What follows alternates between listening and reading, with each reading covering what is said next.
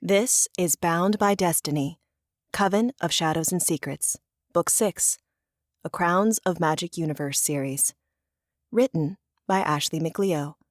Narrated by L.C. Johnson. Chapter 1. Gunner. My bones sagged, heavy as lead, weak and unmotivated, exactly like the rest of me. No matter how hard I tried, I just couldn't shake the Prince of Sloth's power. The oily blackness that clung to my blood vessels spread everywhere now. New Orleans had gone dark. The people lounged in the streets, gorging themselves on whatever food they found, drinking to excess, and sleeping on the sidewalk. Old ones have mercy. I didn't know how the Vindix were going to defeat Sloth, let alone how they'd beat 6 other princes. The thought of such a huge feat exhausted me, and I paused in the hallway I'd been ambling down with no rhyme or reason. Though it was hard to find the energy to do so, walking the halls of Prince Bellhor's castle cleared my mind a touch. For a few precious moments, I thought about my friends, family, the Coven, and most of all, Harper. An image of the clever and feisty redhead filtered through my clouded mind and made my heart clench. I should have kissed the hell out of that she-wolf before Luca and I went to Ireland to get Silas. Should have told her how she made my heart skip a beat. Will I ever see her again? A howl outside the window drew me out of what would have been one hell of a self-pity spiral. I crossed to the hallway window, pulled back the ornate damask curtains that would have made Pa shudder, and peered outside. Ah, no. The hellhounds, like the ones in New York City, prowled down the street, snarling and snapping at the sin-enchanted people of New Orleans. The monsters loomed larger than a true wolf, and even bigger than me when I shifted. Worse, a dozen of them roamed this street. I swallowed down fear as the pack of monsters approached a group of gals. One of them wore a white dress and a pink sash. No doubt they had been in the city for a bachelorette party. As they'd been here when the city fell, they too were under Sloth's spell, and boy did it show. The hair that they'd no doubt taken care to make look good stuck out all over the place. Cuts grazed their bare legs, and one gal looked to be missing half her skirt. The ladies were so out of it and plastered that they didn't notice the hellhounds. Not until the one in front snapped at the would-be bride's heels. One girl shrieked, and the bride jumped, which only antagonized the hellhound. It struck, biting into the girl's leg and shaking. She fell and cried, but her friends scattered, too scared to be in the presence of hellhounds. And I just stood there, watching her cry, knowing the hellhound's poison was spreading through her. If I hadn't already known that something was wrong with me, the sheer lack of desire to help the bride would have hit it home. But I, like everyone else in the city, was under Sloth's spell, so I didn't move. I felt pain for her, but also didn't care to do a thing about it. The ambivalence was sheer hell. I pulled back the curtain, knowing that even if I wanted to help the girl, I'd never be able to leave the castle. If I tried, Sloth would bear down on his sin and probably put me in a coma. So there was nothing to be done. Pa would be so disappointed in me. Heck, I was so disappointed in myself. But I shuffled off all the same, down the endless hallway that looked straight out of some teenage vampire show. I was still feeling sorry for myself when I went down some stairs and turned a random corner, only to find myself face to face with 2 demon guards standing before a door. Light shone from a stained glass window behind them. They were guarding something outside. "What are you doing here?" One grunted. He was the rhino demon type, ugly as all get out and big as a house. Alert, too. Since I'd been here, I'd concluded the demons weren't under Sloth's influence. Maybe by the prince's choice, or maybe hell's blood just acted like a protectant. But I was sure that humans and magical beings like me were affected. Lucky us. No reason. I shrugged. Wandering. Sloth said I could. Prince Belhor, One corrected me. Yeah, that. Can I go outside? The guard shared glances, but stepped aside. the witches are working out there. Rhino Boy said. Don't get in their way. Witches? All right, I replied as if something hadn't stolen my interest. On the other side of the doors, the castle walls rose around me, telling me I was in a courtyard of sorts. A lush one at that. Aside from a thin gravel path, the outdoor oasis crawled with green plants. Here, one could almost forget where they were. That was until they looked up and saw the black towers, one of which held an eerie light blue flame that was probably round my height. That flame had been flickering day and night since the castle rose out of nowhere. My gaze dropped back to the garden, and, trying to be in the moment, I inhaled and savored the fresh air. Though I'd become pretty desensitized to the sulfury scent of hell permeating New Orleans now, whenever I saw Prince Sloth, I remembered I was steeping in the stink. The city was probably worse, too. Trash lined the streets, and people definitely weren't washing like normal. Out here, though, the air smelled fresh and nice, and sorta invigorating. The plants and fresh air might save my sanity, so I made a note to come here as often as I could. Push! A male voice with that distinct Louisiana twang called from somewhere in the garden. I straightened as a tree shot up from the ground. Ripe, dark purple plums grew on its limbs, hanging heavy and tempting as all get out. Hold! The tree stopped growing. Okay, that had to be from the witches. Not following the guard's orders, I strolled down the path at my frustratingly slow and steady pace, looking for the witches. It took all of a minute for me to find them. The pair had turned away from me and were sizing up another tree with lemons hanging from the branches.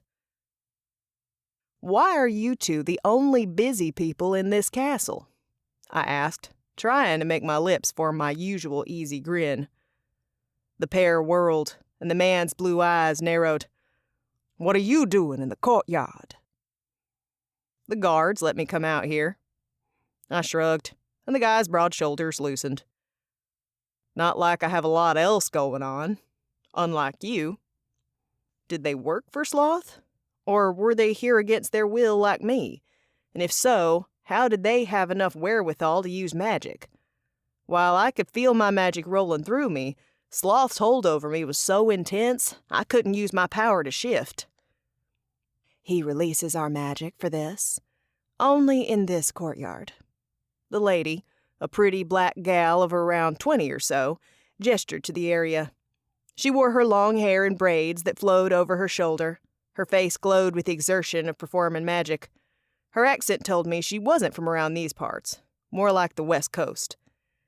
The prince gave us seeds, and we're supposed to grow food from them. Then we go back to our rooms. That explained the plum tree. Almost makes me wish I was an earth witch, I drawled. I miss magic. The woman's dark brown eyes softened. I miss it too when he stifles it. She exhaled. What's your name? Gunner. I'm a wolf. Alpha? How'd you know? It wasn't like I was exuding alpha energy. Far from it. Slug energy was probably rolling off me. If you weren't, I'd bet you would lie around all day.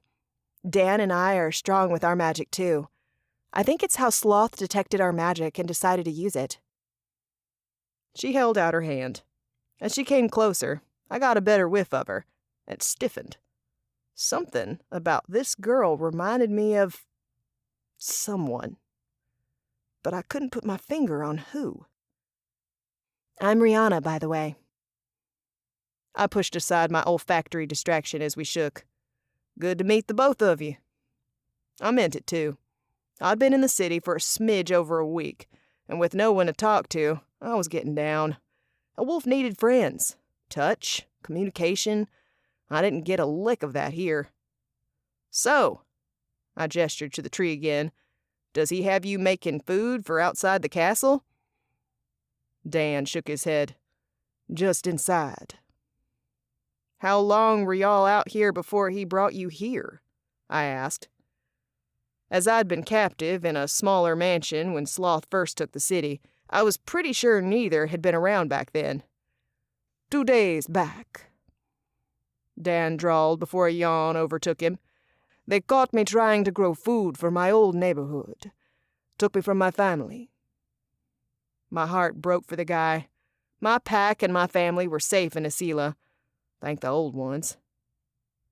"You saved your children, Dan." Rihanna patted his shoulder. "You did the right thing." Dan didn't reply, so Rihanna turned to me. "I've been here 5 days. They picked me up around Loyola, where I go to school, or at least where I went to school. They saw me also growing fruit, because there's already a food shortage out there. When I arrived at the castle, I didn't leave my room for the first 2 days. Then when Dan came, the prince had his stooges put us together to work. What about you?" "Little over a week." Rihanna's eyes bulged. "But the castle rose 5 days ago." "He had a mansion before that, and I was there. Got the pleasure of seeing Bourbon Street fall. Guess he thought he needed more room." Rihanna snorted. "Why were you in the mansion? Seems like you might be important." "I'd been chasing someone allied with Prince Belhor, and he opened a portal to escape me. My dumb butt ran through it, and poof, here I am." Not for the first time I wondered if Silas was still around these parts, or if he'd gone back to his damp cottage in Ireland. Even with all the rain, I'd give anything to be there too. Not with Silas, of course, but any place not smothered in a sin was better than here. "You some kind of magical cop?" Rihanna asked. "Dark artifact hunter," I answered. "Sometimes demon hunter, though the guy I chased is Fae." "Right." She huffed out a dry laugh. "That's a lot." "Yeah, it kinda is." I scuffed the ground with my shoe. "Did you hear the latest news?" Dan asked. "What's that?" "We were getting directives from the prince when news that another city went dark came in. Don't know where because Belhor dismissed us right quick. That means each prince of hell has a territory now. 7 cities for 7 princes." Dan's words took the air out of my lungs. The princes had claimed their kingdoms. What was their next move? Did I need to do some rooting around? Guess I should be going, so you two can get back to work. I don't want those demons coming out here and razzing you. "Us either." Rihanna pulled back her long braids. As she did so, her scent intensified. My eyebrows knitted together. Who in the world did she remind me of? "You okay, Gunner?" Rihanna asked. "Yeah, it's..." I shook my head, not wanting to wear my thoughts on my face. In a place like this, that was dangerous. The sin is clouding my head. She nodded understandingly, so I gave him a wave and left the courtyard, puzzled as hell over what had happened. Chapter 2. Shay. Hans's chest rose and fell slowly, always in a painful rhythm. Sometimes he screamed, sometimes he moaned. Once he'd even had a seizure. But never did his eyelids open. A week had passed since our heart attack-inducing escape from the Blood Court, and despite Hannah's ministrations and many sleepless nights, there'd been no improvement. He'd barely even shifted in his sleep. I swallowed, watching Hans breathe, taking in the color in his face, or more accurately, the lack thereof. Not for the first time, the memory of the vial I'd taken to Asila shattering in my pocket came to mind. I shuddered. Had we not had more of the elixir at the manor, Hans would have died, trying to protect the rest of us from Queen Narcissa's wrath. My chest tightened. If he'd gone down for us, I wouldn't have been able to live with myself. I would be forever thankful that Nicholas Flamel saw fit to give us 3 vials. Should I ever see him again, I planned on giving the ancient alchemist the biggest hug. Still asleep, Hans moaned, jolting me out of my thoughts. I waited, hoping for more than the pain sound, that he'd wake this time, but no. Like the first time, and the second, and third, that gut-wrenching moan filled the infirmary, and his eyes remained shut. I supposed it could be worse. I didn't want to hear him scream again, or have another seizure. With every checkup, every potion brewed and spell cast, Hannah kept telling me that the moaning was a good sign. He was fighting the curse running through him, that he still felt something at all was important. She always tried to assure me there was hope. Despite her efforts, I felt no hope. Negative hope, even. If Hans didn't wake up, I wasn't sure what I'd do. If he did wake up, what would happen between us? Would he be interested in me while he was in such pain? After sitting at his bedside for days, one thing had become clear. I didn't think I could live without him.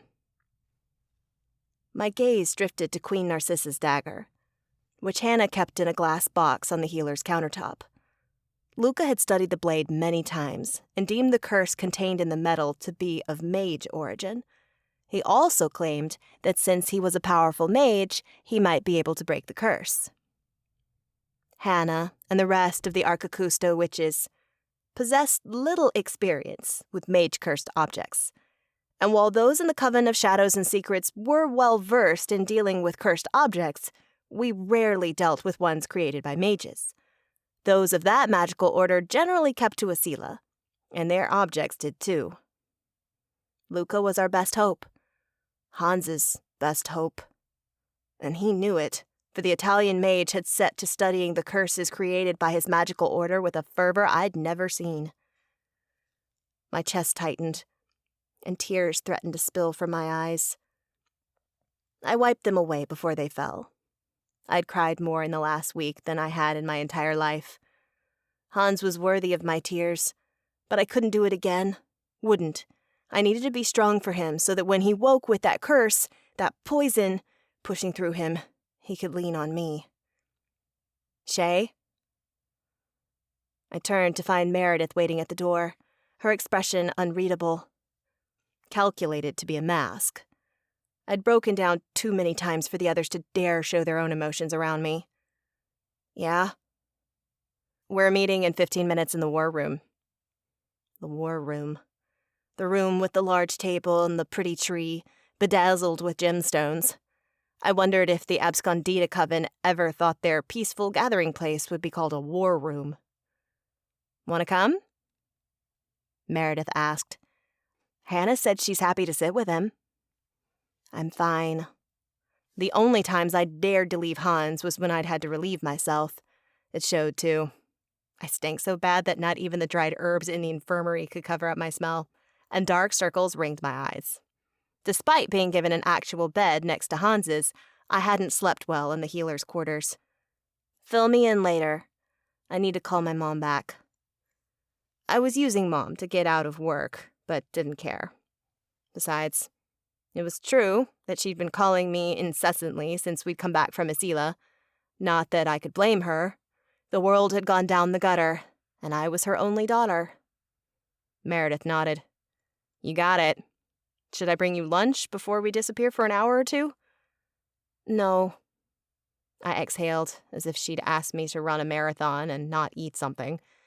To me, they both sounded equally unappealing. I'll get food when I'm hungry. A lie. We both knew it was a lie. Okay. Meredith replied softly. See you later. Later. I went.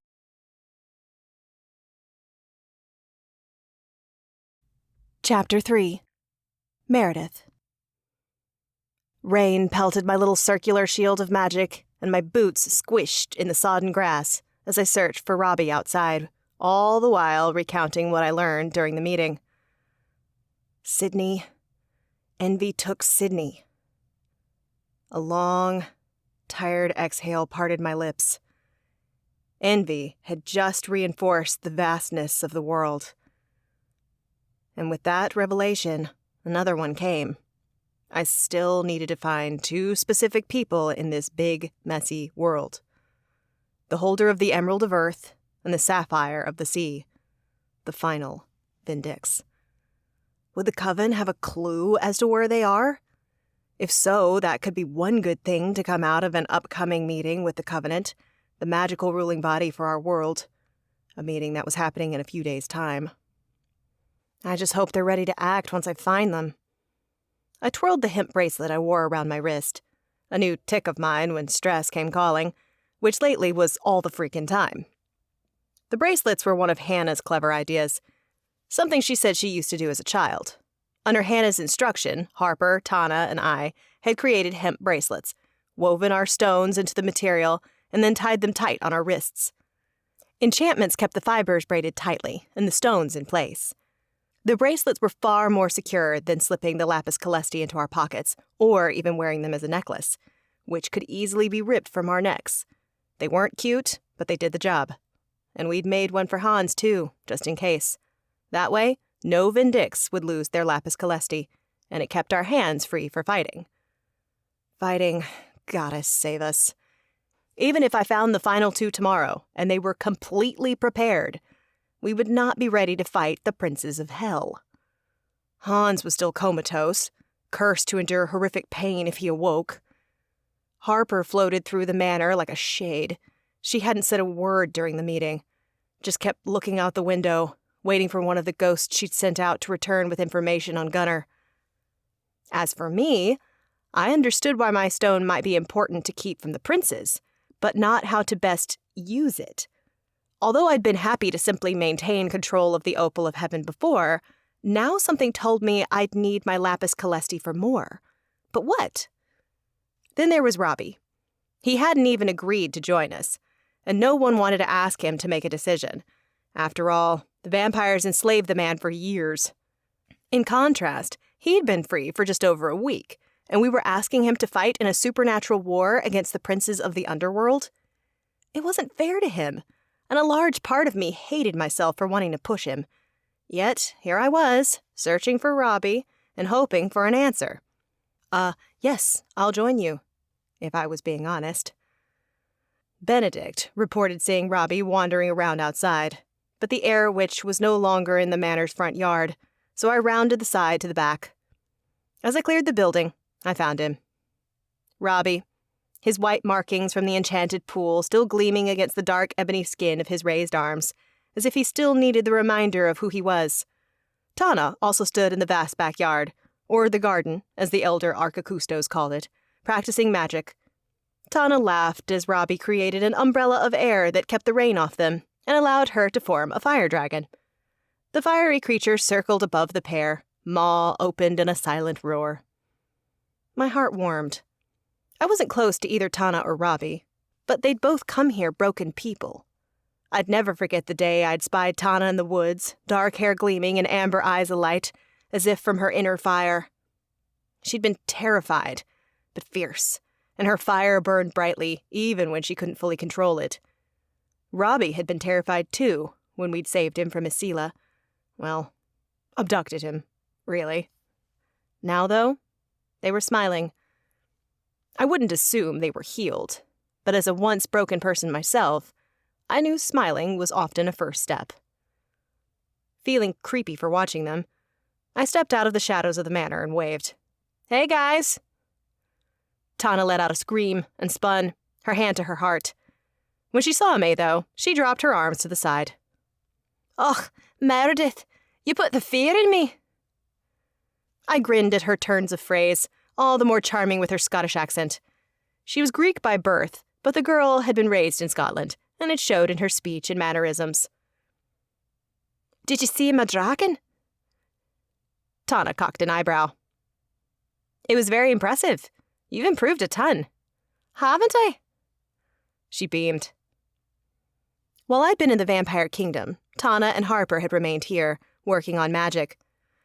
Truth be told, they'd both needed the practice. With Harper not even knowing that she had witch powers, I used to worry that they wouldn't be ready in time, but they'd both improved by leaps and bounds. "How's practicing going?" I came to a stop a few feet away, beneath the air shield Robbie created to keep the rain at bay, and shoved my hands in my pockets for warmth. "Brilliant.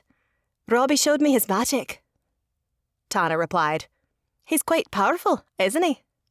Indeed. I'd seen his power in action, and I wasn't the only one to recognize his potent magic. The vampires had not drained him of blood so that Robbie could use his magic to entertain at their court. Now, hopefully, he'd be using the gift inside him for so much more. The air elemental remained quiet. In fact, since I'd joined them, he didn't seem to want to meet my eye. That was not unusual. He hadn't warmed to those in the Coven of Shadows and Secrets, or the elder witches living in the manor. In fact, the only person Robbie seemed to enjoy being around was Tana.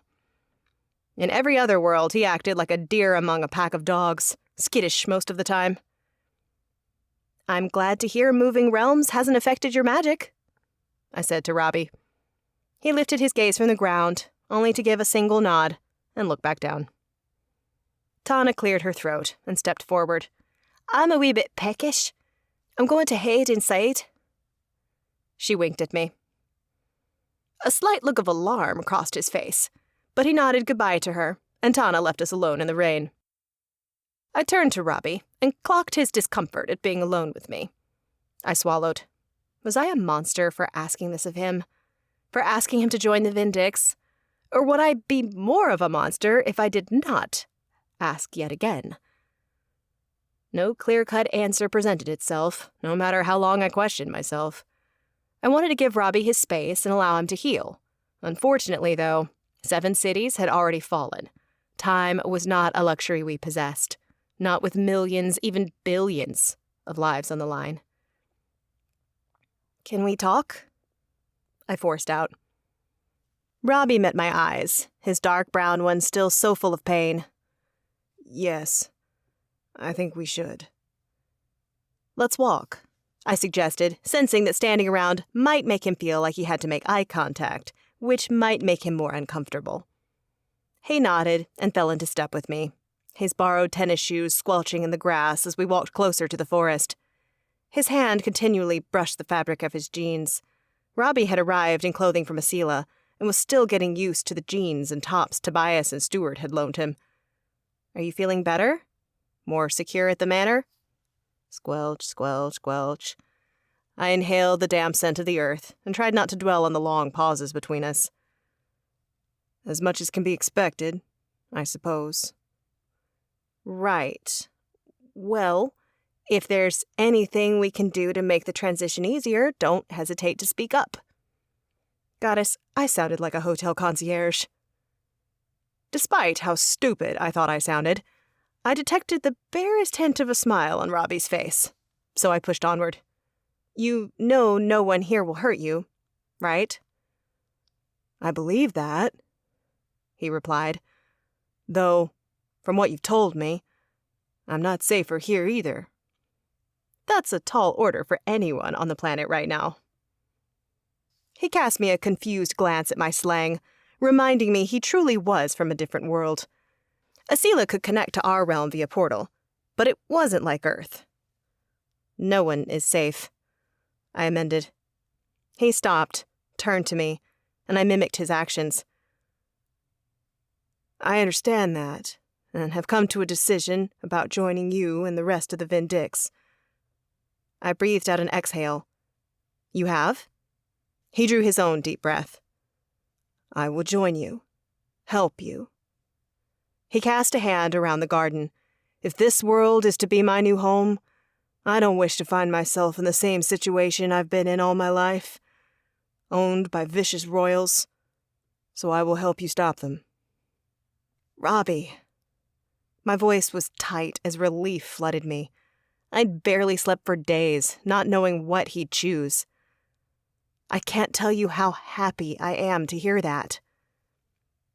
No trace of happiness appeared on his face. However, I do not have my sacred stone, the amethyst of air, as you called it. I've been wondering about that. I hadn't felt the amethyst, but he had his talisman, which is how I recognized him in Asila. I'd spent hours wondering if I should just ask about the amethyst. Tobias had warned me time and again to take it slow, to wait for Robbie to give information as he saw fit.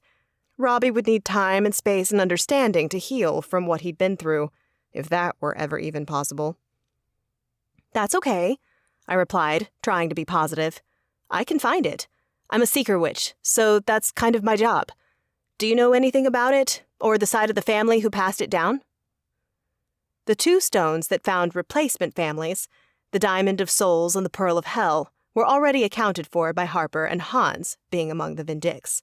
On the flip side of the coin, Robbie's family line had to have held some lapis calesti for thousands of years. I only hoped that they remembered how important it was and that he recalled something about them. "I heard very little about my family," he answered.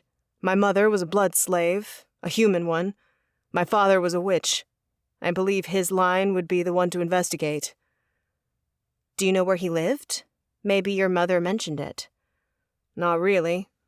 My mother used to speak of a place called New Orleans, but vaguely. The vampires compelled slaves to forget their lives, but it's impossible to erase an entire life. Lots of slaves remember bits and pieces, like their full names and important memories. Mother was enamored by the place, so it had to have been important to her. She mentioned being there with my father, too." My stomach sank. It was a clue, but, unfortunately, New Orleans was one of the cities taken by the princes of Hell. I wasn't sure which prince, but I was not keen to enter their territories before I must. "What was your father's name?" I really hoped that he knew it. He met my gaze, and no fear aligned his dark features or sparked in his soulful eyes, as if claiming his spot and his future was already changing the man. "Louis Rosser." "I'm going to look him up, if that's okay with you. He might know where the amethyst is. Heck, he might even possess it himself." Robbie gazed into the woods. "I think that's a good idea." Chapter 4. Harper. Weak morning light drifted into my room, fighting through the incessant rain and cold to thaw a freeze that penetrated all the way into my soul. I curled into a ball on my large four-poster bed, complete with a plaid canopy, not ready to face the day yet. Gunnar was still missing, and with each passing day I broke a little more inside. My emotions screamed a truth I had barely dared to let myself consider. A truth that, months ago, I would have found preposterous. But truths were just that, and this one hit me hard. I was falling for Gunnar Bryant, chatterbox, alpha blood, and previous pain in my butt. I'd sent 3 spirits out to find him, Aes and 6. None had returned, and I no longer sensed my tether to my trio. Of course, I hadn't been able to feel it since they'd disappeared through the manor's wards, but Aya had been so sure that it was there, that I was strong enough to keep connected to them. While I appreciated her confidence in me, I wasn't so sure I deserved it. I grabbed a pillow and pulled it close to my belly for comfort. I didn't like to think that Gunnar was gone. Though it made no logical sense, I thought I'd feel such a thing somehow, and I did not feel his absence. But where did he go that he could not call, to send a text? Sure, the internet out here was spotty, but things still came through. I swallowed the lump rising in my throat. I needed to get out of bed and occupy my mind, otherwise I'd make myself crazy. So I pushed up, only to find myself face to face with a ghost. A small scream left my lips before I smothered it with my hands. "Miss Harper?" The ghost took off his opaque hat and inclined his head. His attire would have looked at home in 1930s New York. "Apologies for startling you." My hands dropped from where they covered my mouth. As much as I wanted to cuss out the ghost for almost making me wet the bed, now I recognized him. One of my trio. "Did you find Gunnar?" "I did, miss." "Alive?" "Yes." I waited, but the ghost did not seem inclined to speak further. My hands landed on my hips. "Then where is he?" "New Orleans.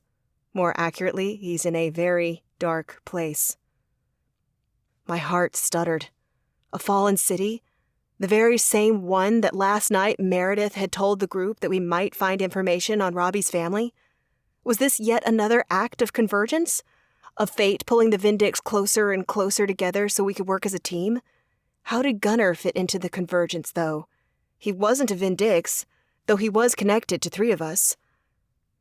What do you mean by dark place? I asked, pulling myself back on track through sheer force of will. The question of why he had not contacted me, or anyone, was solved. Those in the fallen cities remained isolated. In the princes of Hell's kingdoms, no phones worked. Not even older technology like a telegram worked. Either that, or no one had tried, and I found that impossible to believe. If there was a single way to make contact with the outside world, people would find it. Dark, in the sense that it is the darkest part of the city, the palace of a fallen prince. Old ones protect him. I pulled my blankets tight around me. Who's holding him hostage? We'd made guesses which prince ruled where, but the only city we knew for certain who ruled it was Los Angeles. The rest of the cities remained mysteries. Prince Belhor, Prince of Sloth. I finished for him, then sat up straighter. I need to ask another favor of you, of any and all the ghosts I'd sent out. Which is? For the first time, the ghost looked annoyed. I supposed it was understandable. I'd only sent them out into the world to find Gunnar. He probably thought I'd release him from duty after completing his task. That he could go back to his perfect ghostly life or whatever. However, the idea of ghosts infiltrating the fallen city and retrieving information, well, that changed the game. Can you go to the fallen cities that are not L.A. and New Orleans? And can you tell me who rules them? Maybe start with London, since it's close?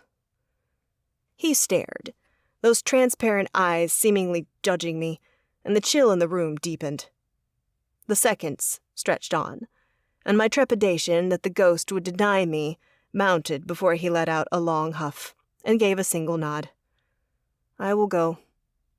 Mind you, it will take time, a few days at least, but I will go. I leapt from the bed, intent on hugging the ghost and stopping inches short of doing so. He seemed to understand my intent, though, and the lingering annoyance on his face vanished. Thank you, I breathed. This will help us. I know, the ghost said. And I still have descendants who walk this earth. They don't remember me, but I do this for them, as much as you, Miss Harper. If you want, I can tell them what you did. After. His face lit up. I'd like that. He put his hat back on his head. I should be going. He vanished through the wall, on yet another quest for me. With a new fire burning inside me, I dressed and went in search of Luca. The Archicustos would expect me to study and train, but I hoped to convince Luca and the rest of S&S to go to New Orleans today. Gunnar had suffered long enough. The manor was quiet, but after being here for so long, we all had routines in place. Luca was no exception, so I strode right for the kitchen and found him alone, sipping on a coffee and eating toast. Both scents warmed me somewhat, briefly reminding me of home and simpler times. Good morning, Luca said at my approach. You're up earlier than usual. A ghost found Gunnar, I said by way of greeting. He's in New Orleans at Prince Belhor's mansion. Luca's dark brown eyes widened as he set his cup down. You're sure? That's what the ghost said. I don't know why he'd lie. I inhaled. I sent the ghost out again, to learn which Prince of Hell ruled each city. Figured we'd need a leg up when we went in, guns blazing. Brilliant, Luca mused. And very lucky they'll do as you say. I shrugged, playing it off as if the ghost had not initially seemed inclined to deny me. I think it's a sign. Meredith said Robbie's father might be in the same city. Maybe it's that convergence she keeps talking about. I said it like I wasn't sure, but I believed in the theory of convergence of the Vindix. After all, Hans and I had been in S&S for years. Meredith found the Coven too, and Tana had shown up at this very manor. The Vindix were truly drawn to one another, which should make Meredith's job easier. That was when you didn't factor in things like one had been a slave in Asila. But even that, Meredith had been called to that court. Was it a matter of fate working in our favor? Even if the path fate spun was not an easy one, it lit the way. It may be, Luca agreed. We should plan a trip to New Orleans today, then, I said, my voice rising in excitement. We could be there at sunrise, find Robbie's father, then save Gunnar. No. No? My fist clenched. Why not? Harper, we cannot run blindly into a Prince of Hell's territory. We need a real plan. Luca sighed, which only heated my blood more. Not to mention, if we're going to infiltrate a kingdom and defeat a prince, Sloth's might be the one to begin with, the easiest based on his sin. And most importantly of all, we'll need Hans to do so. Hans at his full power, which means we also need to convince Richard Bronze to give Hans back his wizard magic. That was too much. Hans was still in a coma, the effects of an otherworldly curse pummeling him. Since being placed in one of the rooms on the lower level and magically imprisoned, Bronze had not cooperated. Besides that, I wasn't sure we'd be able to defeat any prince without all the Vindix present. Defeating Sloth hadn't even been on my radar. Only helping Robbie find his stone and saving Gunnar. Mostly the latter, if I was being honest. What if Hans never gets better? I hated myself for asking the question. Not only was Hans a Coven member and a Vindix, he was a friend. Still, someone had to be realistic here. He will. I've been researching mage curses and found something promising. I'm heading to the infirmary after I finish breakfast. Gunnar has been there for over a week. My voice rose with each word. I was becoming frantic, so unlike me, as was reflected in the surprise on Luca's face. I'm aware. I was there the day he disappeared, and I care for Gunnar too, Harper. But I cannot risk the other members of S&S, and certainly not the Vindix, to charge into a dark kingdom without forethought. We must plan, and I'd like to speak with the Covenant before we go too. Old ones. No longer able to handle the conversation, I spun. Fine. Tell me when you're done sipping coffee and ready to really get things done. Harper, I slammed the kitchen door behind me, and the sound echoed in the empty hall. No longer could I listen to Luca, no matter how practical his reasoning. I needed action and a way to move this mission along. So I sought my mentor, Aya. A different plan already forming in my mind. One that, if I pulled it off, would make it impossible for Luca to deny me again. Chapter 5. Tobias. A rental car slowed to pull off the paved road and onto the entrance of the long gravel drive that led to the Abscondita Manor house. Hidden in the woods, I stepped out, sure that they'd already spotted me. Serena waved out the window. Behind her, the midday sun peeked through the clouds and dappled light shone on her ebony skin. Unmarred skin, I noted, and hoped the rest of my sister was the same. Hoped that she'd escaped the blood court without issue and injury. Communication out of the manor was now restricted. Luca conversed with Covenant officials, but the rest of us made minimal contact with those we loved. In the time we'd been back, I'd only spoken with my sister once, when Serena had called and informed me that she had returned to our world. I told her to get Giselle and come here to safety. Once we were all together, we could catch one another up on matters. Wasn't expecting a welcome party on the side of the road, Serena called out, an easy smile on her face that made me relax a touch. The Abscondita Coven strengthened the wards. Many times, in fact, I replied. We'd infuriated the royals of the Blood Court, and the Princes of Hell were our primary targets. We could assume that we were targeted by them too. That was a lot of threats, which meant this place needed every protection possible. Funny to think that at one point we'd only been concerned about the Ordo Aeternum, a faction of radicalized supernaturals who thought those with magic should rule and rule cruelly. Though they joined the princes, perhaps those from the underworld have shown the members of the OA a thing or two since allying. I bloody well hope not. I slipped into the back seat. You have to be escorted onto the property by someone marked by the Coven, someone like me. Miriam had done it herself, though I didn't feel the magical mark she'd placed on me. I supposed it didn't matter, as long as it worked to let us onto the property. Serena put the car in drive, and as she eased onto the gravel road, Giselle turned to me, green eyes twinkling. Things are heating up, are they not, Tobias? Her blonde hair was tucked into an elegant bun that suggested nothing ever got to Giselle. In truth, little did. My maker was remarkably grounded, and always held her cards close to her chest. I gave a single nod. I have much to fill you in on, but first, Serena, you escaped unharmed, right? Serena winked in the mirror. Of course, brother. Were you worried? Yes. Our own escape from the vampire kingdom had ended in disaster. Well, the human you sent to warn me got there in time. I took one of Alderic's horses and ran out the opposite gate before it closed. Snow in the mountain ranges delayed me, but once I reached the Autumn Court, I spoke with the prince there, and he allowed me to use his portal. Prince Kyrian?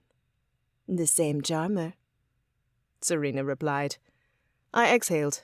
I owed Kyrian quite a debt for helping my sister. Good. Well, I'm relieved that you escaped, Serena. I turned toward my maker. Also, that the Queen didn't seek to target you while she was in Paris. I know why. Giselle answered, her tone dipping. Pray tell. The Queen's mate died. I sucked in a breath as understanding slammed into me. To escape the vampire kingdom, my mate had hurled a locket filled with riot fire at the vampires. The king, in particular. Such a fire caught early, burned unnaturally hot, and was incredibly difficult to put out. Meredith had struck true, and now King Bloodstrika was dead. This is not good, I whispered. No, it's not, Giselle replied. But let us stick to one issue at a time, Tobias, or at least the issues that are in the same world as us. What if Narcissa hunts us here? She might, but not until after her mourning period. In the vampire kingdom, that lasts 6 months. She'll do it herself? In the grand scheme of things, 6 months was nothing to a vampire, but if someone killed Meredith, I'd hunt them to the death. No ritual would ever stop me. When the mourning period is over, Queen Narcissa will want to be the one to find and kill her mate's killer herself. Giselle eyed me with sorrow. When that day comes, we must worry. But not until then. We had 6 months. It was better than having to look over our shoulders every second now. At the very least, Giselle was right. I needed to use this time to focus on the threats that were closer to home. As we neared the manor, the trees cleared, and I spied Robbie sitting on the front steps, eating a sandwich. The Arcacustos had released the Vindix for lunch then. I hoped Meredith would come find me. That's the one from the ball, isn't it? Serena asked. He is. How's he adjusting? As well as expected for someone who has only been a free man for a little over a week. Robbie was quiet and stuck to himself. When he was not alone, he was with Tonna, or researching in the Abscondita library. Despite his traumatic upbringing, he seemed to be adjusting. There was only one person who put him on edge. Me. I should tell you, he's not very comfortable around our kind, I admitted, before either of my family members could exit the car. Especially knowing that we're part of the vampire royal line. He hasn't been hostile, but I can tell that I put him on edge. I assume you will too. The bright expression that Serena wore dimmed. "We'll keep our distance unless he initiates contact." That was all that needed to be said, so we opened the car doors. The moment my family and I exited, Robbie's shoulders tensed. I waved, trying to defuse the situation before one could begin. "Robbie, this is my sire and my sister, Giselle and Serena. They plan to help us find the sacred stones." Robbie swallowed, but the scent of fear that the wind had picked up and stuffed up my nostrils only strengthened. I was sure my sister and our maker smelled it too. "Hello," he replied, his voice strangled. He was staring at Giselle. Had he seen her at court during one of her visits? "Enchanté, Robbie." Giselle inclined her head, doing her best not to appear intimidating. As she had many years of acting under her belt, she succeeded. "I'm glad you got out of that kingdom," Serena added. "What a horror show." Robbie's bushy eyebrows drew together as he worked out what a horror show was. It was my life. None of us spoke. We'd all been to the blood court many times and seen the slaves. While it was upsetting and wrong, I'd never done a thing about it until recently, and there were still so many more slaves there. Guilt built inside me. Desperate to avoid the unpleasant sensation, I gestured to his sandwich. "It's lunchtime?" Robbie nodded. "You wouldn't know where Meredith is, would you?" The air elemental shook his head. "She ran off the moment the Archicustos let us out of the library. Seemed to have—" Before he could finish his sentence, the door to the manor burst open, and my mate appeared, and my heart gave a hard thump. As if she could feel her effect on me, a victorious smile bloomed on Meredith's face. "You're here!" She bounded down the steps and veered to Giselle. I hid my smile, proud that my mate was honoring vampire code and seeking the eldest among us first. "Ma chérie, we must branch out your color palette," Giselle murmured as she kissed Meredith on each cheek. Meredith laughed. "Black forever, Giselle. Though, if you're offering to take me shopping and pay for the damage, I might be convinced to purchase a few other colors." I snorted, as if Meredith needed to worry about money. We were together, and I had enough for many lifetimes. Still, I suppose that, for her, wealth would take getting used to, and a shopping trip was more about bonding anyway. "Consider it a date, darling." Giselle twirled a hand through the air. "After we've dealt with the hellspawn, an afternoon of champagne for you and haute couture for the both of us will be well-deserved."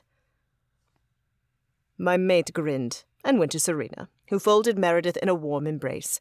When she pulled away from my sister, Meredith shook her head. "I'm so glad to see you. We were worried." "No need to be," Serena assured her. They'd bonded quickly, and their growing relationship warmed my chest. Meredith came to me next. Her delicious scent made me want to steal her away as she kissed me on the lips, then nestled into my side and held up a folded piece of paper. "I spent half of my lunch hour fighting with the internet. They really need to upgrade. But I found it." "What's it?" I asked. Before she answered, Meredith turned her two-toned gaze on Robbie. "I have an address for Robbie's father." The wizard stiffened. "How?" Seeing as he had never used the internet, Meredith's feat must have seemed incredible to him. "It's not in the library, but there's a thing in this world called the internet, and it's like—" Meredith let out a thoughtful hum. "Like an enormous book with a lot of the world's knowledge. It has information on people, too. I searched for the name you gave me, and some information about your father came up. He lived with a woman who shared his last name."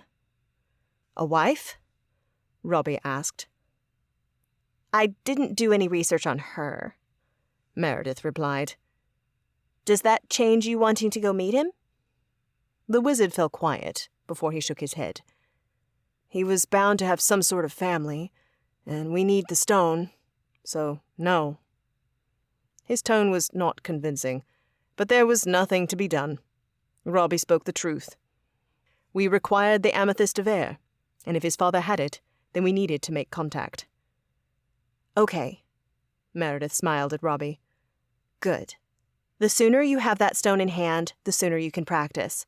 Not that you need to practice much, I guess. You already know your magic, and that you're powerful. While Robbie had not committed to joining the Vindix until yesterday, he had given us displays of his power. The trees surrounding the garden were still recovering, save for the one that he'd toppled. I wasn't sure I'd ever seen such a powerful air elemental, be they witch or fae, or other. Robbie spoke softly when he answered. I appreciate that. I wish I was in the same boat. If my powers were at all connected to my stone, I'd feel better about this. But aside from the opal of heaven being important because it's the pearl of hell's opposite, and we need to keep it out of evil hands, I feel useless. Once all the Vindix are found, I won't have a place. Of course you will, Serena said, fighting alongside me. And me, Giselle added with a confident smirk. It will be a family affair. In more ways than one. My elder brother, Raphael, was on the opposing side of the oncoming war. I didn't like to consider what would happen when we met again. Excuse me? Robbie came 3 steps closer, confusion clouding his face. Are you saying that you don't know how to use your stone? Not really, Meredith replied. Hans's mother, she's a queen in hell, but not bad, I promise.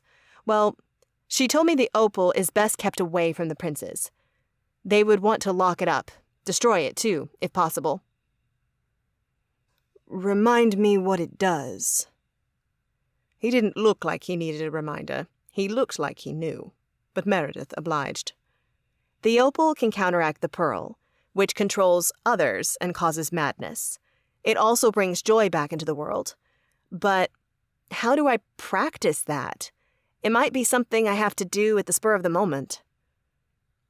Robbie cocked his head, and his gaze bounced between me and Meredith. But your mate is a vampire who can compel others, is he not? What? Oh my God, we're so stupid! My mate spun to gaze up at me, her eyes bulging. Tobias! You can compel someone, and I can try to use the stone to reinstate their free will. Maybe their joy, too? Can compulsion make people sad, too? Actually, who cares? For where we're going, free will is enough. I blinked, unable to understand how we had not seen it before, how short-sighted we'd been. In L.A., we might not have needed the opal to keep us safe from the sin of pride, to keep us in our own minds. The kingdom had been so new and the first of its kind, so perhaps it was less guarded, or Lucifer simply had a light hand on his sin, or maybe he didn't think he needed it, as filled with pride as he surely was.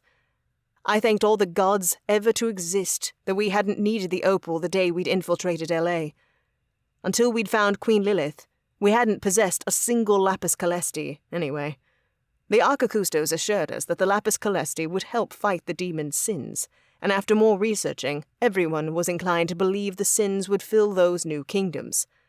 I supposed I should look at Lucifer not using his sin in his kingdom as a rare stroke of luck. And with my maker before me, I spotted another stroke. While I was skilled in compulsion, Giselle was a league above. Being that much closer to the vampire king and queen in the Laurent bloodline made her far more powerful than me. Giselle could mind control as easily as blinking. If Giselle took away someone's free will using compulsion, and Meredith broke them out of it, well, that might change the game. Prince Orion, Prince of Wrath, had used his sin in New York, to devastating effect. People had raged, and when he'd used the pearl, people had gone mad, even throwing themselves from windows. What if Meredith reversed such inclinations?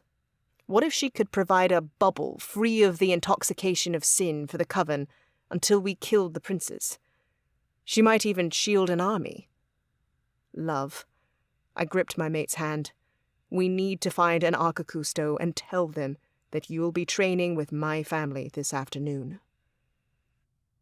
Chapter 6. Shay. Right now, the idea is to contain the curse, rather than break it. Luca's fingers tapped the counter in the infirmary. Between us, Hans lay sleeping. I blinked and cast a glance at Hannah, who stood at the foot of the bed. She too looked bewildered when she asked, "And how do you suppose we'll do that?" I'd never heard of containing a curse before. While a part of me thought it sounded improbable, even dumb, this was Luca freaking Moretti proposing the idea.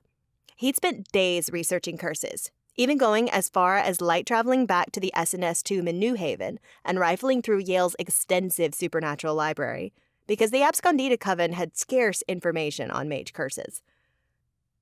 "I don't think you two can do anything," Luca answered. "But I might be able to."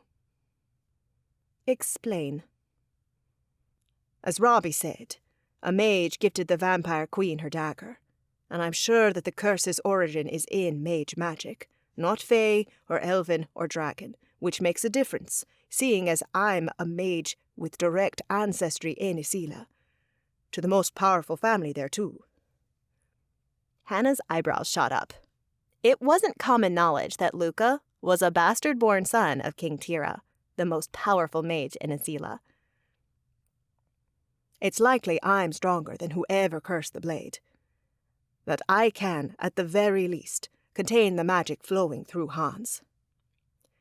"Will that reduce his pain?" Hannah asked as her hand circled the wooden bedpost. It had to be odd for her, asking healing questions to someone who had no practice in the magical art. But then again, nothing about Hans's condition was normal. "If I can contain the curse, there's a chance that his pain will reduce. It might also make the curse easier to attack or eliminate, once I figure out a way to do it." Hannah cleared her throat. "I suppose it's something, which is better than what I've been doing. I hate seeing my patients in constant pain." "We should try," I agreed. The echo of that night, when I'd awoken to his shriek, only to do nothing to help, haunted me. If there's any chance it can help him, or even minimize the pain enough so that he wakes up, then it's worth it. When he's able to talk, Hans can help us to better help him. I didn't really know what I was saying, but I was desperate for Hans to wake up, to look alive again, to be him. Hannah cleared her throat. "It's worth a go." Luca gave her a soft smile.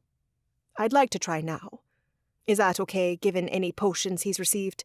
Nothing will interact negatively." "I'll stand by in case something bad happens, but he should be fine, or at least the same as he is now." "So, not fine at all," I almost said, before I bit back the retort.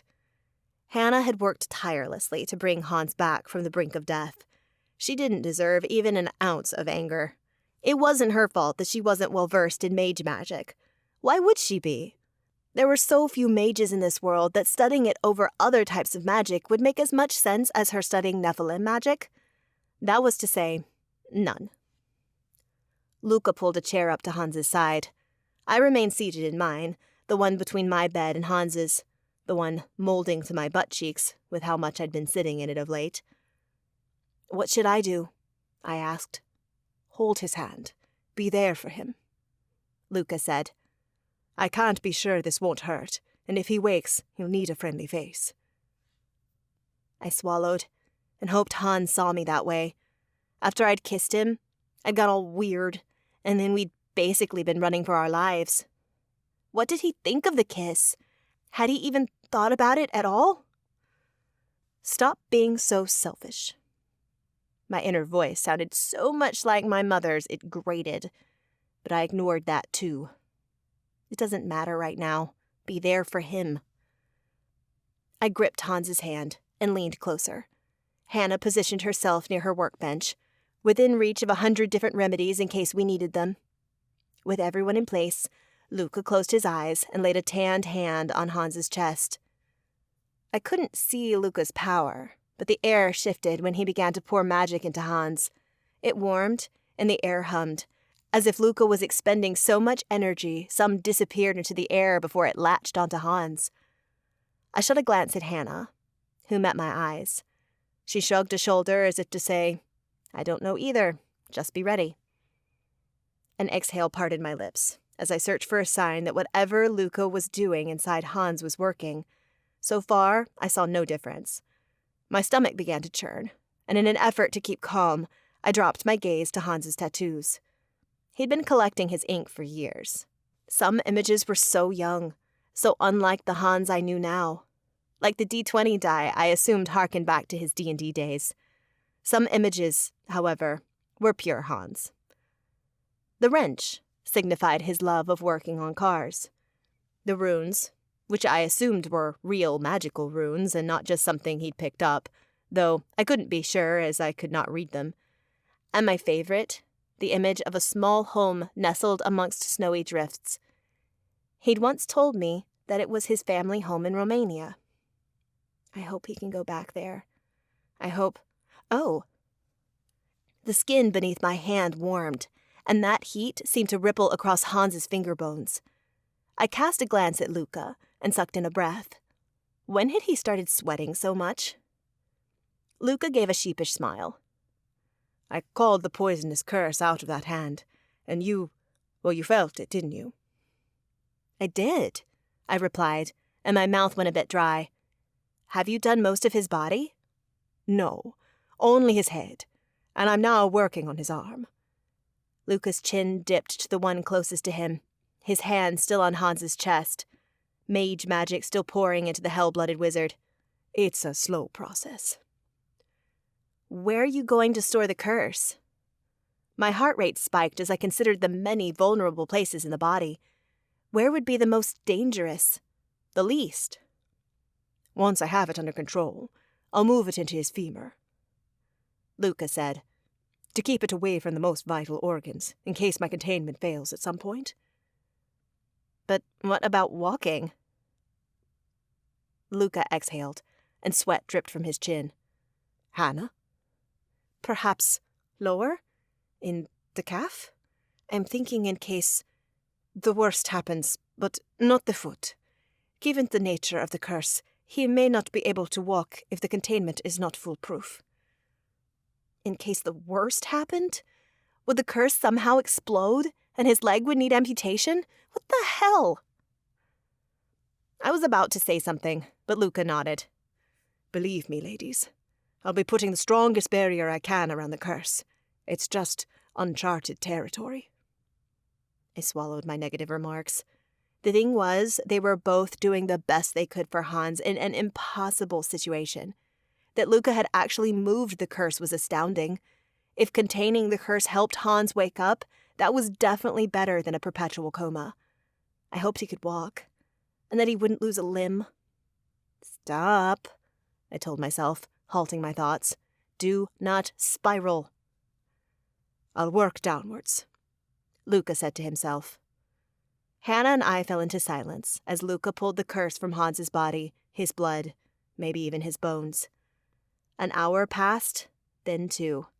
Luca worked as fast as possible, but by the time we neared 2.5 hours, he'd still only managed to pull the curse from Hans's torso. That much seemed to be exhausting the mage, too. He wasn't merely glistening. No, sweat soaked Luca's collar and armpits.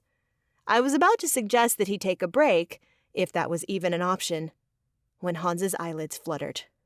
I gasped, pointing at Hans's face. Did you two see that? See what? Luca panted as he worked on Hans's lower abdomen. His eyelids, they fluttered. Hannah's face brightened. It might be working then. Heavens, I hope so. I trained my gaze on Luca. You're doing great, but are you going to need a break? I'm not sure I dare. I might only have it in me to try and contain the curse once. Pulling it from Hans wasn't even the hardest part. Heavens, Luca was a trooper. I'll get you water, Hannah said, eyeing the mage again carefully. Food, too. You'll need to keep your strength up. Thank you. Luca glanced down the length of Hans's long legs. That's a good idea. We might be here for hours longer. Chapter 7. Meredith. Sweat dripped down my face.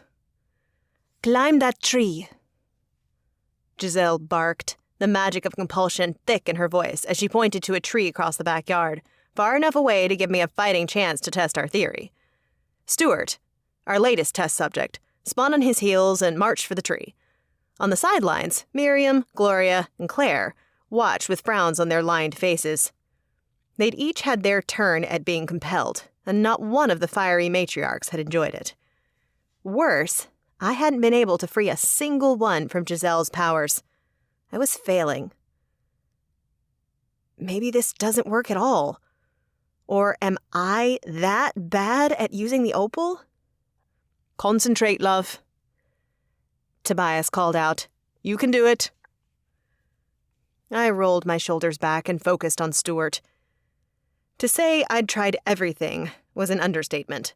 I'd verbally and mentally commanded people to stop doing whatever the vampires were making them do at that moment. I'd touched the compelled person, I'd rubbed the opal on them, I'd leapt in front of them and thrust the stone out like some crazy superhero. After all those attempts, one thing was clear. My natural magic was not in line with what the opal wanted me to do. It shouldn't come as a surprise, I supposed. Seeker magic dealt with things, not people. And while my hedge magic had grown over time, I'd only known I was a witch for a few months, and was definitely still a beginner in the realm of hedge magic. This was important, so despite the crushing weight of disappointment that had long since settled in my belly, I focused on Stuart, still shuffling toward the tree, nearly there and about to climb it. Could the poor guy even climb trees? If not, he'd hurt himself. I squinted, and once again tried to speak mind to mind with Stuart, like a vampire. Stop! Stuart, stop! You don't have to listen to her. You're your own man. He touched the tree, the same one where Benedict was bathing himself among the branches, lifted his leg, and began to climb. As the tree was wet from the near-constant autumn rains, Stuart slipped, but that did not deter him. He hiked that leg up and tried again. Benedict glared down, and my spicy familiar rolled his eyes. Even he was getting fed up with my failures. Now, with familiar desperation mounting inside me, I pushed out my wrist on which the opal rested. Stuart, stop climbing. You don't want to. You're afraid of heights. It was a sheer bit of evil genius on Giselle's part, getting the elder witches to tell her what they disliked and feared. She'd used those very fears in each compulsion, to make it more obvious that she had complete and utter control, as if anyone would have doubted such a thing. Stuart slipped again, back to the ground, and fell on his butt. I sighed and, reaching for my hedge magic, tried a different tack. I pulled pure hedge magic and thrust it at Stuart. It hit him in the back, and as my magic struck, I held the opal tight and commanded him to stop, yet again. And for what felt like the millionth time, nothing happened. What the hell am I supposed to do? Tears pricked my eyes. I wiped them away before they fell, feeling defeated and so stupid. Maybe if we'd figured this out sooner, I would be able to do this already. Or we could have sought a specialist in breaking compulsion. Did such a person exist? Stop, Giselle, Tobias said. Stuart froze in trying to climb the tree, and let out a booming laugh as if it were all one big joke. Maybe to him it was. I only saw my parade of failures. Tobias appeared at my side. Meredith, love, I have an idea. Good, because I'm flat out. I cringed at how whiny I sounded. Besides hating to fail, the stress of everything I had to do was getting to me, but I needed to suck it up. Too many people depended on me, on what I might be able to do, what fate might intend for me. I would not be a whiny baby. I'm going to compel you. My brows furrowed. Tobias, I can't even pull someone else out of a compulsion. How am I going to help myself? You're not. You're going to come along with me as I compel another person. I'm going to take you as a sort of side-along experiment. Can Can you do that? I've never tried, but we're mates. If anyone can do this with me, it will be you, Meredith. He squeezed my hand. And if this is successful, I'm going to show you that there is always a weakness to be exploited. That way, you have an idea of where to begin. Do it. There is too much to lose not to try. Show me.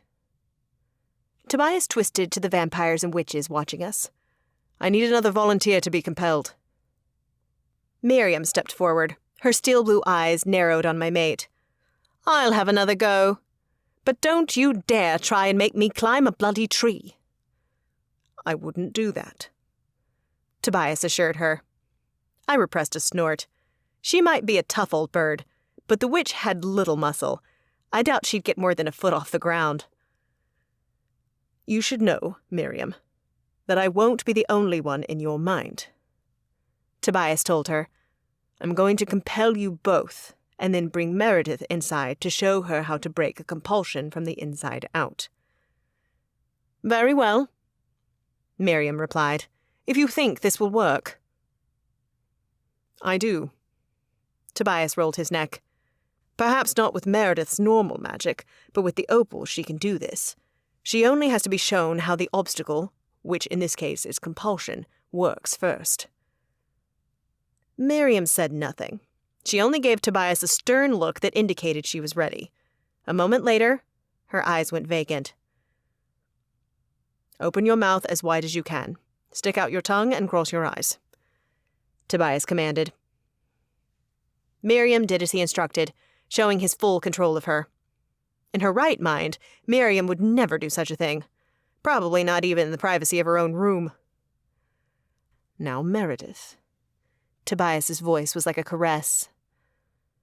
Are you ready? As I'll ever be. He gave me a reassuring smile he had not bothered to give anyone else, and all my worries lifted, and everything around me clouded. Meredith? Yes, I replied. I'm going to loosen my hold on you, and then take you with me into Miriam's mind. Are you ready? I am. The moment I said so, the sense of flying overcame me.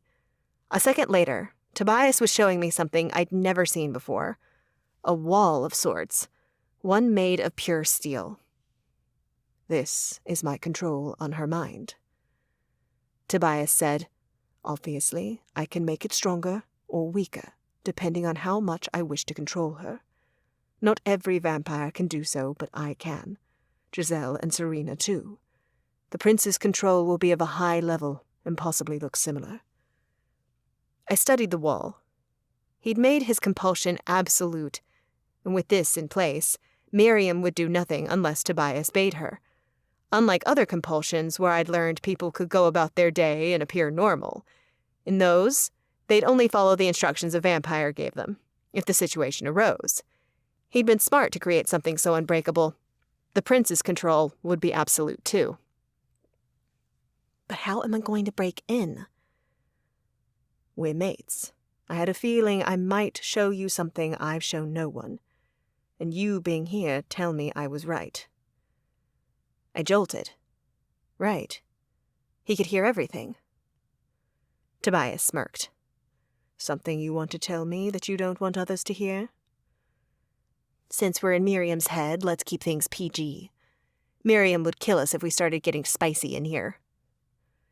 Tobias laughed, and then guided me to the wall, up close to the far right. My compulsion appears absolute, but there has to be a chink in all armor. Otherwise Miriam could not do anything without me, not even draw breath. I blinked. Where? Down. I did as he said, and felt my head following the movement. A reflex, I suppose. A weird one, considering that I was not physically here, but whatever. It didn't matter, because at that moment I saw what he meant. At the bottom of the wall was a hole big enough for a mouse to wiggle through. Is that the reason sometimes people's eyes cloud over when they're compelled? I asked. I'd seen it done a few times now, and that always varied.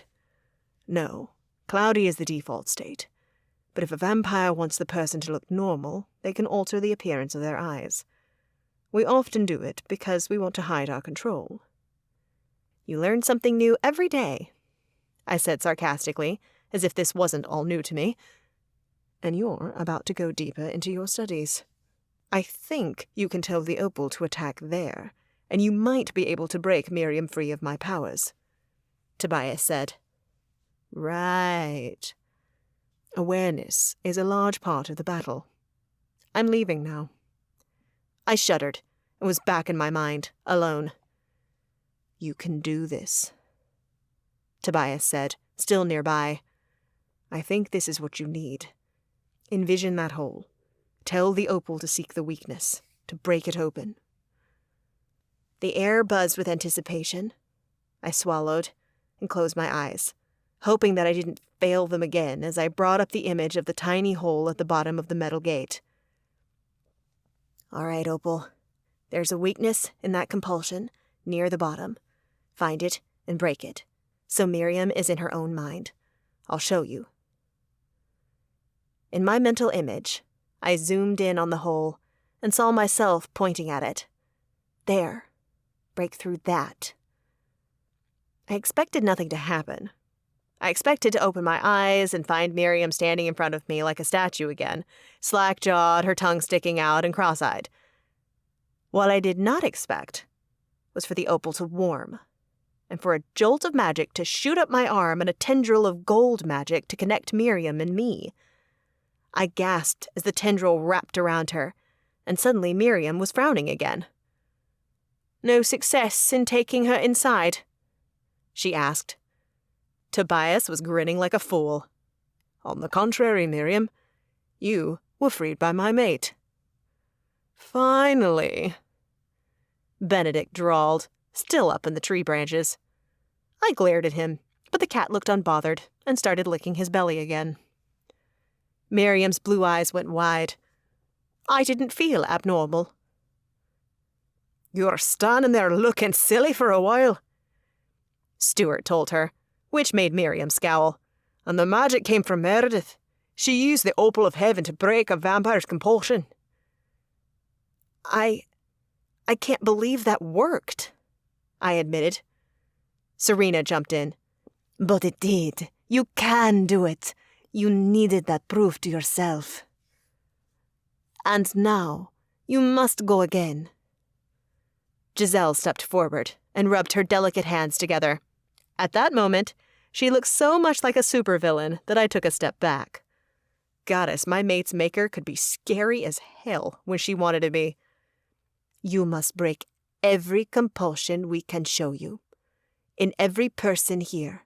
You must practice as many ways as you can until you can do this in your sleep. Then we can focus on you practicing to shield with the opal before anyone has time to take control." As annoying as that sounded, and as tired as I already was, she was right. In a way, the opal and I needed to bond. I needed to understand it as much as I needed to see how a mind might be blocked off, controlled. "Let's keep going," I said, ready for round 2 and willing to work for as long as this might take. Chapter 8. Shay. Luca had gotten off to a strong start in controlling the curse on Hans, but things had slowed, dramatically slowed. Darkness fell at around 6:30, which was typical for England at this time of year. Dinner was served, which we did not attend. Minute by minute, the manor quieted, and yet we were still in the infirmary. I'd left twice to pee, whereas Hannah kept Luca in food and water. Luca, however, hadn't moved from Hans's side, and it showed. Sweat drenched the Coven master, and about an hour ago, his arms had begun to shake from the magical effort he was expending. Had it been anyone else, I suspected they'd have given up hours ago. But not Luca. Never Luca. He'd do his best to make sure we pulled Hans out of this coma. Throughout the process, many moments of doubt overcame me, but I tried to maintain a positive attitude. Luca was working so hard, and I supported him as much as possible. Do you need more water? I held out the water bottle so that he could sip from the straw. No, I think I'm close. Luca's hand floated above Hans's foot, the other hovering a few inches above his calf. Once I'm sure this foot is clear, I'm going to contain the curse. Shouldn't be much longer. You got this. I beamed, shoving down my doubts and tightening my stomach so it wouldn't roil. This needed to be over. Hans needed to wake up and be pain-free. Or close to pain-free? Heavens, I hoped this would work like Luca thought and Hans would get better, but the truth was no one knew. What if Luca missed some of the curse and Hans still experienced pain? Okay, I'm beginning the containment process. Luca exhaled. We're here for you. Hannah came to stand right behind the mage to hold him up in case he passed out, which, judging by the looks of him, might happen. I grabbed Hans's hand, ready to provide similar support if this all went to hell and the curse exploded through him again. No one wanted to consider what that might mean, what it could do to Hans. Luca inched his hand above Hans's foot, toward the other. Both arms trembled, but thanks to the short distance, it took only a few minutes until they were side by side. Luca closed his eyes. He mumbled words in a language I did not know. Considering I knew many, I had a hunch that Luca was speaking the language mages spoke in Asila. Whatever that was, it sounded odd, harsh and cold, and at odds with Luca's lyrical Italian accent. Please, let this work. I tipped my head up to the ceiling, imagining the sky and the heavens, filled with archangels and lesser angels, all beings that performed amazing feats. Granted miracles. I hoped they'd grant this one. If my father were here, I'd demand it of him. But I had heard nothing of the Archangel Uriel since the day he'd battled Prince Orion of Hell. I didn't expect to either. My father came down from the heavens because I was his blood. But angels, especially archangels, did not traverse realms lightly, and heaven was a different realm, much like Asila. Beneath my hand, Hans shuddered, snapping my attention back to Luca. What happened? The curse knows what I'm doing, Luca ground out. It's been fighting me for an hour, and it tried to surge up Hans's leg. I caught it, though. Panic rose in my chest, hinting that I'd been much more dedicated to making this work than I'd allowed myself to admit. What can I do? Calm Hans. Talk to him. I blinked, stunned by the recommendation. Hans had been comatose for over a week. Sure, I'd spoken to him, in private, but how could me talking to him now help? It helps, Hannah urged, clearly having read the doubt on my face. Patients in a coma have claimed to hear things others have said. Center him, Shay. I'll assist Luca with anything he needs. She held the water out, and though Luca was fighting with the curse, he took an obliging drink. I turned to Hans, squeezed his hand, and noticed his tight jaw, the muscle there fluttering. My pulse quickened, and I leaned closer, hoping he sensed my presence and that it gave him a sense of not being alone. Hey, Hans, we're almost here. I can't wait for you to wake up. So much has happened. I swallowed, feeling foolish, and also like sharing the manor's gossip wouldn't help at all. But Hannah shot me a stern look, so I plowed on. Meredith had a breakthrough today with her stone. She's shattered the vampire's compulsion a bunch of times now. Rooms had come down here before dinner to tell us the good news. She hadn't looked as beat as Luca did now, but it was close. That's going to help us. Heavens, I can't wait for you to wake up. I loosened my grip on his hand, and my own drifted up his arm. In the motion, I swore that Hans's jaw loosened a touch. Keep going, Luca growled. I'm almost there. I chanced to glance at him, took in the tomato-red hue of his face, and returned to Hans. Robbie also joined the Vindix. I haven't spoken with him, but Meredith says he's quiet and has taken a liking to examining appliances around here. Mechanical stuff. I wonder if he'd like cars, too. Maybe you two can bond over it. A sharp cry of pain left Luca, jolting me out of my seat, just as Hans began to shake in the bed. "What's going on?" I asked, terror rising. He looked like he was having a stroke. "It zapped me," Luca yelled. "I still have it. Almost there. Ha!" A flash of light burst through the room, so blinding I had to look away. When the stars in my eyes receded, I sought Luca.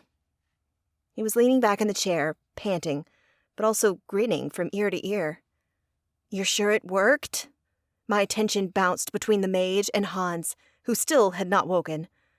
But surely he wouldn't right away, right? That had to take some time. I hoped it wasn't too long. I felt ready to jump out of my skin with anticipation. "Positive. The curse put up a good fight. It took everything I had to close the sphere." "Sphere?" "I sealed the curse in a magical sphere. A small, warded area, if you can imagine." Wild. "What did you think the containment would look like?" Luca let out an exhausted laugh. I shrugged. I wasn't thinking that much into that part. I refrained from adding that I had serious doubts we'd even get there. I was more worried about you and Hans. Hannah nodded her agreement. "I should do an examination. Check his vitals. Scoot on back, Luca." The mage complied, and Hannah moved in to do her job. She'd checked Hans's vitals daily and more often while Luca had been working. In the last few hours, Hans's numbers had often revealed stress, but it hadn't been enough for Hannah to stop Luca. I waited, hoping for good news. After about 10 minutes, a smile broke out on Hannah's face. "Heart rate is good. So is blood pressure, respiration, and temperature. As far as I can tell, he's fine. Better than before, to be certain." A long exhale left my lips, and I stared down at Hans again, relieved to hear good news for once. Thank the heavens. Agreed. Hans's eyes fluttered open, wrenching a scream up my throat. I threw myself over him, my heart ready to burst. "Hans! Oh my God! You're awake!" A low groan filled the room as arms pulled me off Hans. "He hasn't moved in over a week, Shay," Hannah scolded. I pulled back, aghast at what I'd done. "I'm so sorry, Hans." He winced, pain visible in every minor movement as he tried to stretch his arms and legs and tried to crane his neck. His gaze landed on the Pearl of Hell, sitting on his bedside table. The men had changed Hans out of street clothes and into soft sleeping attire that had no pockets for the pearl. Most of us believed Hans would want to know where his lapis calesti was the moment he awoke, so we'd made sure it was in his line of sight. Though as he took it in now, I didn't see relief on his face. Rather, Hans's eyes widened as if he were seeing a ghost. "How do you feel?" Hannah asked, her voice softer than before. "What's your pain level?" Pain level?" The words croaked out of Hans's throat, likely dry from disuse. Luca came to the same conclusion, for he stood and went to the sink, filling a glass of water and returning to press it to Hans's lips. The hell-blooded wizard drank. "That's enough for now," Hannah said when half the water was gone. "Go slow." Luca withdrew the glass, an apology in his eyes. "Are you in pain?" Hans cleared his throat. "Yes, it's everywhere. Throbbing." He shook his head, wincing again. "But wasn't I stabbed in the back? Why do I hurt so badly?" Luca gave him the rundown on the dagger, and that the curse was still in Hans, just contained.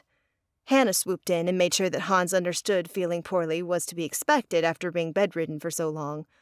Also, that even though the curse was contained, his body could still be feeling the after effects of the curse nestling in his tissues for so long. Or perhaps Luca missed some of the curse. Luca nodded at that last point, though he'd seemed certain that he'd gotten it all. But Hannah was managing expectations, which was a large part of her job. Through it all, Hans remained silent, taking it all in. And when they were done, he turned to me. And you're here. A statement, not a question. I am. Why? The loaded words rang through the infirmary. What did I say to him? That I hadn't left him for more than the time I took to relieve myself? That I would have stayed here for a month longer? No. As long as it took for him to awaken? That not being by his side had been impossible, and that I had feelings I could no longer deny? I needed to make sure you were okay. I settled on. Hans, you risked your life for all of us. I couldn't ignore that. I swallowed down a telling lump in my throat. I'd like to check in on you. Hannah's stare pressed into me. Everyone in the manor knew I'd been here night and day, that I'd slept in the bed next to Hans's bed, that I'd cried for hours over his condition. Thankfully, though, Hannah did not tell the truths that I'd carefully omitted, but rather turned to the counter and plucked a vial from a holder. The liquid inside was bright pink. "Drink this," she said. "I fed you through an IV, but these potions are better at replacing nutrients and helping you regain strength." Hans took the vial with a trembling hand and downed the vial in one gulp. He handed it back to Hannah, and then looked at me again as if surprised to find that I was still there. Unsure what to do with myself, I became very interested in the folding of my hands. Did he not remember the kiss? That alone would have tipped me off that something changed. Then again, I had acted distant right after that. I was such an idiot sometimes. Why did I let embarrassment get the better of me when I knew what I wanted? Who I wanted? What's happened since I've been out? Hans asked.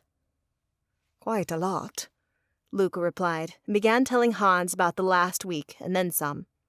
By the time he was finished, Hans was blinking hard.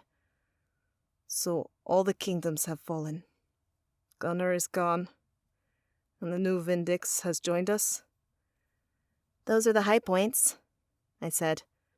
And Bronze? None of us expected that he'd ask about the captive wizard right away. How silly of us. Hans had risked his life to get Richard Bronze back here so that he could have a shot at retrieving his wizarding magic back from Bronze. Of course Hans was going to ask about the Covenant seat. "Captive," I said, held in Josiah's old room. "I want to see him." Hans tried to sit up, but collapsed back into the bed with a yelp. My heart leapt into my throat. "Can I help? I can use my angel light to burn away any lingering effects." I didn't dare say I could burn away the curse itself. I wasn't that strong. Or maybe that wouldn't work anyway. But angel light did alleviate some pain. Could that work here? "I'm hell-blooded." Hans glared at me. "Remember what happened last time?" Now I did. Heavens, what was I thinking in offering my power? "She's concerned." Luca stuck up for me. "No, he's right. It was stupid." The ire dropped from Hans's face. "I'm sorry, Shay. I'm irritable." As one would expect if he was still in pain. I needed to give him space. Time. I understand. "Do you think you're strong enough to see Bronze?" Luca asked.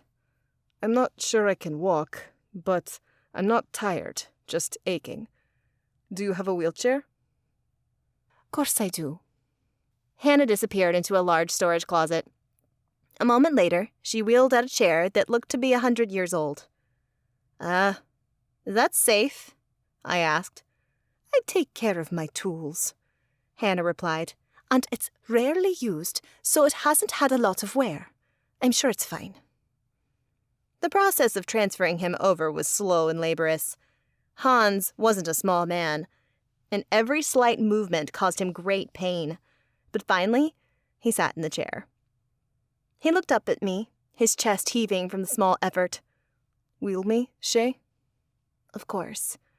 I positioned myself behind him, trying to tamp down the ridiculous spark of joy that had ignited in my chest upon his request. Chapter 9. Hans. The stairs would be the death of me. Shay and Luca were trying their best to be careful and smooth when carrying me in the ancient wheelchair down the steps. Despite their efforts, every jostle shot stabs of pain through me that I did my best to hide.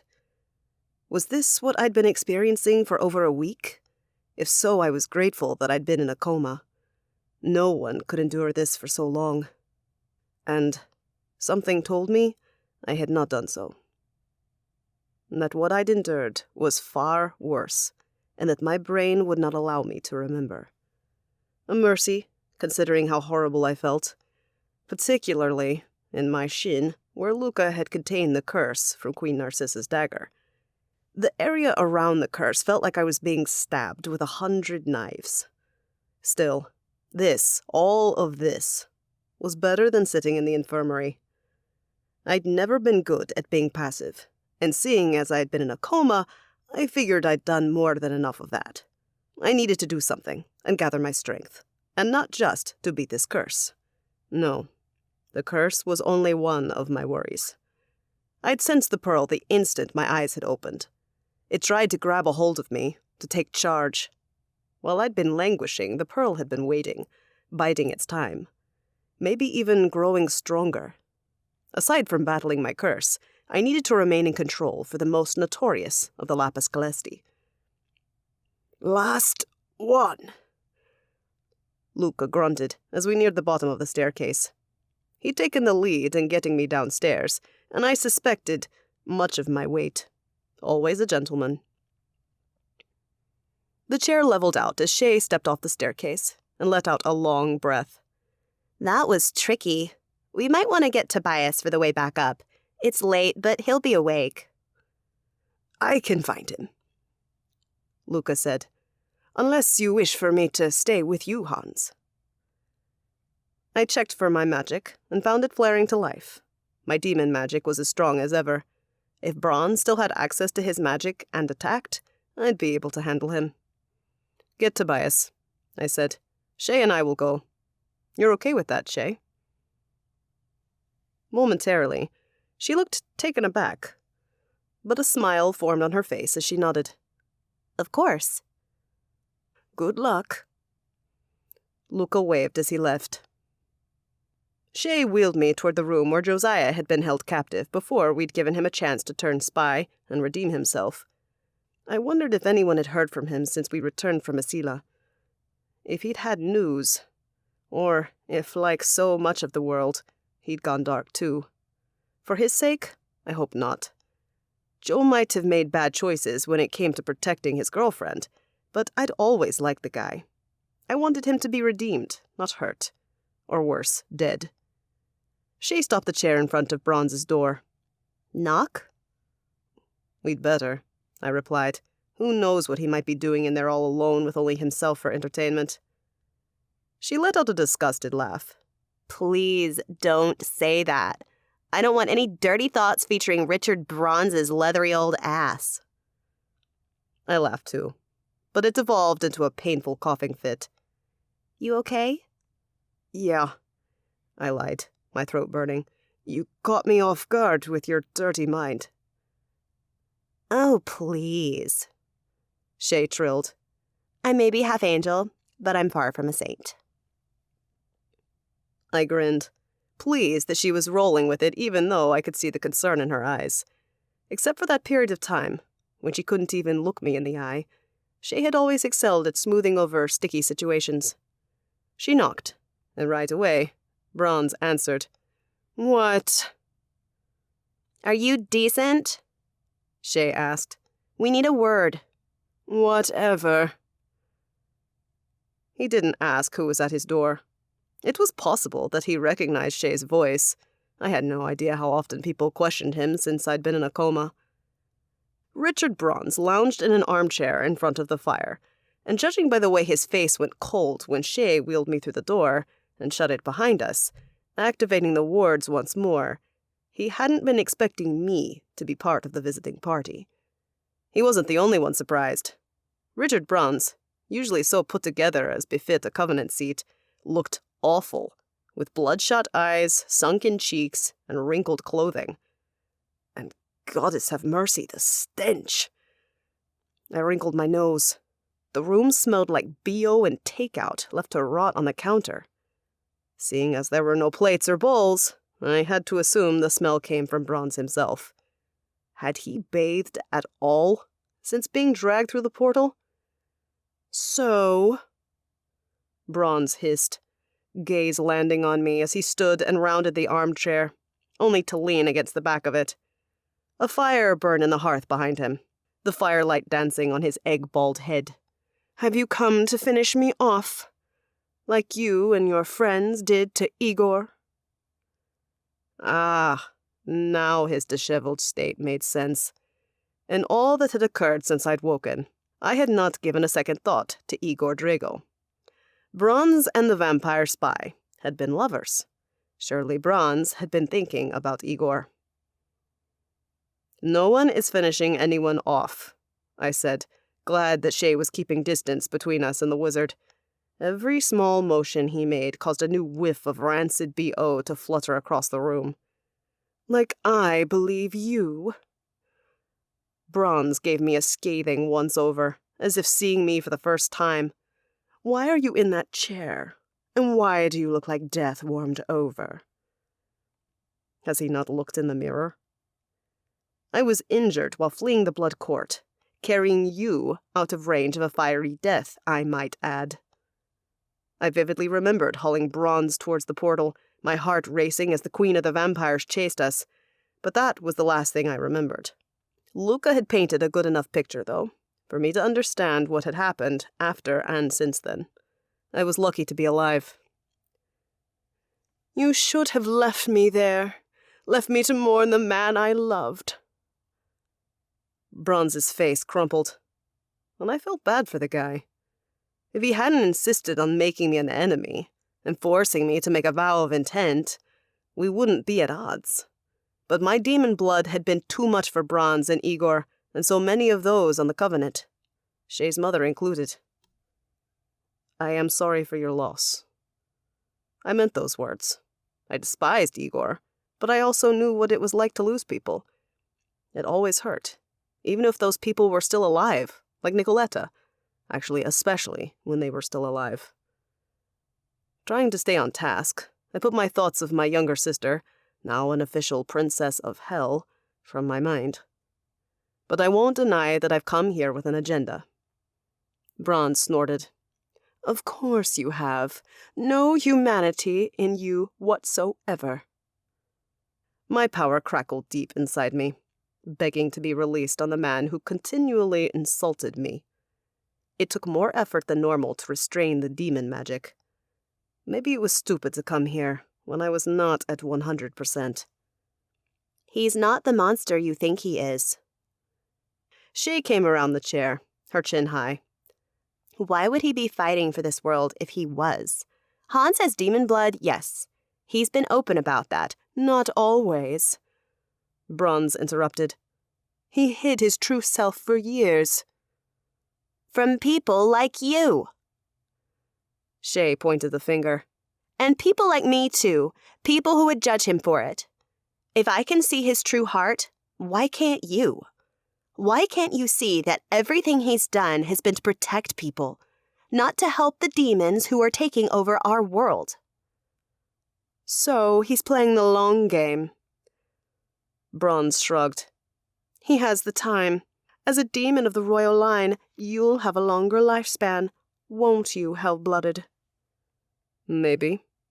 I leaned forward in the chair, and my joints barked. I did my best to mask the agony that every movement pushed through me. But we're not here to discuss me, Richard. I won't beat around the bush a moment longer. I want my witch magic back. Want it so that I can be at full capacity when I fight the royals of hell. While I know you hate me, if you had any shred of decency, you'd release it back to me. Bronze's eyes darkened, and he pushed off the armchair, toppled it, and ran at me. Hey! Shay shouted, pulling the wheelchair back to the door, but Bronze was too fast. In an instant, he stood in front of me, his hands on the arms of the wheelchair. The stench of him overwhelmed me, and I dared not look away. His eyes had taken on a crazed sheen, and this close, he was trembling violently. I held up my hands, trying to defuse the situation. Bronze only snarled, "If you think for a second that I'm going to give you back your magic, you're delusional. You're an abomination. In fact, I should begin paying you back for what you did to Igor right now." He pulled a fist back, about to punch me, but the motion of Bronze removing his hand from the wheelchair, shaking the chair in the process, was enough to send a deluge of pain through me, and my demon magic rose to protect me, to strike before more pain came. Bronze fell to the ground, shrieking in pain as my magic hit him. I gasped, trying to catch my breath, trying to control my powers of torture, but they were in free flow. Hans, stop! Shay shouted, and rounded the chair to stand over Bronze, her eyes wide with horror. You can't kill him. The transfer has to be willing. "I'm not trying to kill him," I roared, each word a triumph to push past my lips. "I can't control it." Shay sucked in a breath. Somehow ignoring the screaming man on the floor and how insane I must have looked, she lowered to look me in the face. You can. I know you can. Breathe, Hans, and control your magic. You're stronger than it. Then she did the unthinkable and took my hand. Even at her slight touch, pain shut down my arm, but it ran its course quickly. Shay was being so gentle, so calm. Breathe. Fight it. Control it. I inhaled and exhaled a shaky breath. Again. All the while, I ignored Bronze's screaming. It was a wonder that no one had shown up yet. Then again, the room was so warded they might have soundproofed it too. I hoped so. Shame welled, threatening to bubble out of me. I hated this magic. Hated that now, in my weakened state, I couldn't even control it anymore. Hate that the pearl might overtake me too. How was I so weak? Breathe. Shay chanted again, her voice like a song in a time of war. I breathed in and out 5 more times, all the while looking into her eyes, needing her as my anchor. She nodded, seemingly understanding what was going on in my screwed-up body and mind, and squeezed my hand. You've got this, Hans. Master it. I swallowed and dipped into my magic, trying to seize control. It wasn't easy, and it wasn't fast. I did not know how long Bronze laid on the ground screaming and trembling beneath the onslaught of my power, but at the very least, minutes passed before I seized my power. I wrestled with it and pulled it tighter, into a ball deep inside me, much like the curse. When it was contained, I gasped. The screaming stopped. Good, Shay whispered, and then turned. Bronze, Hans didn't mean for that to happen, and you shouldn't have threatened him. We're going to go. We'll come back later to revisit this conversation. Go drown yourselves, Bronze rasped. I'll never give it back. I'll die before I do. We'll see, Shay said, and before I uttered another word, she wheeled me backwards. I stared at Bronze as the door to his prison shut, terrified that I destroyed my last chance of getting my power back. Chapter 10. Harper. Heavy mist crept over the village graveyard, the cold moisture sticking to my cheeks as we walked through, looking for the best spot to practice. Here is good. Aya spoke as if she'd woken up minutes ago, which wasn't too far off. Just shy of 8 in the morning, no one had been awake long. The air was cold and misty, and I could feel the rain building, threatening to drench us all. Aya insisted a place like this was optimal for calling ghosts. Even more so when we had seen how misty it was, and she'd practically applauded. According to her, Mists indicated a thin veil between worlds. What better time to call a ghost? I asked for this, asked to be pushed harder, I reminded myself as I rubbed my frozen hands together. We might need this. My umbrella is worthless in this country. Giselle's French accent cut through the quiet, imperious as usual. Why anyone would live here is beyond me. I don't disagree. France is superior. But you lived here for a while, Serena countered, pulling a hood over her naturally coiled hair. Before I came to my senses. Giselle's nose lifted into the air. At least I got Tobias out of it.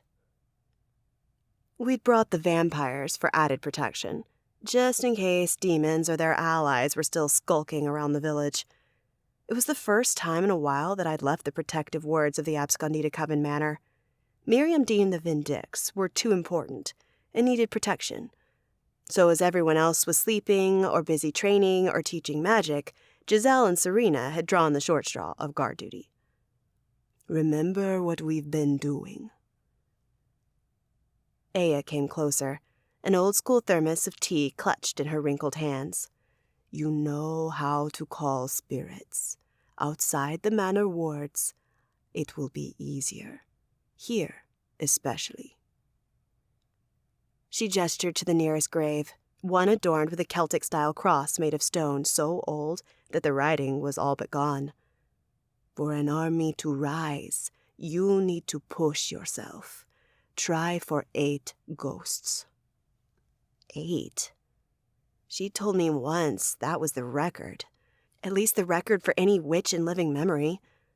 Of course, spirit witches were rare, so I tried not to let it get to my head that I was close to that number already. My record was 6. But there were tales. Tales that the Vindix, who possessed the Diamond of Souls, could raise an army of ghosts. And moon above, could we use an army right now? So here I was, trying to set a record in spirit magic when I'd learned I possessed the power only a couple of weeks ago. Gunnar would claim it was typical Harper behavior. He wouldn't be wrong. I'd always been an overachiever. Try. Aya laid a weathered hand on my shoulder. Though I'd only known the Nigerian witch for a short time, I leaned into her touch, comforted by it, by her. I believe you are capable of so much more than you let yourself believe, Harper. Thank you. I looked down. Did you bring the salt? No salt circle today, Aya said. It's a precaution, but when you use your magic in the real world, you won't have time to draw one. Today is a day to try new things, huh? I snorted, uneasy about not having the salt circle. If not now, when? Considering the world was in shambles, and I was about to dive headlong into the muck with S&S and the Vindix Mare had found so far, I needed to be flexible, adaptable, stronger. All right. I rubbed my hands together again, desperate to drive away the chill before brushing my new bracelet with one hand.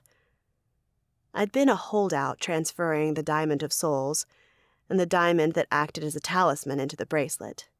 For one, I thought the bracelet ugly, but there was no denying that it was comforting to see the stones at all times. More importantly to me, I'd destroyed my mother's family earrings. Thinking about my mother, and subsequently my father, made my chest hurt. Were they still possessed by smoke demons? Were they even still alive?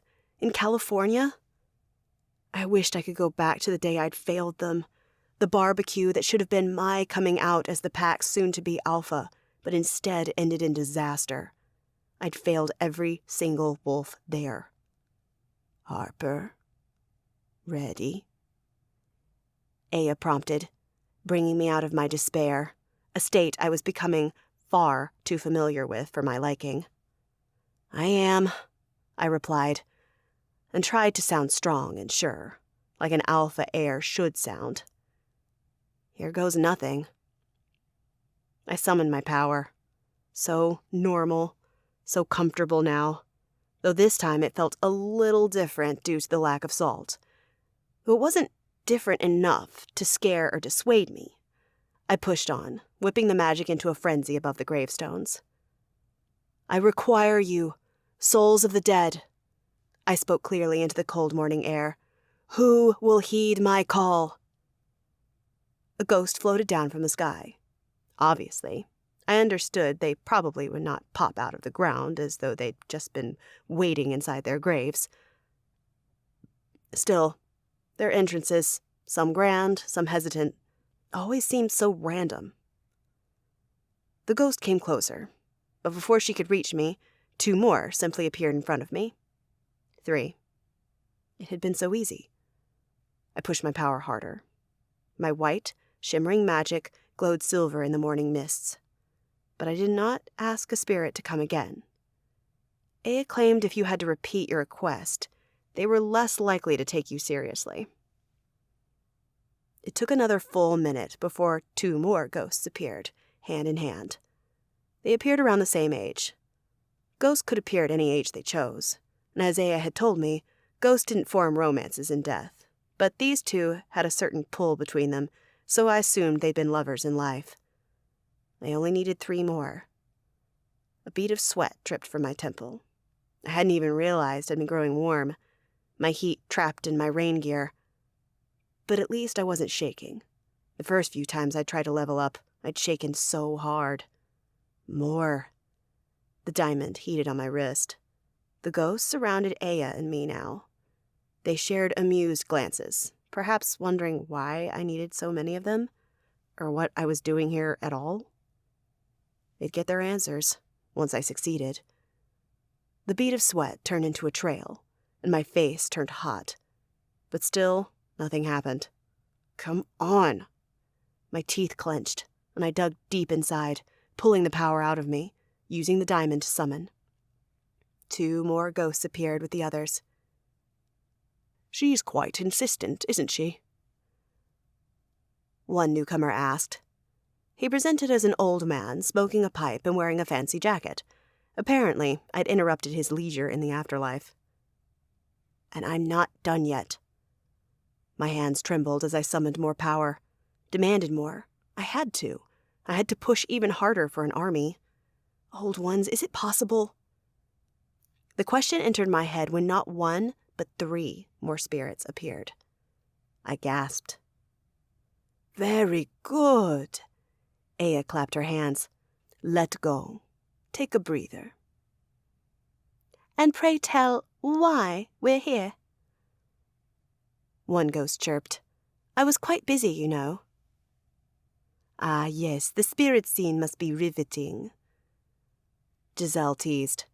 Though she and Serena had been acting as lookouts while I practiced, apparently they couldn't resist watching, too. I couldn't blame them.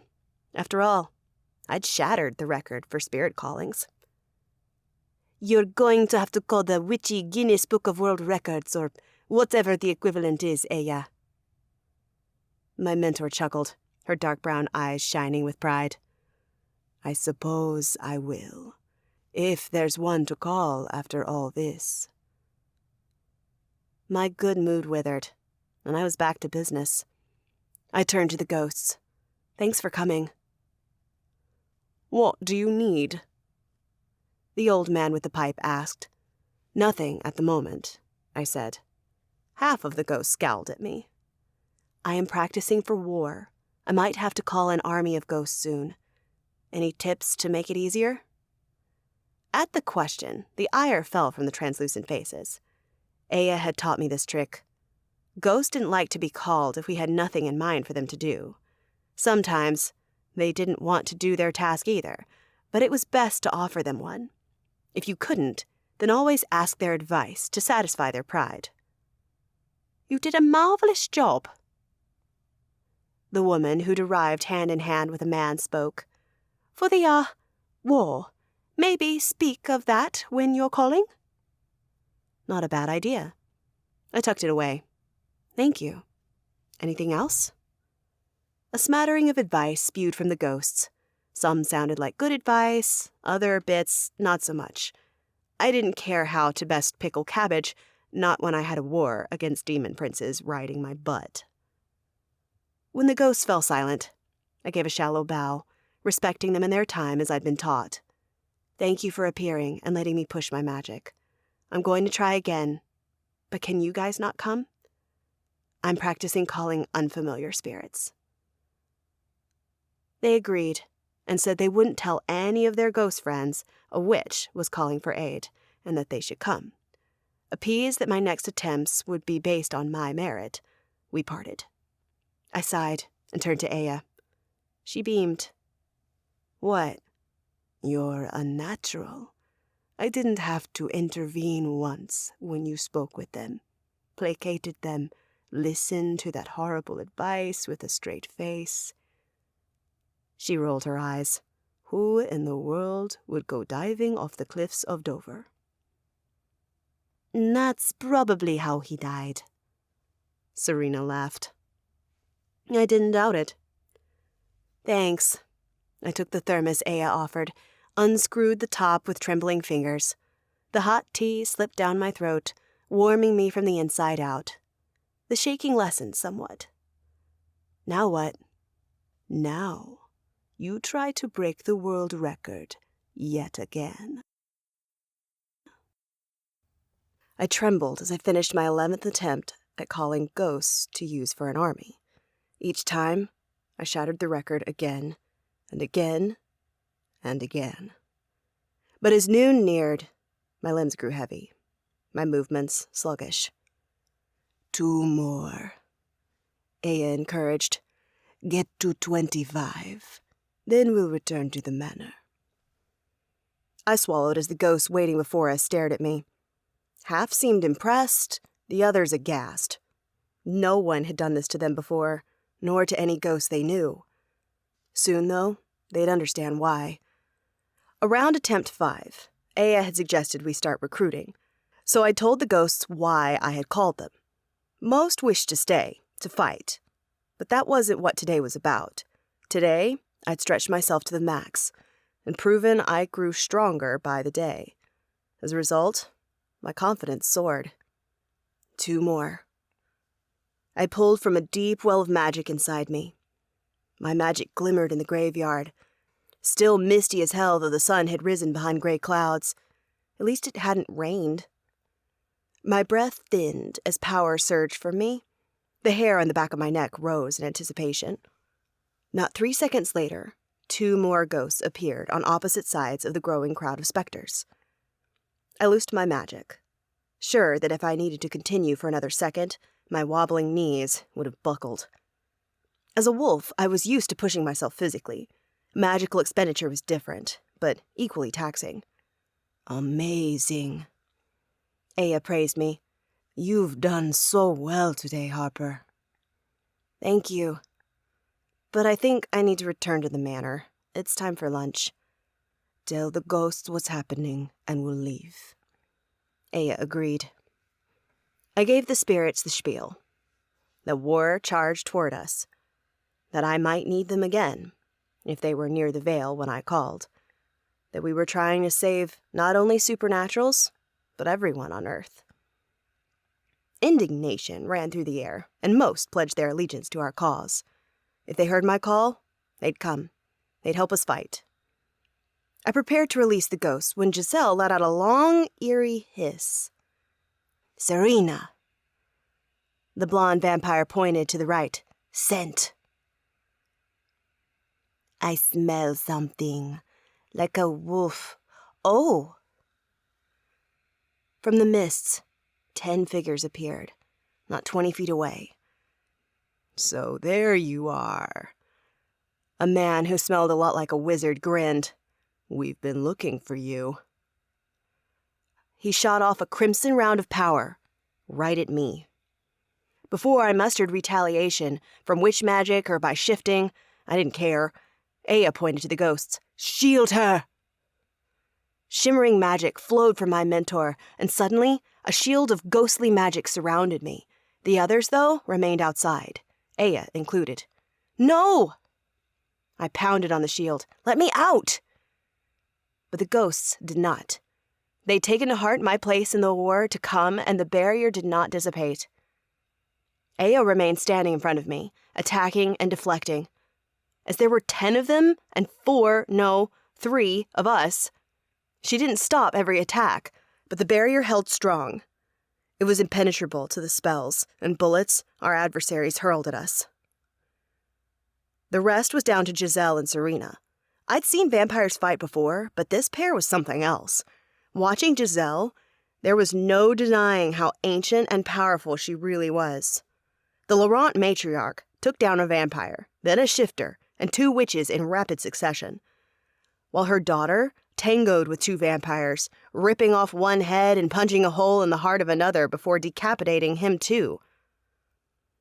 After 5 minutes, 4 adversaries remained. One of them was the shooter, who'd stayed back, hidden behind a gravestone. I wasn't sure it mattered. Giselle and Serena would get him, until I watched the shooter change guns. What the hell? He shot. The bullet flew past Giselle and slammed into my shield. The sound it made when it pinged off was unlike others that had hit the shield, and it only took me finding the bullet in the grass to figure out why. Wooden bullets? My heart stopped. What were wooden bullets but teeny tiny stakes? Giselle! Serena! The shooter has wooden bullets! A stream of French left Giselle's lips, and judging by the tone, I had to assume that she'd cursed up a storm. More wooden bullets flew at the vampires, some straying close to Aya, whose protection was a regular shield that she'd conjured. The bullets made it more difficult for our vampire protectors to face off with the remaining 3 fighters, but once Giselle got close enough, she held up a hand. Stop! The fighters stopped in their tracks, 2 of them each with 1 foot in the air. Moon above, it was good to be a vampire with powerful compulsion. Serena. Giselle jerked a proud chin to the vampires in her thrall. I'll take the last. Her daughter began decapitating, and Giselle ran toward the shooter, darting left and right out of the way of the bullets as she went. I thought she'd rush him, that she'd want to scare him a little, but once she got close enough, the shooter stopped and dropped the gun. She'd compelled him. Ask him where he's from, Aya shouted, her words labored from the fighting and protecting me. Giselle didn't respond. She stalked the rest of the way to the man, picked up the gun, and pointed it at his head. In the graveyard's quiet, I heard her ask, Who sent you? The Ordo, the man replied. Are there more of you? They're the last guard in the area. How did you know we were here? We didn't. We patrolled the village, and this is just part of the rounds. Will more come? Giselle asked. Not unless we call for them. Giselle turned to Aya. Anything else? We have our spy for inside information, my mentor replied. I was about to say that we hadn't heard from Josiah since the others returned from the Vampire Kingdom, but the gun went off, stopping my words. The man slumped to the ground as Giselle tore the gun in half with a sneer. Somehow, despite the blood spattered across her face, she still looked beautiful. Terrifying, but beautiful. Remind me never to get on her bad side. Giselle turned. We must leave and tell Olga and Tana. They'll need to come quickly in case humans stumble upon the bodies. It's unlikely. Locals don't come here anymore, but I agree. Aya waved a wrinkled hand. The shield of ghosts around me separated into bodily figures again. One female ghost gave me a sheepish look. Sorry, we didn't listen to you, but you were so weak already. I bristled at that, even though I couldn't argue the point. Exhaustion clung to my bones, and I needed to eat. So I put aside my pride. Thank you, but you can leave now. We'll be listening for your call, another ghost said. They disappeared into the ether, my silent army, waiting for my summons. Chapter 11. Gunner. the door to the room flew open. A soldier, with black bat wings and a scrunched-up face, stomped in. A finger pointed right at me. "Wolf, get up! You're coming with us!" It was early as hell, and I'd been lounging on my cot, unmotivated to do much of anything besides picture Harper's face and remember better times when my chica and I were laughing and flirting all day. "Why?" I drawled. "My prince wants you." I stiffened. I hadn't seen the prince since I'd arrived in New Orleans, and thanks to his powers, I sure as hell hadn't been making a fuss or trying to escape, even if that would have been the smart thing to do. Why would he want to talk to me? "Up!" The demon soldier lifted a gun, pointed it at me. The monsters had been having a lot of fun playing with the firearms, new weaponry for them. They practiced shooting daily, though I hadn't come across a range in the castle. That the demons now had access to guns didn't bode well for our side. I shifted off the cot and slid my feet into sneakers. "Lead the way." The soldier snarled but turned his back on me and marched down the hallway. We'd made a couple of twists and turns down the dark but luxurious corridors, none of which I'd seen before. Still, as we approached the red door, the hair on my arms rose. We'd arrived. Soldiers stood on either side of the door, but they opened it at our approach, not waiting for me to see the prince. I guess I was special. "Inside!" My escort gestured for me to enter. Steeling myself, I entered the throne room. The Prince of Sloth lounged on a throne of gold and light blue. Today, he wore flowy light blue robes that matched the throne and most of the room. I hadn't been in here yet, but light blue must be Prince Belhor's favorite color or something. His long black hair was pulled back, and his face seemed more relaxed than when I had seen him before. Probably because he wasn't doing any conquering today. He'd already done all that, and, true to his character, he just chilled. None of that surprised me, but what did surprise me was that the witches I'd met a couple of days ago were there too, standing before the prince. My heart rate kicked up. Had I gotten Rihanna and Dan in trouble by talking to them? "Leave us," the prince said, and the soldiers in the room marched out, closing the door behind them. The prince was so sure of his power over us that he didn't want any muscle behind him. I hated the guy, but I had to admire his bald confidence. "Gunner," Sloth threw my name out, all lazy-like. "approach." I took a heavy step. My feet felt like lead so close to Sloth. So I all but shuffled forward the rest of the way to stand next to Rihanna.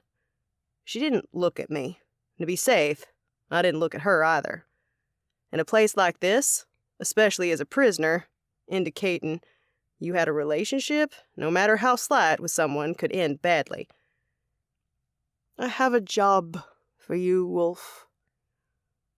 The prince stretched his black feathered wings. "What's that?" No use in saying I didn't work for the guy, especially when I was curious about what he'd use a prisoner like me for. I didn't have earth magic to grow food, and I suspected the only reason Prince Belhor was keeping me around was as bait for S&S. After all, my friends had broken into Prince Lucifer's kingdom and killed certain heirs of darkness while they plundered 2 Lapis Calesti, both Lucifer and Orion, the latter being the prince who'd gained the stones in the first place. Had to be furious about that. No doubt the baddest brothers in hell wanted revenge. My capture made that easier. "These witches have made a case for the people of New Orleans, my subjects. I'm sending them out to propagate fruit trees so the people don't starve until I can come up with a more permanent solution to the food issue." So people were already going hungry. That hadn't taken long. How could Sloth not have considered this when he claimed a kingdom? I'd bet that in the underworld, his brothers had helped their laziest brother out on the logistics of ruling a kingdom. Here, though, that didn't seem to be the case. I hadn't seen or heard of another prince. Was it every demon for himself up here? The witches are leaving the castle today, Prince Belhor continued. You will go with them as protection. What in the world could I do while bogged down with Sloth's magic? Just me? I have 2 other wolves waiting. They require an alpha to lead them. Once you mind link with them, you become their alpha. No? My mouth fell open. He wanted me to claim a pack? But I already had one. My family's back in Asila. Gunner? The prince prompted. But I'm already part of a pack. You're not the alpha. Well, no, my pa is. But you are an alpha blood, capable of commanding a pack. So you will do that. You will gain 10 wolves who, while in the city, will look to you for leadership. I didn't like that. Didn't like the idea of turning my back on my real pack. Then again, the wolves, wherever Sloth was keeping them, weren't at fault here. Maybe they'd lost their pack and were now packless. My gut clenched. Being a lone wolf was the worst thing that would happen to my kind. Still, I didn't want to betray my people. I won't be of much use. I shrugged a lazy shoulder. Your sin has me not wanting to move, so I can't see myself leading anything or anyone. As I did while the witches grew food, I will loosen my sin's hold on you for the duration of your outing. I blinked. I gotta say, I'm surprised. Why not send your soldiers? Sloth's face twisted in a way that told me all was not well in the kingdom. You will have an aerial guard of 3 demons, but you and the wolves will deal with any threats on the ground. It's all that I can spare. The main upside to an aerial unit was that they saw far, a bird's eye view. Why would we need that for such a task? One possibility struck, hard and fast. Was there fighting in the city, and the aerial guard would be on the lookout for violence approaching? If so, the fighting had to be a real issue, maybe an actual militia. I hadn't heard the sounds of fighting, only the demons practicing their shooting. If people were fighting back, how did they have the energy? Were Sloth's powers weaker the further away you got from the castle? This might be my chance to escape. No matter how I might feel about claiming a pack, and in doing so betraying my old pack, I had to do this. Outside there might be answers. In here I was worthless. Fine, I said. When do we go? Now. Sloth waved a pudgy hand, and though no soldiers stood in the room, the door opened. I stiffened. He hadn't said a word, and yet they'd come. He must be able to speak with them telepathically. Had he been doing that the whole time I'd been here? How far did his influence reach? As questions ran through my head, the smothering magic of his sin lifted a bit. I rolled my neck, relieved to feel more present, more like me. The sin wasn't gone. No, Sloth's dark, oily, nasty magic was still there, ready to pull me back into the docile dog I'd become should it be necessary. But I felt much more like myself. Once you mind link, the effects of my magic will lessen in the other wolves, too. Aren't you worried we won't come back? The Prince of Darkness smirked. I've protected my kingdom, wolf. You can only go as far as the boundary, and if you do not return by nightfall, I will send soldiers after you. If you test me, you will not win, and you'll find yourself a few wolves short in your pack. Even if I didn't know them yet, just the idea of losing a pack member was enough to make me reconsider crossing the prince. And Alpha protected his pack at all costs. Plus, Sloth kept another ace up his sleeve. I'd seen the possession of Harper's father, a powerful alpha. and so many in his pack with my own eyes. While I wouldn't be thankful for anything this prince did to me, he wasn't hitting as hard as he could. Maybe it would have been too much work. No way to be sure, but I needed to remember that, to play this smart-like. "We'll be back before dark," I said. "Silas will show you where they're being kept." Sloth gestured to the door. "Silas?" I spun, my gaze locking on the white-haired Fae entering the room. The Fae of Winter, who I'd once called a friend. I growled, and next to me, Rihanna stepped away. "You know each other?"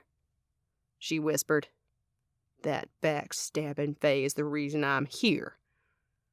"Well," she murmured, "this should be interesting."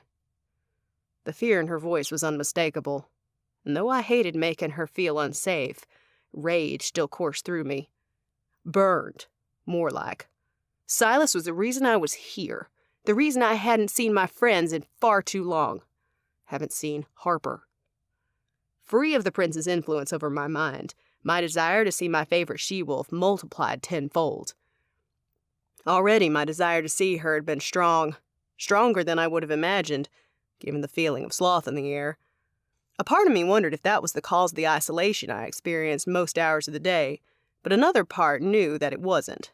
Harper and I had grown close, and I wanted more than a friendship. I thought she did too. "Gunner," Silas said as I approached with the witches right behind me. "I'll show you three to the pike, so you can be on your way." "Did you trap those wolves too?" I snapped as we left the throne room in Sloth's watchful gaze. "They're local," Silas said. "No need to trap them when His Majesty's magic is so effective." There was also no hint of remorse in his voice. Cold as ice. "His Majesty, huh? Si, I never thought you'd be such a traitor." Silver eyes flashed up at me, hurt brimming there before Silas's lips curled into a sneer. "I did what I had to do for me, for my people." The question of what that meant nearly flew off my tongue when I slammed my lips shut. I didn't give a hoot what Silas was doing. The moment I could bring him to justice, I would. So I said nothing as Silas led me and the witches through the castle. He stopped at a locked door. "Open it," Silas instructed the guard on duty, one of the rhino demons. The guard did so, and the door swung open on a groan to reveal stairs. Even from where we stood, the musty scent of wolves was thick in the air. We descended the steps, so many of them I wondered how deep we were going. There weren't true basements in this city. Then again, this whole castle was protected by magic, so maybe it was an exception. Not a speck of sunlight penetrated down here. Only torches lit the way down. That the Sloth was keeping wolves down here, and me upstairs, under guard, but still in a decent enough room, was proof that Prince Belhor saw me as a lure. As if I needed such proof. I didn't trust the demon as far as I could throw him. "Here we are," Silas said as we reached the bottom step and gestured to the cages. 10 wolves in human form stared back at me. 6 men, 4 women, all of them filthy as hell and spaced so they couldn't touch one another. Rank-smelling buckets were their only companions in their cages. Old ones have mercy on them. It would have been horrible to be down here, locked away and unable to hold hands for comfort. "Your new alpha," Silas gestured to me. "Submit, and he will let you out. For a while." I stepped forward. "I'm Gunner." "You follow the demons who took our home? We don't want you." A brown-skinned woman in her 40s thrust a rigid finger at me. The blood left my face. "I don't. I'm captive, same as you." "Then why aren't you down here?" A man rasped as though he needed water. "Why do you look clean and smell normal?" "He's a valuable captive," Silas answered. "And no one said you may ask questions. We need you to mind link to Gunner. Now." Moons above. I wanted to pummel Silas even more. but those demon guards stood behind us, and they would remain as a guard until they handed us off to be babysat by the aerial unit. Silas, let me. I turned to the wolves again. I'm not a follower of Prince Belhor, but I am someone he thinks he can use, like he's doing now. I gestured back to the witches. Them too. The prince wants these witches to go out and grow food. Apparently people are already going hungry. If you're locals, you might even know some of them.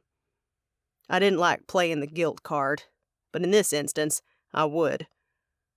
No matter if I learned more about what was happening out there, people needed food. We need to protect the witches while they work, 'cause something is happening out there. None of the wolves said anything. A good sign. I know it's not ideal. Heck, I have my own pack that I miss, but the prince wants us all to mind link. You may all be from the same pack and know each other, but if you want out of those cages, even just for the day, you'll need to accept me as alpha. You have to submit and allow me to mind link you. Once you do, the effects of the prince's sin will lift from you too. The silence echoed in the basement, and from what I could tell by their narrowed eyes and sneers, the wolves were still mad as hell. Not that I blamed them. As much as I wanted to get out into the city and see what in the blazes was going on, defecting from your pack was a big deal. The minutes ticked by, and I prepared to try again. To go at this from another way, when one wolf, the 40-something woman, stood and bowed ever so slightly. It wasn't the traditional way to express submission, but seeing as these people couldn't shift, I wasn't offended. One by one, the others followed her lead, standing and bowing, until every single wolf had accepted me as alpha. I'm gonna mind link now. I hoped it would be as easy as Pa always claimed it was. He said that once wolves submitted to an alpha, creating the mind link came naturally. I needed to be let in. I stretched my powers out, the ones I used subconsciously to mind link with my pack. It took more effort than I thought it would, but I was pretty sure that was on me. No matter how much I wanted to leave this castle, to take my first step into maybe finding freedom, it was impossible to ignore that creating this new link meant severing ties with my old pack. It meant I'd claimed a pack. I would no longer be my father's heir. But I had to do what I had to do. I had to survive. So I pushed through the block and entered the wolves' heads one by one. They submitted again, and we clicked into place. The bond of a new pack formed. When the last member submitted, I prayed Pa hadn't felt it, that he didn't think I was dead after I severed our connection. I swallowed down the many emotions, all of them negative, welling inside me. My new pack didn't deserve my drama, so right now I needed to be strong for them. I placed a hand over my heart. I vow to protect you with my tooth and claw. We vow to follow and protect you with tooth and claw. The echo rang through the room, and though tears shone in many of their eyes, I recognized relief there too. It's done. I glared at Silas and the demon guards. Let him out. Chapter 12. Tobias. Meredith's face nestled into my chest as I pulled her close. I wish you didn't have to go. I swallowed. I didn't wish to attend the Covenant meeting either, but S&S was entwined with the demon princes, and after the attack in the graveyard this morning, no one believed the Vindix should go anywhere that didn't involve them doing one of two things, finding more Vindix or fighting the princes. So Luca, Shay, Serena, and I were journeying to Seattle alone. Shay had taken the most convincing. It was, of course, Luca who'd persuaded her that we'd need the Nephilim when we informed the Covenant of Igor's death. A first-hand testimony from a Nephilim went much further than that of two vampires, or even a mage. Unfortunately, that wasn't the biggest news we'd share. No, today we'd also be telling the Covenant about the Vindix and their fated mission, which the Archicustos were not happy about. But Luca had always had a silver tongue, and the Vindix might very well need the help of the Covenant. So the elder witches relented on one condition: that the identities of the Vindix remained a secret until it was absolutely necessary to reveal them. A stipulation that I was all too happy to follow. I did not want anyone trying to target or use my mate. I'll be back before darkness falls, I assured Meredith. But what if the meeting goes on and it takes days to get things done? Luca said it might. Then we'll return to Seattle tomorrow, and the next day, and the one after that. But I'm not spending even one night away from my mate. We possessed Luxiters. There was no reason why I could not return to England on a whim. Not that seeing my mate was a whim, more like a necessity. Given the current climate, I was very aware of how lucky we in SNS were. Globally, travel was discouraged. To attend this meeting, many in the Covenant had needed to drive or fly on wing, oftentimes for days. Some of the wealthier elected officials had hired private jets with pilots who were willing to break the flight ban that, in light of hell coming to Earth, now spanned the globe. Most Covenant members could not come. The world was in chaos, and to bring elected officials from every corner of the globe was impossible.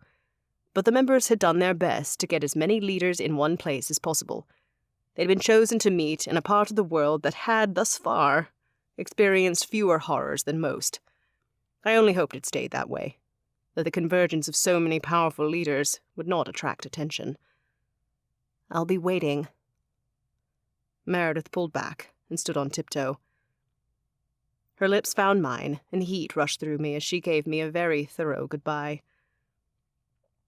Whenever you're done sucking face, we're ready, Shay shouted from where she stood with Luca and Serena, ready for travel. Giselle, Stuart, and Benedict waited nearby for Meredith to return. My sire and Stuart would be working with Meredith today, helping her hone her skills as a compulsion breaker. To my relief, my mate had caught on to that power, and the Opal of Heaven strengthened her daily. The rest of the Arcacustos were out back with the other Vindix, training in the magics of spirit, air, and fire. Only Hans wasn't training today. It was too painful for him. Though Luca had contained the curse days ago, it still seemed to radiate through Hans. He walked and functioned, but not like normal. I suspected Hans's condition was more the reason for the scowl on Shay's face than my lengthy goodbye with my mate. Be safe, Meredith whispered. I love you. I love you too. I kissed her again before we broke apart, and I joined Luca's side. Link up, Shay commanded, and I took Luca's hand as Serena grasped my other one. Meredith remained before us, eyes shining with tears. My heart constricted, feeling her pain. Since we'd become fully mated, we had not been separated by so many miles. As our mate bond was still new, it was bloody difficult to stay away from her. We'll be back soon, I promised. I'll take good care of her. Giselle slipped next to my mate and put her arm around Meredith's shoulders. Had my maker not been present, I would not be going at all. Only knowing that wards, a coven of powerful witches, and my maker all protected Meredith made me feel safe in leaving. Safe, but not happy. Thank you, Giselle. We're going now, Shay pressed, her tone more irritated than before. I wanted to snap at her, but held my tongue. Something was going on between her and Hans, and I thought I knew what. Had I been in such a situation, I would be irritable too. To the Sam in Seattle, Shay announced, before speaking the magic word. The Luxiter lit up, and suddenly we were being compressed and blinded by white light. I squeezed my eyes shut, willing the travel to be over. As convenient as Luxiters were, they were also uncomfortable. Nearly a minute ticked by before the light dimmed and our feet slammed into the cement. Hard rain pelted my face, and as I opened my eyes, the Seattle Art Museum materialized. I smelled the water and the nearby sound. Over here. Luca gestured away from the museum to a boarded-up dingy bar. While no demon prince had claimed this city, and few demons ranged this far north of Los Angeles, the humans still knew something was afoot. Their news channels reported on sightings of monsters, and many people had gone into hiding. The sidewalk stretched before us, empty. The city was eerily quiet, though I felt eyes watching us from above. Imagined people peered through their apartment or office windows, wondering who the people were who had appeared out of nowhere. If we were friends or foe. To be a human in this new world would be utterly terrifying. Luca approached the bar and placed his hand on the door. Luca Moretti. The door shimmered and opened. "Who set up the protections?" I asked. "Artem." Luca answered as the door swung open on creaky hinges. "He drove across the country, ran into more than one horror along the way, and knew they'd need extreme protection. Horrors are becoming quite the trend," Serena said as we entered a dim bar that reeked of cheap beer and peanuts. My sister wrinkled her nose. "Please tell me this dump is a front." "Of course it is." Luca shut the door and put his palm flat against it. Magic swirled, reactivating whatever spell the Covenant had put on the door to keep unwanted people out. "The safe house of the city's underground. This is the entrance. Follow me." The Covenant Master led us through the bar, all the way to the back, to what looked to be a janitor's closet. Again, he placed his hand on the door and spoke his name. Runes flared on the wood, reminding me of Hans's home and the markings he used to keep his property safe. Was that house still standing? Was it mine? Only a few weeks had passed since I'd stepped foot in my New Haven home, but it felt far longer.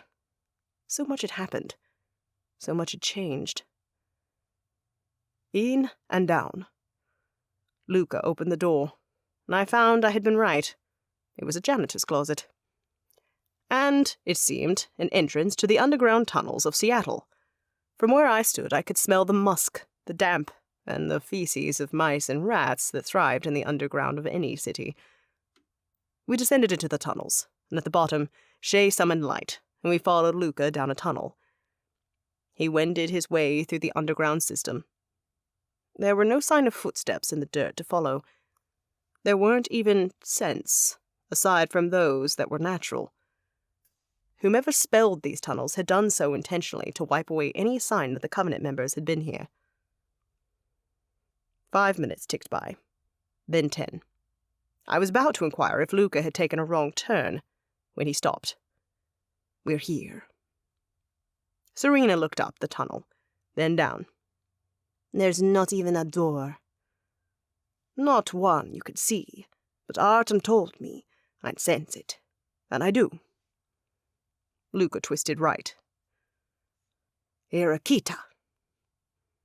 The password, that doubled as a spell, left his lips, and the wall of the tunnel disappeared so that we gazed into a room filled with supernaturals. "Luca." Artem Kovalenko, a Ukrainian caster wizard in his 60s, was the first to notice us. The red beret he often wore was perched atop his head.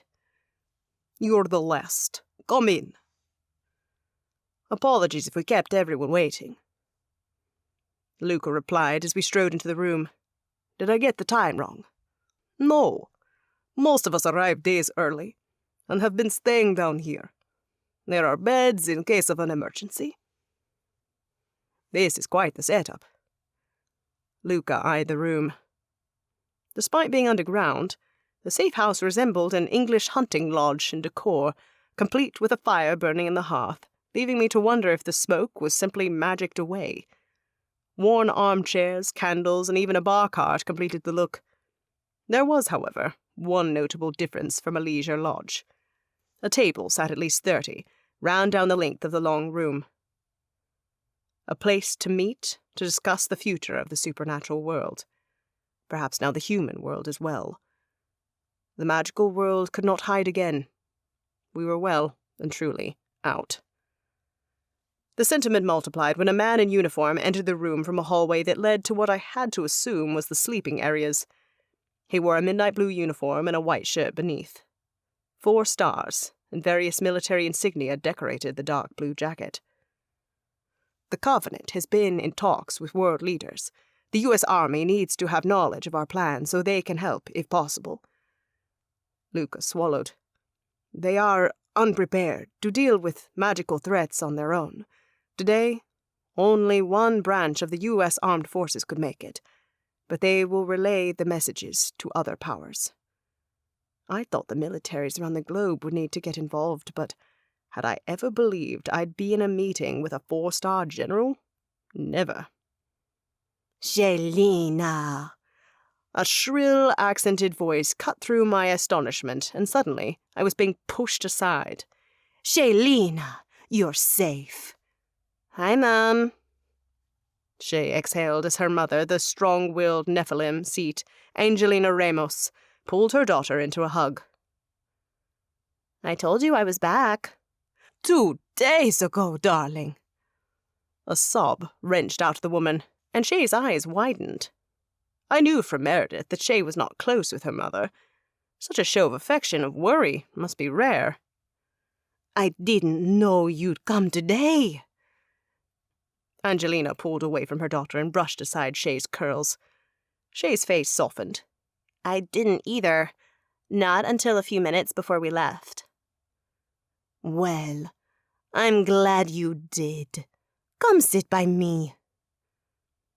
Angelina took her daughter's hand and led her to the table. Yes, I suppose we should begin. Artem said, I'll get the others. He disappeared to the back, leaving us to take our seats. Luca veered to the end of the table, to the side nearest to the hearth. I positioned myself between Luca and Serena. The human general appeared at a loss, which was likely strange for a man of such a position, so I patted the seat next to me. This is open. The general's eyes narrowed. What are you? Ah, so he was here, and he would work with us, but he did not trust us. Vampire. Though the general kept his expression neutral, I could hear the uptick in his heartbeat.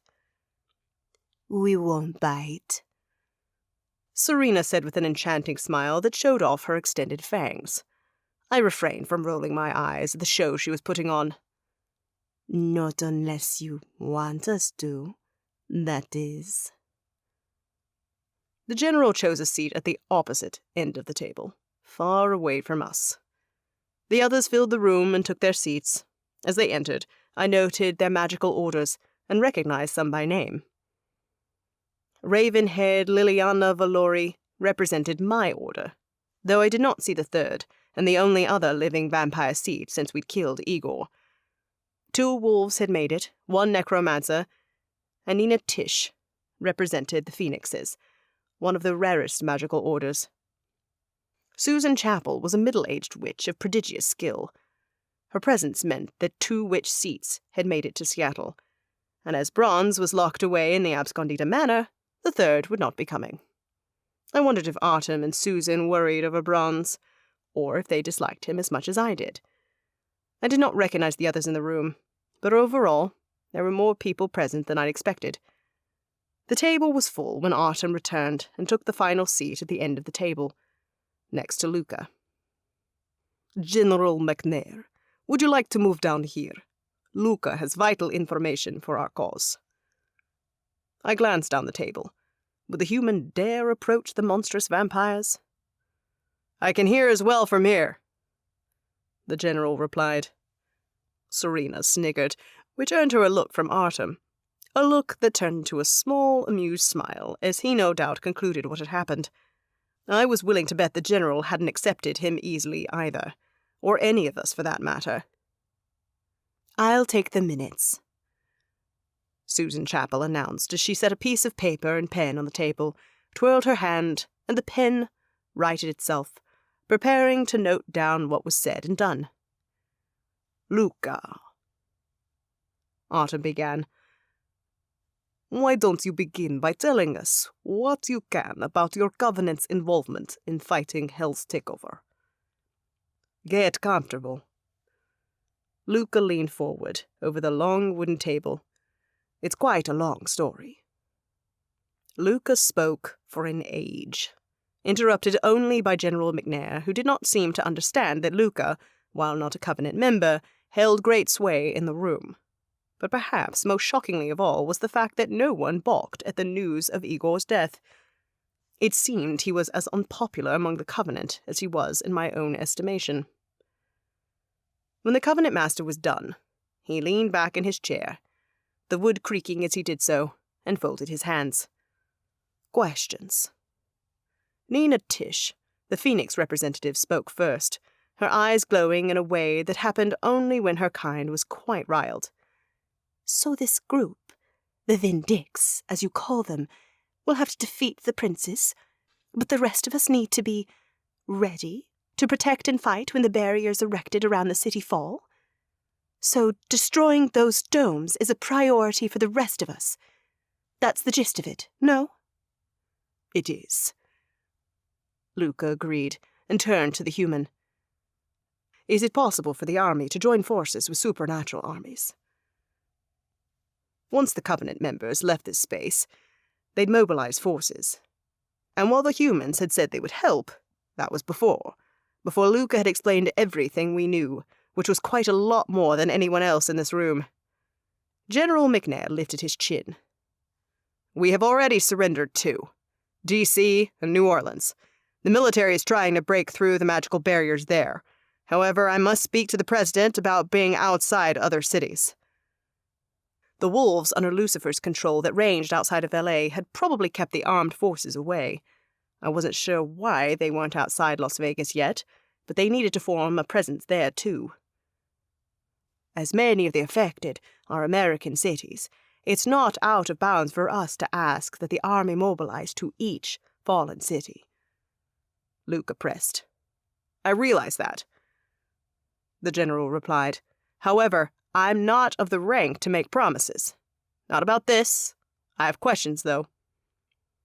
Go on. Autumn tented his hands on the table. Will guns kill them? Bombs? The general asked, his tone somewhat smaller. I didn't think it was one a man of his stature used often. Luca exhaled. Hit most demons in the heart and head, and bullets will work the same as they would on humans.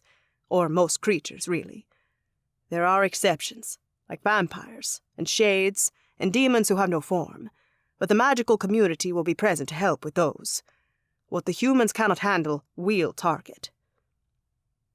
When faced with a threat like the one we were facing, there was only one true way forward. Kill or be killed. Artem jumped in. Small magical forces are already stationed outside each U.S. city, trying to break down the walls. We've been steering clear of the military for obvious reasons. But once we get the go-ahead to work together, we will. We'll need loads of healers, too, said Cian O'Malley, an Irish wolf Covenant seat, living in the States. For when the walls fall, who knows how many people are injured inside? Healers will be paramount. Artem echoed Cian's point. Susan flicked her wrist. She'd been taking the meeting's minutes with an enchanted pen and was presumably adding, find more healers to the list of necessities. Does anyone have information on the international cities? I asked, thinking of London in particular. I had not called it home for many, many years, but to think that it had fallen to a demon prince made me see red. You mean the outside forces, right? Cian asked, blue eyes narrowing. Of course. To my knowledge, we hadn't been able to reach anyone inside the wards the princes of hell placed over their kingdoms. I'm in communication with those in the UK and outside Venice. Angelina spoke up. Forces are waiting, human and magical. More in the UK, but... She shrugged. The Italians are doing what they can. The infrastructure of Venice limits the means of defense. We need to gather information on Sydney, too, Luca said. As much as we can get while global communications are still working. As best they can, General McNair amended. Thus far, the web had been attacked no less than 500 times. The fact that the internet was still up at all was a miracle.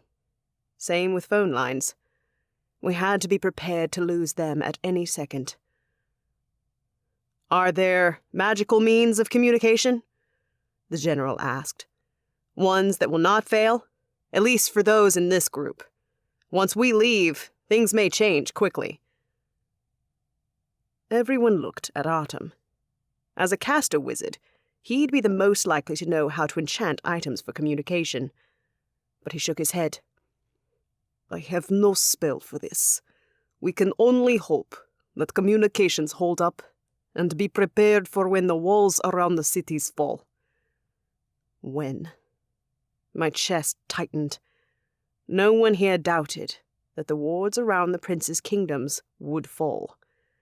They did not doubt that my mate and the other Vindix would succeed. And if they did worry about failure, they did not dare whisper a word of their doubts. Artem looked at Luca. Is there a way to purchase more of those luxators, you call them? Fascinating objects, them, Ewan added, his eyes lighting up, presumably at the prospect of getting his hands on one. Shay? Luca asked. I don't know, Shay admitted. The person who creates them is in hiding, or he'd planned to go in hiding when I last spoke to him. I can visit and see if maybe he changed his mind. That would be helpful, Artem said. If one day flight is out of the question, they might be the only option we have to move large numbers of people. Even if we have to move an army group by group, it would be easier than the alternative. Walking. Miles and miles of walking to get to the prince's kingdoms. And in some cases, sailing. We could only hope the princes did not bring down the world's infrastructure as thoroughly as we feared. Shay swallowed. Even if he makes them, though, they take time to create. Ask. Nina echoed Artem's sentiment. It's the best we can do. I believe the president needs one of those luxators you have on hand. General McNair spoke up, clearer, more forcefully this time. If anyone should have one, it's him. My eyes widened, but it was Shay who bit back first. You think so, do you? Has he been fighting this battle for weeks? Does he even plan to come out of his hole to fight? The general's jaw worked from side to side, and though he sat far away, the frustration rolling off him in waves perfumed the air. I very much doubted that such a high-ranking general met derision from someone who looked as youthful as Shay. Interesting, Shay shot back. If he does not fight, he does not get one. This is no way to begin a partnership. McNair spoke levelly, but the tension lining his face gave away his frustration. Maybe not, Luca interjected before Shay spoke again. A smart move, as the Nephilim appeared ready to explode. But the president could not use a luxator as they are currently configured anyhow. And we need them for the reasons we've lined out. The Vindix need them. The general could not argue with that, so he folded his arms over his chest. Crisis averted. For now. Chapter 13. Gunner. Wolves surrounded me, soothing my soul despite the demons flying above and the destruction crowding every street. My mind linked with these 10 wolves, strangers, and though I'd severed my ties with my own pack, my family, and I felt horrible about it, there was no denying that the feeling of being around wolves again couldn't be beat. Though being outdoors, and not under Sloth's sin, came a close second. I veered right, and rubbed my furry side against a pole. The demons above didn't stop me, didn't even blink on me, but the wolves in my new pack gave me a lot of side-eye. They suspected what I was up to. Marking. There might be a slim chance, but if S&S broke into the city, and Harper, or even Toby, was with them, they might catch my scent. If they did, they could follow it, and find me, and help free me and my new pack. Stop here, Rihanna called out as we approached a garden of withering trees. These are orange trees that need some love. We'll be here a while. The witches got to work, and my wolves spread out around them, ready to protect should we need to. Alpha? One heavy-set gray wolf spoke in my mind, His southern accent rang out, heavy and thick, like the air in Nola. Gunner, I corrected him, 'cause though I'd been born to an alpha, the designation didn't sit right yet. Not from them, these wolves who I didn't know from Adam. Alpha Gunner, the man corrected, still sounding hesitant. Is Markin wise? If they figure out what you're doing, they might not let us out again. I have friends who can help us, but they gotta find me first. Even as I defended myself, my stomach sank. Not 'cause I didn't trust S&S to come for me. If they found my location, that was. No, I felt bad 'cause these wolves had been enjoying their time outside around other wolves, and not under Sloth's influence. And though I had a good reason for doing what I did, they were right to be worried. If I was caught, Sloth would keep us captive in the castle. My pack in cages, Sloth's sin riddling our bodies. I shuddered, remembering how under Sloth's powers we'd barely had the energy to walk down the street. The world was in an awful state, but I was happy we'd been let out to defend the witches from whatever Sloth was worried about roaming the streets. What that something bad was, I had no idea. The humans who'd seen us were docile enough. Then again, humans weren't the only ones in the city. Hellhounds patrolled the city, though we hadn't seen any today, and of course a wide range of demons, too. Back in the throne room, I'd gotten the sense that Prince Belhor might be able to speak telepathically to his kind, and maybe that was true. What could equally be true was the idea that Sloth didn't have a super great hold over all his subjects. The gray wolf continued to watch me. I got the feeling that those gray eyes didn't miss much. Maybe in his old pack he'd been a beta, a lookout for his alpha. "What's your name?" I asked. His eyes widened as they found mine. "Reuben, Alpha." "Seriously, just Gunner." He nodded. "Are you from round here?" "Originally, I've been living in Cajun country for a while. Came to the city for the day. Worst decision ever." "Your family is still out there?" "They are, like the old ones." The princes had only claimed cities. Though demons might drift into the less populated parts of the country, folks seemed safer out in the sticks. "Anyone else in your pack familiar with the city?" I asked Reuben. If so, they might help us get to the boundaries of the city. Even though I felt bad about marking and putting my pack at risk, the trade-off was high if S&S came looking for me. Reuben twisted toward the brown female wolf on his other side. In her human form, she had long brown hair and dark eyes. A pretty thing, no more than 25. "She's from here." I linked the female into our conversation, and soon enough learned that her name was Lola, and she'd lived here for 10 years. The rest of her family lived in Missouri, and she'd had a pack in New Orleans before Sloth took over.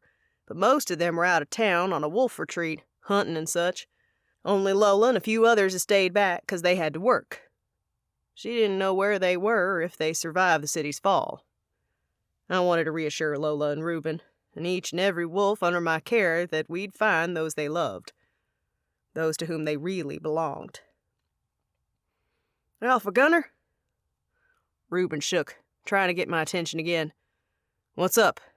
"We're with you if you want to find the barriers around the city. We—" Boom! An explosion cut Reuben off. Rihanna screamed, and Dan moved his body in front of her as each wolf in the pack whipped around to where the sound came from. I sniffed the air, but no gunpowder or reek of burning anything hit my nose. "Look!" Lola lifted her paw in the air. I looked up, and to the left, and saw what she meant. A glow filled the air, though it dissipated by the second. "I think someone tried to bomb the barrier," Lola whispered. "Is the military there? Magic would look different, wouldn't it?" I wasn't sure, but thought she might be onto something. Hope rose inside me. If the military was out there, that had to mean magicals were too. Maybe soon, the wards that trapped us all would shatter, and we'd be able to fight back. Chapter 14. Hans. With each tentative step, my jaw tightened. Goddess, was it possible to end this pain? It remained as ironic as it was infuriating that a man with the power to torture others with a single thought was enduring constant pain unlike any I'd ever known. Despite Luca's magical intervention, some of the curse had evaded him. Around the area of confinement, my leg burned, every nerve ending on fire. Still, if the pain had only been there, I could have functioned normally. But somehow, a portion of the curse remained in my bones, so deep I was sure it had been trying to hide from Luca's power. Perhaps it recognized him because it was mage magic, and he was a mage. I had no bleeding idea. All I knew was whomever had cursed that dagger possessed extraordinary magic, paired with unfathomable foresight. None of Hannah's potions or balms or spells had done much to help.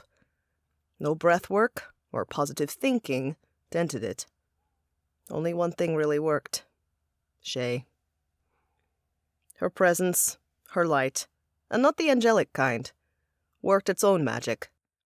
Though the pain was always there, it dimmed in her presence. And while I enjoyed being around Shay, I was grateful for her effect on me. I still needed to fix this. After much ruminating, I suspected the first step would be to fill the gaping hole inside me where my wizard magic should be. As I was, no matter what cures people foisted upon me, they weren't dealing with a whole person, but a half. Maybe less, considering I still had not quite come to terms with my demon magic.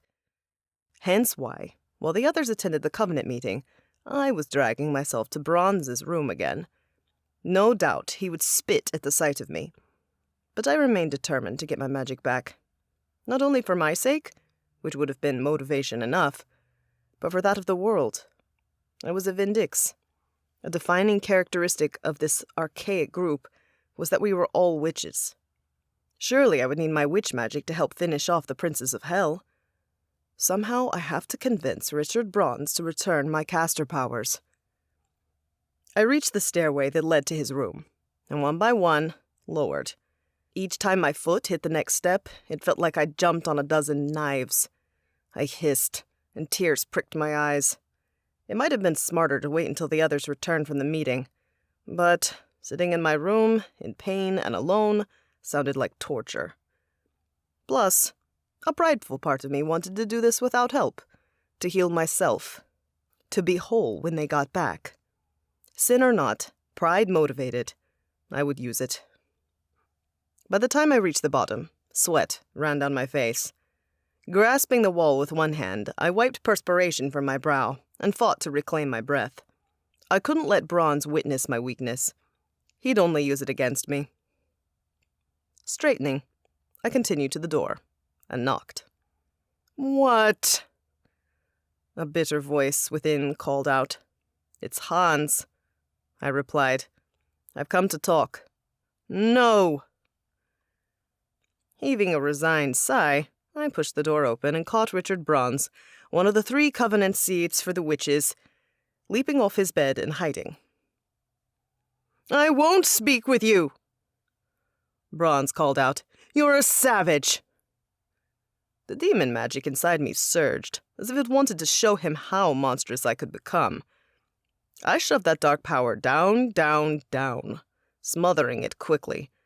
If this was to work, I needed to prove I was not just my demon blood, that I could choose to be good, as Shay had told me so many times, even if I did not believe her every time. I thanked the goddess that I'd had the foresight to leave the Pearl of Hell in my room. Though I hated to part from it, the Pearl's influence was so strong, and I was currently too weak. If Bronze were to attack me, I didn't need the Pearl piling on him. Dark powers subdued, I stepped deeper into the room. It smelled as bad as the last time I'd been here. Goddess, didn't Gloria know a cleaning spell or something? I was a much younger caster, and I knew plenty of such spells. "Richard, I want to apologize for my actions the other day. I was not myself." "Or you were more yourself than you wish to admit," the wizard grunted, still not showing his face, still hiding. I paused about halfway to the bed, wanting to be closer, but not wishing to get too close, lest he saw that as aggression. I'd already entered against his wishes and had attacked the guy on my first visit, when he'd been defenseless, no less. I couldn't blame his fear of me, and sitting on his bed seemed a step too far. I went through a lot at the Blood Court and lost control of my demon magic. I admitted. I should have waited until I was holy myself, but I miss my powers. Can you stand so we might talk about this like civilized men? Richard Bronze barked out a harsh laugh. Civilized? The hell-blooded are not civilized. Or have you not heard what's happened outside? What your kind is doing? Filthy monsters. I'm aware of what they're doing, I replied, brushing off the commentary on my kind. In no way did I expect to erase his prejudices today. I only needed him to see that keeping my magic to himself did great harm, and not just to me. I'm one of the chosen ones who is supposed to stop it. He stared at me, silent as the grave. Silent, but seemingly unsurprised. Did someone already tell you? A crone might have mentioned it. The Archicustos kept the knowledge of the Vindix safe by keeping our secrets. That one of them had told Bronze the truth, screamed at how dire things were getting in the world, how much they too believed I needed to be whole for the war to come. Then you know what I'm to do, who I'm to fight. Though I might share a magical order with the princes of hell, they are the veritable monsters. As are you. Bronze sneered and waved a tanned arm in my direction. No matter how calmly you stand or how levelly you talk, these things are not mutually exclusive. Anger flared. How was he so blind, so stubborn? Why did he insist on withholding something that wasn't his when his selfishness affected so many? I am part monster, but this monster has a job to do, and if I don't, millions will die. I said, trying not to convince him of my goodness, but to appeal to his sense of humanity. Bronze shot up, his face gaunt and a trembling finger thrust at me. Don't pretend like you care about others dying. I saw how you and your friends hurled demon fire. I watched them die. The truth hit me. Despite Bronze's hatred of me, this might not be about me at all, or not as much as I believed. This was about Bronze's lost love, and how I'd been, at least partially, responsible for Igor's death. I stared Bronze in the eye. I care, and I won't lie and tell you I liked Igor. But I am sorry for your loss, for your pain, that he had to die so needlessly. I inhaled, repressing the urge to tell him that Meredith hadn't thrown demon fire at all, but riot fire given to her by a witch, like Bronze. Had the king and queen given us what we wanted, no one would have been harmed. I never wanted to harm Igor, I promise you that. His lower lip trembled. Had I elicited something other than hatred in the man? He might never call me a friend, but could my apology change his mind? Get him to see that this was bigger than me or him or his lost love? Bigger than anyone in this manor? Or even on this entire island? Richard, I began again. Get out! He turned his back to me. I do not compromise with monsters. Chapter 15. Shay. My legs and back ached under the strain of pushing back my chair. For hours, we'd been sitting in the underground meeting chamber in Seattle, hours in which we'd debated the literal fate of the world. With a human, nonetheless. I wondered how often that had happened throughout history. Would this be the new normal? After what so many humans had seen, what they'd likely been through at the hands of the princes of hell, I didn't see how the magical community could shove the truth of our existence back into the dark. If I didn't have so many more pertinent issues on my mind, I'd love to daydream about what the new world we were about to embark on would be like. Shelina, a word? My mother called. During the meeting, I'd noticed her stealing glances at me often. Strange to be the object of such intense attention. When I was younger, I would have craved that attention. A small part of me still did. Another part knew that Mother should have focused more during the meeting. That our kind and those of other supernatural orders would depend on her leadership in these coming days, weeks, months, or even, I shudder to think, years. Members of the Covenant had swarmed my friends, occupying them, so I turned to my mother and forced a wry smile. Of course. She led me out of the meeting room and down a narrow hallway. For the first time, I spied basic sleeping chambers, places for people of importance to hunker down and wait out the storms. Unlike the meeting room, these spaces were sparse, emergency quarters only. Small space or not, my skin prickled at the injustice of the world right now. What the people in the fallen cities wouldn't give to be living where they'd be safe and sound. In here, Mother said, opening a door. Her room was very small, easily filled with a collapsible cot and a small side table littered with personal effects that defined my mother. A tube of designer lipstick, a soft pink cashmere shawl I'd seen her wear 100 times, folded in a neat square, and a cell phone. The screen was dark, no texts or calls coming in like they usually did. For the first time in years, no one in her business empire needed her. "What's up?" I asked when she motioned for me to join her on the cot. "Shadows and Secrets is highly involved in the war to come." My mother took my hand as she spoke. "But I wish for you to stay here, with me." I blinked. Of all the things I'd expected my mother to say, a plea for me to remain with her was not anywhere near the list. "Why?" "You're my hija Angelica, Shelina. I've feared for your safety since the day Los Angeles fell." Tears, real, honest to heaven tears, filled her eyes. Even if her eyes had been dry, I'd have known how deeply she felt. My mother had slipped into Spanish, and that only happened in 2 occasions, when she was furious and when she was upset. Basically when she felt raw. My lips parted. "I can't." "But you can." Her voice cracked.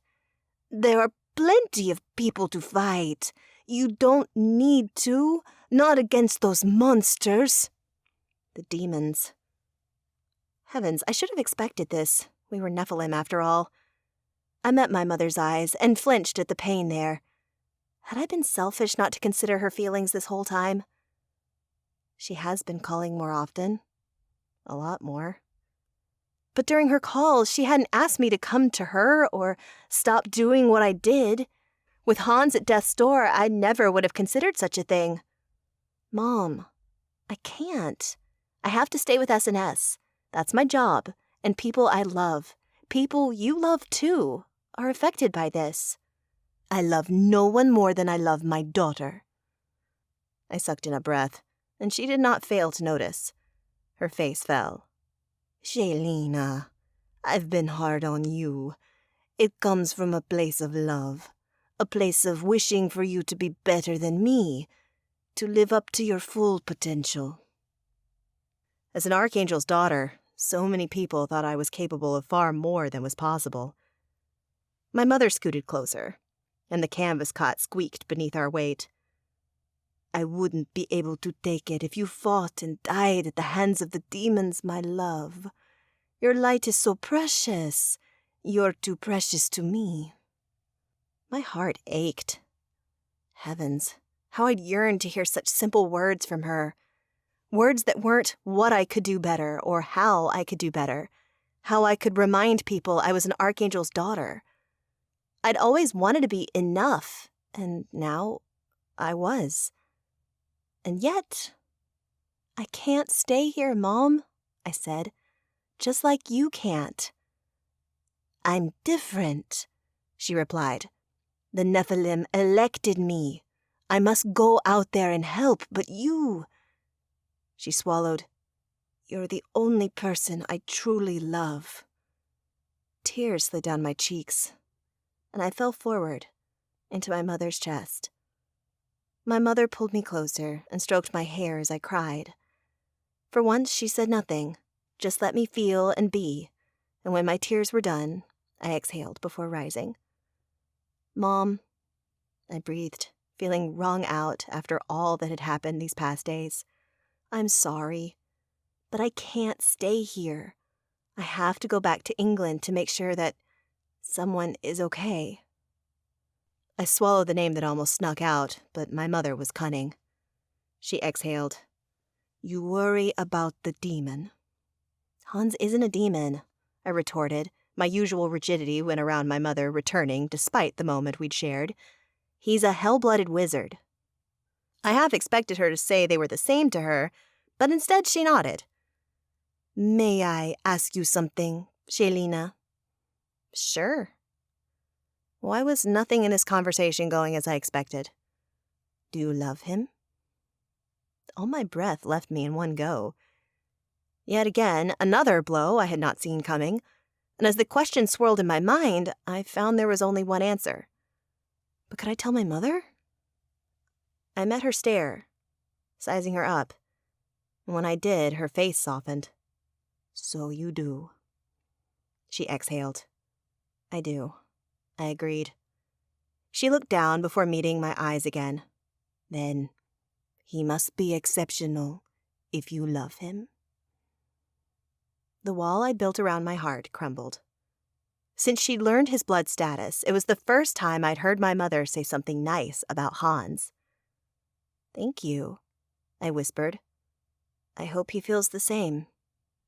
My mother's eyes widened. Well, of course he does. I've seen how he looks at you, Shelina, and if he doesn't love you back, then I don't know what is wrong with that man. A laugh burst from me. Who was this woman, and what had she done with my mother? You're too much. I'm always the right amount. She rolled her shoulders back. If you love him, I'm sure he loves you. He'd better treat you right. Treat me right? I was certain Hans would, if he loved me. Not that I felt comfortable asking him about that, not while he was in so much pain anyway. If only Bronze would give Hans back his magic. An idea sparked something inside me. Mother and Richard Bronze had been elected the same year, and served many terms as seats for their magical orders. Could my mother know something about Bronze that might help us convince the wizard to give up Hans's magic? Mom, not to change the subject, but I have something important to ask you. She nodded, as if to say, go on. Do you remember the vow of intent that Richard Bronze made with Hans? Of course. Well, Hans broke his promise to save his sister. A stupid move, Mother said. Yes, Hans had shown time and time again that his demon blood did not define him, but Nicoletta was a horrible person and had not deserved to be saved by her brother. Not that Hans would agree. Yes, well, now Bronze has Hans's wizarding magic, and we need it back. As we mentioned in the meeting, Hans is a Vindix, and he needs to be at full strength. Her eyebrows pulled together. Are you saying that you have information on where Richard Bronze is? Oops. My big mouth. But I'd already said as much so. In for a penny, in for a pound, I suppose. Yes? Mother remained silent for a few seconds, before a low chuckle rang out of her.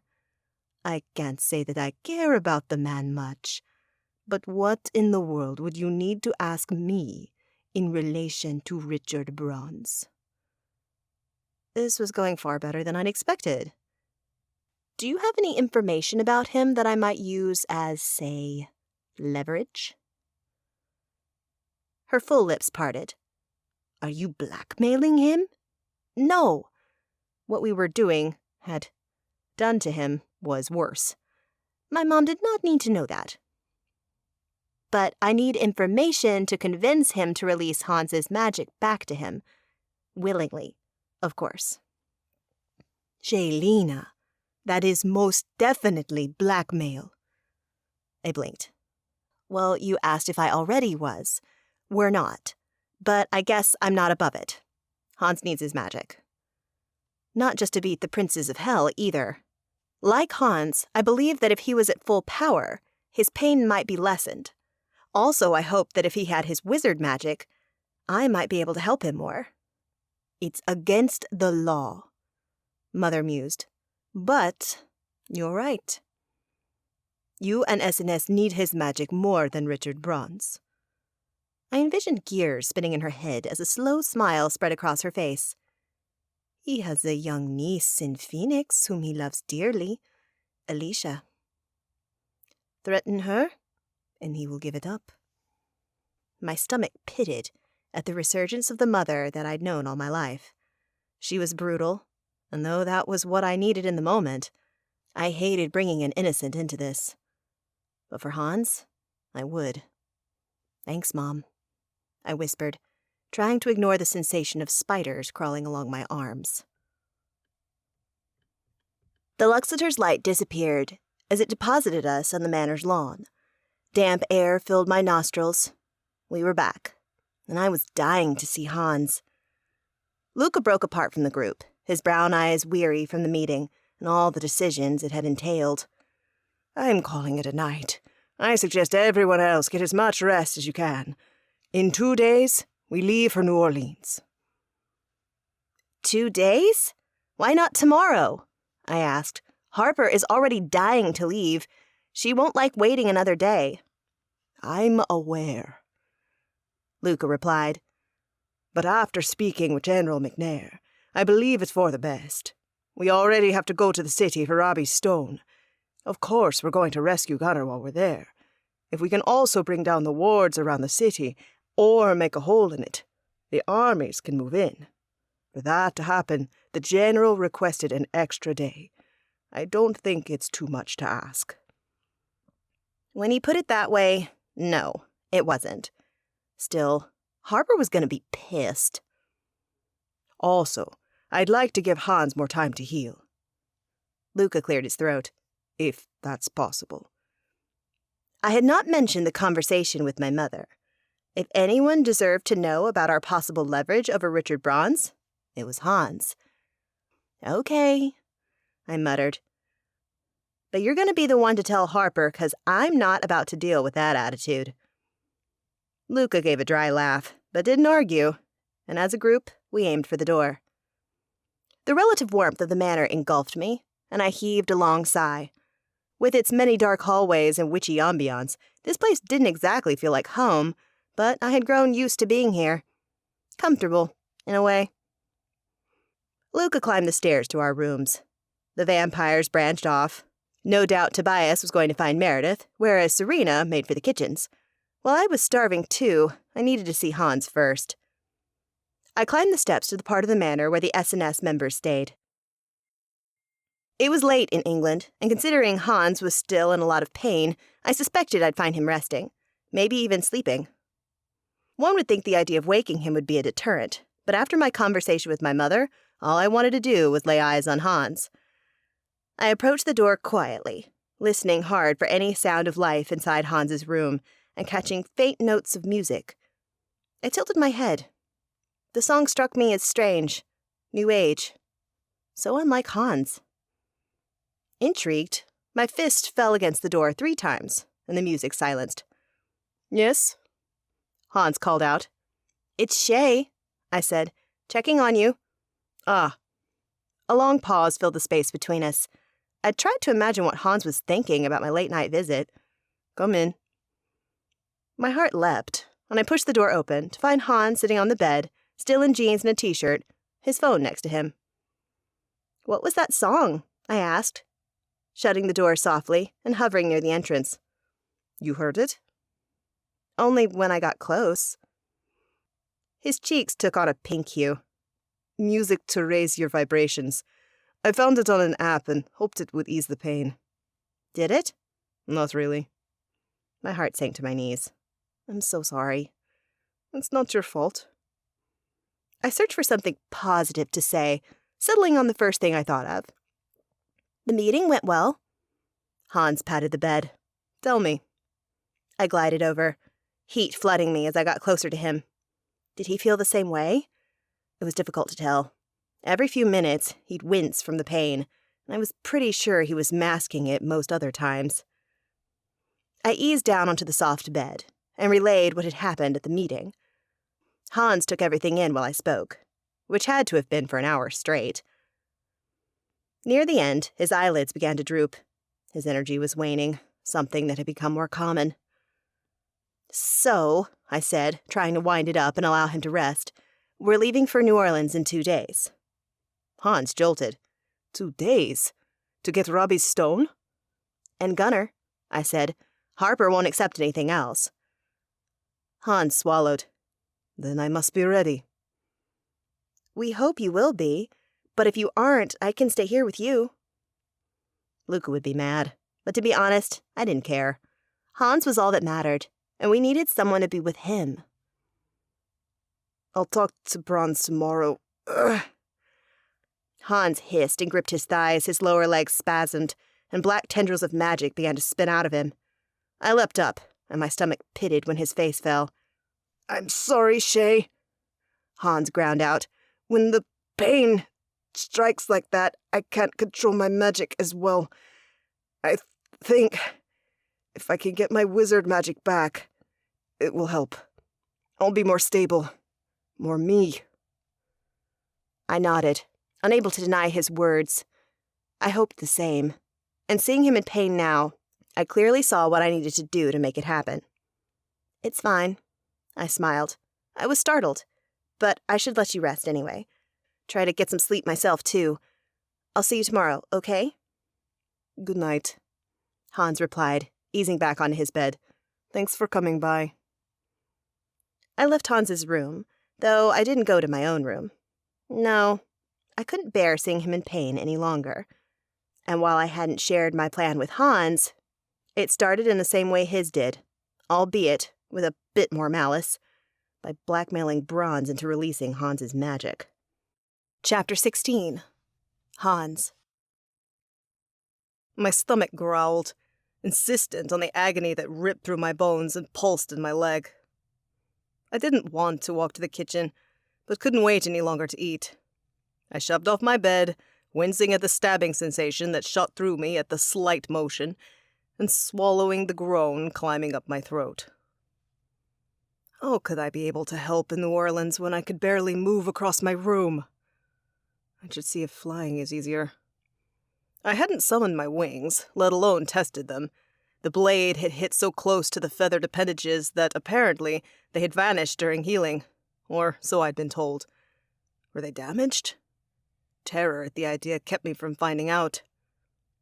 I pulled on a shirt, jeans, and socks, but opted to leave off the shoes. The less I had on my body, at the moment, the better. Presentable enough, I exited my room and jolted as I found Shay sitting in a wooden chair across from my door. Hi? She beamed, and some of the red-hot agony pummeling me dimmed. I didn't know why she was here, but her presence helped. "I didn't want to wake you, but I have great news." I blinked. I'm all ears. Bronze agreed to give you back your magic. My knees buckled, but Shay caught me before I fell. "Whoa," she whispered, her sweet scent teasing my nostrils even as she helped me straighten. "You okay?" You convinced him. I paused. It was you, right? You look entirely too smug for it not to have been you. She stuck out her tongue. "Yes, I convinced him." How? Yesterday, Bronze insisted that he would not even speak to me again. Releasing my magic? I'd been certain it would never happen. And yet, Shay had gotten him to see the light. Shay looked at the ground. "'Cause I'm Nephilim, and so adamant about supporting you that he had second thoughts?" Yeah, no. She was not convincing me of that one. "Shay," I pressed as her cheeks took on a delicious pink tone that I hadn't seen since the day after she kissed me. "What did you do?" An age passed before she met my eyes. Her own were steely. I blackmailed him. What? My heart pounded, an uncomfortable experience that made my blood throb harder. How? At the meeting yesterday, my mother told me Bronze had a niece he loved in Phoenix. I might have brought her up.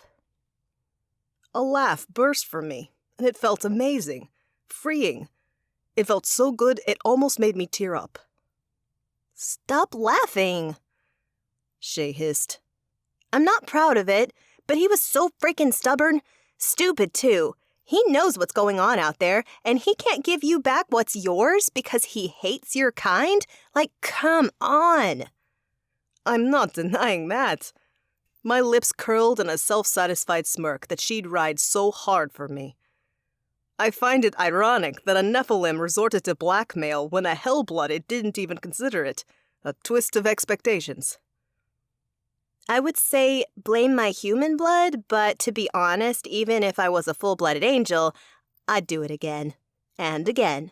As many times as it took to get you back to yourself. Shay's chin lifted in defiance, as if she needed that around me. Now, do you want your magic back or not, Hans? She gestured in the direction of Bronze's room, and though I had more questions, I went with it, falling into step with Shay and making our way to the lower level of the manor. As ever, the steps were murder. While I did my best to hide my pathetic winces, I was sure Shay saw them.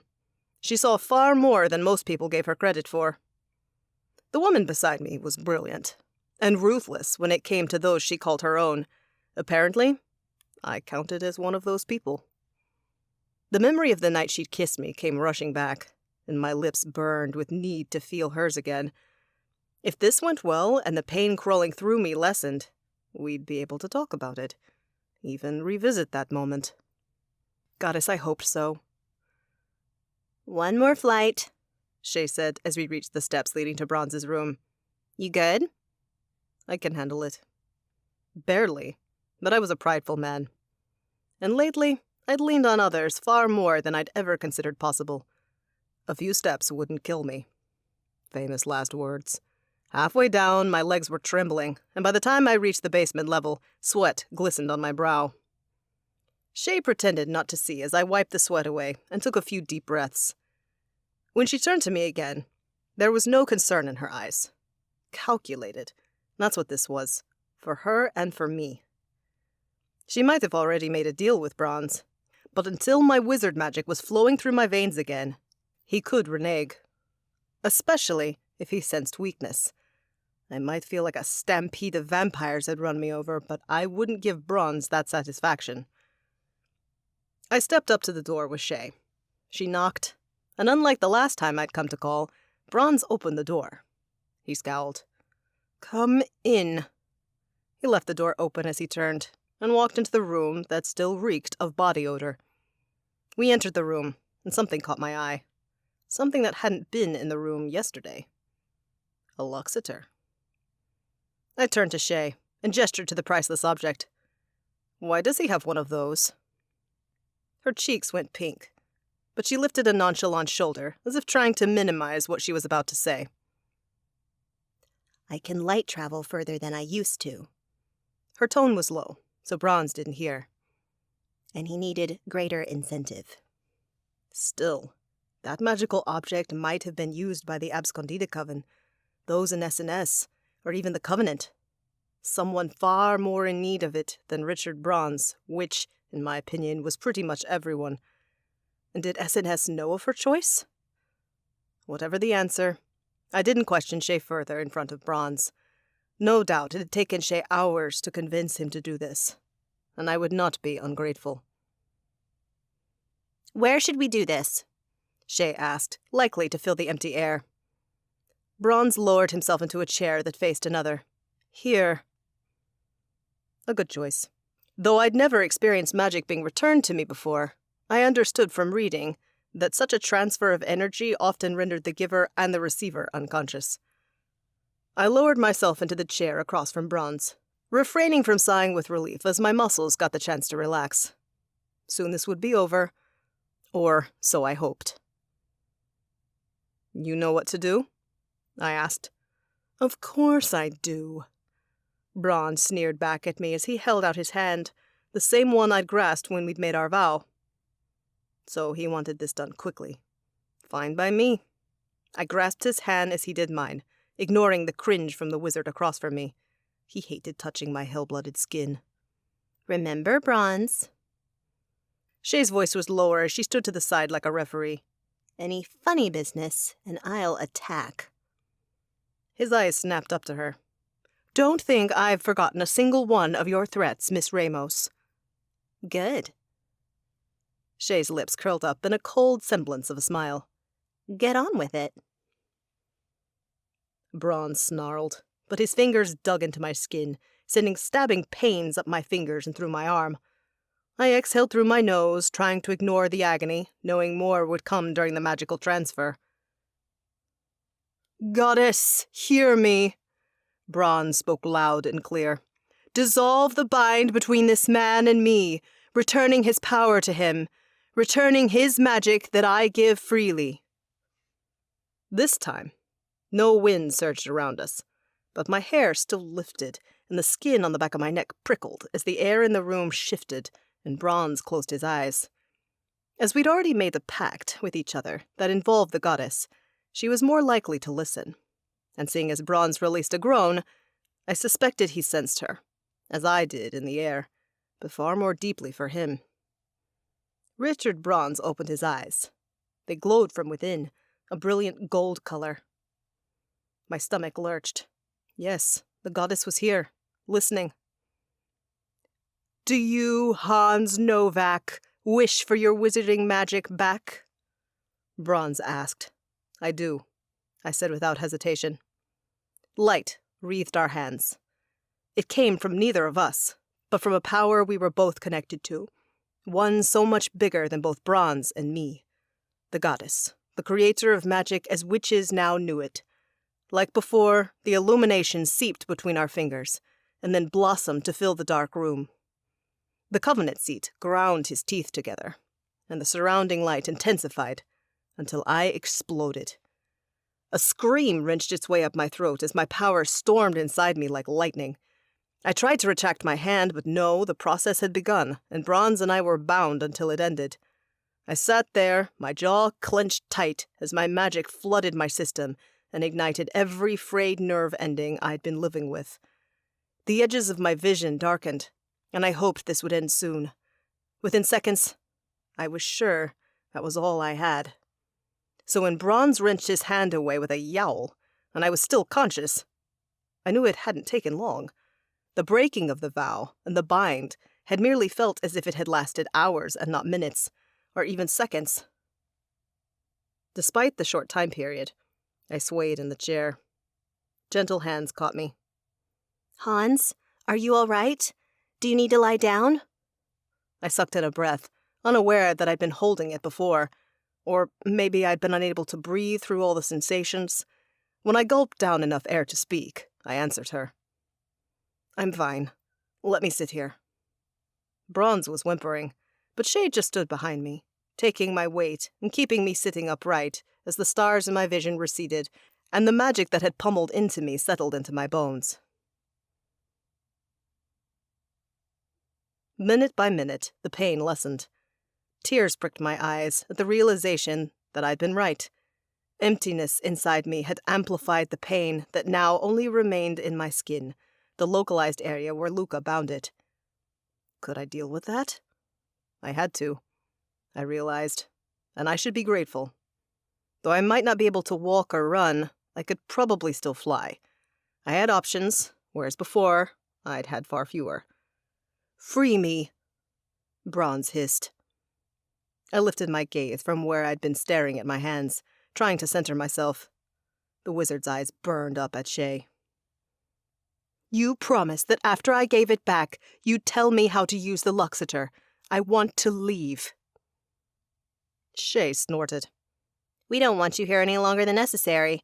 However, as we also discussed, your memory of this place will need to be modified.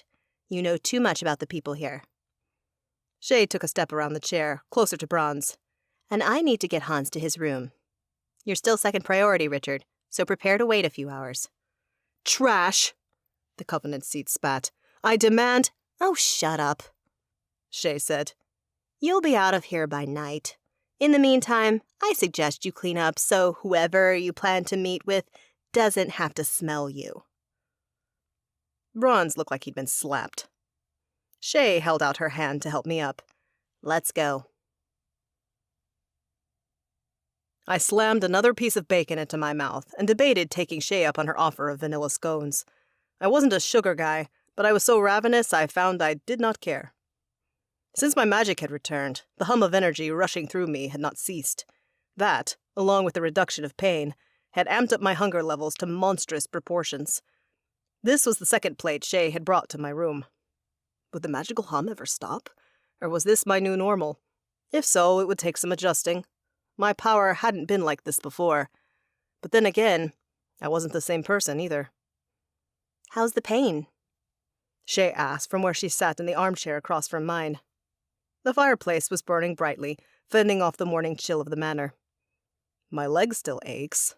I scooped up a piece of toast and devoured it. My appetite increased along with my power level. But the rest of me is fine. Normal. Shay frowned. Food didn't help at all? Or time? Not that it's been all that long.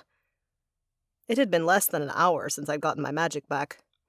Food helps, but not in that way. I patted my stomach. She let out a soft, thoughtful noise.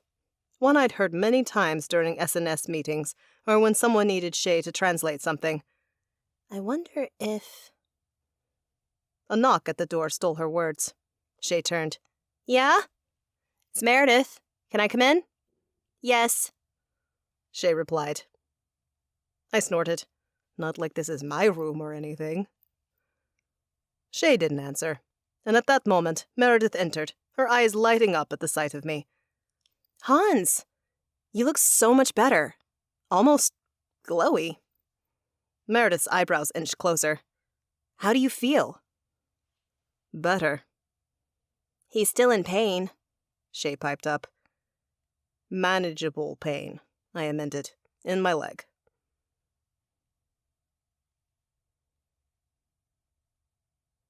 Which you're going to need if you want to come to NOLA. I'm sure we'll be doing some running for our lives, Meredith said, as if she were talking about arranging a game night or some other mundane event. Hannah can bring potions. They might be more effective now. Shay cleared her throat. I have an idea I'd like to try. I was going to wait until he was done eating the manor out of house and home, but... Shay turned to me as Meredith came closer and leaned on the side of her roommate's armchair. How do you feel about me trying to burn the curse from your leg? I stiffened. Burn it out? We'd tried that once, and it had been agony. Not that my leg wasn't already agony, but compared to what I'd been living with most recently, I could deal. As long as I was careful. Careful. I swallowed. That wouldn't work. I was a Vindix, the foretold leader of the group, though I had had little chance to act as such so far. Our mission was to take on the princes of hell, to expel them from this world and retake the land for those who lived here. While there might be times we could take care, I wasn't sure that careful applied to that mission.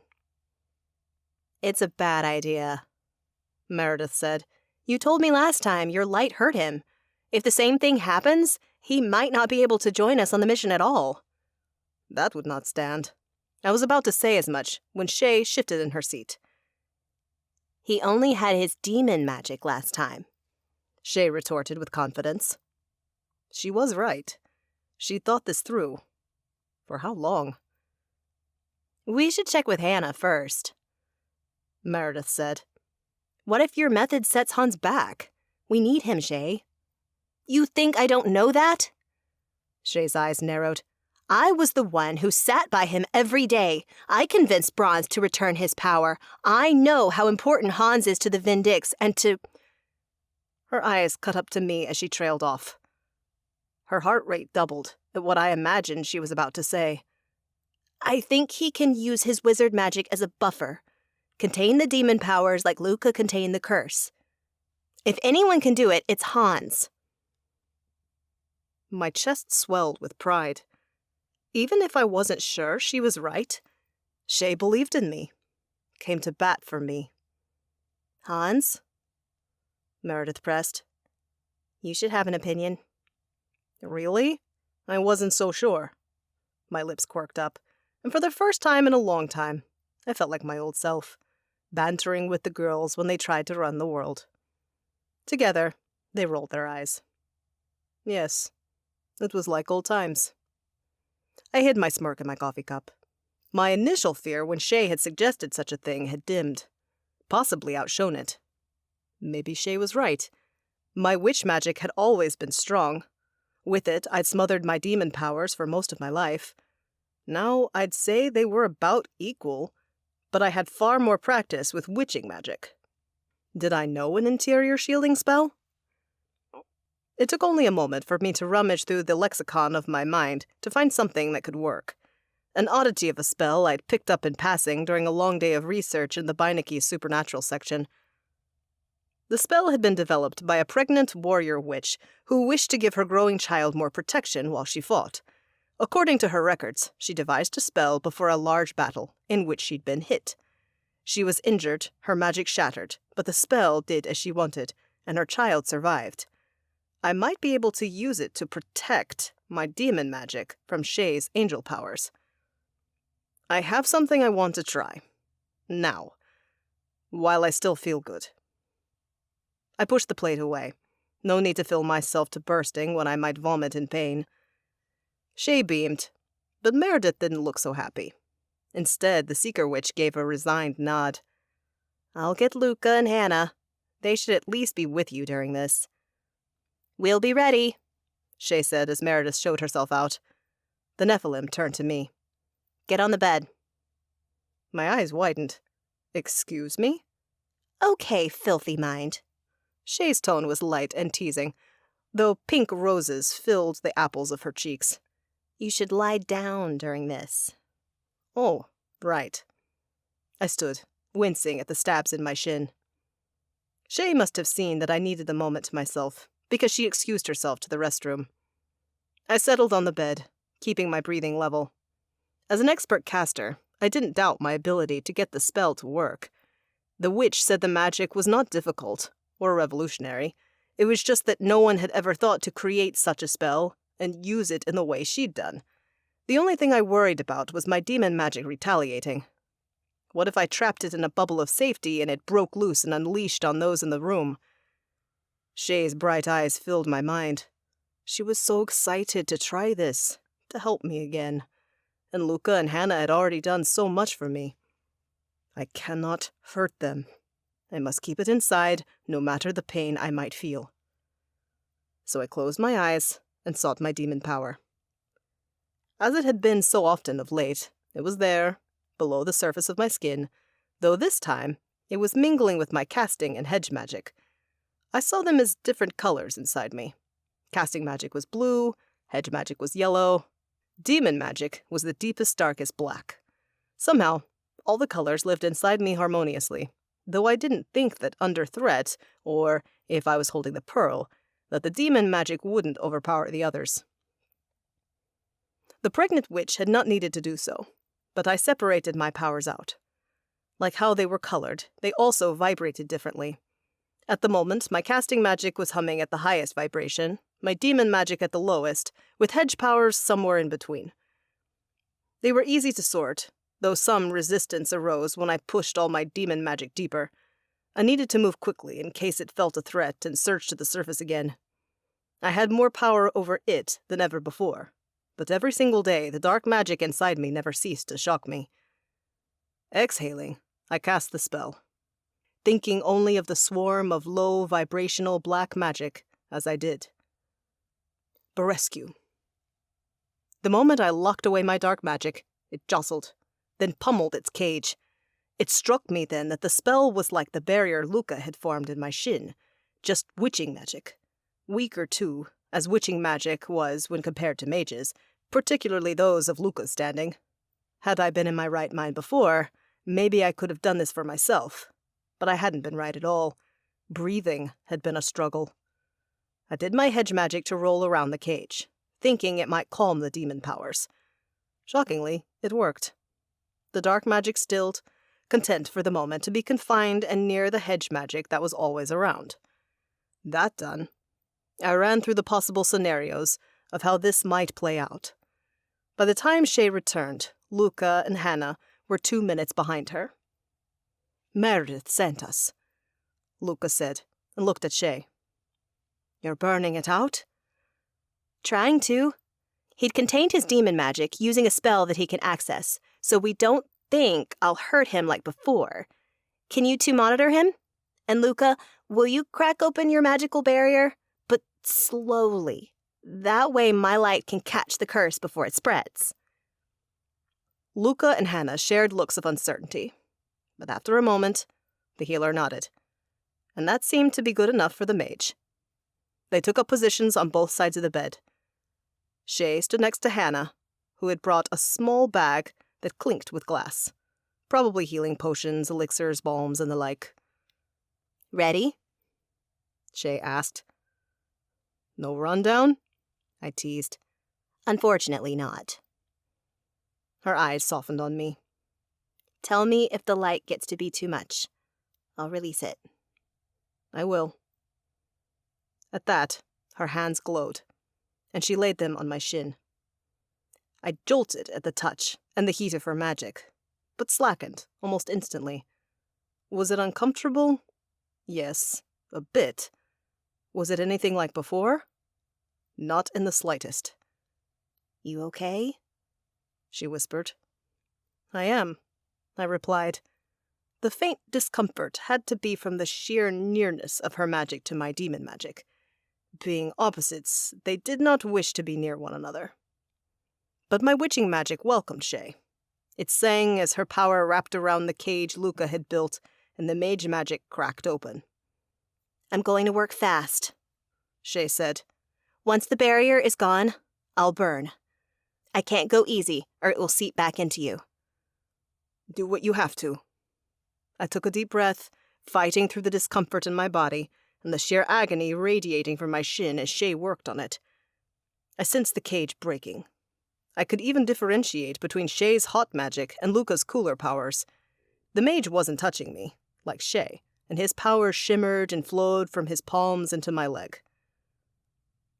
I took 3 deep breaths in and out as the pair worked together, their unique magics making me shudder and shake. Then, the dam broke. Retreat, Shay said, as Luca's barrier cracked wide open and her magic burrowed in like white fire. I screamed, and deep inside me my demon powers pounded against the protections I'd put in place, begging to be let out, to fight the woman who was trying to help me, but causing pain in the process by releasing the curse. Hannah squeezed my hand. You're okay. We're here for you. Shay has this. As rivers of sweat poured down Shay's face, I worried she might tire. And if she was tired enough, then the curse might slip past her. What if it wormed its way through me again? I couldn't do that again. The leg was bad enough, but that kind of agony in my entire body? I'd welcome a coma. Welcome death. Harder, I wheezed. You have this. Sure? She panted, worried for me. Was I sweating too? Yes. Okay. She gulped down air. Everyone, close your eyes. I did so, and behind my eyelids, a blaze of yellow overtook the darkness. Heat filled the chamber, and Shay released a shriek. On my shin, her hands trembled. More, I grunted. I swore the curse was disappearing. The pain that it created wasn't like the burn of Shay's magic. No, that needle-like pain was lifting. As much as you have. One more time, Shay yelled as another flash of light filled the room. My back arched, my hands gripped the sheets, my breath left me as I screamed. But then, in the next second, when the light left and Shay's hands released me, the pain, all the pain, was gone. I sucked in a breath and blinked, my eyes open to find Shay staring down at me. Her light brown skin was red and blotchy with effort, her face damp. I got it all right? You did. With a trembling hand, I reached for her. "You're amazing, Shay."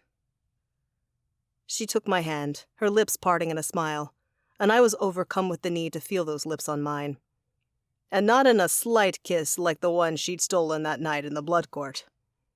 I pulled her closer, curling a finger. "I have something to tell you. A secret." Her eyebrows arched, but Shay played along, maybe thinking what I'd undergone addled my mind. Surprise, surprise, I was thinking clearly for the first time in far too long. She came closer, offering me her ear. Instead, I took her by the back of her head and pulled her lips to mine. Oh, Shay exclaimed into my mouth. Luca cleared his throat. "We'll be going." I heard the door shut behind him and Hannah as Shay lowered onto the bed, and we lost ourselves in each other's lips. Chapter 17. Meredith. My skin burned with the fire of anticipation. Surely that meant I was insane or something. Who gets excited to go to a hell-dominated kingdom? Well, excited wasn't the right word, or at least not the only thing I was feeling, but it was in the mix. If we were lucky, Robbie would find his lapis calesti today. Seeing as he was already a powerful air elemental, that boded well for our side, especially when we tried to infiltrate New Orleans to save Gunner. The opal of heaven sat heavy in my pocket. I'd been practicing with the sacred stone for days, using the compulsion powers with Giselle, Serena, and Tobias as my adversaries. The Laurent bloodline possessed the strongest powers of compulsion amongst vampires, and now I could break through even Giselle's control over another. Would I be able to shatter a Prince of Hell's power over others and restore free will? Would Prince Belhor have bothered to fill his city with his sin? I felt lucky that we knew he had occupied New Orleans when the rulers of the other cities, besides L.A., remained mysteries. If I was to fight any sin, the sin of sloth would probably be the easiest to cut away. Or that's what I kept telling myself. Today would be my true test. Benedict sensed my unease. Along with Tobias, he'd joined me outside, but seemed content to sit in a sunspot and just let me breathe in and out. My right hand ran across his fur as, with the other, I adjusted the sling. Olga had designed the sling to allow me to carry Benedict through light traveling. It reminded me of a front-facing baby carrier, a fact that Benedict did not like me bringing up. Which meant that, of course, I did it often. The door to the manor opened. As I'd been staring blankly in that direction, I witnessed the moment that Serena stumbled outside. Stumbled. Vampires did not stumble. What's wrong with her? I asked. Tobias looked to his sister, and his eyebrows pinched together before clarity overtook his face. A vision. Serena, are you all right? I was getting ready to join you when I saw something. She winced. My mouth dried up. Serena had once been a witch, and some of her magic remained after Giselle turned her into a vampire. She had visions, and the last one she'd seen had related to me journeying to the Blood Court. I didn't remember it leaving her like this, though. A powerful one? Tobias said. Very. I don't think I'll be able to go to New Orleans. I need to feed. Wise, Tobias said. There was no room for error in our mission, and I'd never seen a vampire in Serena's state. She must be incredibly depleted to admit as much. But what did you see, sister? Blood and water, Serena answered. So much blood in the water. That's why I came rushing out.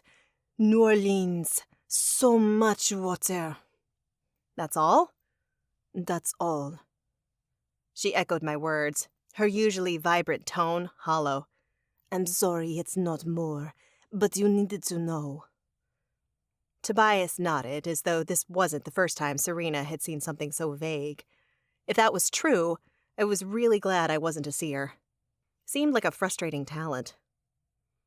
I wasn't sure how blood and water was going to help us today. Yes, New Orleans was wet, and yes, I'd assumed we might spill some blood. How was it helpful? Go rest, Tobias said to his sister. We appreciate you relaying the vision. Serena swallowed and left, just as the manor door opened again, and the others began to pour outside. I'll tell Luca about Serena. Are you ready, love? Tobias asked. Wish I understood more of what she saw, but yes, I am. I assured my mate, and took in those who would venture to New Orleans with us. Hans strode hand in hand with Shay. I arched an eyebrow at my housemate, wanting to grill the heck out of her, but we hadn't had time today. She'd spent the morning in Paris, looking for Flamel, only to find no trace of the alchemist. Then Shay and Luca had traveled to Seattle to relay the bad news to the Covenant, that they would not be getting Luxiters. Apparently, the magical government had not taken it well. About as well as I'd taken it when Shay gave her Luxiter up to Bronze. I pushed the thought away before it riled me up. Shay had done what she'd done, and after some memory modification to erase the manor from his mind, Richard, annoying Bronze, had left this morning. Luxiter and all. Hans, I asked, trying to focus on what was important and not what we'd lost. Are you ready for this? Hans held up the Pearl of Hell. Ready to give a Prince of Darkness what he deserves. Goddess, please tell me you heard that. Benedict murmured, his amber eyes shining in the sun. How about you, Robbie? I felt like I was mothering them to death or something, but I was worried. Hans was getting on his feet again, and Robbie was about to meet his family and find his sacred stone. That wasn't even considering this would be his first rescue mission. But Robbie didn't look scared, or gung-ho, or any powerful emotion. The air elemental merely nodded, which was pretty normal for him. I had a hunch that his visible lack of emotions might result from having to hide his true self for all his life. Show too much fire, or sadness, or anger, and I could see the vampires in the blood court draining you, so they didn't have to deal with you anymore. Circle up, Luca said, taking control of the situation. And close in tight, considering we're 9 people, and a cat, traveling, and some of us have not used Luxiters yet. He glanced at Tana, who had insisted on joining the other Vindix on this mission. We cannot be too careful. Benedict leapt into my waiting arms, and I slipped him into the carrier. Safe and sound, my little tot. He hissed, and I fought back a laugh as I linked hands with Tobias and Giselle, noting the fierce look on Harper's face as I did so. Harper had been vibrating with tension all morning, ready to leave at a moment's notice. She seemed to have taken it personally, that we hadn't acted faster. I did not agree. While I missed the heck out of Gunnar and had worried about him too, having Hans at full power and as a result, Shay willing to leave the manor, was invaluable in our efforts to save him. If there was one thing I'd learned in life, it was that everything was a trade-off. I'll do the honors. Luca pulled out his Luxiter before slipping the hand that held it into Giselle's other hand. I noted that he hadn't said a thing about Serena's vision, and took that as a good sign. Maybe Luca thought it was as obvious as I did? Brace yourselves. I inhaled as Luca gave the destination and spoke the magical word that activated the Luxiter. Before I breathed out again, light enveloped and compressed us. Benedict yowled, and I squeezed my eyes shut, waiting for the moment when we would be spit out. When it happened, I tripped, but Tobias and Giselle tugged me upright, their vampire grace saving them from making fools of themselves like the rest of us. I blinked away the spots in my eyes and took in the area. It reeked of sulfur so strongly I couldn't even smell the Mississippi River, which flowed only a few blocks away. That stench was coming from across the river, or maybe from the demons fighting the humans. If they were doing that, goddess, how horrible would it reek inside the dome? I hated that I'd have to find out. Algiers Point, a neighborhood across the muddy river from the French Quarter and main business areas of the city, was now not only a place where people lived, but neighbors to a military site. Prince Belhor had used the natural waterways of New Orleans as an additional barrier to his kingdom, as if the vast black dome, one identical to the one Lucifer had put up in Los Angeles, wasn't deterrent enough for regular people. The dome rose high in the sky, gleaming black in the early morning sun of the south. What did humans think of it? Had the military told them the whole truth already? Even if the military or the human governments had not said a thing, I suspected people could guess. The dome screamed magic of the vilest sort. I considered L.A., a city still trapped by Lucifer. We'd arrived there in the early days of demon occupation, and I hadn't been consumed by Lucifer's sin of pride. Would this city be different? Would it be like in New York when wrath forced his sin upon others? So many questions unanswered, so many variables left hanging. "Where is the human military set up?" Giselle asked. "I can smell ammunition, but it's so quiet." "That way." Luca pointed in the distance, closer to the highway bridges. "I've been told they leave the homes alone as much as they can. Evacuation hasn't been a priority since no one knows where or when the city or town or even a rural area would fall next. Why move only to be attacked again? If we do end up being stopped or confronted, we mention Artem. Those in charge recognize his name now, even if they haven't acted in other measures." Mon Dieu. Giselle shook her head. "This world is changing much too fast for my liking." "Usually, I'd say that's a vampire quirk." Luca waved for us to follow. "But I quite agree. Humans likely do too." Luca led us to the door of a small, single-family home. It looked pretty dirty, though I suspected that was due to the surrounding fighting happening, as all the homes had that sheen of grime on them. At the top of the stairs, he waved Robbie up to join him. "Would you like to knock?" Luca asked, as if it was only him and Robbie. The wizard shook his head, his shoulders hunched. "I understand," Luca said. "Tell me if I'm overstepping." With that, the Coven master let his hand fall on the door 3 times. Though we'd expected the house to stay quiet, to have to coax our way in, if anyone was still there at all, we were wrong. "Who's there?" A raspy female voice called through the door, her southern accent thick. "I have my rifle ready.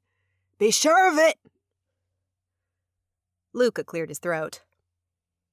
"We're members of the magical community, not demons nor military." A momentary pause echoed through the air before the woman spoke again. "Covenant?" That told us the person behind the door was likely magical too. Hopefully, Robbie's grandmother, the owner on record for the home. "Not precisely," Luca answered, "though we have spoken with the members of the Covenant." "Why are you here? Extraction?" "No. We have someone who would like to meet you, the son of Luis Rosser." The door flew open, and before us stood an elderly black woman with wide brown eyes and her hair covered in a red silk bonnet. In her hands was the gun, still pointed at us, though when she spotted Robbie, she lowered the weapon. "You look so much like him.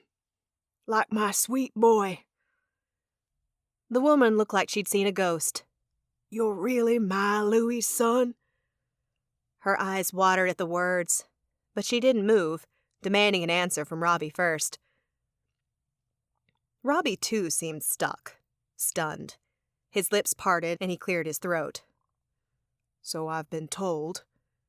My mother gave me my father's name, and a search led us here." The old woman's eyebrows knitted together. "Where'd you grow up? Your accent is strange." "I don't believe that's a discussion best had on front doorsteps," Luca said.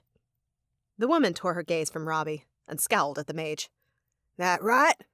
And tell me, have you been living through a demon occupation? A human military one? Tell me why I shouldn't be cautious about letting a group of strangers through my doorway." "You should," I spoke up for the first time, understanding that while this woman had a right to be cautious, she also needed to understand why we were here. She only needed to be told the right thing. And as I was the one to find Robbie, that responsibility was mine. You and your family know better than most the dangers the world is facing. don't you?" The woman looked at me, the light of wisdom edging in on the caution of her dark brown eyes. "Say what you mean, girl." "Your family has been waiting for a time like this. Maybe you suspected your son would help save us. Him and the amethyst." I gestured to Robbie. "But it's him, your grandson, that we're waiting for." She exhaled. "Vindix. We thought that... but..." She trailed off, a sob wrenching up her wrinkled throat. I swallowed. Finally. Freaking finally. A family in our group knew who we were and what we were meant to do. Even if Robbie hadn't known, maybe his grandmother would have more information to help us. I stepped closer and laid a hand on Robbie's shoulder, all the while never breaking eye contact with the woman. "That's who we are. I'm Meredith, keeper of the Opal of Heaven, and almost all of us are here. But we need the amethyst if we're going to get anything done. We were hoping you knew something about it." "I'm knowledgeable of your stone, and that which my bloodline was entrusted to protect." The woman peered beyond me. I wondered if she sensed the power radiating off Hans, Tana, and Harper, too. She lifted a hand, waved it, and a pulse of magic came off the house. I blinked, not having sensed her wards before, and not understanding how. Given the feeling of lack in the air, they'd been powerful indeed. "Warder," the woman explained. "The strongest my city has seen in near a century. Not that it matters now."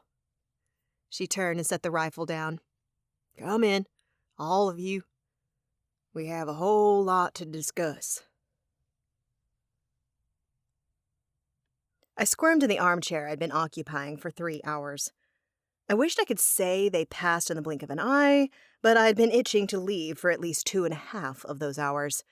Through the discomfort, I'd forced myself to stay still, to answer the questions Loretta posed when Robbie could not answer her, which was about half of her inquiries.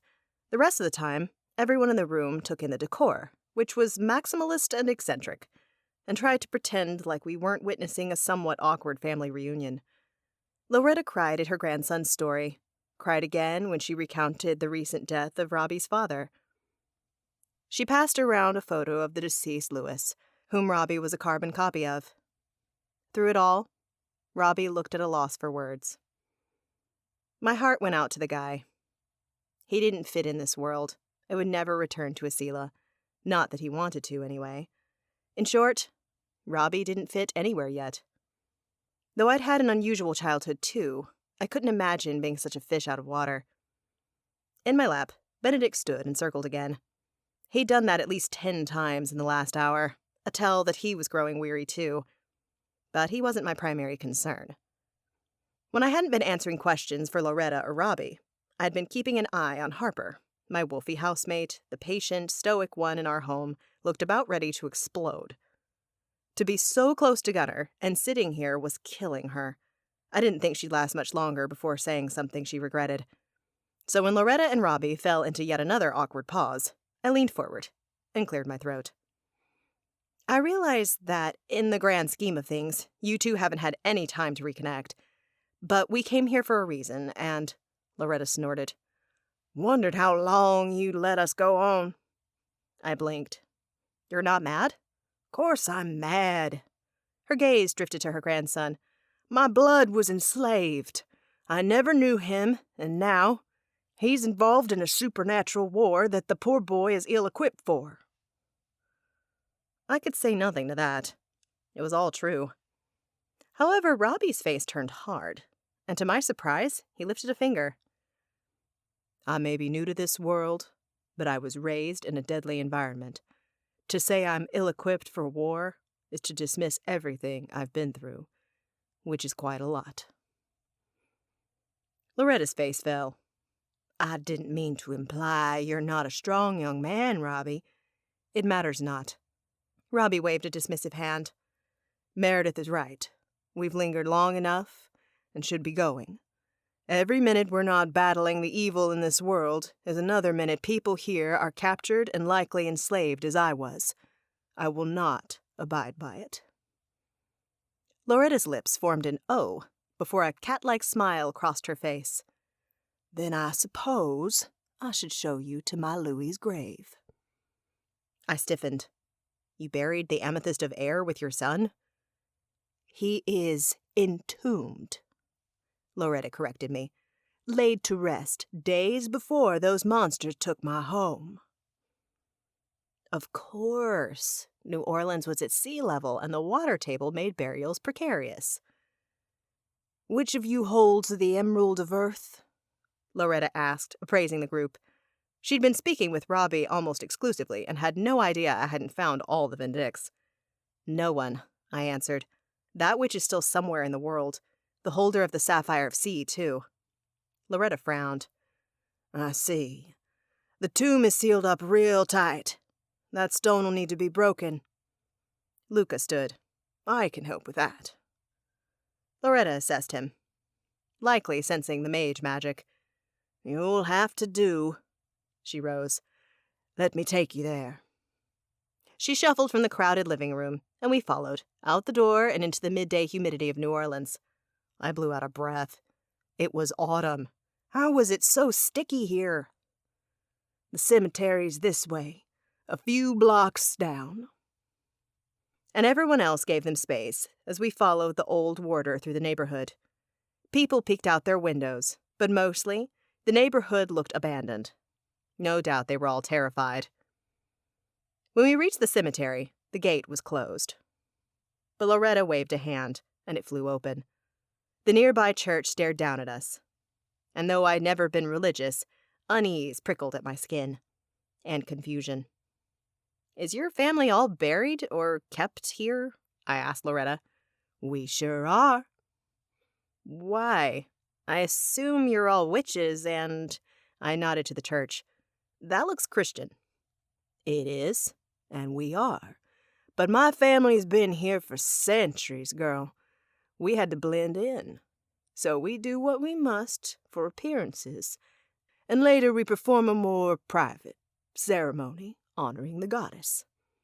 Oh, right, I said, not having thought of the repercussions of a family staying in one place for so long and being like us, especially such a Christian part of the country. I glanced at Tobias, who appeared unfazed. No doubt he had considered such things. Vampires had needed to play pretend for a long time. Loretta wended through the tombs, all above ground and stately. This cemetery, though small, appeared well kept. She stopped in front of a tomb that at first glance appeared much like the others. A cross was atop, and a biblical passage on a plaque near the ground. There was no indication whatsoever that this tomb belonged to a family of witches. Loretta glanced about, and once assured that we were alone, directed a piercing stare upon Luca.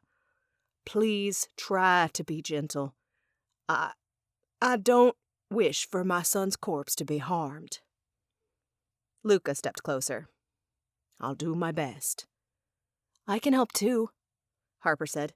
Speed things along? Luca arched an eyebrow. How so? I can ask a ghost to retrieve the stone. If you can open it a little, they can squeeze in and get it, and no one has to be dishonored. Robbie bowed his head. I'd like that. Please, try. Loretta's hand went to her heart.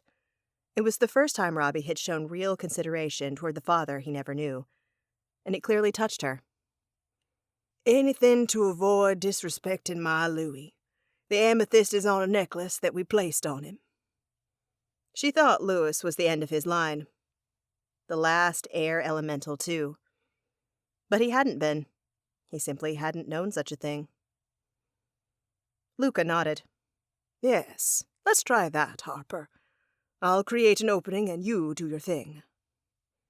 With the diamond secured around her wrist, Harper closed her eyes. Seconds later, before Luca could so much as call his magic, the air shifted, grew cold. A ghost appeared in a blink. I stepped back. Aya had told us Harper was growing strong with spirit magic, but I'd not expected her to be this good, this fast. I need you to go into that tomb, when there's an opening, and bring back a necklace with an amethyst stone. Apparently, the ghost only spoke to Harper, because I heard nothing, but she looked at Luca. He's ready. Luca let out a soft chuckle and set to work, his magic filling the air and slowly, carefully eating away at the material that sealed the tomb. Tightness grew in my chest, and again, Loretta's eyes filled with tears. I hated what we were doing to her son's tomb. A foul but necessary job, as Loretta wanted her grandson to be as strong as possible when he had to do what he had to do. No one spoke as Luca worked, and finally, he created an opening by shimmying the stones apart just a touch. Now, Harper. She guided the ghost into the tomb, and I held my breath, waiting. When the ghost appeared, he wasn't visible, but the necklace with the amethyst gem was floating in the air as if on a phantom wind. Robbie held out his hand, and the necklace dropped into it. Wind blasted from him, knocking everyone, even the sure-footed vampires, to the ground. The power of the amethyst of air radiated from Robbie, the true holder of the lapis calesti. He tipped his head back to the sky, and his lips broke into a smile as air began to swirl all around us, gathering steam with each second, tossing up leaves and dirt and whatever else littered the ground. I opened my mouth to congratulate him, just as an explosion rang through the air. Chapter 18. Harper. My hair flew forward as the percussive blasts of detonated bombs pulsed in my ears. Those in the graveyard gasped, some dropping low to avoid incoming debris, but I spun on my heels, ready to defend, to fight. The reaction was a bit overkill. The bombs weren't that close to us, but rather on the bridge, funneling into the busiest parts of the city. Hundreds, maybe thousands of soldiers and tanks covered that same bridge, and the explosions they set free led their way, slamming into the dome around the city. I exhaled my relief. So the humans were trying to break down the magical barrier. Loretta had said that happened, but to watch it with my own eyes, feel the heat in the air and smell the burn of magic, was a different story. It was really too bad they weren't making any headway. I turned my attention to Luca. He, too, was watching the bridge. Beside him, the new keeper of the Amethyst of Air had stopped using his magic. It spoke to the strength of the explosion that I hadn't noticed Robbie's winds cease. Luca, we need to take advantage of the bombings, I said. My heart rate spiked at the thought of finally finding Gunnar. The wait had been necessary, but my heart didn't care. Thinking of Gunnar being imprisoned shattered me again and again, and drove home the fact that I was falling for the alpha blood, who used to annoy me to the moon and back. We can use this as a diversion, I pressed when the Coven master did not reply. Surely Sloth will send demons to watch over his wards. Other parts of the dome will have lighter security. We can't be sure, Harper, Luca replied, though he was still watching the explosives hammer the magical protections. I think we should speak with the army. They might have a better lay of the land. No! I shouted. Gunnar has waited too long already. We're going in there, and we're going now. I heard Shay suck in her breath, saw Tobias stiffen, and felt the unease washing off Tana and Robbie. But I did not care. Waiting was no longer an option. They do that twice a day, Loretta spoke up. None of their missiles have made a dent in the dome, but I've seen demons come through and fight, which makes me think the girl might be right. The demon prince might fortify that section just in case. What do you know of the closest part of the ward? Giselle asked, directly across the river from here. If you go as the crow flies, you'll end up looking out over Jackson Square. Right by St. Louis Cathedral, no? Giselle asked, blonde eyebrows pulling together. That's right, Loretta assured her. Though I can't be sure the cathedral still stands. Only a few people got out of the quarter before the dome appeared, and those who did said buildings were falling hard and fast. In their place, a castle rose from the ground. Her face tightened, but the old witch swallowed and continued. A cathedral might not be welcome under the rule of hell. L.A. was demolished, Meredith added. So, you might be right, Loretta. We'll see when we get over there, I said. We should go. And how will we do that? Tobias asked. 2 of us have wings. Hans's black ones appeared as Luca spoke. I don't imagine that we can boat across the river. Some of us might swim, but not all.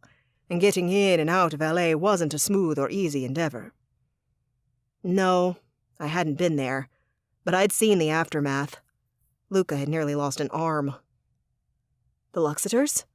I suggested, though that depends on the boundary of the dome. Do you know where it ends, Loretta? Right at the river. Any land is on the other side. Hell's lands. Shay's shoulders slumped. That won't work, then. The Luxiters don't work between realms. I'm pretty sure these kingdoms count as different from our world. Nicholas Flamel said so, too. Flamel? Loretta's eyebrows shot up. As in the ancient alchemist? We're acquainted, Shay said, and Loretta gave her an impressed look. I can try smoke travel? Hans suggested, and I was glad that he, at least, wasn't getting off track. That worked within Lucifer's kingdom in L.A., and since it's demon magic, I think it might work here too. Even between realms. I'm pretty good at it now too. In Asila, I got us within miles of... Yes, try it! I was running out of what little patience I had. Luca stared at me with exasperation. Harper, I'd like to come up with a bit more of a plan. At least a meeting spot if things go poorly. Then hurry with it. My chin lifted in the air, and Luca turned to Loretta and conversed with the elderly witch. As they spoke, Meredith pulled Robbie and Hans aside, and the air witch worked with the amethyst more. Judging by the wind whipping through the graveyard, he was a natural with his lapis calesti, an enviable position, but not unexpected. Robbie had already been powerful, strong enough for vampire royals to use him for his magic rather than his blood. We'd hoped that he wouldn't have a problem with his stone, and it looked like that was the case. After 10 agonizing minutes, Luca faced the rest of us again. We're going to make this simple and enter right behind where Café du Monde stands, or maybe stood. If the building is still there, it will give us cover. Hans, over here, if you please. He joined Luca and Loretta as the witch pulled a phone from her house dress and showed the screen to Hans. Is that enough for you to go by? Better than nothing, Hans said. I guess we're going now? Luca shot me a glance. No better time. My shoulders loosened a touch. We won't have time to make a bracelet, so keep your stone in your pocket. Meredith patted her own pocket. Not around your neck. Wrath knew something about the pearl and opal, and maybe his brothers know about the other lapis calesti, too. A necklace can be ripped off too easily. Keep it safe. Robbie slipped the gem into his jeans pocket. Hans, Meredith, Tobias, and I will go first, Luca said to the group as Meredith patted her carrier for Benedict. With narrowed eyes, the cat hopped inside. We'll get a feel for the immediate area, Luca continued. And if Sloth is using his sin in the city, once we're through, Hans will return for the others. I bit my tongue to hold back the argument climbing my throat. Luca had chosen a powerful quartet to emerge first. While I fought as well as Hans, and better than Meredith, I'd save my battles for when they mattered. And what mattered now was that we were on the move. Smoke gathered around Hans, thicker and faster than I'd ever seen, until it engulfed them. A moment later, they were gone. I held my breath, waiting. 5 seconds passed, 10, 20. A minute had gone by, and my chest was growing tight, when Hans appeared again in a poof of black smoke. Clear. The rest of you, close in. We did, and Loretta took in Robbie one last time before Hans called his magic once more. Smoke filled my vision, and a tightness pushed in on me as I was lifted off my feet, transported. The moment the smoke cleared, I gasped. 4 demons, with protruding bulbous noses and bat-like wings, lay sprawled on the ground, their necks bent at awkward angles, and foul-smelling blood pouring from their wounds. That would have been enough to startle me. but the bodies of our enemies were the least of my concerns. The air hung heavy and thick and oily, and the moment I stepped through the portal, that feeling sank deeper into my bones. I took a few steps back and slumped into a chair covered in powdered sugar, a remnant of happier days in the city. What's happening? I barely recognized my voice. It sounded slower, like molasses. The demons were standing here talking when we arrived, Meredith replied. Why did she sound normal? Tobias killed them, and Hans and Luca are going to strip too and act as demon guards to get us into the palace. One stroke of good luck. No, I mean, with me, I feel slow. Not lucky at all. Slow and heavy and gross. Oh, right. Meredith pressed a hand to me, and heat flooded my body. In her other fist, a faint glow told me she was holding the opal of heaven. A moment later, the heaviness lifted, and I had my answer. So yes, Sloth had blanketed the city in his sin. Too bad for the prince, Meredith had been practicing with the opal, and compulsion proved similar enough to a demon's sin for her to break that enchantment. It didn't affect Tobias much, not like Hans, Luca, and me. Seemingly you too? Meredith asked as more followed through the portal. Like a semi-truck. I nodded my head. Tana, Shay, and Robbie might be feeling it too. Their eyes had glazed over. Vampires seem to be immune, Meredith mused, taking in Giselle's bright eyes as she went to help Robbie, Tana, and Shay. At least those who are Laurent's. If she was right, I was glad for Tobias's and Giselle's presence. What if Meredith's use of the opal couldn't hold indefinitely? We'd need someone, or two someones, with clear heads to keep us alive. We'd entered Sloth's domain right where we were supposed to, at the back side of Café du Monde. From there, I didn't have a great view across the street to Jackson Square. But from what I could see, things weren't looking good. As Loretta predicted, no cathedral stood, and many other buildings had been reduced to rubble, too. Central to it all, a dark castle rose from the French Quarter, a flame flickering from the tallest tower. I stared at the castle, a pit forming in my belly, as people had staggered by, drunk, which seemed fitting considering the sin flowing thick in their veins. A few demons strode by too, oblivious to the dangerous newcomers in their domain. I inhaled, nerves jangling, and immediately regretted that choice. Not only was the city a wreck, but it stank like piss and rotting food and beer. My poor wolf senses. I'm ready. Han stepped out of the deserted kitchen of the cafe, dressed in one of the deceased demon's fighting leathers. With the armor and his black wings spread behind him, he looked like he could be a Cambion, a half-human demon, in Sloth's army. He lifted one of the soldiers' weapons, a vicious morning star. Luca? Luca appeared a moment later, not as convincing as Hans. But that was impossible. However, the mage had pried a helmet off one of the dead guards, and we hoped that disguise would be enough to get to the castle in one piece. If not, compulsion and fighting skills were on our side, though we wanted to save energy where we could. Ready, the mage replied, fingers wrapping around the whip he'd taken from one soldier as we split into two groups. I'd be under Hans's guard, along with Tana, Shay, and Giselle. Luca would escort the rest. If asked why we were being escorted, we weren't sure what we'd say. Not knowing much of what had happened in New Orleans since the fall made it impossible to know what Prince Belhor valued, but we weren't so worried about that.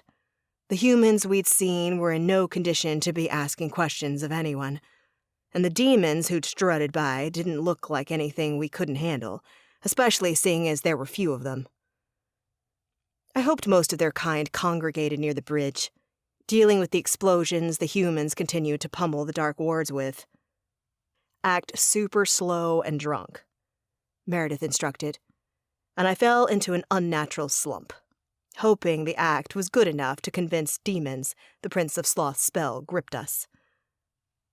Pick up the pace! Hans shouted, his voice deeper and rougher than I'd ever heard it, as the show began. The act was on. He slammed the Morning Star into the side of the cafe, the sound reverberating through the air, making me shudder at how convincing he was. "Move, scum!" Hans bellowed. For extra effect, Luca cracked his whip, deliberately missing Tobias's back by mere inches. I wasn't sure when he'd learned to use a weapon of that sort, and I didn't want to know. No, I needed to stay focused on getting into the castle and saving Gunnar. So I dragged my feet and slouched and walked far slower than I wished as Hans herded our group across the square. Regular humans who spotted us coming diverted, hinting that though they were enchanted, some of their survival instincts remained intact.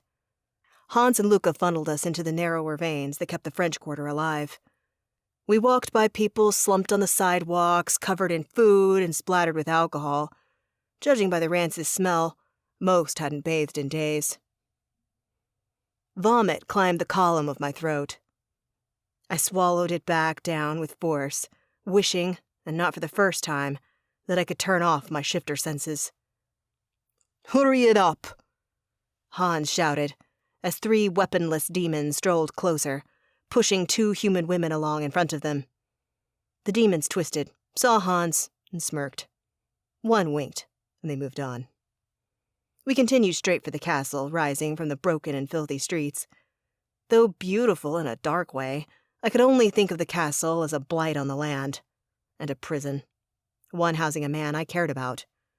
What would I say to Gunnar when I first saw him? That question had rolled through my mind so many times, and though I knew how I felt about Gunnar, I wasn't sure if I should tell him. "Clumsy idiot!" Luca spat as Giselle fake-tripped and let out a cry with the perfect amount of confusion and fear lacing her tone. Had it been anyone else in the group, I would have thought the stumble was real. The streets were a disaster, after all, but Giselle was the epitome of grace, and vampires did not stumble. Luca whipped the ground twice, and Giselle whimpered and scurried closer to Shay. Shay. Though I hadn't said as much, I worried about her here. My housemate had told me how horrible it was for her to be in demon territory, and now I understood, to some degree. This place reeked, and along with the sin of Sloth blanketing the city, a distinct sense of fear and hopelessness permeated the city. Darkness, too. I suspected a Nephilim would experience it 10 times more. I drew in a breath, trying to center myself and not get too off track, to remain focused on Gunnar, when I caught a whiff of the Alpha Blood himself. I skidded to a stop. "Move!" Hans bellowed, and forgetting to be entranced, I spun. "I smell him!" Hans blinked, then scowled. "I said move, wolf!" His tone was menacing, but as he spoke, his wings shot out. To anyone watching, it would look like a threat, but as the black feathers surrounded his face, Hans added, "Gunnar?" "He went this way," I whispered. "Can you follow the trail?" Thanks to my ghost, we were certain Gunnar was kept in the castle, but this was too good an opportunity to pass up. It proved that he'd been let out at least once, or maybe he'd escaped. My heart rate kicked up. Not having to go into the castle would be the best option, one we hadn't considered much. But what if Gunnar was out here, walking around aimlessly? "I'll follow it," I whispered. Hans retracted his wings, inclining his head in a way that told me to lead covertly. I shuffled up to the front of the group and began to scent.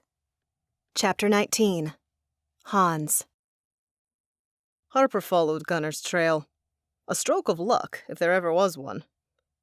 The only issue was, it had to look like Luca and I were in charge, and with Harper out in front scenting, that was a difficult illusion to pull off.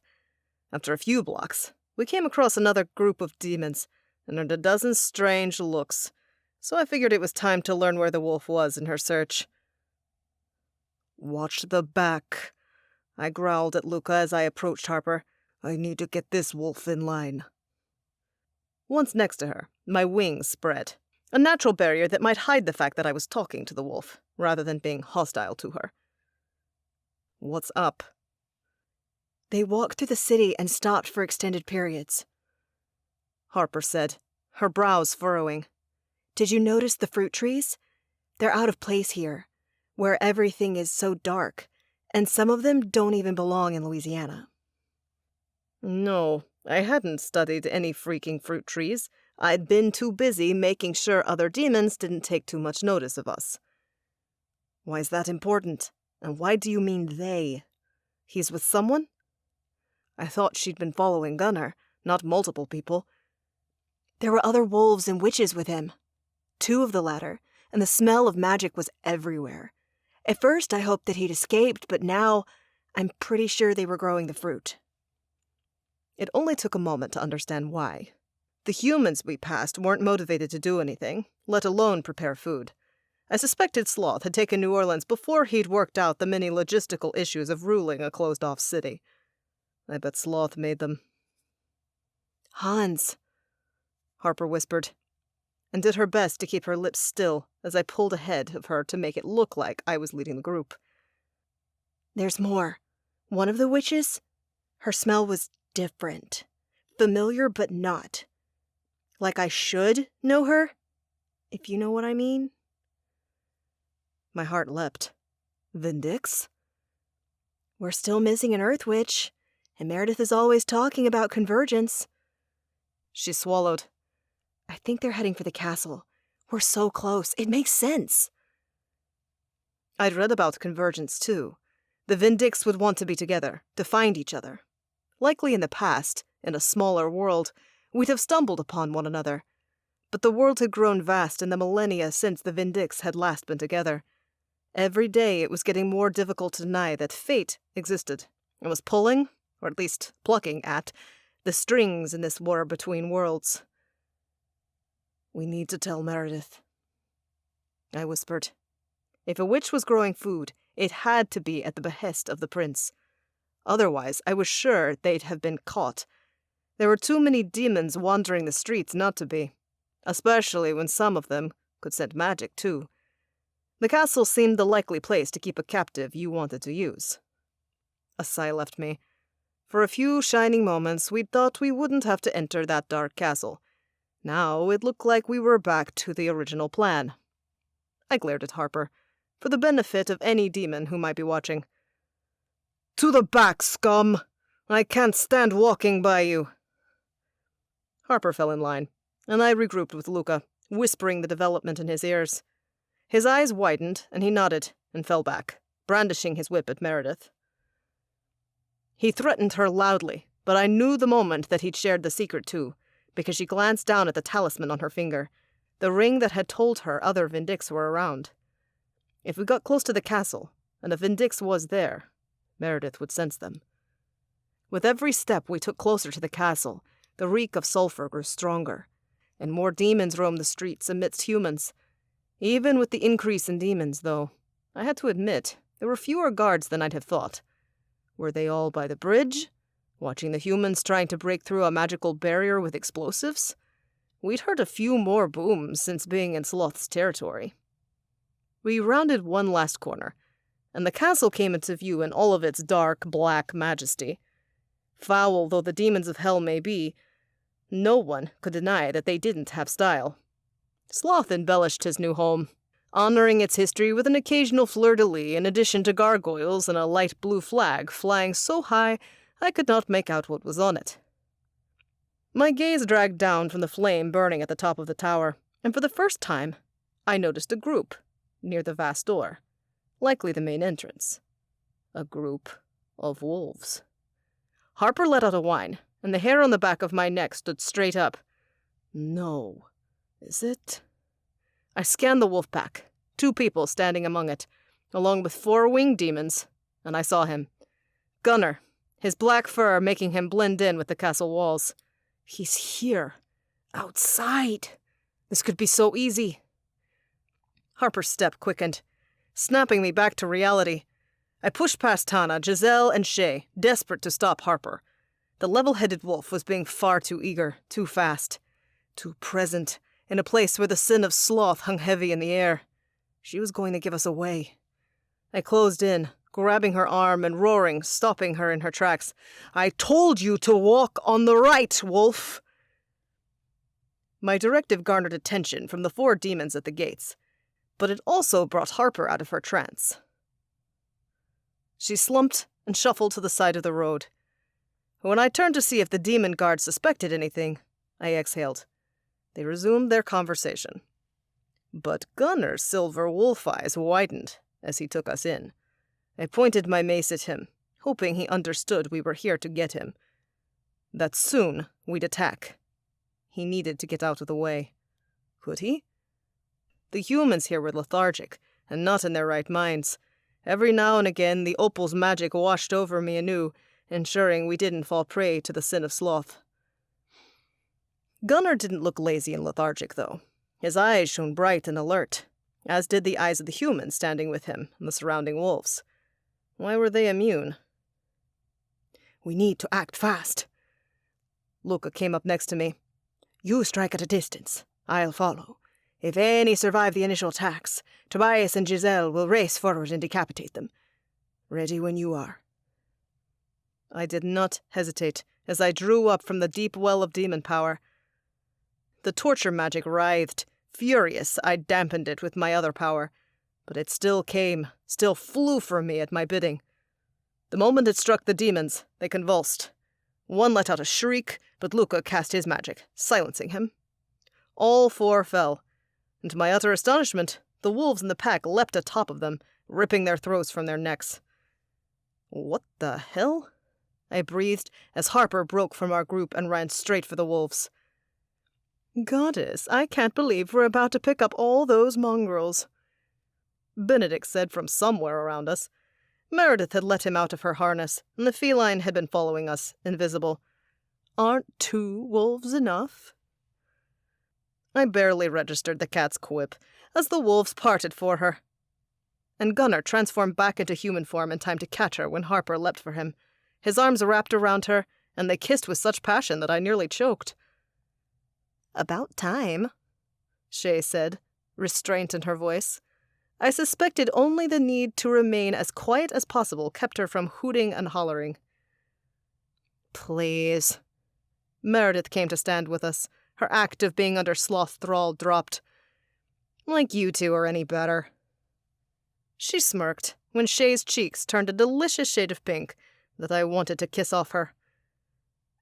It's been obvious for quite some time they've had feelings for one another, Tobias added, joining us. But is this the best moment? In answer, Gunner let out a whoop of happiness that had the rest of us grinning. That was until Luca marched closer to the wolves. "Apologies to break this up," Luca said as we darted after him, "but we can't stay in one place for too long." Gunner's eyes twinkled. "You're right.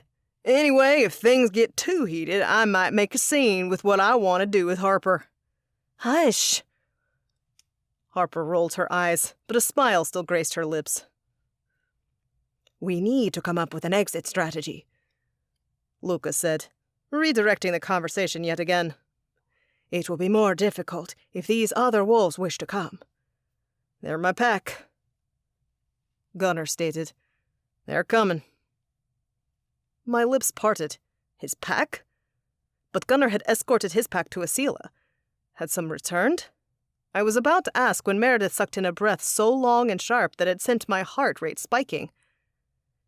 "You've got to be joking," she hissed as she held up her hand and stared at her ring. "It's warm." Her gaze scanned the wolves before landing on the other 2 people in the pack. After an assessment, she pointed to the woman. "You're a witch." The young black woman eyed Meredith. Yes?" "What kind? Earth?" I shook my head in disbelief. Harper had been right. Convergence. "Strikes again!" Meredith beamed. "The more of us who gather, the more likely this sort of thing is to happen." "Well, if you're right, and she holds the Emerald of Earth, we only need it to happen once more." Harper glanced between Meredith and the woman who, at the mention of the Emerald of Earth, stiffened. You know what that is, don't you? Meredith breathed, probably, like me, barely daring to believe that one of the Vindix would be caught up when we met them. I do, the woman replied. My family has protected it for as long as anyone can remember. When we got it, that date is lost to time. I can't believe this is happening, I murmured. You're the others? The woman asked. The other Vindix? We are, Harper answered. Some of us, anyway. We still need to find the person who can wield the Sapphire of the Seas, Meredith added. But I think with you joining us, it might be easier than ever. Or at least I hope. The woman nodded, accepting her fate. I supposed if she'd known about her stone, and she saw the demon princes, our eternal enemies, were here, that wasn't a shocker. Then the woman opened the neck of her shirt and pulled out a necklace with a giant emerald in the center. I've kept this close since my mother handed it to me. She told me and my sisters stories about the Vindix growing up, and the moment I showed signs of earth magic, she told me I was the one who needed to keep it close.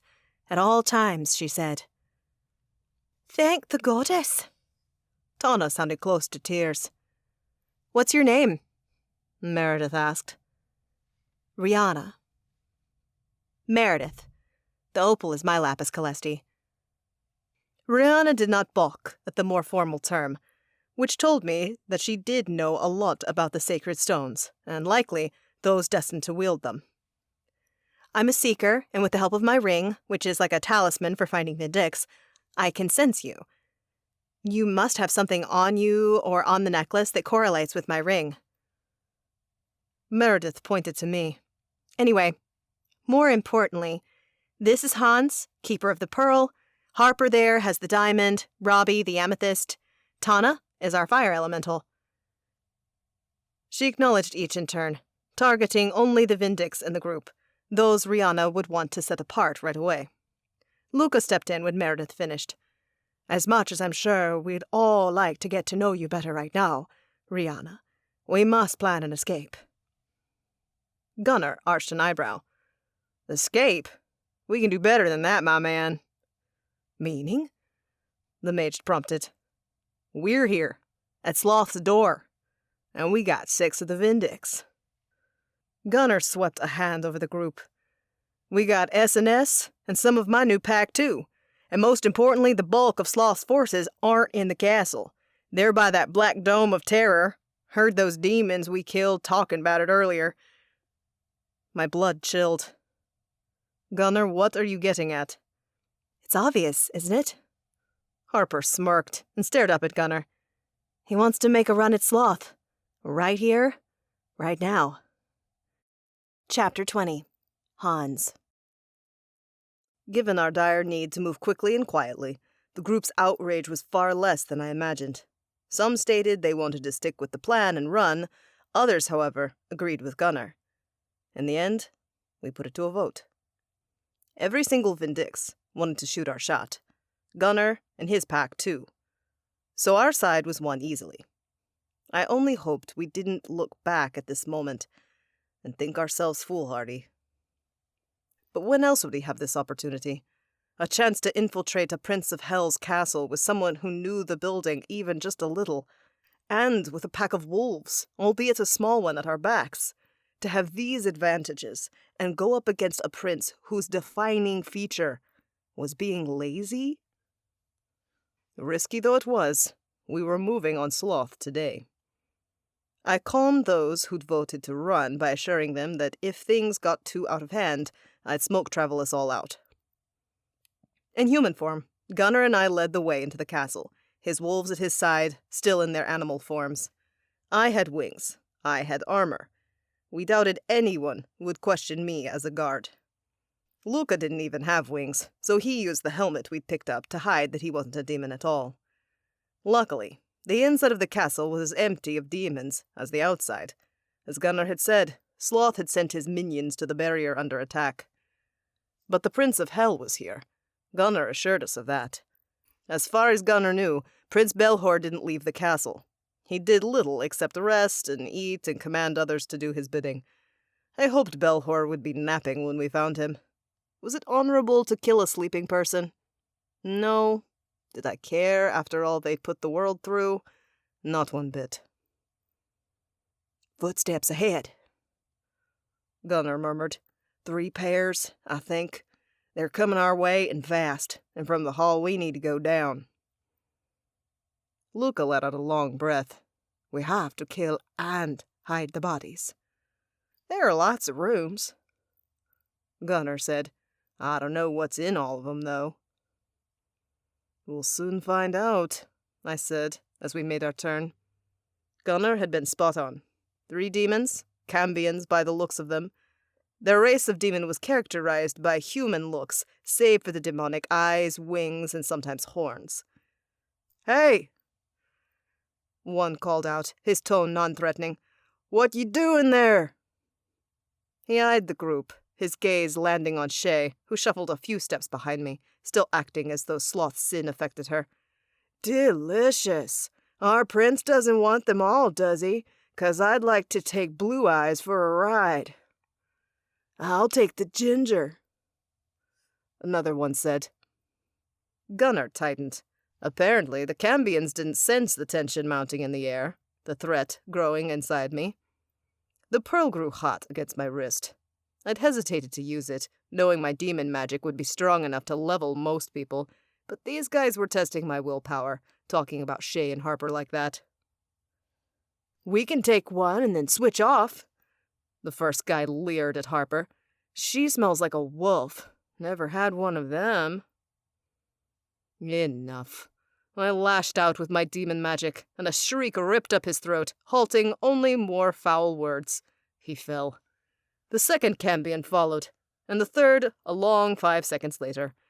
He'd been the only one smart enough to run. Luca strode forward, silencing one with his blade, as Gunnar did the same, taking one of the Cambion's own weapons to end his life.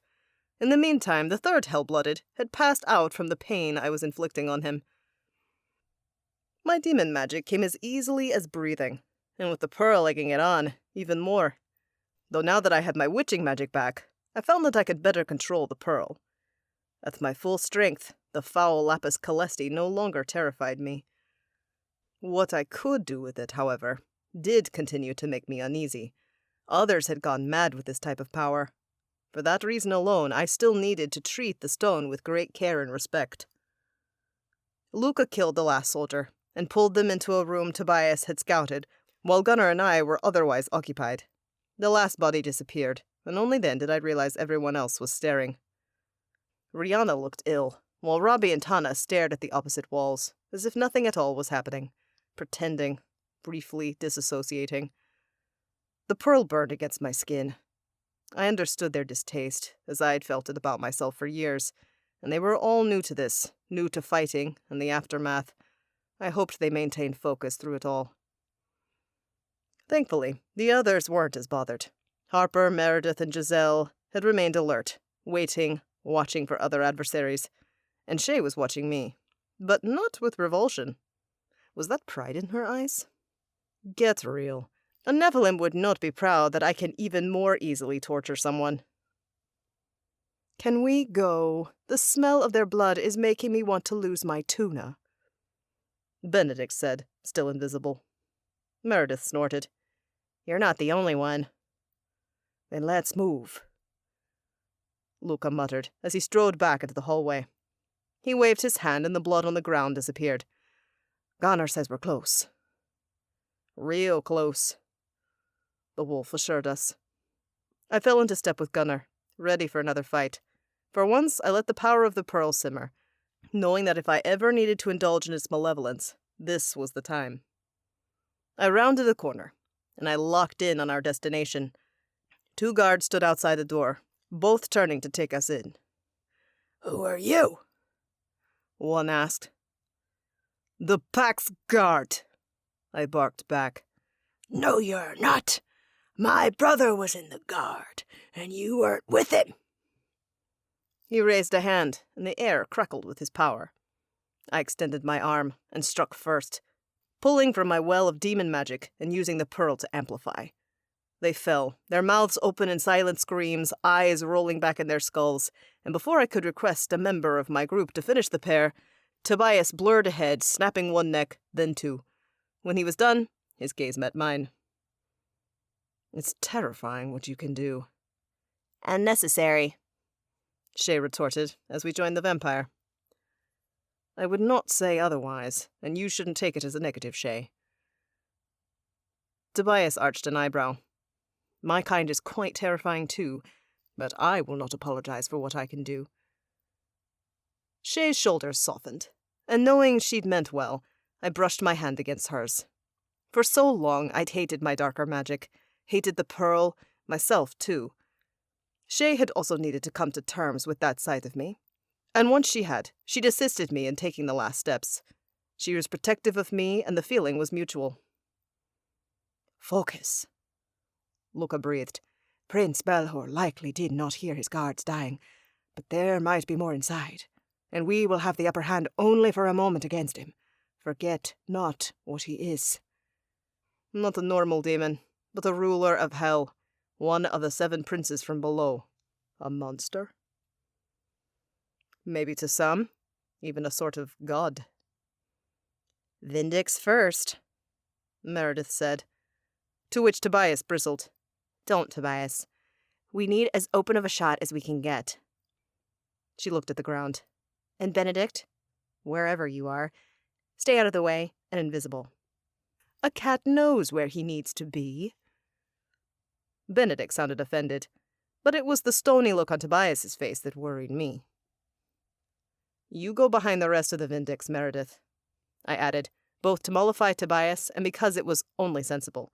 We'll semicircle around you, and Shay and Luca will protect your 6. All that you need to do is keep the sin from seeping into our heads and hearts. Meredith nodded, understanding.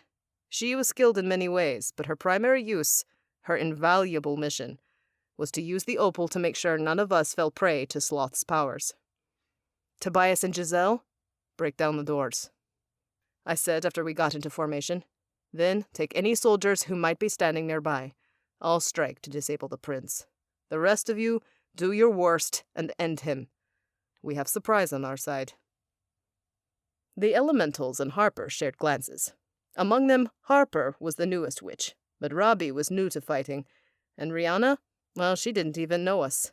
Still, she rolled her shoulders back, a witch who understood her place, if not the people who shared her destiny. I hoped that she was as powerful as she projected herself to be. Gunnar jerked his chin toward the wolves. We'll stay at the door. Once you attack, I'm pretty sure Sloth will call more of his kind. He can do that telepathically, and they're fast, real fast. Good call. No reason to barge in, only to be swarmed from the back. Shay and Luca hung right behind Meredith, prepared to defend our best hope of keeping our heads on straight. Somewhere at our feet, I was sure Benedict watched and waited to prove himself, though the snarky familiar had fallen silent. Now, I breathed. The doors blasted inward, and the vampires rushed forward as half a dozen soldiers spun to face us, murder in their eyes. 2 snaps told me that a pair met their end at the Laurent hands, but that was the only jump on them that we got. Magic filled the air around the guards, a shimmering silver shield to protect them. As the surviving guards were busy fighting vampires, their magic inched slowly toward the end of the room to provide a shield over where Sloth lounged on an elevated throne, his mouth open as 2 humans, one male, one female, fed him grapes. He wasn't even worried. That was his first mistake. Determined to beat the shield and take Sloth down quickly, I directed my torture magic at him. It struck just as a grape landed in his foul throat. The prince screamed, the sound music to my ears, before it halted and the prince straightened. My mouth went dry. He really was made of stronger stuff than the rest of us. When his gaze landed on me, I shuddered. Oh, so you're the thief that took my brother's prize. One of our own. He sniffed the air. Lilith's spawn, judging by your scent. The prince gave a lazy grin that was out of place in the room, as vampires fought demon soldiers at the sidelines, and air crackled with magic. "Take my mother's name out of your mouth." I targeted him once more. Again, a scream leapt from the prince's throat, but he mastered himself quickly, and somehow turned my powers on those closest to him, the humans. They fell from his sides, bodies rolling down the steps, crying out in pain. I released my magic, and their screams stopped, but they remained panting, their faces red and contorted. "Work smarter, not harder," Sloth drawled. "Isn't that what humans say? It's one of their better lines." Through my indecision to strike again, to harm innocence, stiffness gripped me. 2 humans versus 1 god of the underworld. Kill Sloth, and thousands would get their lives back. "If I remember correctly, none of your ilk were warders the last time you came to save this realm. I wonder if you are now." The prince nodded to the humans. "Can you stop others from hurting those beautiful, weak humans?" A soldier leapt from the fray toward the humans, sword raised. Sloth had to have telepathically told him to attack, but before he landed a blow, the air swirled with power, and ghosts appeared. I gaped. They weren't always visible, but that they were now indicated Harper wanted them to be. She wanted to watch Sloth see the specters. "Protect!" Harper shouted, and the ghosts, at least 20 of them, swarmed the humans, creating a shield of ghostly energy around them. A protection I was betting even a god couldn't break. "Vindix, now!" The hurdle of harming innocence was gone, and just in time, too, for at our backs, snarls rose from Gunnar's wolves. "The pack needs help!" Luca shouted. "Shay!" Before I worked out what to do next, my skin tingled. I sensed magic slithering around me. It wasn't the sin-smothering New Orleans, but something darker and crueler. Something, if I had to guess, all the brothers of hell shared. I cried out just as the other Vindix did. He was going for us first, his staunch opponents. No doubt he'd let others take on our friends, as he had many demons at his disposal. Pain lanced through me, as his violent magic cut me to the core. I fell to my knees, heard them crack against the stone. The other Vindix fell too. All? I forced my eyes open. Only Harper remained standing. No, Harper and Meredith, though the latter looked faint. I didn't know how, but I got the sense Meredith was shielding Harper, who was doing the same to the humans. But I needed Meredith here. To me, I thought, to me. If I attacked, I could stop Belhor. Not now, though. Not like this. An icy wind whipped around me, only adding to the agony writhing through my blood and bones. "Subject," Sloth crowed. "I would like to see your magic upon them. Freeze them." Freeze? Who was he talking to?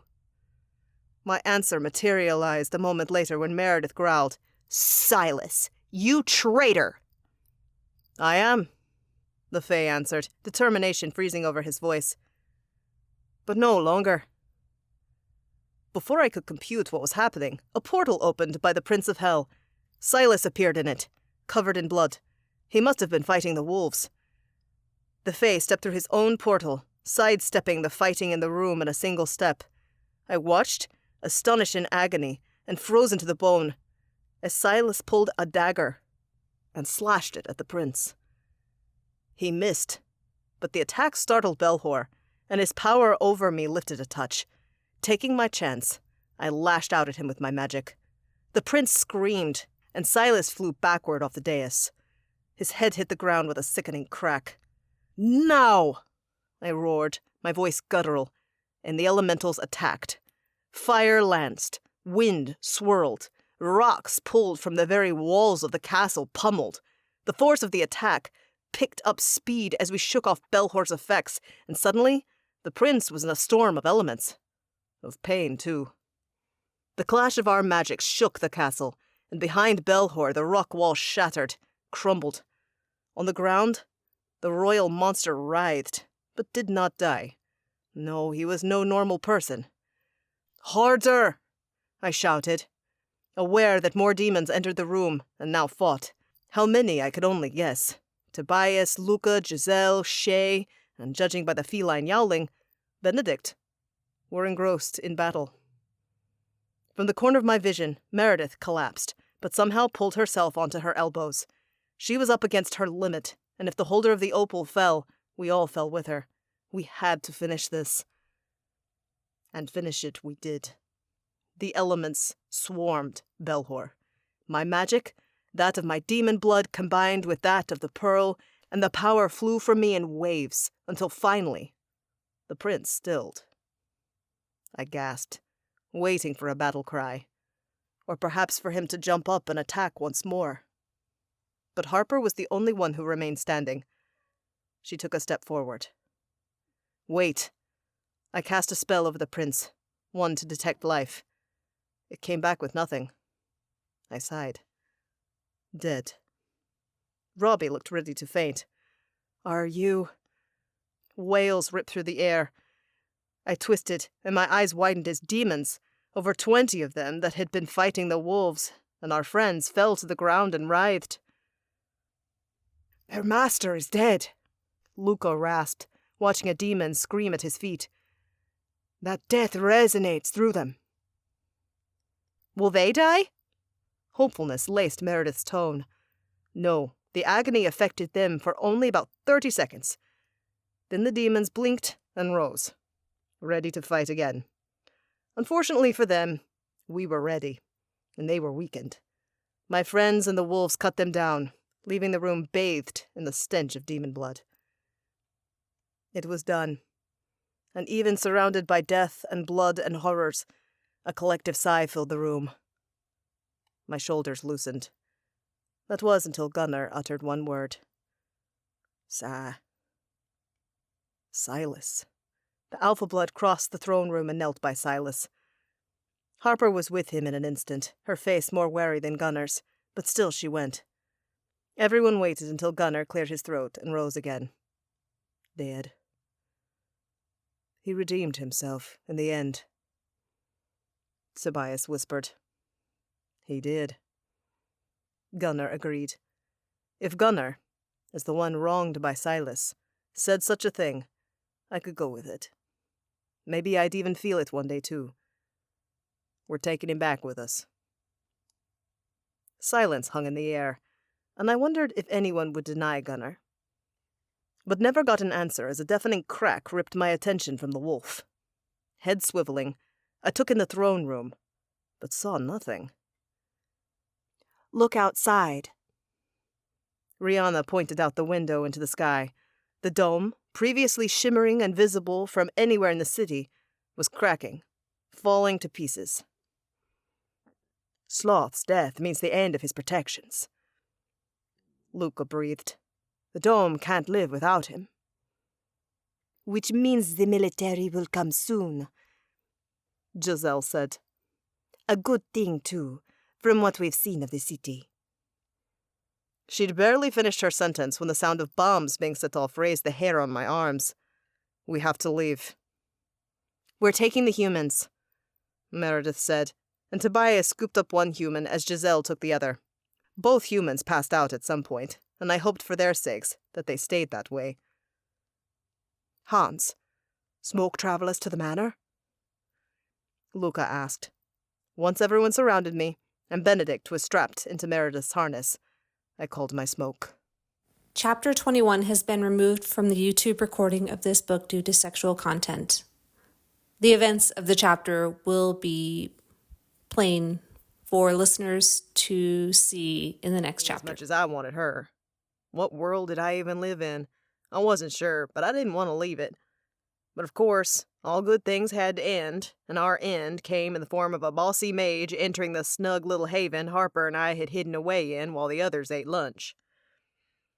There you are. Can you two stop sucking face for more than a minute so we can all talk?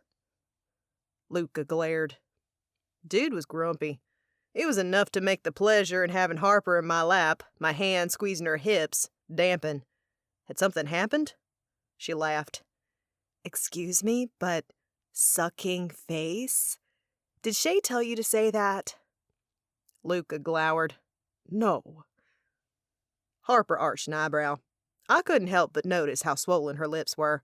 Swollen because I had indeed been sucking and licking and kissing them for the better part of an hour that had felt like a dang minute. It may have rubbed off. Luca sighed in concession. We've all been spending too much time together. The benefits of being cooped up in a manor. She shifted in my lap, and I pulled her in closer, not wanting her to leave. Meeting, you say? I returned from the Covenant bearing news. Luca replied, his tone a touch tamer. And everyone should be in on it. We'll be there, Harper assured him. That was all Luca needed. The mage left, and Harper turned toward me again. I sighed, loving the sight of her, the feel of her, strong and also soft in all the right places, so close to me. Lunch is almost up anyway. I can't imagine the witches are going to let the Vindix have the afternoon off when they gave us a long lunch. Course not. We didn't just save a city or anything yesterday. Harper smirked.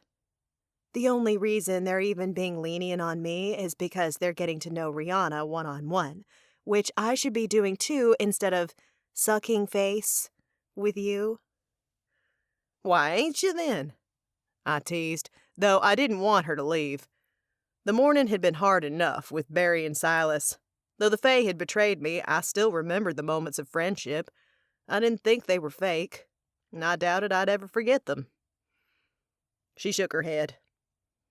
Guess I'm too easily swayed by a pretty face nowadays.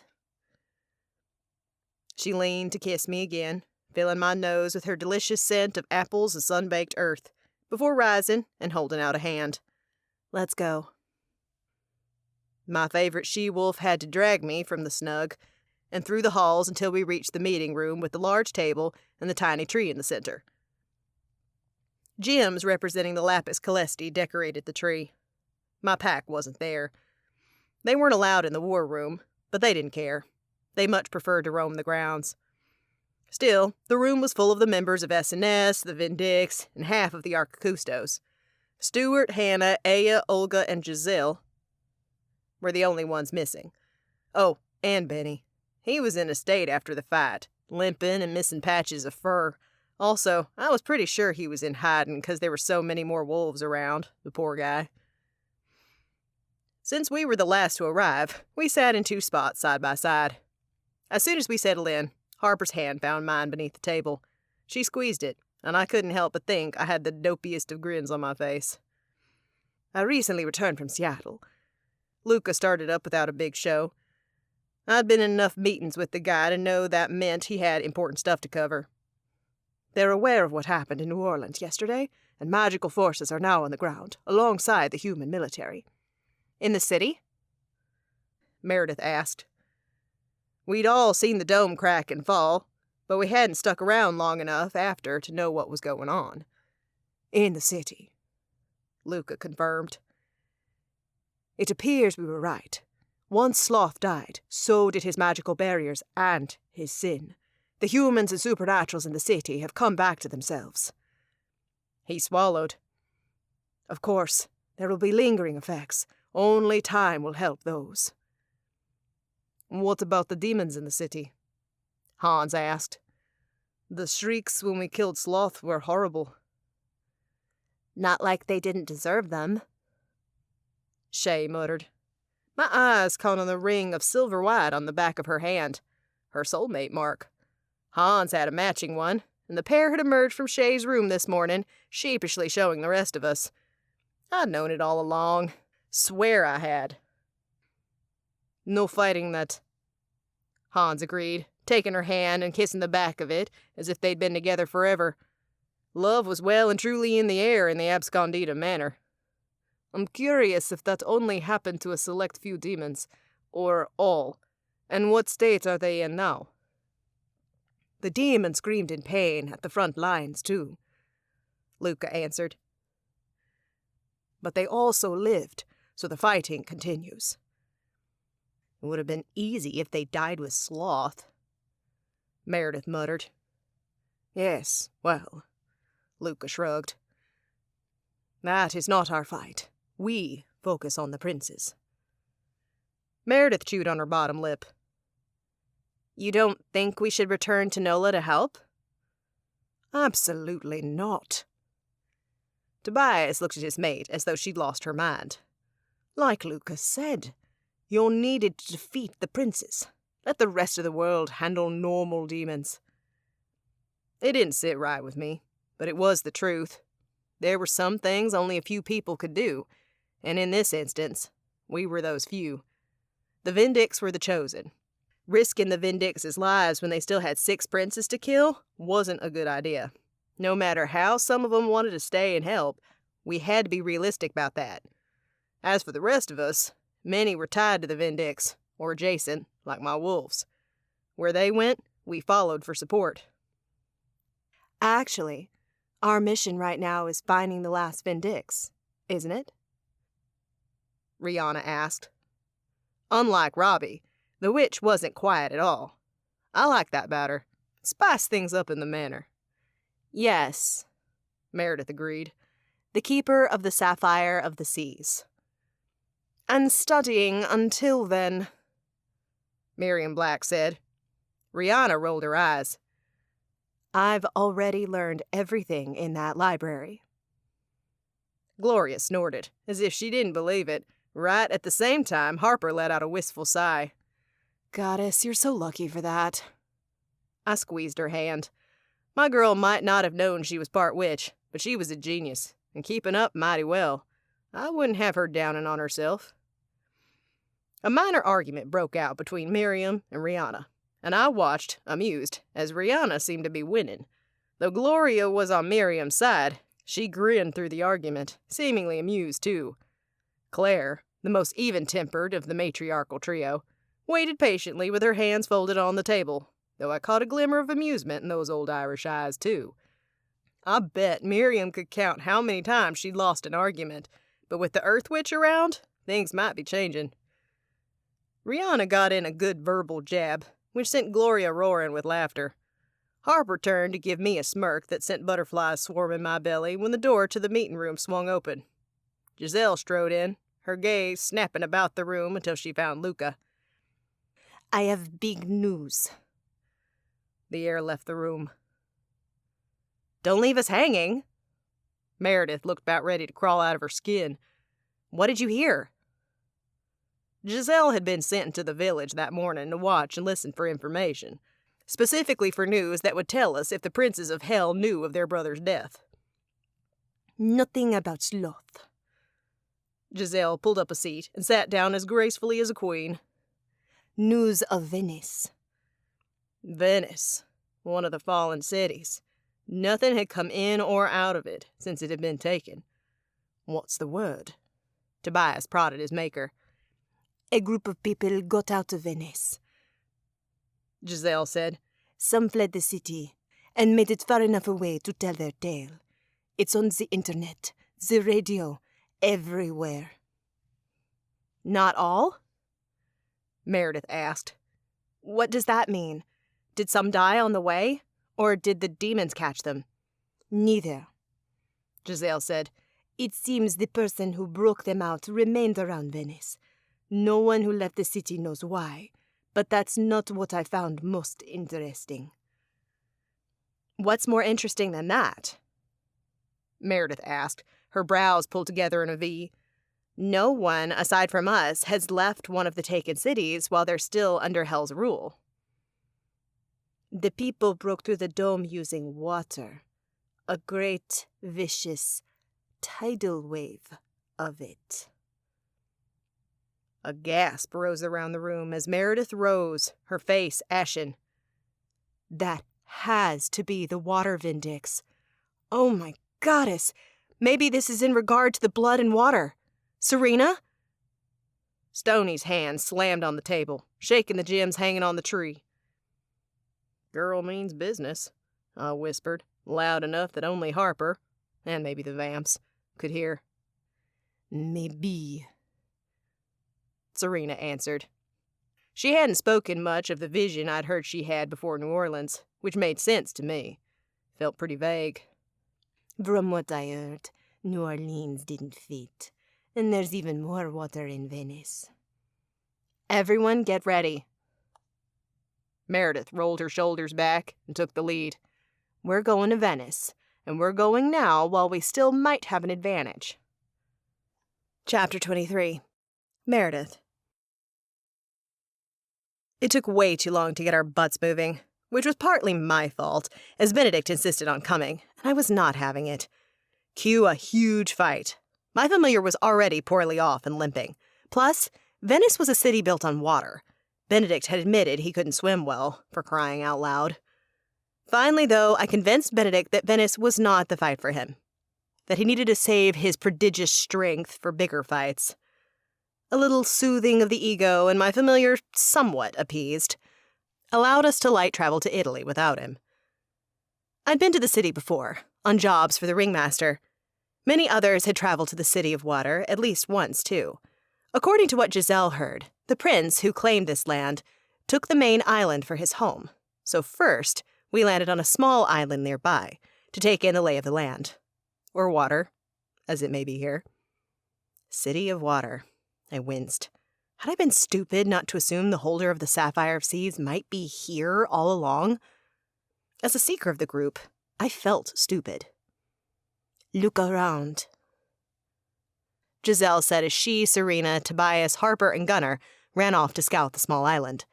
The potential Vindix no longer walked the streets of the main island, so they searched for witches wearing a sapphire or a talisman resembling the other ones the Vindix wore. I was glad to have Serena with us this time.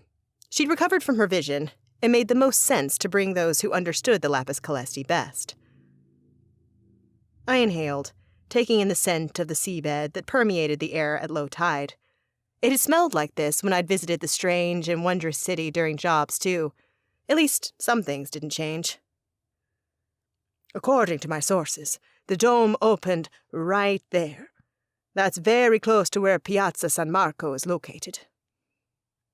Luca cast a spell that briefly marked the dome with a circle of light so the Vindix, all except Harper, who was out scenting the island, could see the location. It's no longer under patrol. I see no flying demons. Do any of you? One by one, the rest of us agreed. Robbie being the last, as he conducted a procedure that he called feeling the air for any invisible flying bodies. Now that we're here, where do you think the people went? I asked, as Shay came close and squeezed my hand. Luca shook his head. There are so many islands, big, small, and in between. It's impossible to say. This is one of the closest, but I don't expect our search party to come back with anything. If I escaped Hell's Dominion, I wouldn't risk remaining too close. The minutes ticked by, and while I grew ever more impatient at being stagnant, I said nothing. The search party was strong and fast. They wouldn't keep us waiting longer than needed. So what happens when we find him or her? Robbie asked. Does our magic strengthen? No, I said. I mean, we are stronger together as we're meant to beat evil together, but it's not like the holder of the last Lapis Calesti will amplify my magic, or yours, or Rihanna's, or anyone's. At least, I haven't read anything indicating that. Robbie's eyebrows pulled together. We've already beaten one prince without the seventh. I wonder if we need them at all. Thank the goddess for our good luck in New Orleans. But I looked at it as just that, luck. Sloth is likely the weakest of the princes of hell, Rihanna chimed in. He was lazy by nature. In the stories my mother told me, Prince Belhor often benefited from his brother's hard work.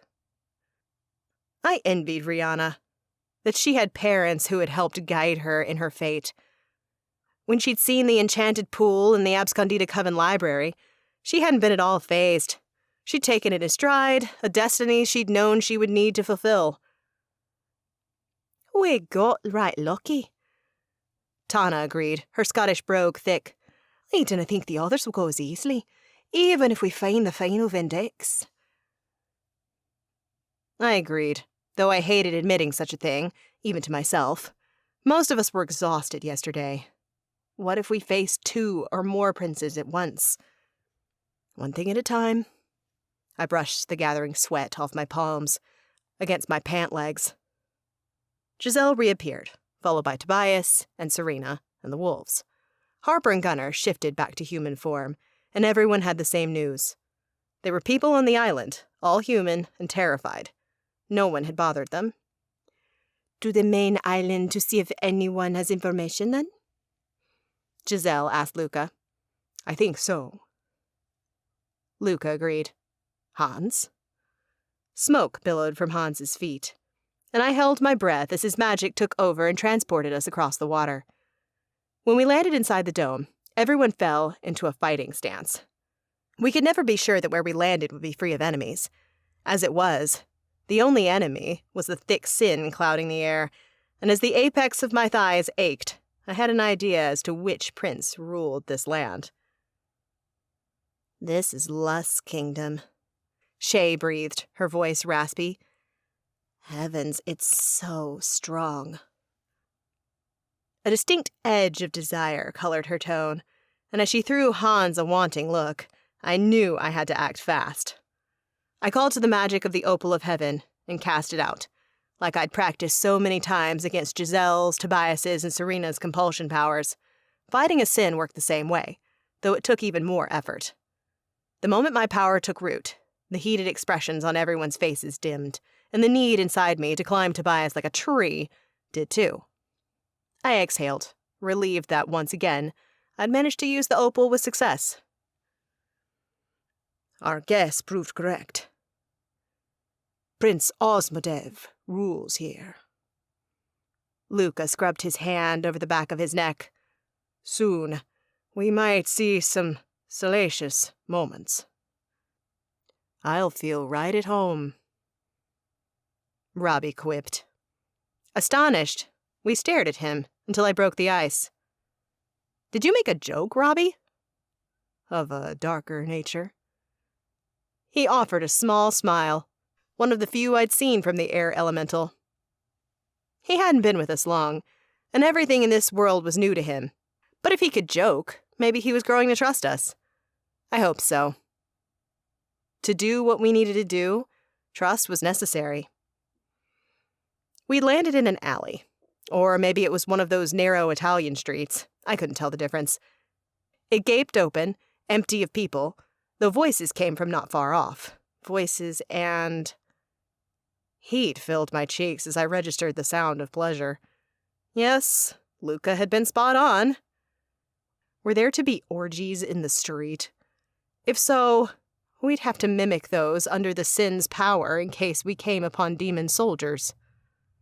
I hoped wherever the final Vindix was, I'd find them. Guess we should check it out? Shay looked as uncomfortable as I felt. Meredith can lift the magic from people we come across and, question them. Stopping people who might be in the middle of sex. Goddess kill me. However, there was no other option. We were close to the site of the escape and had to do what we had to do. So our group made its way down the alley. Inside the wards of Hell's Domain, the scent of water still permeated the air. But there was something more. Something hot and sticky and reminiscent of mussed hair and wrinkled bedsheets.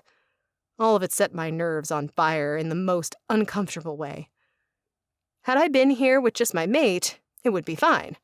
But I didn't like that sex was in everyone's mind. And we were all together. I got the sense Tobias felt the same. Partially because thinking of sex and others looking at me would not be okay in the world of a possessive vampire mate. How awkward.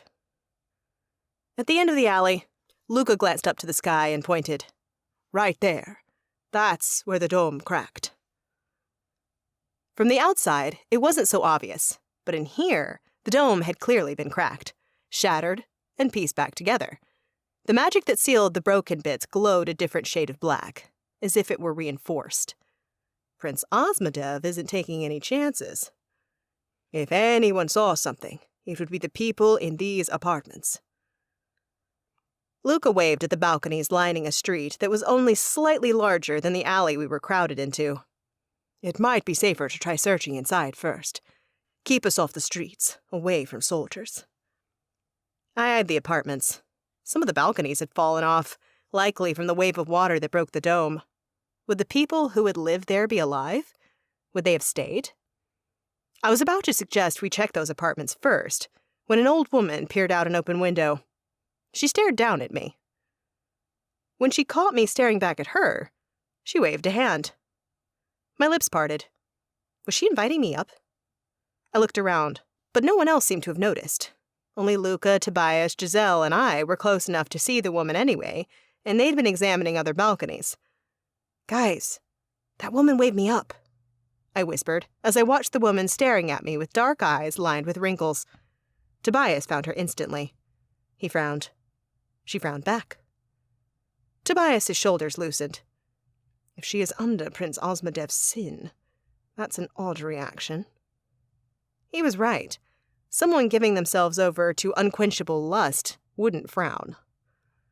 Again, this time with more exasperation in the flick of her wrist, the old woman gestured for me to come up, then pointed to the door. "Open," she mouthed. "Curious," Giselle mused. "But as she seems in her right mind, and I doubt many are in the city, I say we go." "It's us against one old woman," Tobias said. "That we can see," I corrected. "True. Even so, I like our odds." "Cocky vampire," I muttered. Luca shook his head. "I don't love it, but you're both right. She seems quite in her own mind." The woman glared at us with her arms crossed over her chest. She looked pissed. I suppose I would be too if I was in my right mind and had to hear people banging all day and night. "Let's go talk to her." I slipped into the street. As the woman had said, the door was open. Tobias and Giselle led the way into the apartment building. The old woman wasn't the only occupant, but the others were all busy. Some so busy they hadn't bothered to shut their front doors. It creeped me out to see all that, but there was nothing to be done except close the doors on our way. The old woman lingered at the top when we crested the stairs to her floor, her door cracked open, a wary eye watching. When she spotted me, she cleared her throat. "Come in." Her accent was thick, and from the look of hesitation on her face, I got the sense that she might not know English well. That was fine. Luca and Shay spoke Italian. I wouldn't be surprised if Giselle, Serena, and Tobias knew enough to get by, too. We'd filed into the small apartment, one cluttered with stuff that screamed this woman was a witch. The cauldron on her stovetop was a giveaway, and if that hadn't been enough, the pulse of magic as we crossed her threshold would have given it away. "Who are you?" she asked. "We're hoping to help the city," I said. "Covenant." "No," Luca replied, "though we're in talks with them." "You're not looking for someone." She spoke more clearly now, and I realized it wasn't that she couldn't speak English well, more likely that she hadn't spoken to anyone in days before we arrived. My lips parted. "We are. Why do you ask?" She waved out her balcony. "You're from the outside, and you come here, where the magic ward has been broken, and you looked prepared to search for something, not break it again. It was a guess." She paused. "Also, he said you'd come." "He?" "The young man who broke it." My heart rate sped up, but I tried not to jump ahead of myself.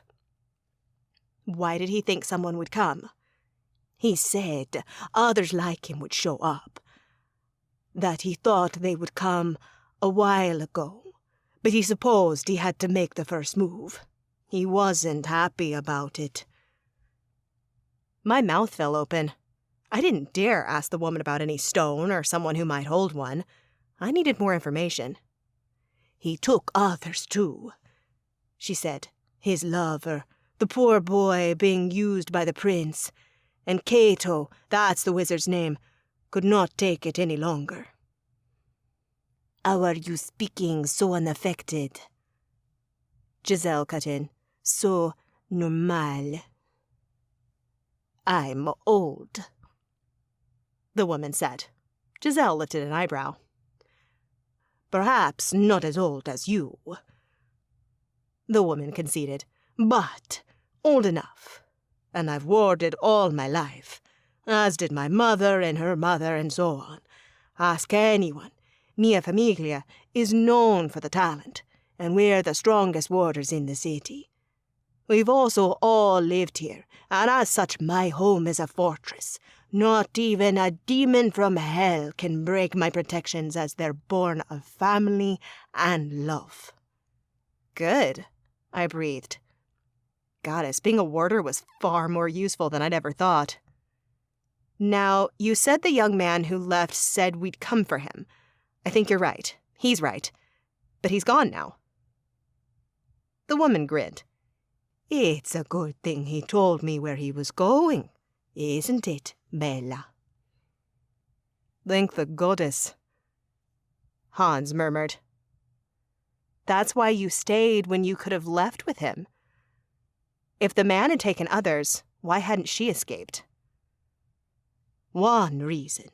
The other being I can no longer swim well, and despite his impressive control over water, Cato needed to know that everyone he took with him was a good swimmer, in case he lost control, or had to fight off the devils. I would have held others up. It was best for me to stay here and wait. She sighed. And with the dome moving a few feet each day, I wasn't sure it was worth it to try. I'm old, and this place is safe. Moving? Luca asked. The barrier around the city moves. Sloths didn't, at least not as far as I knew, Gunnar said with a shrug. This one does. Not a lot, but since the prince took over, he's acquired another few homes. Progress is slow, but there, the woman assured us. I drew in a shuddering breath. I bet the initial last grab took a lot of energy, and now Lust is moving more slowly, taking land inch by inch. Maybe Sloth didn't. Maybe he was too lazy? Gunnar grunted. Shoe fits. This was not welcome information. Even if only half of the princes took more land by the day, that added up. And what if they were only biding their time? What if in 2 weeks they undergo another mass expansion? Lust might be biding his time to overtake Italy and the others. One of the taken cities was London. What would happen to the Abscondida Manor? I shuddered at the idea of losing our home base. Our one safe spot while we figured stuff out. We had more investigating to do. That much was certain. Well, we can get you out, I said. No swimming required. And then we can take you far, far away, too. If we do that, can you tell us where to go? If you are here to defeat the darkness, I would tell you even if it meant staying in this cesspit till my dying day. The woman turned and opened a desk drawer. Allow me to get my map of the islands. Chapter 24. Harper. The smoke cleared, and we landed on Burano Island, the piece of land the old woman, Donata, she'd belatedly introduced herself as, pointed out on her aging map. Unable to help myself, I side-eyed the woman. Finding her, coming here, all of it, had been easy. Far too easy. A faint niggling told me not to trust this woman. Not fully, anyway. The others, at least some of them, appeared of a similar persuasion. Notable exceptions being Meredith, inclined to believe we'd stumbled into good news, and Gunnar, the cinnamon roll oaf. Like we deserved such good fortune. Well, old ones love them both. They could be positive, but I wasn't trusting this old lady until we found the water elemental. Cato, as Donata had identified him. I wouldn't put my guard down until Cato was at the absconded Coven Manor, and we were safe and alive. He said he'd be here. Donata found her balance with the help of a hand from Robbie. Thought it safe after the devil scourged those who lived here off the face of the earth. I didn't see a single soul. Tana peered into the distance, past the buildings in front of us. They looked like rundown homes. According to Donata, Burano Island was residential and inhabited for many centuries, with few improvements to the infrastructure. I can help with that, I said. We had vampires, and of course Gunnar and I could sniff out people, but I didn't want to break up our group if I didn't have to. I had other methods of searching to help keep us together. I called my magic, and it took less than a minute for a spirit to find me. Can you fly around this island and find a young man named Cato? Donata appeared confused. My first hint that the ghost wasn't showing himself to others. I'm speaking to a ghost, I explained when the ghost nodded. He needs a description. What did Cato look like? About 25. Asian. Spoke perfect Italian, though he was not from here. He had a nose ring. Her own nose wrinkled at that identifier. Quite a short man. That's enough to go on. I gestured to the ghost. So? Can you find him? I'll look. The ghost disappeared. As I'd done this many times with spirits, I knew it couldn't take long to travel one island and look for a man fitting Donata's description. And I was right. We waited 20 minutes when the ghost reappeared. He's an hour away, at the Old Bay. Do you need a guide? We can manage, I said. Thank you. When the ghost left, I turned to the others. Follow me. Meredith swept a hand in the direction that I'd indicated. Then, by all means, lead the way. An hour ended up being more like an hour and a half, but when I smelled the wood fire, I perked up. The ghost hadn't failed us. We followed the scent, Tobias carrying Donata, as she was not spry enough to walk an hour, plus at our pace. I hear them, Serena said when I estimated we were still a few minutes away. Some of them anyway, walking the streets, some might be indoors, and the smell of fire is stronger. They're cooking with it because the island has lost electricity. Otherwise, they wouldn't dare use fire. Giselle nodded, then Tobias, as they listened in. I estimate about 20 people, Giselle said. Some might be sleeping in one of the nearby buildings. It was daylight, but these people were living in fear. How could they not, seeing what had happened so close to their home? No doubt they were implementing watches, and some would have rested during the day. If this is the same group, there's at least one magic worker with them. Luca mused. They're more than him, at least 50 in total. Of course, some might not have made it. Donata supplied. My eyebrows pinched as I took in her green appearance. Motion sickness? Or was she thinking she might have been among those who had not made it to safety? Let me down, Donata instructed. Tobias did so, and the elderly witch brushed herself off. How many magic workers? Rihanna asked. As we'd walked, she remained alert and fast-paced, all business. My kind of girl. A few of them to help Cato break the barrier. Their power did nothing, was nothing, especially compared to his, but they had it. Witches? Luca asked. He was trying to gauge what we might walk into if the escapees attacked first and asked questions later. Donata tilted her head. 3 might have been of my order.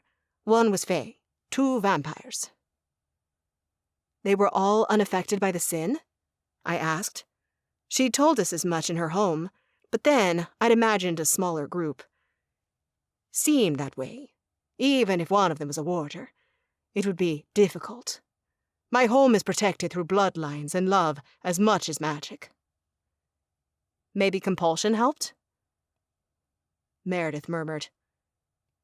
We'll find out soon enough. Giselle said. I'll approach them first. Tobias and Serena are with me.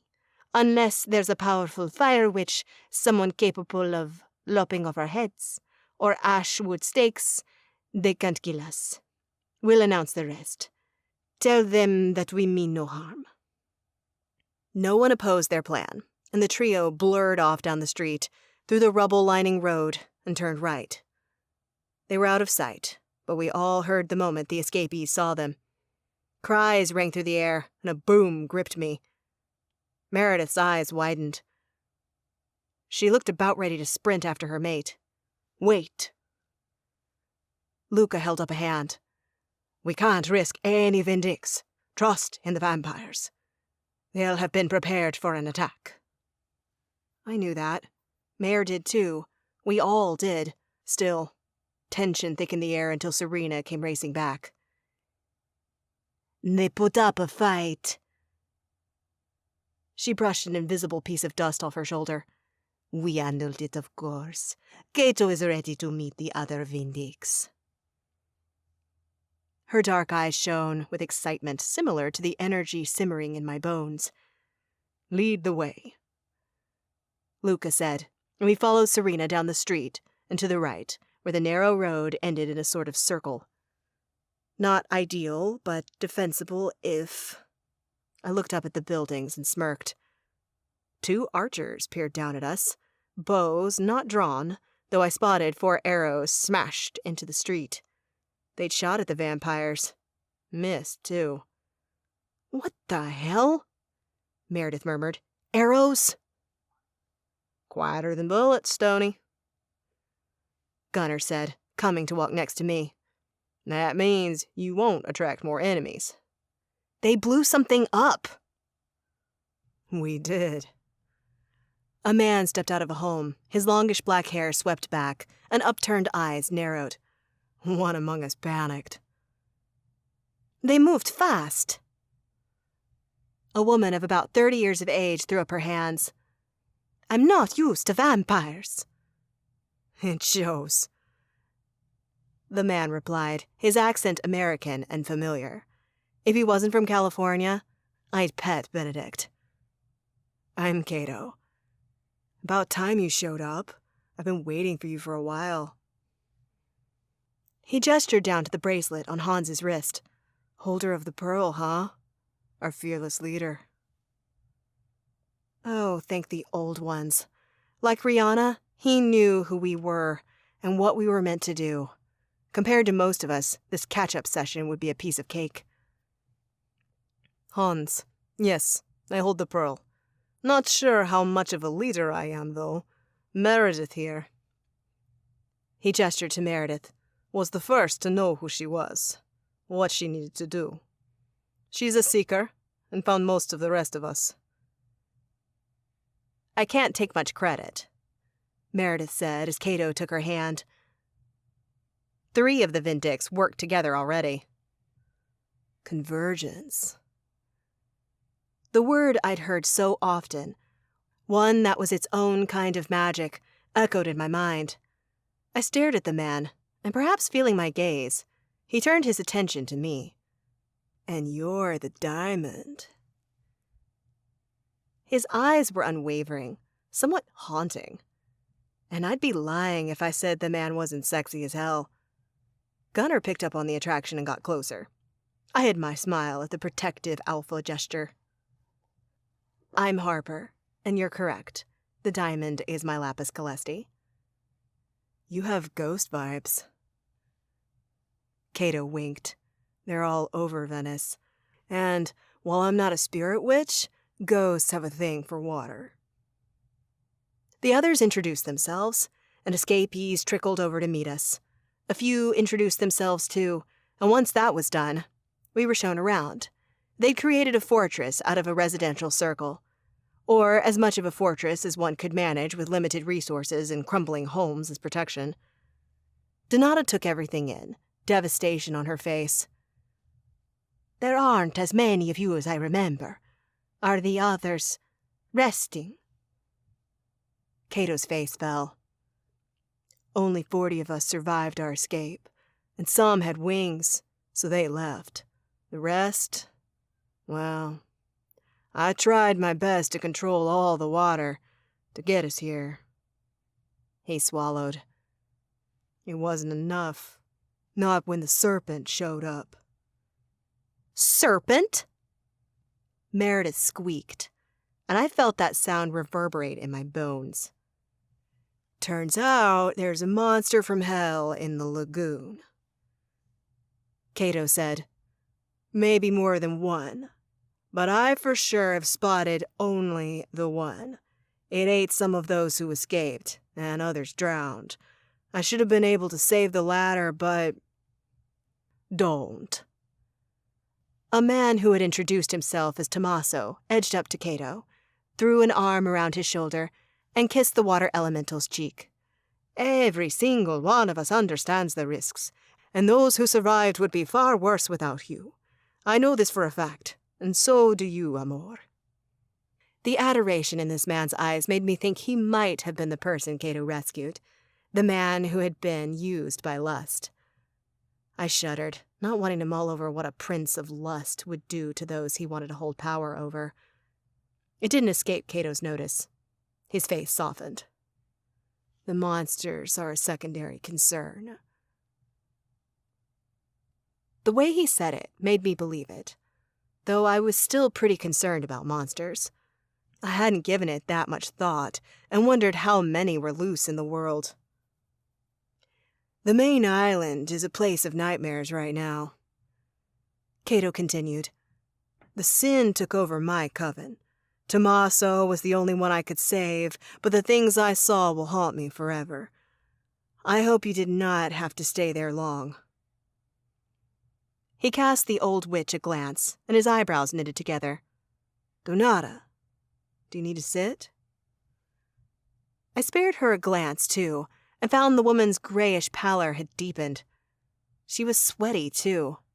Before I thought she might be motion sick from Tobias carrying her, but maybe she was experiencing lingering smoke travel effects? I'm fine. The old woman waved off Cato's concern. Cato gave an uncertain nod and turned back to me. For whatever reason, I wanted to open up to him. I understand what you went through. In my own way. Demons took over my pack. They're still controlling them. My throat tightened. To do what I needed to do, I had to push aside most thoughts of my pack. But from time to time, I think of them. The hurt never lessened. They're monsters. Cato replied. I welcome the day when we face them and win. From beneath his shirt, he pulled out a chain and showed us the gemstone on the end. The sapphire of the seas gleamed in the daylight, and undoubtedly the final lapis calesti. Knowing what Cato had done here, and that he held that stone, was enough for me to believe he was a Vindix, though I was certain that the Archicustos would still want him to jump in that enchanted pool. Hell, they'd made Rihanna do so as soon as we'd returned from New Orleans. The girl hadn't even had time to wipe demon blood from her hands. The elder witches took their job seriously, that was for sure.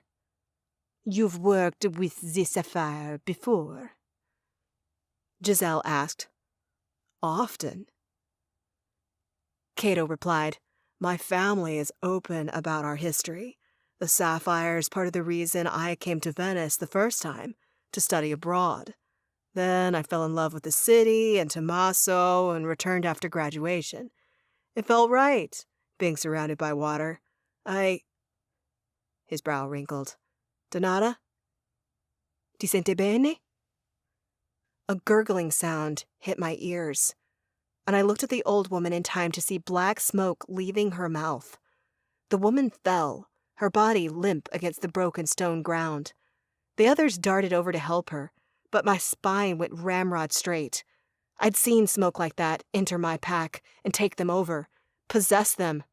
As the smoke demon soared away up and over the buildings and the expanse of water to the main island, my breath caught.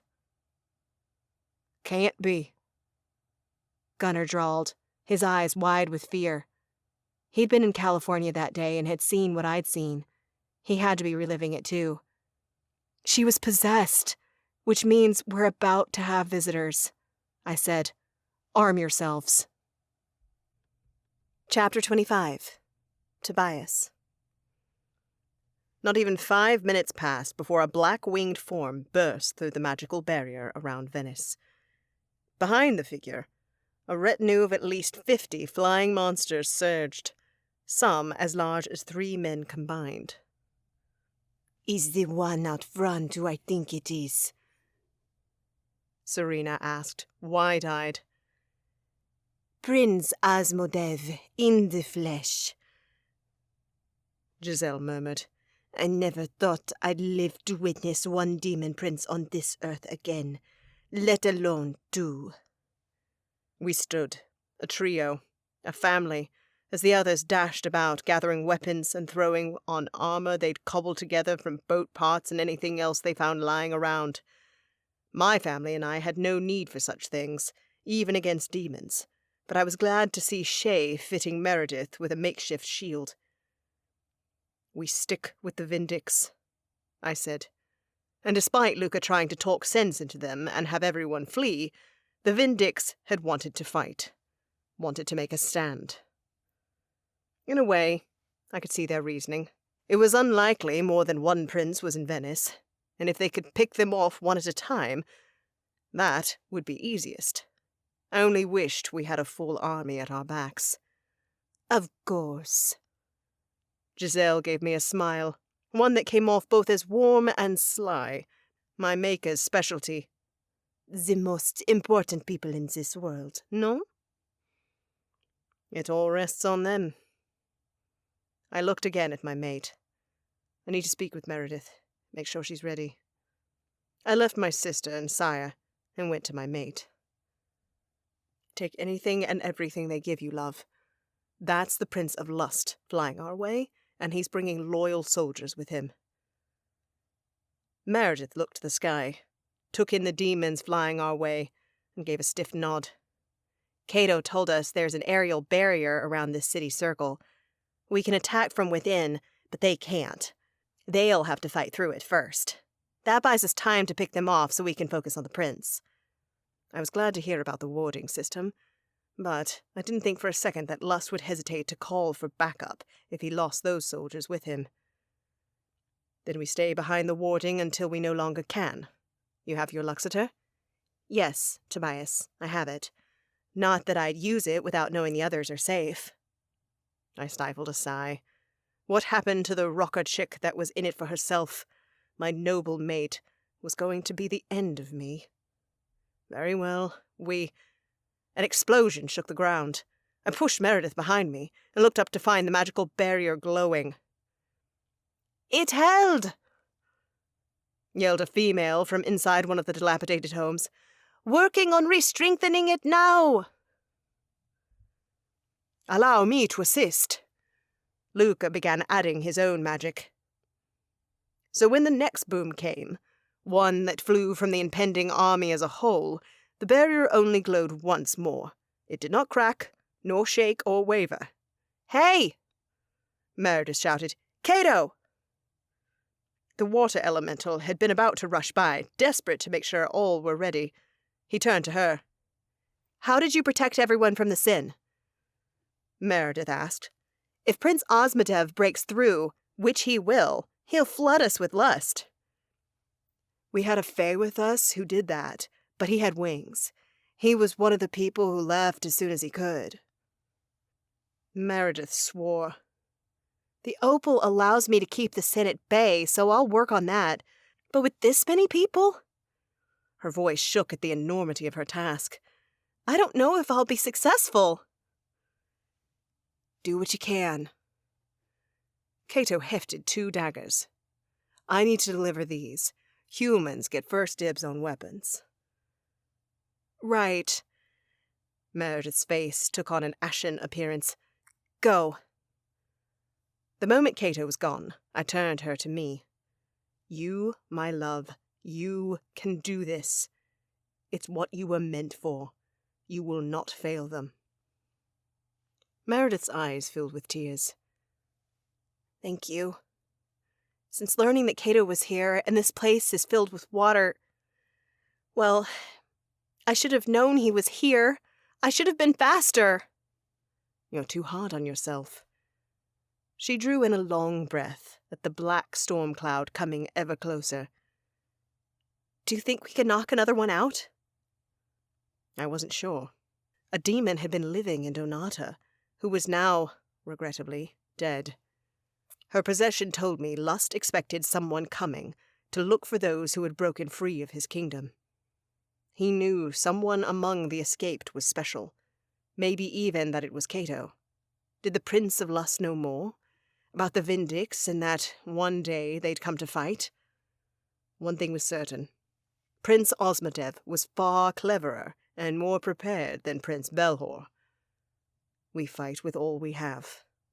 I pulled my mate close and kissed her, savoring the smoothness of her lips, her taste, her smell. "To the stations!" Cato yelled, and when he came running by again, he waved to us. "You and the other Vindix are with me, Meredith." She followed. So I did too. Their scent told me that Giselle and Serena came along as well. Cato twisted, saw that 3 vampires were following, and arched his eyebrows. "Aren't you 3 better off up high, fighting in the first wave?" "Meredith is my mate," I retorted. "Where she goes, I go.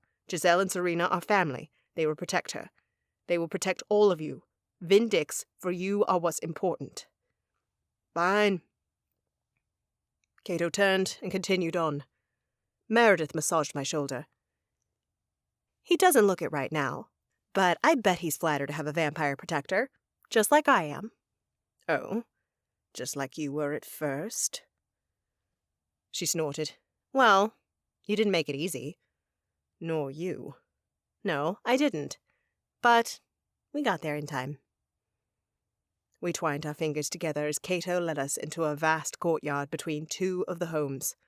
I suspected it had once been used as a sort of garden area shared by 2 families. The courtyard had to be the size of a small gymnasium, with a canal running along the far side.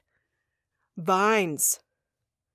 Cato looked at Rihanna, who had been waiting in the courtyard, speaking with Tommaso. She softened when gazing at the vines that someone had likely cultivated for their own visual pleasure. "I've already bonded with them. As for fire and air," Cato waved his hand, "do what you will. Hans is already above with Shay." From the rooftop, the pair waved. "Meredith, can you cast your magic to cover the entire circle? Soon Lust Sin'll strike and we can't be caught in that web." She swallowed. "I might not have the range for everyone here. They're so spread out." "Try," Cato urged. "Just try." Magic washed over us anew. I imagined Meredith's power spreading out, washing over everyone in the area. "There," Meredith said after a moment, and yet another explosion later. "I got it. Now I need to hold the heck on." Cato's eyes were steel when he spoke again. "Lust will come here. I'll make sure of it. We have to be ready. Another explosion rang through the air, this one larger and more violent than those preceding it. My skin tingled as the ward glowed from above and a crack formed down the middle. Pieces fluttered to earth. Magic flew upwards, and the casters did their best to repair the crack on the fly. But the army was upon us. "Here we go." Meredith exhaled as winged demons swarmed down, some of the larger ones carrying a smaller warrior on their backs. The smaller monsters dropped with weapons in hand. Bullets and arrows flew from our side, aiming for those who slipped through the crack of the shield. Screams ripped through the air as another explosion hit from above, and this time the shield shattered. Magic blasted the side of neighboring buildings. Rocks flew every which way, and one balcony ripped off and flew into the side of another building. An arrow soared and hit one of the slower winged monsters. I exhaled. Within seconds, chaos had well and truly descended. Through it all, those in the courtyard stood still, waiting for the real threat. "I'm going to draw him in," Cato said. Before anyone could pose the question if that was wise, the water from the canal rose 30 feet in the air and shot towards a pair of demons. The water blasted them into a wall, pulverizing their bodies and leaving blood marks on the building. That signal was all it took. The air shifted, grew heavier.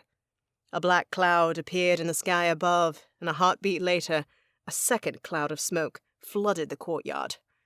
When it cleared, Lust, Prince Osmodev, stood in the courtyard with a gleaming smile on his face and a dozen soldiers at his side. Bloody hell! Tonna breathed. Tall and muscled, with pale skin, a square jaw, and gleaming red eyes that somehow were not off-putting, the prince of the underworld was attractive. His otherworldly aura and characteristics, 2 curled horns, a long barbed tail, and black bat-like wings, only added to the allure. His clothing, a dark blue suit that exposed his chiseled chest, and fine leather shoes, were also meant to attract, to seduce. Even I, a male who had never been attracted to other males, saw the appeal. He was a creature that embodied lust and attracted it. He did both with every fiber of his being. Those gleaming red eyes locked on Cato, and Lust grinned. "I'm so glad your little plea for help worked. Now, I can be the one to garner the glory before my brothers realize the 7 of you have found one another." So, the princes of hell knew about the Vindix. After we'd met Sloth, I'd wondered. They were ancient and around during the last reincarnation of the Chosen Ones, but Wrath had not mentioned such a thing. Then again, why show your cards? Wrath was a master tactician, after all, and I'd have done the same. A vampire knew better than anyone to keep things hidden. "You knew who I was?" Cato's question revealed how young he was compared to Lust. "The moment you pulled your little water trick to save my toy." Lust leered at Tommaso. The young man glowered in response, and the prince wet his lips, excited by his fury. "Keep your eyes off him," Cato commanded, pulling Prince Osmodev's deadly focus back to him.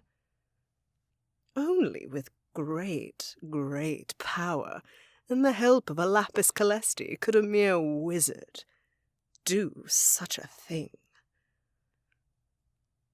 Lust continued, unbothered by the ire he was drawing. "I hoped you'd be in my city. Water, water everywhere. It seemed the ideal for a person of your powers. So I took the gamble. Why else would I have chosen it when others would have sufficed just as well?" Cato's lips parted, and bloody hell, my heart sank for the bloke. He may have freed himself, freed his lover and others too, but he'd played right into the prince's hands, and he'd brought us along with him. Lust moved on, and his red eyes locked on Shay. "You beautiful morsel. You're an angel, if I'm not mistaken. How would you like to walk on the dark side?" Hans growled, and Lust laughed as he twisted to him, smoke undulating around him like deadly snakes. "Lilith's bastard! I can sense you from here." More smoke bloomed from Lust, and as a fresh wave of the sin ran over us, I saw the gleam in Prince Osmodev's eyes. He thought he could take us down, but Meredith's magic held strong. For the first time, Lust's face fell. I suppose we'll have to do this the old-fashioned way.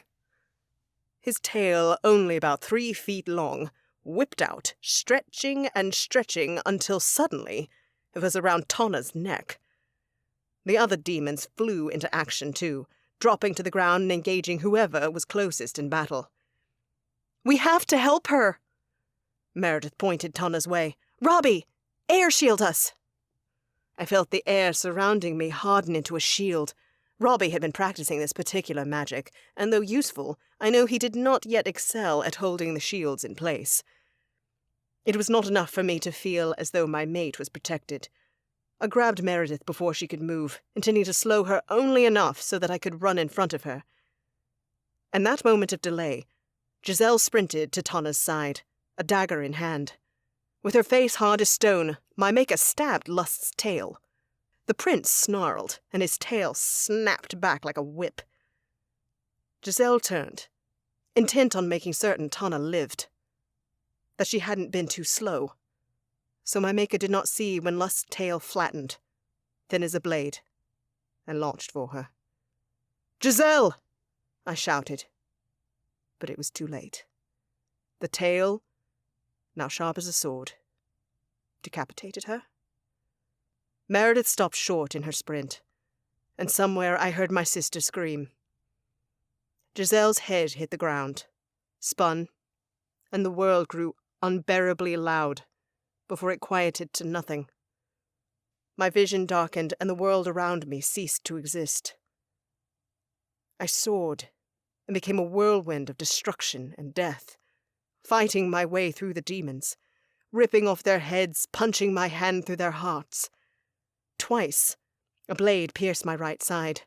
Once, magic pummeled me so hard, I fell, but I staggered to my feet again, disoriented. Again, not seeing or hearing anything, just reacting, killing, avenging. And suddenly, I realized I'd left Meredith. I'd left my mate. Fear gripped me in an absolute and horrible way, and my vision cleared as I searched the fray for Meredith. It took only seconds to locate her. She, along with the other Vindix, faced Lust. Tears streamed down my mate's face. One might think it was for the visible effort she was expending, trying to protect every soul who was now attacking the prince with vengeance. I, however, knew better. Giselle's head lay at Prince Osmodev's feet. Seeing her face again, her green eyes wide open and empty, made me feel as though someone had punched me in the gut. But how were they not being attacked on all sides? The army he'd brought with him. I spun on my heel and sucked in a breath. A dozen bodies circled me, and not far away, Serena was ripping out the throat of Prince Osmodev's last soldier. We'd both gone on a killing rampage, slaughtering 24 soldiers in minutes, leaving only lust for the Vindix. "That was for Giselle!" Meredith screamed, and I turned to find Tonna had engulfed the prince in flames, her jaw set in a hard line. Rihanna was closing in on the prince from behind, a stolen sword in hand. He fought off the fire and didn't see her coming. The earth elemental struck true, and the bastard's head ended up on the ground in a puddle of water, landing right next to Giselle's.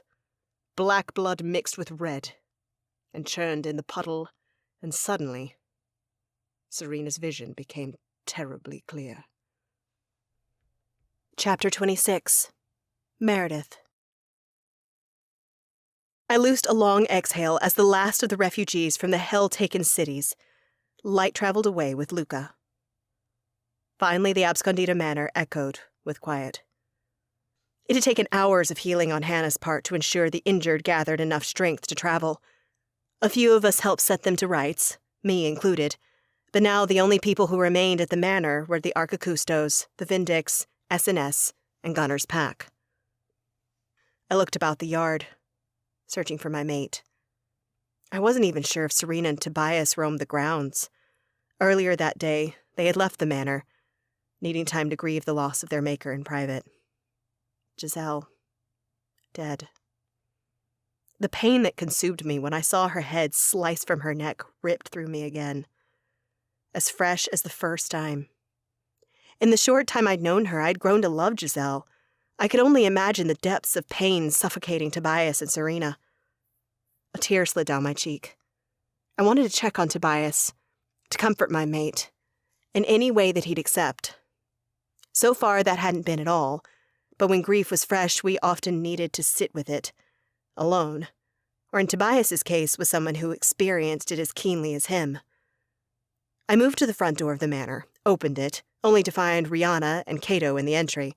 They stopped talking when they saw me, and offered me slight smiles. Cato, the man we'd set out to find.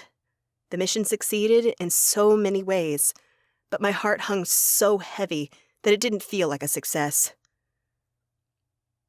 "Everything all right?" I asked. "Fine. We're getting to know one another. Outside of the healing sanctuary, you know?" Cato shuddered. "I love Tommaso, but I had to get out of there." "We're sharing intel, too," Rihanna added. I cocked my head. "Like?" "The princes have colors associated with them?" She replied. "Sloth wore a lot of light blue, almost like a baby blue. That color dominated his castle. And Lust was obsessed with dark blue, navy." Cato added, "I asked one of the Abscondita witches, the Irish one. There are so many. I'm still working on the names."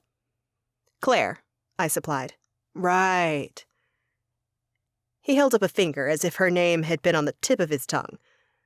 "She said the princes of hell have colors associated with them. Those same colors Rihanna and I saw around the kingdoms tracked with the literature." I hadn't read that, nor was I seeing the importance of such information. Was I being slow?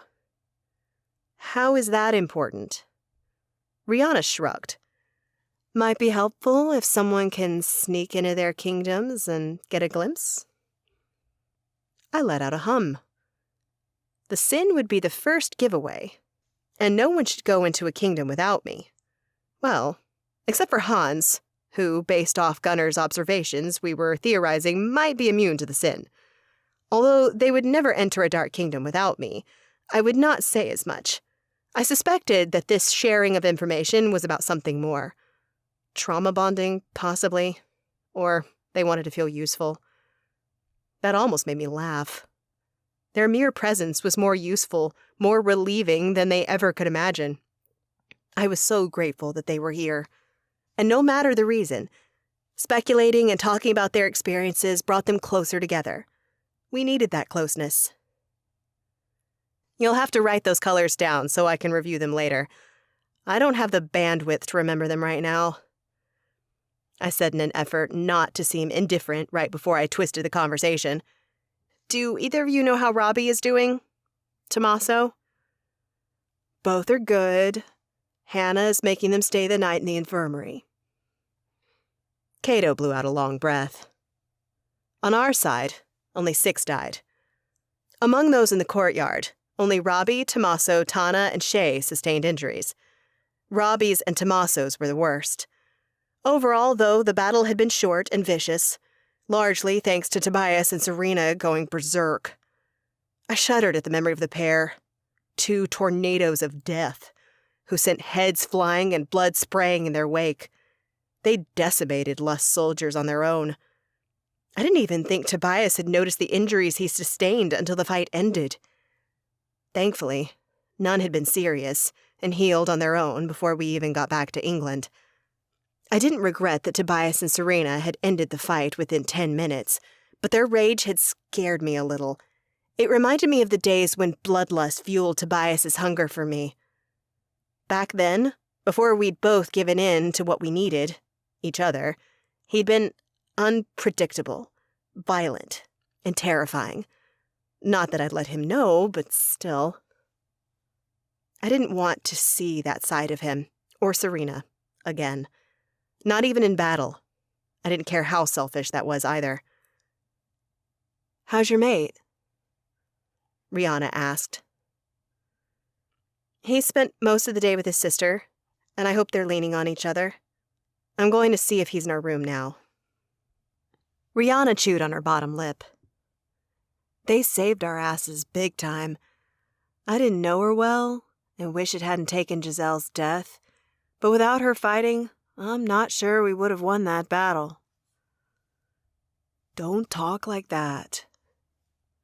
Cato frowned. We're trained. Rihanna arched an eyebrow.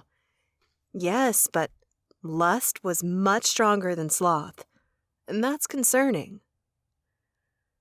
I recalled how much power flew through the air as the Vindix ganged up on Prince Osmodev, how each had taken a turn at pummeling him, how Harper and Tana had both collapsed from exhaustion, and I'd held a tenuous thread of free will running through everyone, sweating like a horse as I did so. It had been far more difficult than our New Orleans win. Would defeating the other princes be as difficult? What if we had to fight more than one at a time?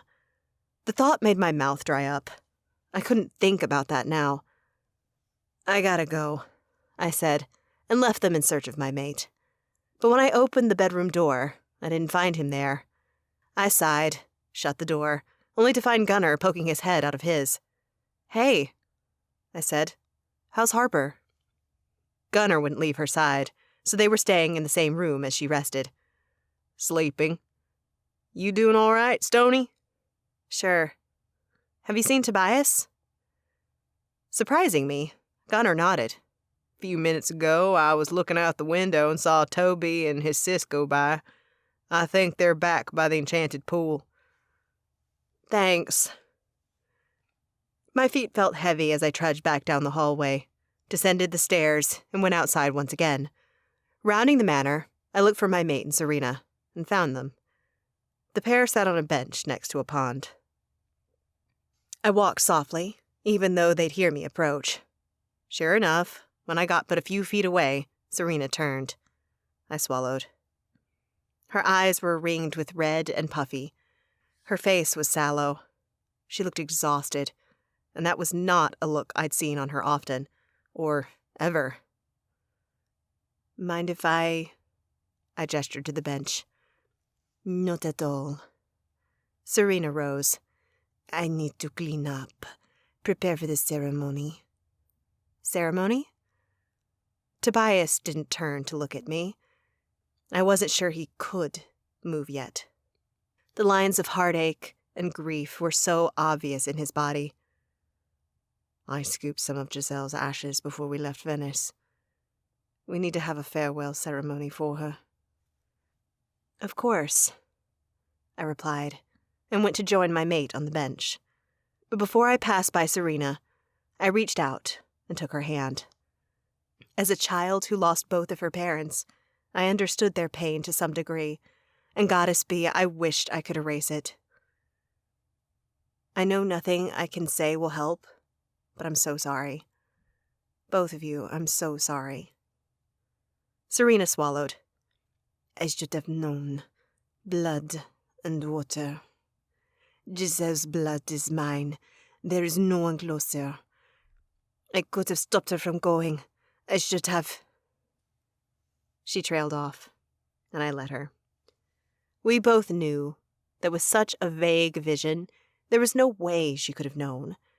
And even if she did, would Giselle really have listened? The Laurent matriarch had been strong-willed and proud, and I wasn't sure if she would have let anyone boss her around. Serena might have come to the same conclusion, for she left her sentence hanging, and just left. I watched her walk away with sorrow heavy in my chest for Serena. I hoped that one day she could forgive herself for something that wasn't even her fault. I sat silently with Tobias, knowing if he wanted to, he'd talk. And for a while he didn't. He sat there, watching the pond, watching as bugs landed on the water, causing ripples. A frog leapt in, maybe thinking he'd find a feast in that murky, shallow pool. I became increasingly aware of my breath, something that happened often when I was around my mate, who did not need to breathe except when trying to fit in among humans. Goddess, I'm so noisy. Was I bugging him with my noisy breathing, an intrusion into a relationship that I, no matter how much I loved him, could fully understand? In my mind, I compared Giselle to the loss of my parents, but she was not even quite that. Certainly not less, but more. She saved Tobias from a horrible death and brought him into a new life, one that he, as a poor sailor, could never have dreamed about. Giselle had given him forever and loved him fiercely all the way through it. She'd been with him for over a century, far longer than the rest of us got with our loved ones. There's a hole inside me. Tobias broke his silence. Serena, too. I never understood what would happen when, if, Giselle experienced the final death. But this gaping hole, it's unbearable. My throat tightened. I'm so sorry that she's gone. That she died for us. That is something she would not be sorry for. He looked at me. I think the only thing more painful for me would be losing you. This pain, it changes so much. I scooted closer, took his hand. Like Meredith, even if we survive the upcoming battles we must face, there's another that time will present us with. You're mortal. I winced. This was an obvious issue in our relationship, one we'd spoken of only briefly because what was the point? I might die in this war, Tobias too. But if we survived, he'd have forever in front of him. And me? Maybe. I had 80 more years? Even those would be awkward. I'd look ancient next to him. We could move to Asila, live in a Fae court, or with the Wolvia. Surely such things wouldn't matter there. Even as the thought arose, I brushed it away for being silly. At best, humans were second-class citizens in most of Asila. At worst, they were slaves. I wasn't sure witches were much better off. Cora, a witch and queen of the spring court of the Fae, aside, of course, though she'd had to save an entire kingdom to win their love. Plus, I'd miss my life in this world, miss the friends I'd made in S&S. I'm not saying we need to make a choice now, Tobias murmured. Just that after Giselle's death, I won't survive yours. I won't want to. Either I turned into a vampire, or Tobias passed with me. Although I wouldn't be around, I hated the idea of him dead. I wouldn't survive your death either. I kissed him on the cheek. I promise. Once all this is over, I'll think about changing. He swallowed, and fresh tears of blood ran down his cheeks before he wiped them away. Thank you. I nestled closer, my warm body pressed against his. Can I do anything for you? Be with me. Those emerald eyes that enchanted me from day one looked out over the pond, over everything, and into what, I wasn't sure. Stay by my side. So I did. The moon hung high in the inky sky when Tobias and Serena proclaimed it time for Giselle's final farewell. Her ushering into her true death, as they called it. Serena chose a spot at the back of the manor's property, a good 50 yards away from the pool. The area was clear, with the woods not too far away. Apparently Giselle had meditated out here a few times. She thought it a pretty place, and that was a good reason as any to spread her ashes here. Not everyone attended the ceremony. Tommaso and Robbie were still bedbound in the sanctuary. Even if Robbie had not been injured, I wasn't sure he'd attend the ceremony. He hadn't shown an outward dislike of Giselle, but it was her family who had enslaved him, and unlike Tobias and Serena, Giselle had strong ties to Asila. She'd possessed property and a title, both of which I had no idea what would happen with. I didn't care, either. The rest of us were present, though, for no matter how long people had known Giselle, she'd touched their lives, helped them in some way. Even Gunner's pack showed up to honor Giselle, one of the people who had liberated them from Sloth's grasp. My sire. Tobias held out a white crystal bowl he'd borrowed from Claire, the prettiest one she had, or so the witch told him. Giselle was a great vampire. She roamed this earth for thousands of years. She saw the rise and fall of empires. She touched many, found and lost a mate. He looked at me as he said that, and I wondered at the strength Giselle had possessed to go on living for so long after her bloodbound died. She created 3 new vampires, and I was honored to be by her side when the final death claimed her. He bowed his head. Serena stood on her brother's other side. She cleared her throat. Giselle found me at a moment of great distress and need. I was broken beyond repair, and she fixed me. That was what she did. Helped fix things. People, too. Especially those she loved. If she loved you, she stood by you no matter what. In the circle, Tana let out a soft wail. She felt responsible for Giselle's passing. A soft smile bloomed on Serena's face. Our maker also had a softer side. She was sassy and frivolous and moon above. Her face tilted to the sky as she took in the moon's light. Did Giselle love a good designer dress? Soft laughter cut through the flowing tears. Oh, that is to say, Serena continued, I'll miss her until the day I meet my final death. My maker, my mother in this new world, my friend everlasting. Her hand landed on the bowl, overlapping Tobias's slender fingers. I love you, Giselle, and I wish you peace. I hope you're seeing him again. Red tears appeared on Tobias's cheeks again. I love you until the world ends. Thank you for giving me this life. My heart ached as the siblings each scooped a handful of ashes from the bowl. Tobias handed the bowl to me. Your family? She'd have wanted you to spread her ashes too. You're sure? Positive. I took the bowl, scooped out the remaining ashes. Dry. So dry and soft and pine. It wasn't like the horror stories I'd heard of human cremation, where a tooth might have survived, and you'd find it in the ashes. No, Giselle was pure ash. Nothing more. Stuart? Tobias asked. A soft wind filled the night. Stuart's magic whipped up the air, and Tobias lifted his hands. The breeze took the ashes. Serena followed.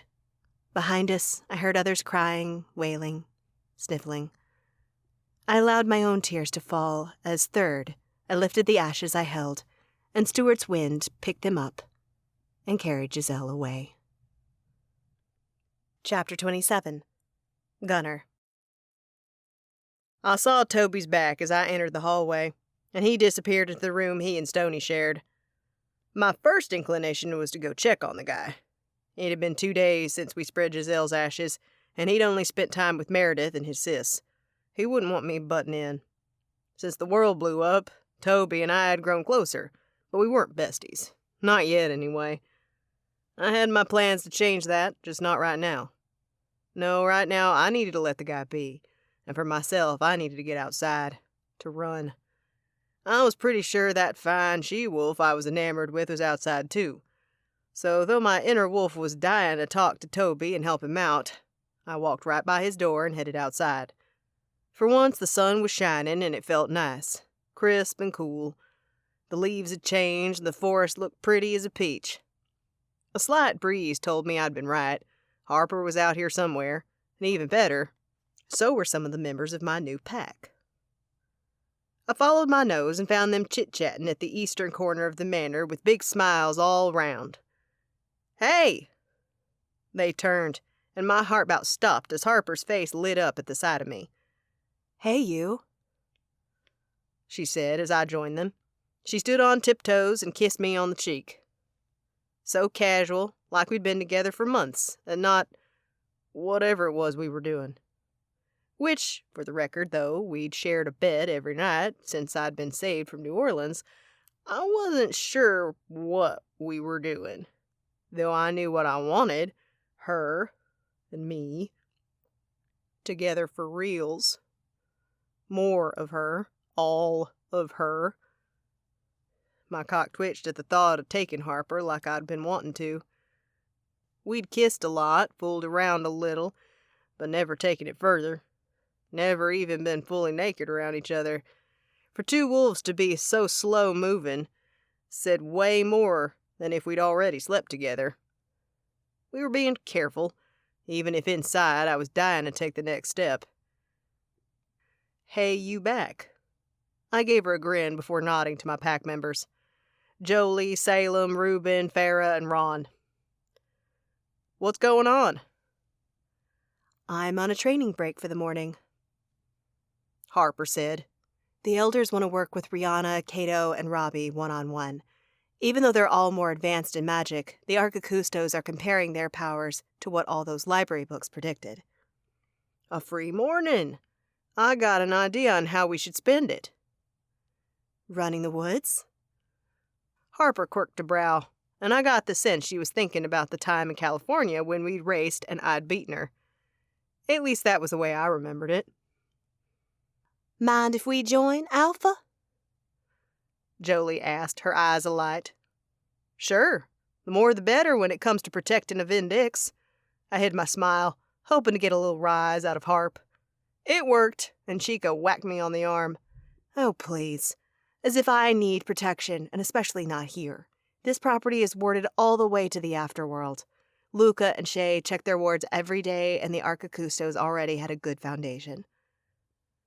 "Not good enough," I said. The Ordo Eternum had breached the wards, though I conceded the point that it hadn't happened since Luca and Shay had added their talents. Thank the old ones, since the Ordo had joined up with the demons. That was a lot of firepower we didn't want coming to knock on our door. "Don't tell them that," Harper sang. "Not unless you want to be on Gloria's or Miriam's bad side. Actually, add Aya to that list too. She looks sweet, but you don't want to cross her." "Wouldn't dream of it." So? Jolie interrupted. Running? "Let's do it," I said, and without further ado, I shifted. The others followed suit, and soon enough we were all fur and teeth and claws. "Let's go," I said to my pack, and nodded to Harper, the only one not in on our mind link, 'cause she belonged to another pack. Still, she understood, and we took off into the trees. Harper caught up with me right quick. I might have Wolvia blood running in my veins, but this girl was a born alpha too, and a chosen one to boot. She didn't like being left behind. Not that it happened often. We wove through the trees, feeling the leaves crunching beneath our paws and that chilly air blowing through our fur. I lifted my nose and let out a howl. Letting loose, living the good life. Harper howled too. Then the others, all of us being wild and free. We ran and ran and ran. At one point, I saw one of the witches, Phallic, walking through the woods, a basket on her arm. The earthy scent of mushrooms and herbs drifted to me on a breeze, telling me that the witch was foraging. Ma did that sometimes. Warmer thoughts of my siblings and Pa quickly followed. Suddenly, even running with the others through these amazing woods with good and strong wolves felt a little less magical. I hoped my family was okay. Hoped Harper's siblings were too. I shot the she-wolf a side glance and found her looking at me too. She winked. That lifted my spirits a bit. I barked at her. She barked back. Are you two official now, Alpha? A voice entered my head. Jolie's. Normally, a wolf wouldn't ask their alpha something so personal, but my pack and I weren't normal. If I was being honest, I didn't feel like much of an alpha to them. I sort of felt like they might leave at any moment, though no one had said as much. All that was 'cause we'd become a pack under such weird circumstances, out of necessity rather than true loyalty. So instead of telling Jolie to mind her own, I answered, "Your guess is as good as mine." She wants it. Another voice, Farah's, said, "Had the girls been talking about me and Harp?" "How do you know?" How she looks at you, Farah replied. and how you two smell. Sort of like each other. Yeah, they kinda do. Jolie added. My ears perked up, but that only happened when I ground to a stop as a small black figure leapt up and hissed at us. Benedict's amber eyes narrowed when he realized what happened. Who had nearly run him over? His tail stuck out, pointing to the right where none other than Ryger the Wyvern lay in a bed of fallen leaves. I thought the dragon was bad enough. Now I have to look out for you mongrels in the woods, too. I can't nap in peace anywhere. I'm a wyvern, cat. Ryger shot back, his green tail curling around him. And these have been my woods for far longer than you've been around. If anything, you're intruding on my territory. Mine and John John's. A cunning gleam shone in the wyvern's eyes. I should call John. Not the giant, Benedict yowled. He's so loud. Harper shifted back to human form. But for real, Benedict, you have a whole manor to sleep in, and these woods are vast. Go somewhere else. Chica and the cat had beef. Sometimes I suspected the pair liked to get under each other's skin, this being one of those times, 'cause Harper shouldn't care that much about where Benny relaxed. The manor! The manor! Benedict's pitch rose. Old ones, he's hurting my ears, Reuben said dramatically. Farah laughed at that, and I chuckled too. In New Orleans, Reuben, a heavy-set gray wolf, had been the first to talk to me, and back then he'd struck me as serious. But now, I knew him as the wolf who always had a joke to share. Most of 'em he directed at Farah, a pretty wolf in her 30s that Reuben most certainly had a crush on. Benedict hissed.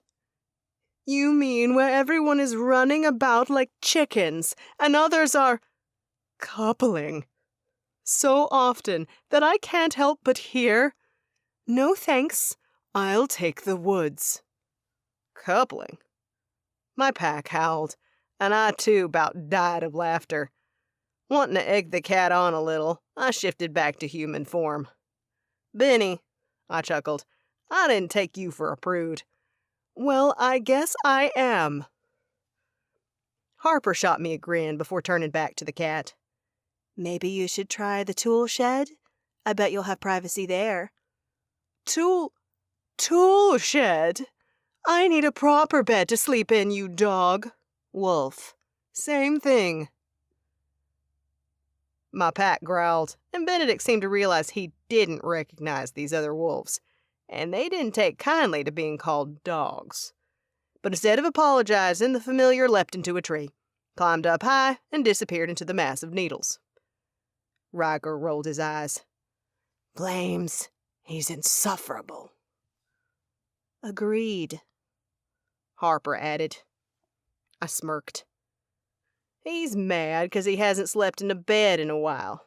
Guess he doesn't use Toby's bed anymore. That room is right next to Meredith's. They're too loud for him. I mean, come on, Gunner.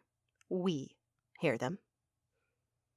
I nearly added that the vampire probably heard those sweet sounds I'd pulled from Harper's lips last night, but remembered we had an audience. That's true. I lifted my hands and cupped them around my lips. Benny, stay in the trees, and we'll all be out of each other's way. No response. Harper shrugged. Back to running? I nodded, and we shifted again. It wasn't until we ran through the trees again, Harper pulling in front of me, letting me get a real good look at her, that Jolie's words took over in my mind again. We smelled alike. Me and Harp. I wanted to ask the others if they thought so too, but I was too embarrassed. Among wolves, only mates smelled alike. Wouldn't we know if we were mates? Unlike the couples like Toby and Stoney or Shay and Hans, Harper and I were both wolves. Having a mate within one's own order was the normal way of things. The wolves' bond snapped into place easily. I'd known the she-wolf for years. Liked her a lot too, though she hadn't liked me much. Or so she claimed. The more I thought about it, the more I believed we couldn't be mates, that we must smell alike because we were spending so much time together. Kind of a bummer, but I'd take it. At this rate, I might want more, but Harper was under immense pressure, and really, I'd take anything the she-wolf gave me. Chapter 28. Meredith. Tana's bonfire flickered as it rose higher and higher, entrancing those who sat around it. Well, everyone except Benedict, who snoozed in my lap. Such a primal thing, sitting in front of the fire. Even a bonfire that birthed little foxes and rabbits made of flame, thanks to the elemental controlling it. The fire made those who didn't know one another well feel closer. And thank the goddess for that, because that was my plan. Tobias and Serena were in the manor reminiscing about Giselle. Once I was sure my mate wanted only to be with his sister, I decided to get the Vindix together to bond. Everyone except for Hans and Harper was already present. Hans should arrive at any minute, but Harper claimed to be too tired after running with Gunner's pack and having lessons with Aya in the afternoon. Tired my round rear end. Pretty sure she and Gunner were making out, but that was okay. Most of the Vindix were here, and I called that a win. So, Robbie, Cato asked. The white lines the enchanted pool had left when the Archicustos demanded he hop into the water were still slightly visible on his forearms as he waved a hand around. How are you feeling? Glad Hannah finally let you out of the infirmary. The air elemental shuddered. He really did not like spending time in the infirmary. Robbie lifted a hand, blew the smoke up and away from the group. Better, thanks. Tommaso was great company. I hope he's released soon, too. When no one else spoke, Cato cleared his throat, seemingly uncomfortable in the silence that hung over our little group. I couldn't relate, but I had been the one to drag them out here, so I figured I'd put him out of his misery. "What's everyone else's training like?" I asked. "Learn anything new in the library?" The newest Vindix to come to the manor had been spending their mornings in the library, and afternoons training, just like I had when I'd arrived. The library is amazing, Cato answered, his eyes lighting up with academic fervor. I hope we get to spend even more time there. Rihanna shrugged. She claimed to know everything in the library, and though I found that hard to believe, she did know a lot, and produced results when it came to magic, so I didn't bother pushing her. Miriam and the other Archicustos could take up that torch. The training sessions are fun. I rarely get to work magic with people who are so powerful. It's like a game. I laughed and stroked Benedict's fur, so warm from the fire. I can't relate. When I got here, most of my training sessions were hell. I can't tell you how many times I wanted to just leave. My parents trained me from the moment I took my first step. Not that those are related. That's what they always said. Like it's lore or something. Cato chuckled at the memory. I guess I have a leg up. Same. Rihanna sipped at the goblet of wine she'd brought outside. I can't imagine what it was like for anyone who didn't. It sucked, I admitted. Everything was a steep learning curve. I can relate to you, Meredith. Robbie said, I feel like that every day here. Yes, his past had been traumatizing too. More so than mine, which was saying a lot. You're doing a right fine job. Tana patted Robbie's knee. He'd been reluctant to open up, but the fire and air elemental had bonded well, and for that, I was grateful. You really are, I said, and once all this is done, S&S or the Archicustos or one of us can help you find your way in this world. Robbie sat silent for a moment, then exhaled.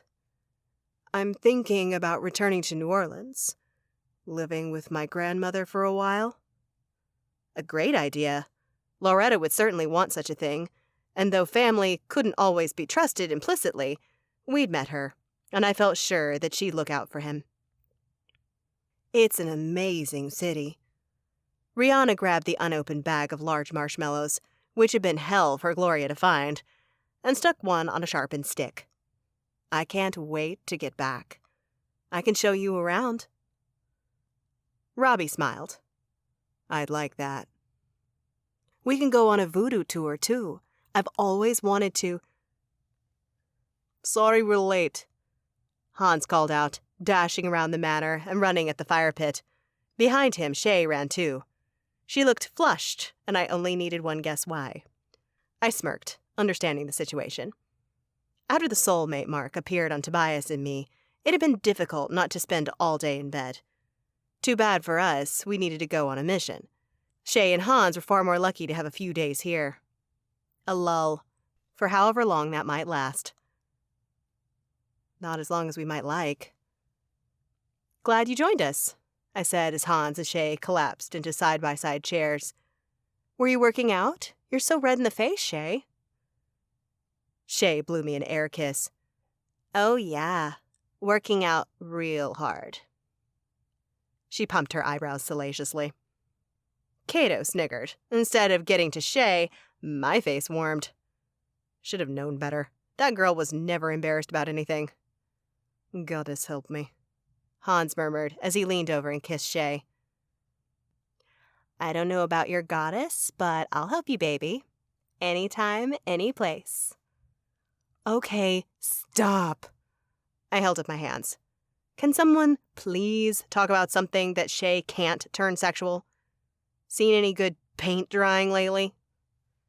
A titter rushed through the crowd, and once it died out, Cato began roasting a marshmallow and looked at Hans. I called you our leader in Italy, and I read about it here too, but I can't help but wonder, any reason why? Hans lifted a single shoulder. I'm the oldest? Definitely that. But what if there's more? Like your connection to hell? Rihanna suggested, and it looked like she'd really thought this over. Like, maybe you have an in? Hans snorted. I don't. Shay leaned forward and placed her arms on her knees. You mean aside from your sister being married to Prince Reichel? Rihanna arched an eyebrow. Who's that? Wrath's son. Hans's sister married him, even though she's far too young to be doing so. Hans frowned. 17. Almost 18 now. And you didn't consider that important information to share? Robbie asked. My sister won't betray the royals of hell, Hans said. She was honored to become one of them, even though our mother tried to dissuade her. Well, your mother is married to Lucifer, Shay said. So that's kind of like saying, do as I say, not as I do. Lilith didn't want to, though. Hans muttered. Lucifer forced marriage on my mother. Nicoletta went to them willingly. All that aside, Rihanna held a finger up. Your connection to your sister can be useful. I don't see how. My mother, yes, but Nick is lost. We'll have to keep our eyes open. It was something I had not considered. having long considered Nicoletta an enemy. Plus, Hans hadn't spoken of her in a while. I assumed he needed time to get over everything his sister had done. Valid, and I was willing to give it. Particularly if it meant he wouldn't screw up again. But could we use that connection? Benedict shifted in my lap, and I moved to accommodate him as the others turned the conversation to other matters, lighter ones. Topics I should participate in because that's how you build trust, something Shay had taught me by example. However, the thought of Nicoletta as an ally, no matter how far-fetched, would not leave my mind. More than that, I thought of Raphael, who Tobias hadn't mentioned in some time. Was he still working with the princes? If working with Nicoletta wasn't in the cards, could we use Tobias's tie to his brother? We should definitely brainstorm how to contact Lilith. I wasn't sure how it would all work out, but like Rihanna suggested, I'd be on the lookout for opportunities. Chapter 29 has been removed from the YouTube recording of this book due to sexual content. The events of the chapter will be plain for all to see in the next chapter. Chapter 30. Meredith. It was Miriam's idea, but the moment she spoke it out loud, we had to see it through. Because I'd seen this moment, this moon ritual, as Miriam called it, in a book in Yale's Beinecke Library, way back before I even knew who I was, who the other Vindix were. I'd seen this moment, and now I felt deep inside that we should partake. Does it matter that it's not a full moon? I asked Miriam as we tramped to the backyard, or the garden, as the Archicustos called it. I pulled my leather jacket tight around me and zipped it up, wishing I'd worn something warmer. You think the moon doesn't hold power in all of her glorious phases? No, I'm sure it does, I said. That's just what I saw in a book, an image that caught my attention and stuck. Well, it's more impressive that way as an illustration, she conceded. But this will work as well. I took her word for it. I didn't even know if Miriam was right and the moon would give us some extra magical juice, but I was sure that rituals like this bonded people. And that was my current fixation. I cared that the Vindix felt close to each other. We would soon rely on one another to stay alive, to save the world. Everyone was already assembled outside. The Archicustos, the Vindix, SNS, Serena, and Benedict. My eyes caught on Gunnar and Harper, both looking at each other and smiling in a super lovey-dovey way. I had to wonder if they'd gone all the way, but I hadn't gotten Harper alone to ask. Then again, even if I had, she was pretty private. She might tell me to stick my question where the moon didn't shine, or some other wolfy saying. Everyone has been debriefed? Miriam directed her question to Claire and Gloria, her right and left hands in the coven. Hans knows what to say. The rest is up to the magic of above. Gloria looked up and smiled at the celestial orb above. The gesture was sweet, an adjective I didn't use to describe the old witch who often liked to sass people and egg them on. Right then, Meredith? Miriam pointed to an opening in the circle between Hans and Cato. Wolf, you need to leave the circle. She nodded to Gunnar, who released Harper's hand and took a step back. I took my place. Hans. Claire spoke more softly than Miriam or Gloria. Whenever you're ready. Before that, Harper cleared her throat. I have something to say, or rather show. She pulled down the front of her shirt to reveal a white crescent moon on her pale skin. My eyebrows pulled together. Was that an enchanted pool marking? And if so, why was she showing us? All the Vindix had them, though they weren't as obvious as that one. My question disappeared when Gunnar unbuttoned the top 3 buttons of his shirt, revealing the same marking. My mouth fell open, but before I said a single word, Shay let out a squeal that could be heard as far away as the village. Soulmates! Heavens, you've got to be kidding me.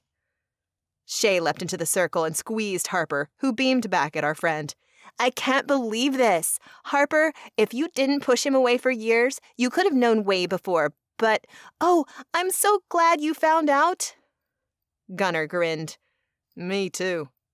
Could have done without all those haughty looks, but my ice queen mate finally figured out I'm quite the catch. Harper rolled her eyes. Oh, hush. Gunnar laughed, and Shay let out another squeal and hugged him too. I clasped my hands to my chest. Not long ago, I'd never have imagined having such close friends. Now those in S&S were bound by fate in a web of friendship.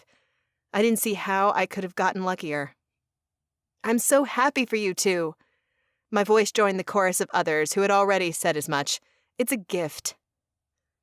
It is. Harper's hand drifted back and squeezed Gunnar's before letting go, turning to the circle. Should we get started? I winked at her.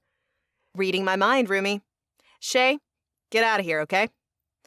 The Nephilim still looked about ready to pass out from happiness, but she stepped out of the circle, leaving only the Vindix in the sacred space. We grasped hands, and Hans cleared his throat. We gather here tonight in sacred ritual, a rite formed by 7 families long ago. Some of us share their blood. Others have been gifted their fate. His eyes closed briefly, and I wondered if he still wished he hadn't been given the pearl when the original family line died out. A fate of 7 to save all, to defeat great evil, to defeat 7 lords of the underworld. 2 down, though. We all knew that no matter how good it felt to have ended 2 princes of hell, it wasn't enough. It wouldn't be, not until they were all gone. Hans exhaled, long and low. We ask the stars to bless us in our task, our destiny. We request that as 7, we be bound in more than friendship and duty. We beseech the stars, and those with greater magic than ours, to bless us as we face a great war of good and evil. Hans tipped his chin up to the stars, and one by one, the rest of us followed suit. To the magic that came from above, we beg your blessing. We request any extra help you may give, whether it be strength of mind, magic, or body. With such gifts, we will fulfill our destiny. Hans let out a long breath. So mote it be. The last line echoed around the circle, as we'd been told to do. I couldn't say I expected much of anything, though the instant the final syllable left my lips, a jolt of electricity flooded through me. I gasped, my eyes flying open in time to see a flash of light rush around the circle, haloing each witch before moving on to the next. When it had completed the circle, the light pulsed, illuminating us all at once. And that wasn't all. Above, 7 stars shot through the sky. My hands trembled, but no one spoke. I wasn't even sure anyone dared breathe as the stars blazed across the sky and disappeared, and the light in the circle vanished too. A sign! Gloria's voice broke the silence. An omen? Claire agreed, her Irish lilt soft and hopeful in a way that stopped the pit in my stomach from expanding. Good or bad? Luca asked. No one can say, Claire replied, but a celestial event started all this when the Vindix were born. To me, it's clear the stars are saying one thing and one thing only. The end is near, Gloria whispered. Chills ran down my spine. We'd all known a true battle was coming. It had to. After what we'd done, after we'd already killed 2 princes, once the living brothers learned of the deceased's fate, they'd band together to end our lives, to make their rule over Earth complete. What about the light? Tana asked. It ran through me, electrified me. She scanned each in the circle. I feel more of you all, like we're connected deeper, or the like. The moment she said it, I sensed it too, almost like if I closed my eyes and they moved, I'd still be able to feel them. Above gave us a gift of awareness, I said. I was sure of my correctness in a way that rarely happened. We need to test it. Tomorrow, Miriam said. Tonight you have had enough. Rest is needed for the effects of your gift to settle. There was wisdom in her words, and as badly as I wanted to test out the new power, she was right. Then we rest. I released Hans and Cato, and tomorrow we learn how best to use our new gift. The circle broke, and I sought Tobias's eyes, his familiarity and peace. Instead, I caught a blur of white streaming through the night sky. A yelp escaped me, and I leapt back, right into Harper, only for the blur to pause in front of us. I blinked. A man dressed in an overcoat and pageboy hat floated there. A ghost. "There you are!" Harper exclaimed as if she'd been waiting for him. Understanding dawned. This was the ghost she sent out to learn which prince ruled where. My heart began beating hard, like a drum in my chest. The ghost peered at the others, as if he questioned his choice in coming. "You can speak in front of them," Harper said. "They're in this with me." "I've been to each city, learned who rules where," the ghost said. "By all means," Harper replied. "Spill everything." Chapter 31. Tobias. Water had seeped into Seattle's underground tunnels, filling them with a dank scent that made my nose wrinkle. I had not wanted to come to the Covenant debrief, but Luca wanted me here with him, Gunnar and Shay. Many of us were representatives of powerful lineages and organizations, and mates to Vindix, of course, which I suspected was the real reason. This time away from the manor gave the Vindix time to test out their new ability, which, as my clever witch had guessed, was indeed an increased awareness of each other, something that would be invaluable in battle. I understood where Luca was coming from. Mates could be quite distracting to their counterparts. Still, the sooner we returned to England, the better. After the death of my maker, being away from Meredith was even more torturous. An hour, no more, I reminded myself. Meredith is a powerful witch and safe behind many wards, not to mention many other skilled witches, a wolf pack, a giant, and a bloody wyvern. She'll be fine. Here we are, Luca muttered as he reached the entrance to the Covenant's most secure hideout. Time to see who is still around. The mage travelled here to provide updates, and according to him, each time another Covenant seat had either left or just arrived. Artem Kovalenko remained the only constant. The wizard remained through it all. So it was no surprise when we entered the underground headquarters to find Artem sitting at the meeting table. Not alone either. Nina Titch was the Phoenix seat, Liliana Valori represented the vampires, and Susan Chappell spoke for the witches. In the back rooms, others, at least 3 people, were milling about. Most shocking of all, however, was the body laid out on the large table. Richard Bronze. Gunnar breathed. What happened to him? Artem stood. I apologize for the ghastly sight. We are discussing where to put his remains. Remains? Luca asked. He's dead. Nina cleared her throat. Arrived here half out of his mind. There are markings of demon possession, and we think they tortured him for information. He died only about 2 hours ago. I stiffened. What kind of information? While the Covenant had been informed of Igor Drogo's death, no one here knew that we'd been the reason Bronze had not joined the government the moment he should have, that he'd been our prisoner. At least, they hadn't known. What if, when Bronze arrived here, he told them, and we were about to be reprimanded? Worse, what if we lost information sources because the Covenant believed we could not be trusted for what we'd done? I didn't regret keeping Bronze alive, but I would regret the repercussions, should any come our way. We don't know. Middle-aged Susan frowned down at her fellow witch seat. He spoke gibberish. Though he did say something about light and travel, I can say we saw eye to eye, but I found it disconcerting to see him like that. Shay stepped forward. He spoke of light travelling? Susan shrugged. Light and travelling, but I guess he might have been trying to say that. Did you search him? Artem arched an eyebrow. I presume you're interested in this. He pulled the Luxeter Shay had bargained with from his pocket. In response, the other seats glared at Artem. You hid that from us. snapped Liliana, a seat for my order and a personal vote of mine. I did. I was interested in what SNS might have to say about it, especially seeing as we could not acquire Luxiters, but Bronze, of all people, possessed one. Bloody Shay and her foolish deals. Shay sighed. I made a deal with Bronze. I gave up my Luxiter, and he gave Hans his power back. That's why he had it. Nothing more? Autumn asked. Silence rang through the headquarters.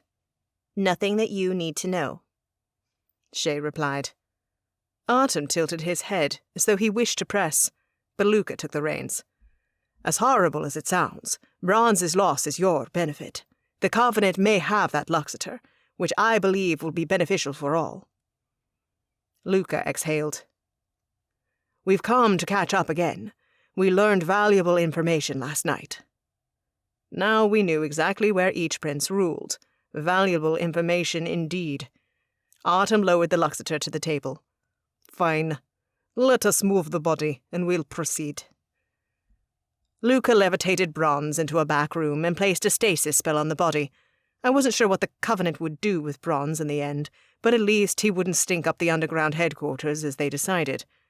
After the meeting table was scrubbed, and others, including Shay's mother, had joined us, we reviewed what was happening in the world. Told them what Harper's ghost had learned.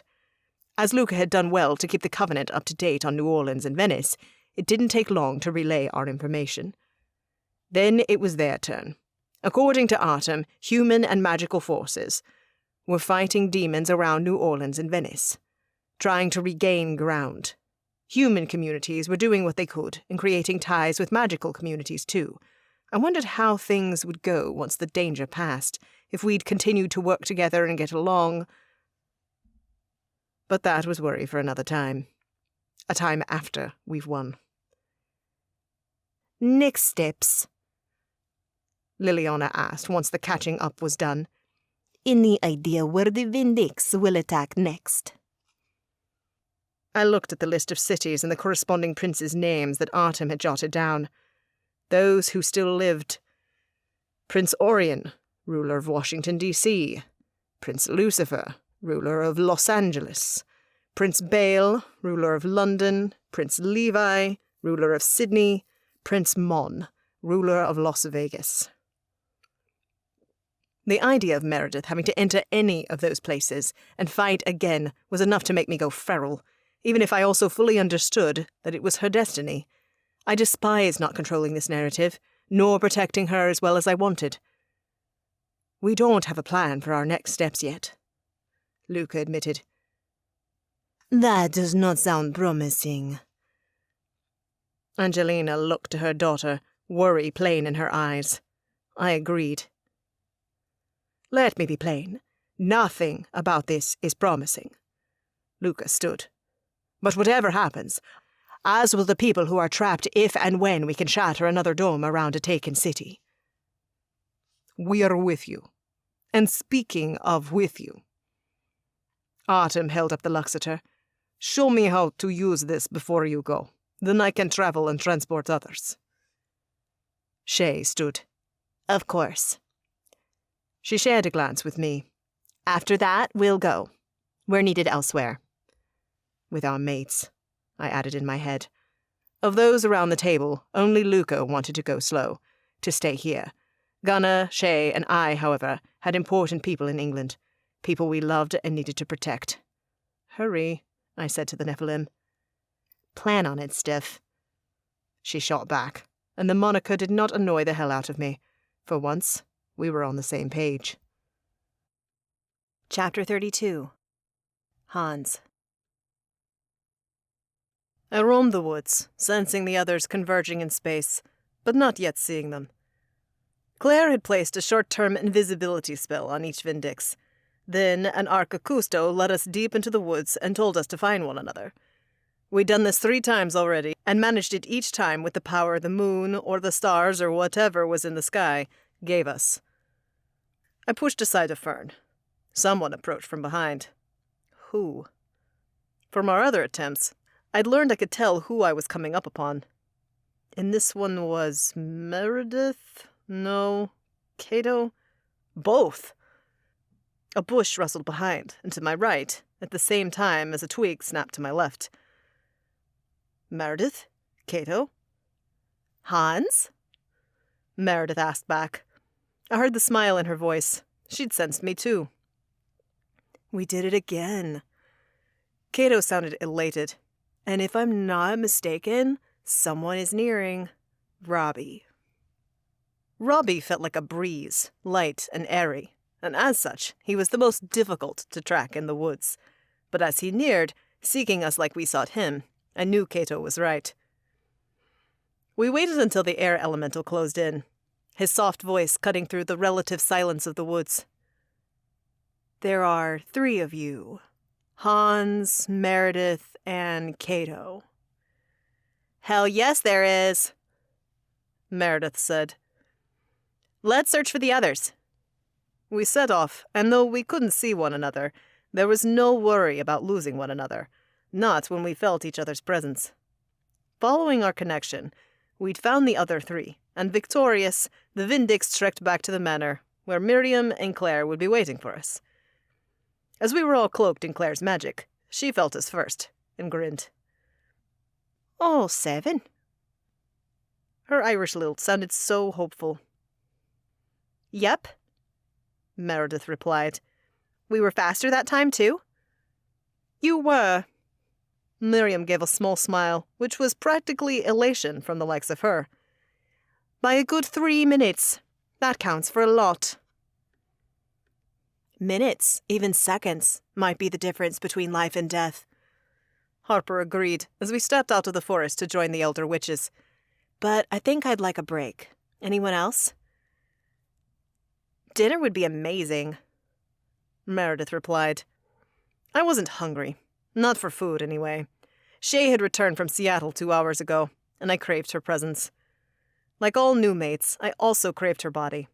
I hoped to convince her to push back her meal so I could feast on her first. We'll try twice more tonight. Claire waved her hand, and the invisibility magic around us disappeared. Then, what in the bloody hell? A blaze of smoke shot down from the sky, setting us all on edge. That was until the smoke and a presence I recognized closed in. Mother? Is she smoke traveling through the wards? But no, when the smoke settled to ground and cleared, no queen of hell stepped out. There was no body, not a physical one anyway. Instead, the smoke took the shape of a woman and spoke. Hans, darling, I have information for you. Listen, for I cannot stay for long.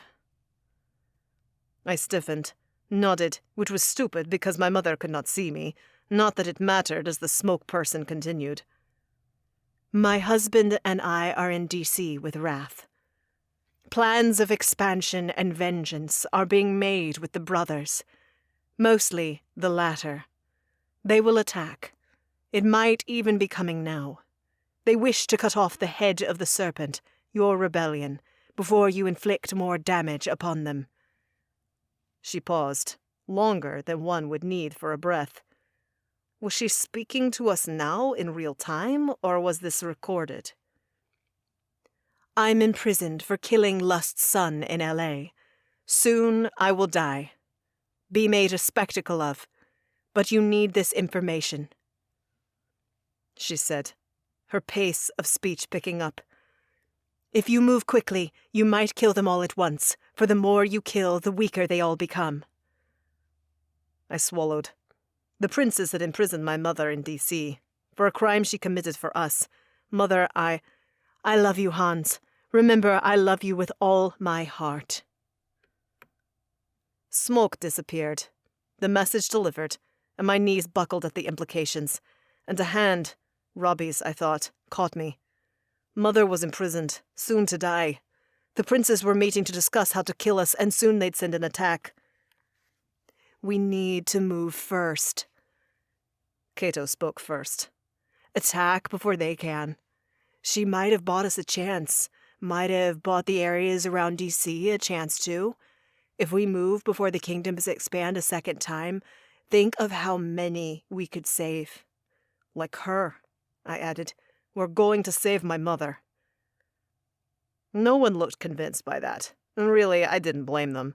As Lilith's son, I would do anything in my power to save her, but we were up against literal gods of the underworld, 5 of them in one place, when we'd barely been able to kill one with our powers combined.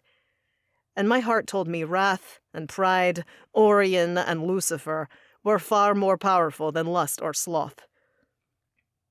"We should go tell Luca," Meredith said, "and the other Archicustos.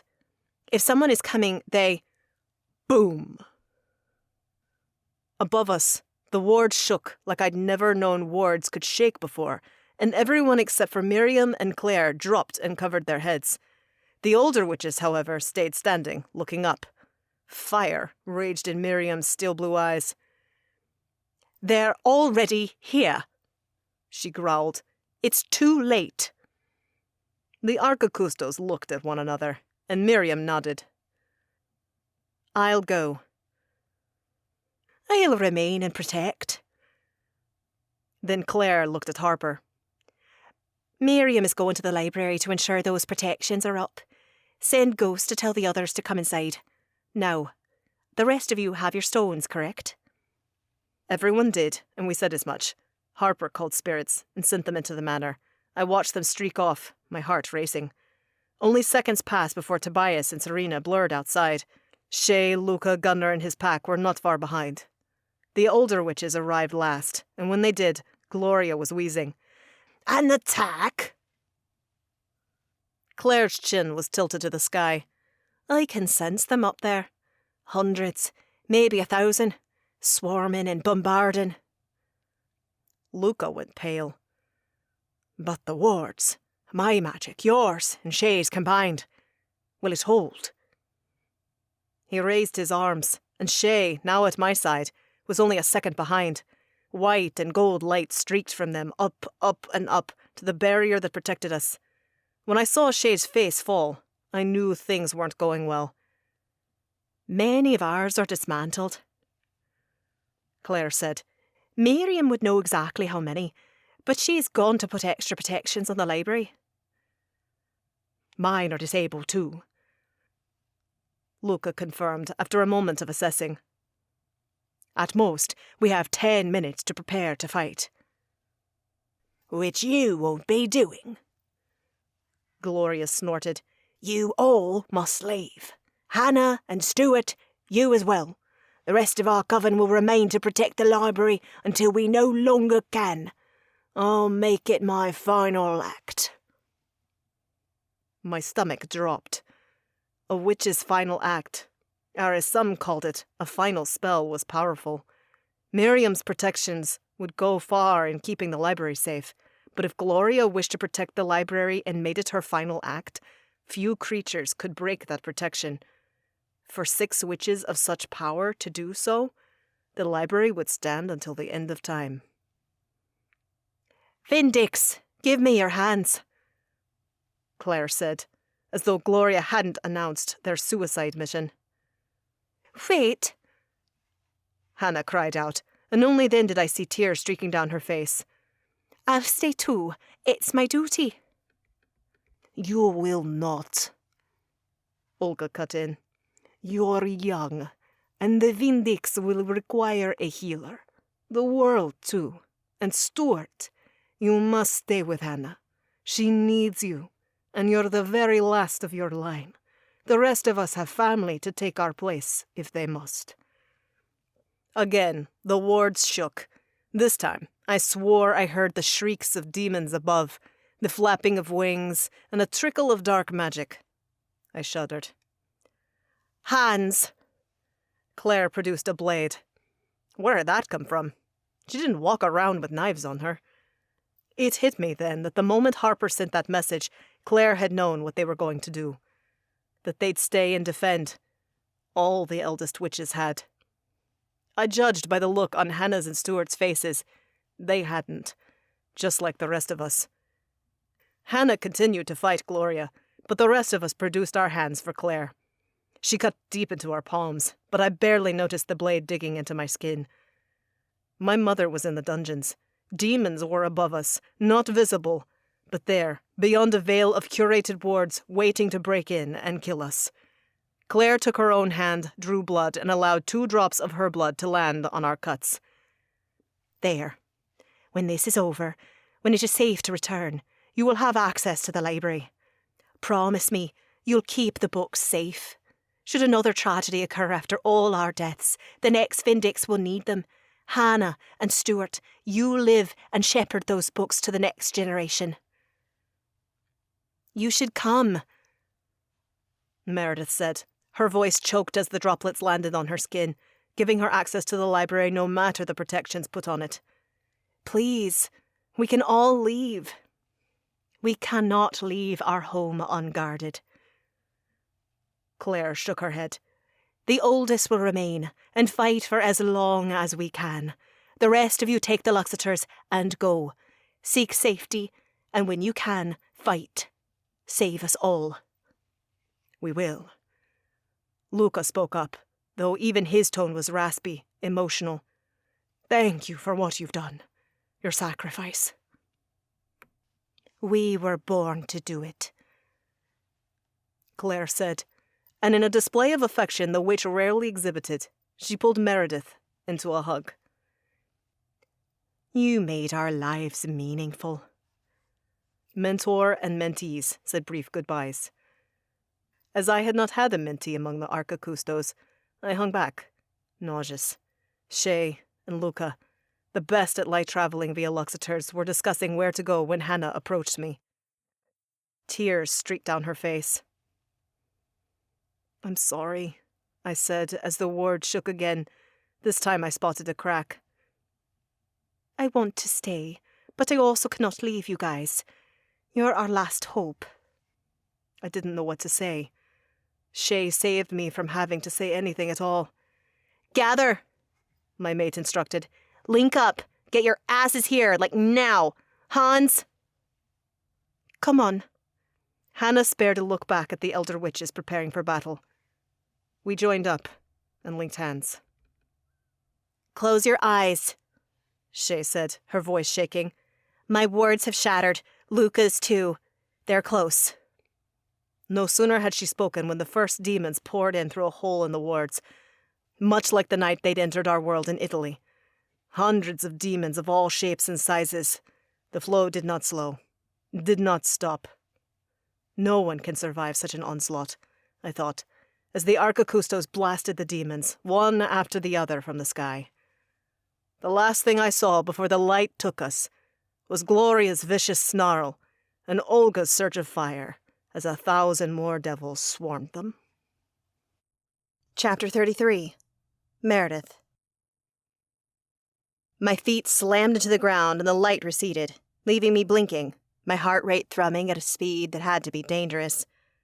We left them. We left the Arcacustos to die. There was no other way to look at it. No way one could spin a sweeter, more palatable story. 5 elderly witches were up against thousands of demons. No one would be so delusional to think they'd survive. A sob ripped up my throat, and a hand, Tobias's, pulled me in close for comfort. I nestled into him, relieved to have both my hardened vampire and my familiar who was still in Tobias's grasp. In a sweet gesture, Benedict put his paw on my shoulder. It was only then that I noticed he was trembling, that I was trembling too. From the sound of it, we weren't the only ones who needed a rock in our corner. Hannah bawled loudly, Tana only slightly less so. Her fire witch mentor, Olga, might not have been a warm person, but she'd transformed Tana from a witch with vast raw power to someone who could control and unleash that power with a thought. And if I pulled my head from my mate's comforting shoulder, I suspected I'd find Harper in a stunned state. She and Aya had bonded, and Harper respected the old spirit witch. The rest of the Vindix didn't know the Arcacustos well at all. They'd barely been around them, but no one could feel untouched by such a sacrifice. So many deaths for the library. And for us. My heart clenched. I hoped it wasn't all in vain. We wouldn't know until we won this war, if we won it. Surely a contingent of demons would remain at the manor and wait for us, returning to a place that, despite the questionable decor, had begun to feel homey, was far too dangerous. There was too much on the line. Is there a place where Hannah and I can be alone? Stuart asked. Even just for a mo. He looked up, then all around, his eyebrows pulling together as he took in the area. Where are we, anyway? Great question. One that cut through the pain of loss enough that I lifted my head. This is the headquarters of the Coven of Shadows and Secrets, Luca replied. So it was, though it looked different. I pulled away from Tobias and scanned the large atrium, the very place where a shade attacked me before I knew who I was and what I was meant to do. The tomb, always busy, was empty, but there were signs that people had been around. Many people. My eyebrows pulled together as I gazed up at the intricate light fixtures above. It was dented? What happened here? I asked, noting the damage to the stairway banister, and that one door leading into a room I'd never entered was cracked right down the middle. My anger grew with every new blemish I spotted. I hadn't been a Coven member for too long, less than a year, but this tomb had quickly become a place that I loved. A place where those I loved gathered. Demons attacked a few times, Luca said. My mouth fell open. What? Why are we here then? Harper asked, echoing my horror. The rest of S&S nodded in agreement, though Gunner's wolves seemed too preoccupied by the opulent tomb to notice our objections. They never entered the building, but shook it, and there have been no attacks since the OA learned we were in England. Maybe they assumed the entire Coven was there. Luca swallowed. But in the wake of the last attack, S&S members have also been reinforcing wards, setting up technologies too. The tomb is better protected than ever before, and we didn't have many choices. We needed a space for many, and headquarters can provide. At least for a little while. If we end up staying here too long, I can ask the Covenant for a safe house. I don't think we'll need that. Hans spoke up. His face was ashen, his blue eyes haunted. I have news from my mother. Luca listened as Hans relayed what Lilith's smoke form had said. I assume you want to go to DC? Luca asked. And soon. Hans said. Not just to save my mother, but if the princes are gathering there, this could be our best chance to beat them in one go. And their best chance to kill us all, Cato muttered. They both had points. Good ones, too. Hans knew it would be difficult for us to kill 5 of Hell's princes at once. That wasn't even factoring in the difficulty we'd undergo sneaking into Wrath's territory, and not being caught by who knew how many monsters. Well, Luca spoke slowly, probably carefully weighing out the options presented to us. We can't go now. We're not ready, and if we're to attempt a last stand, we need help. Call our allies, then, Hans said. Call the Covenant. We can make a stand at the capital. You forgot one important part, Hans.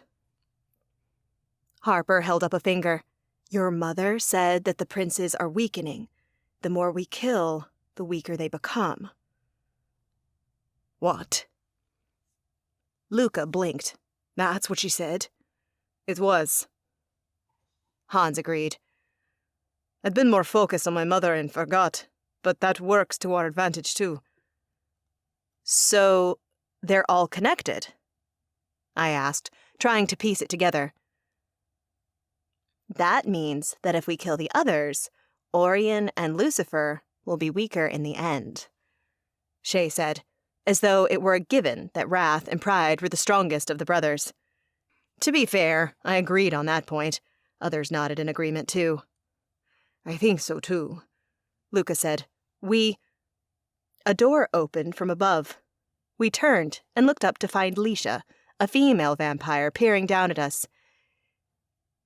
You're here. She smiled, but then it fell from her face. Why? We needed refuge, Luca replied. Has all been well here since I last checked in? Everyone has been staying here safe and sound. The entire Coven sleeps here? Tobias rubbed my back. It's the safest place, Leisha replied flatly. Most of them are out demon hunting now, but they'll return tonight. Many sleep together in the larger rooms for protection. I'll admit that the tomb is not the most comfortable of places to sleep, but it can offer great protection.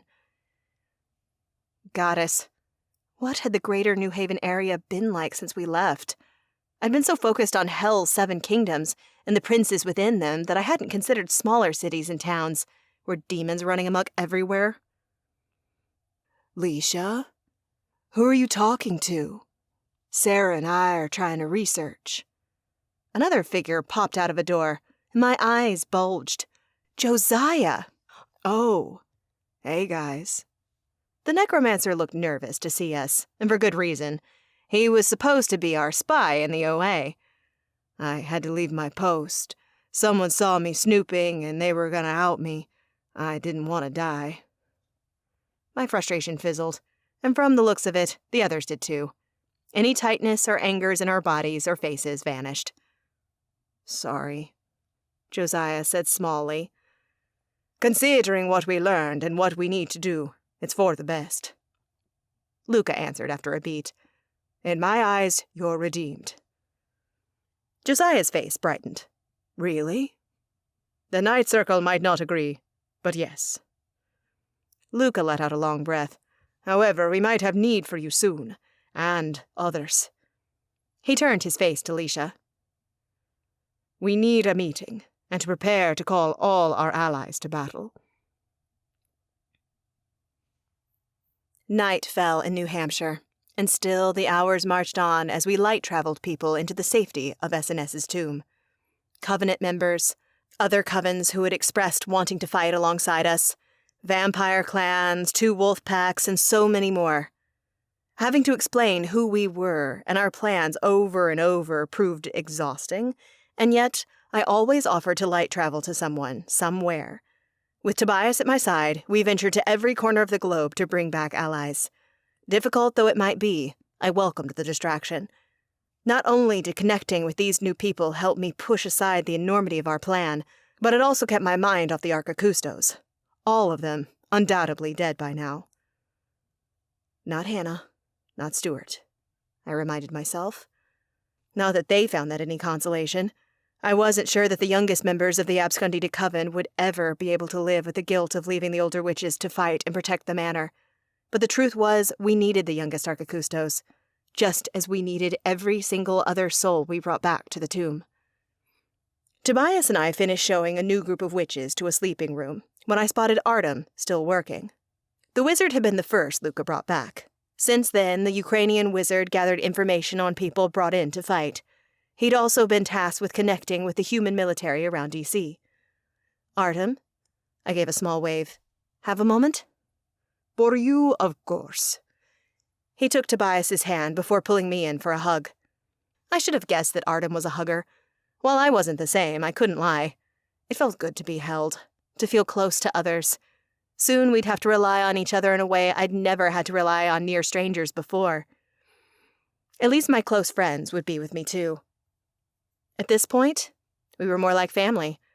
Tobias certainly was, and though I'd grown up guarded, I felt like Shay, Harper, Gunnar, Hans, and Luca were too. What can I do for you, Meredith?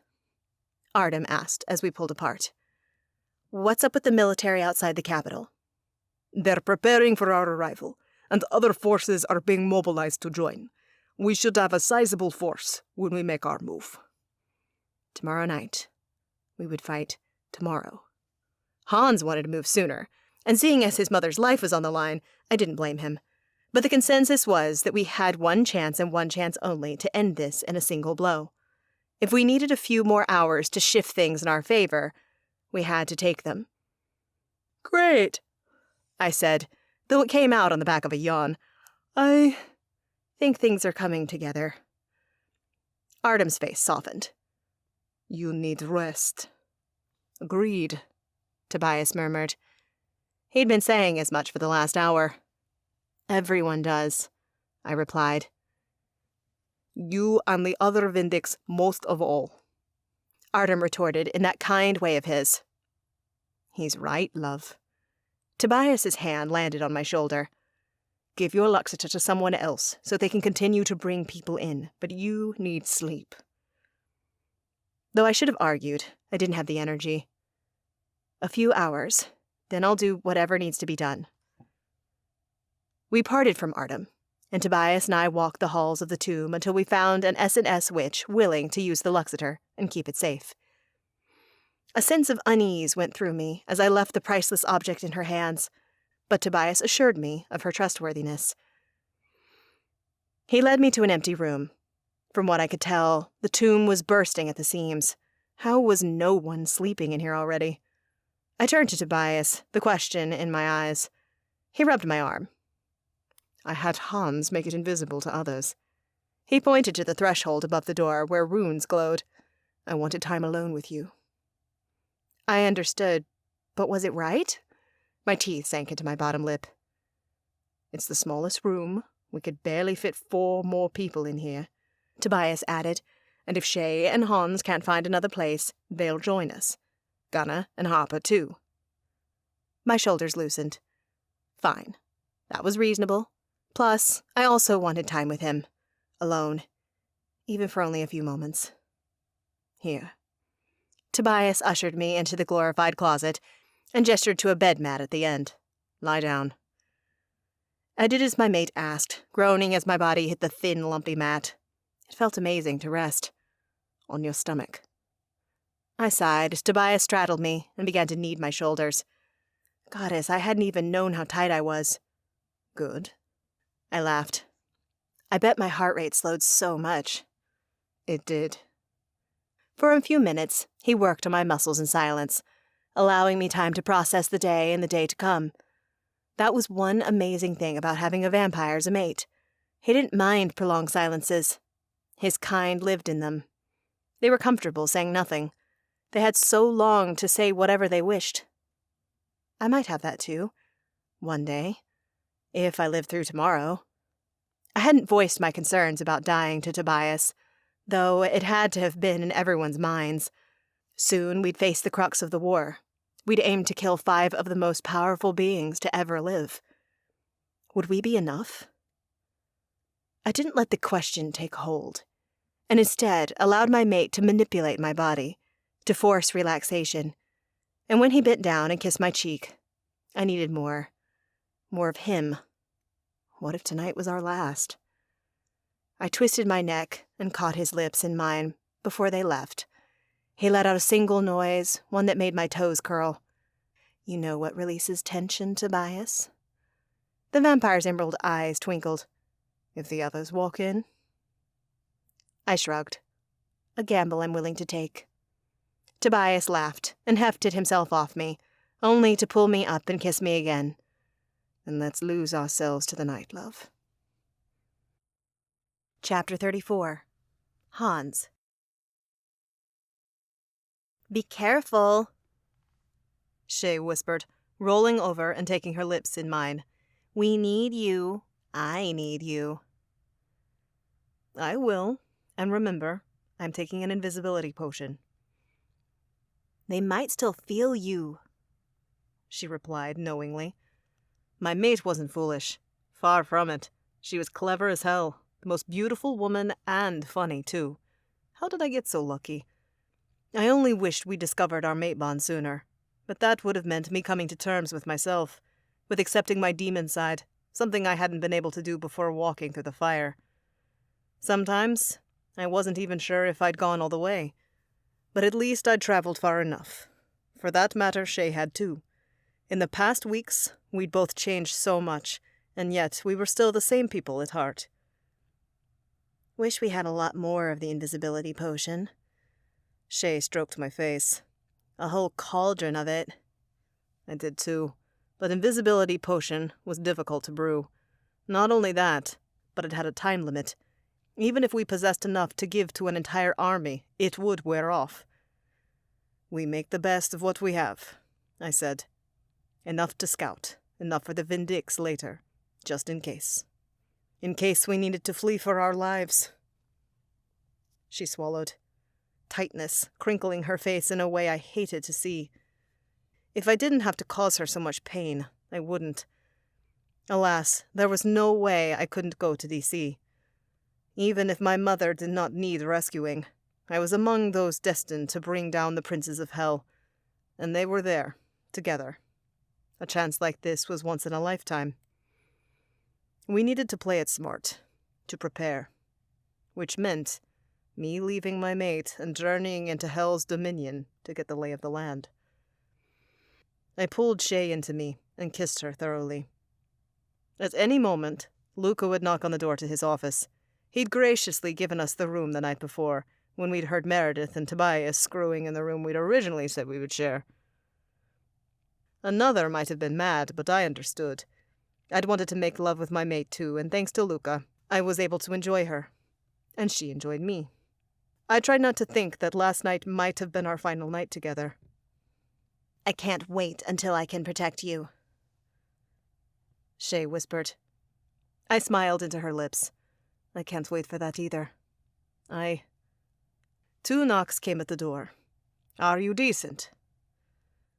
One sec, Luca. Let me jump off your desk and grab my bra.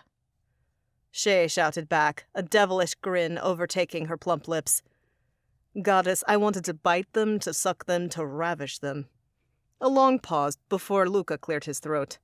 I hope you're joking, but I suppose I can't blame you. Just for the love of my sanity, clean it, Shay.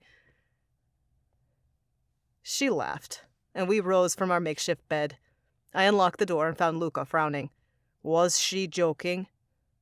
We kept any funny business to the ground. Thank God. Luca walked into his office and veered to his coffee machine. From Asila by birth, but Italian grown, Luca didn't have many vices, but the mage was addicted to his espresso. 1 espresso, and we'll go. Do either of you want one? Shay and I declined, and Luca went to work, humming happily as he prepared his drink.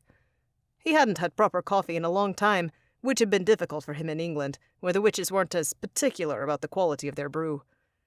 I cringed at the thought of the Archicustos, no doubt, all dead by now. They'd sacrificed for us, for their legacy. I'll never forget them. But today, I had to move on, put them out of my mind and venture into Wrath's kingdom. You have the potion? I asked Luca, as he prepared the milk he kept in a small refrigerator near his machine. Milk that Lisha had been kind enough to keep stocked for the Coven master, who, unlike the rest of us, had traveled back and forth from headquarters many times. I do. You'll wait until the absolute last minute to take it, though, so it lasts longer. I nodded, familiar with the drill. Most recently, I'd taken the potion to venture into hell and retrieve a plant to save Luca from poisoning. Right, I said. In that case, I'll go grab a bite from downstairs. Then we'll leave. General McNair spread out the map of the city on a dented wood table. We had an idea of where Wrath would raise his castle, so I focused on that area. Right here. This street is quiet. Normally, that is. And it is close to the White House. McNair pointed. Land there, inside this building, for your best chance of not being noticed. Can you do that? I can. My smoke-traveling abilities had progressed greatly. I no longer doubted I could span Hell's barrier or land exactly where I wanted. And since I'd soon be invisible, I wasn't worried about arriving in a home where others were present. The only issue was the possibility of landing on top of someone. I'd deal with that if it happened. Useful, the general murmured. Why haven't your kind shared this magic with us? We don't want to be used, I retorted, and my ability to smoke travel is very rare. I didn't say that smoke travel, like light travel, was limited to those with demon and angel blood. He'd only appreciate one of those magical orders. Nor would I ever tell this general that Luxators existed. The humans didn't need to know all our tricks.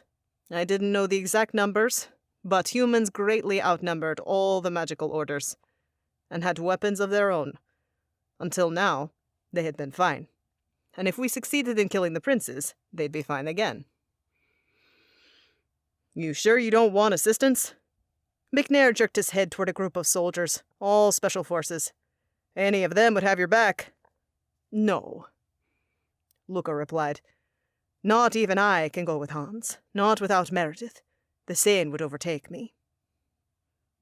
Then, where is Meredith? Luca arched an eyebrow, practicing extending her powers over increasing numbers of people, so that when we make our move, she'll be ready. And he doesn't need the girl? McNair gestured to me, as though I wasn't even there. I brushed it off. The man was helpful in the sense that we needed forces here.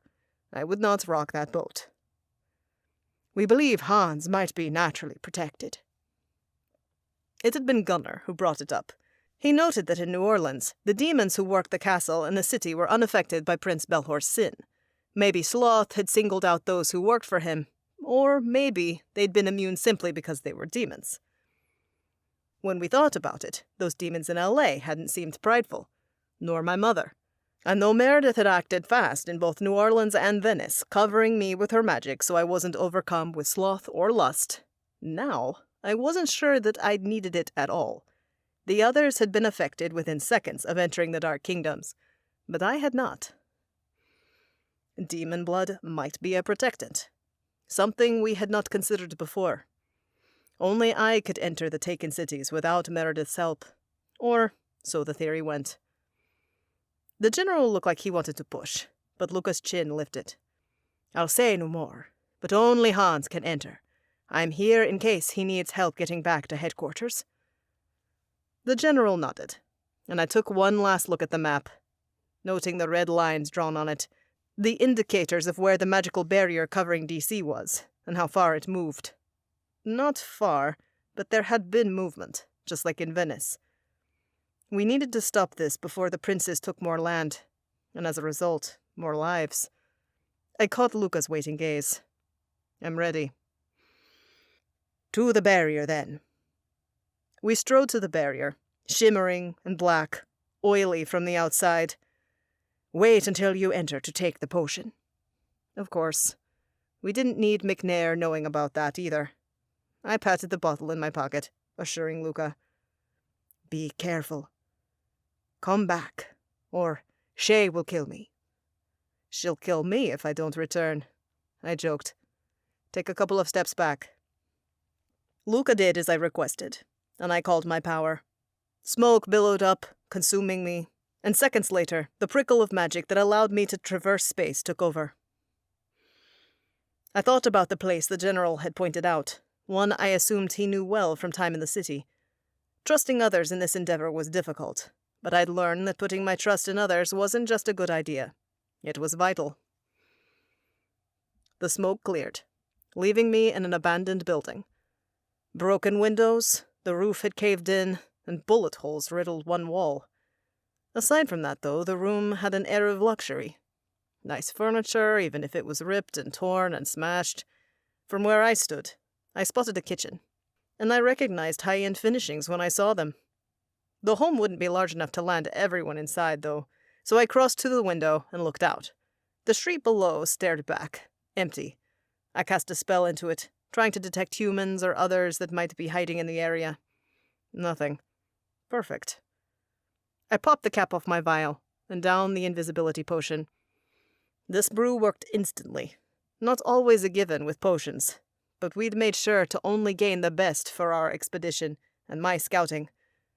If things went south during the real mission and the Vindix needed an out, they wouldn't have time to wait for a potion to kick in. They would need to disappear and run. Tingles erupted along my skin, telling me the potion had kicked in. I unfurled my wings and soared out of a smashed window. I spotted the castle. It was where we'd thought it would be, on the White House lawn, over where the stately presidential building once stood. Wrath wouldn't want a single icon competing for his show of dominance. My gaze crept out, taking in the surrounding crumbling buildings, some demolished. It tore at me, though I took heart that if we landed in this exact position, then we would only be about 3 blocks from the castle. a good distance in which to create a diversion and make an approach. First, though, I needed to prepare us for a safe landing. From above, I took in the street. One end curved sharply, so I could not see past it, and the other went on and on. After a brief assessment, I began my work, casting protection spells, warding the area. They weren't the strongest wards, nothing like those over the Abscondita Manor or SNS's tomb. However, they were strong enough to deter enemies, and could last a few hours. Or so everyone hoped. There was the chance that someone would find my protections and dismantle them, but that was another factor that we could not control. I'd done my best to prepare a landing area and scout a way into the castle, so that's what I did. After I'd thrown every protective spell I knew at the street and set a repellent charm above the area to deter flying creatures, I warded the area with runes. Those in place, I soared toward the castle. A few other demons littered the skies, but thanks to the invisibility potion, no one saw me, or seemed to sense me either. I flew right above the castle, taking in a bird's eye view. The castle looked a lot like the ones in LA and New Orleans, even greater than Lucifer's castle. That same flame burned in a tower too, though this one appeared weaker than the one in LA. Maybe because the two brothers were dead? Harper brought up that theory. The clever wolf witch had noticed Sloth's flame was dimmer than Lucifer's. And Cato confirmed he'd witnessed when Lust's flame dimmed. Were the flames connected to the prince's life forces? We weren't sure, and as it wasn't my job to figure that out, I got on with the scouting, flying over the structure, looking for weaknesses. There were a few. Not that I'd expected anything less from Wrath. A courtyard, like the one in LA, was wide open. I might be able to smoke travel us in there. Secondly, there was an entrance that might be for servants, judging by the appearance of those coming in and out. That was it. 2 entrances. I found no others during my search, which, due to the constraints of the invisibility potion, was limited to an hour. I watched the clock as I studied the landscape, but it slipped away. At 5 till the hour, I needed to leave, or risk being spotted. I prepared to soar upward, back to the home I'd warded, or draw a map, when I saw them. Raphael Laurent, Tobias's brother, and Nicoletta, my younger sister, walking out of the rubble of the city and back to the castle. A flash of need to swoop down and grab Nicoletta, to take her away from all of this, flared within me. But Shay's face filtered into my mind, stopping me. My mother thought my sister was lost, and Nicoletta hated Shay, my mate, the most important person to me in the world. Though it made my heart hurt, I twisted to soar away, to leave Nick to her chosen fate.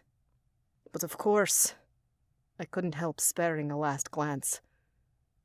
I nearly fell out of the sky when I found my sister staring up at the sky, staring right at me, as if she felt something. Chapter 35. Shay. The moon shone down on us as Hans pulled me closer to him. With Luca in the lead, the Vindix and select SNS members wove our way through the military base just outside the magical dome that surrounded Washington, D.C. Thousands of soldiers strode about the camp, ready to make their move. I suspected if Hans had his way, my mate would carry me, curling his large black wings around me so those same thousands of soldiers waiting for battle could not see me. Since our mating bond had snapped into place, he'd become increasingly protective over me. Though I considered myself a feminist, I relished his care. It was pretty freaking hot. Plus, I felt our bond too, and was just as protective over Hans. Wanted him biblically all the time too. That had never been more evident than last night when we'd spent hours making love. Thank the heavens Luca had given us his office. Given that death loomed in the shape of a black, sparkling dome of demon magic, I wish we had more time to do it again and again and again. Shay, I can sense you're getting turned on.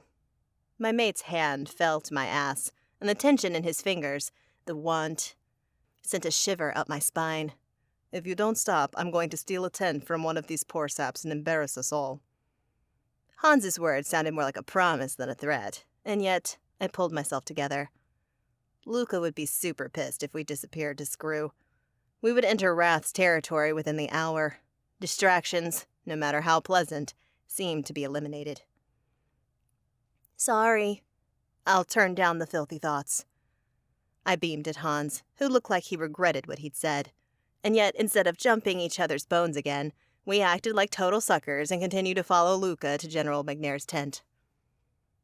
The General and Luca had been in talks all morning, and those talks had only grown more frantic when McNair informed us that the dome had expanded 5 feet in all directions. The princes were, as Lilith said, making moves. But before we entered the Dark Kingdom, McNair still wished to see us all and pair us up with select Special Forces members. Those military personnel would venture into the dome with us. Truthfully, though they were trained in the art of war, I wasn't sure they'd be anything more than a liability. None of them had ever fought against magical beings. I thought of the vast green yard and the big White House sitting on it. According to Hans, it was rubble now, crushed by a black castle topped with scary spires. We reached the tent, large enough for at least 30 people. Luca ushered the Vindix inside along with their mates. Serena, too, but everyone else waited outside. Anything of importance would be relayed to them if they couldn't use their supernatural hearing to eavesdrop like Gunnar instructed his pack to do. Luca. General McNair, in a military uniform, stood from behind a large table covered in maps and battle plans. He peered behind the Coven Master, taking in the rest of us. These are the witches who need to enter DC? I thought you said there were 7. Not all witches. Not all are Vindix. Is it wise to include so many in military plans? Their mates are among them, and you don't separate mates. Not if you value your head on your neck. Luca gave a charming smile that offset the violent truth of what he said. General McNair's lips flattened. Very well, then. I recognize some of you. Might I get a rundown on the rest? Luca did the honors, introducing the Vindix to the general, who in turn offered 2 soldiers to protect every one of them. It went this way until it was Meredith's turn. Tobias held up a hand. I am all that she needs, but my sister is offering to assist as well. Not to mention Rooms had a pistol. As the Vindix most concerned with protecting others, we wanted her to use her magic to keep the Sin from invading us, rather than fighting. So my witchy sis got a gun. Gunnar stepped forward. Me and my pack have Harper's back. McNair arched an eyebrow, but must have sensed that arguing was not worth it. When he turned to Hans, the last Vindix in line, Hans smirked. I'll be fine. That one is your protector? McNair cut a doubtful glance my way. She is, Hans said matter-of-factly. But I have a wide range of powers that make me doubt anyone will get close to me. Which is, I can torture people with a thought. The general's face blanched. We have Coven members, and me as well, Luca added, trying to soften Hans's words. So thank you for the soldiers, General, but that's enough. Any more and Hans might have trouble transporting, or Meredith will not be able to keep us all covered, safe from Prince Orion's sin floating about inside the dome. What he didn't say was that the humans might also get in the way. Luca was walking a fine line here. He knew better than to deny the general's help. Relations between humans and magical people were good now, but later, when this was over, who knew how they'd turn, especially if we did not allow them to help reclaim our world. I suspected Luca included the soldiers to enhance a sense of camaraderie, but he was right. No matter how trained they were, the soldiers knew nothing of our world, of magic and the horrors it beheld. We'd learn how they'd react inside the dome. The general nodded. They're outfitted with comms, so we'll be in communications. They won't work in there, Hans interrupted, his tone gruff. I had a feeling that they might have gone over that before, and he was over the general ignoring the importance of magic in this scenario. These are top-of-the-line comms. McNair's eyes narrowed. They're permitted to wear them. Luca interjected. But like Han said, electronics don't work inside the prince's kingdoms. Not the ones we've been in, anyway. McNair let out a low breath, but nodded. Not appeased, but clearly not going to fight it any longer. Did any of you fight demons or their allies after the liberation of New Orleans or Venice? Luca asked the 8 soldiers who would accompany us. None of them had, but 4 had shot winged demons outside of DC's dome, so they'd at least seen the creatures. Maybe they'll survive. We went over a few more last-minute details, preparing the general for when the barrier fell, if it did. We'll be going then. Luca shook hands with the general.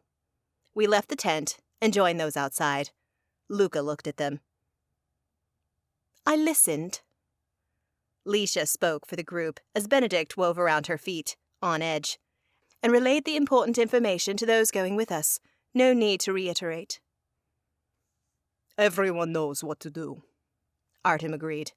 He was among one of the Covenant seats who would join us. Kewen O'Malley for the Wolves, Susan Chappell for the Witches, Nina Tish for the Phoenixes were also coming with.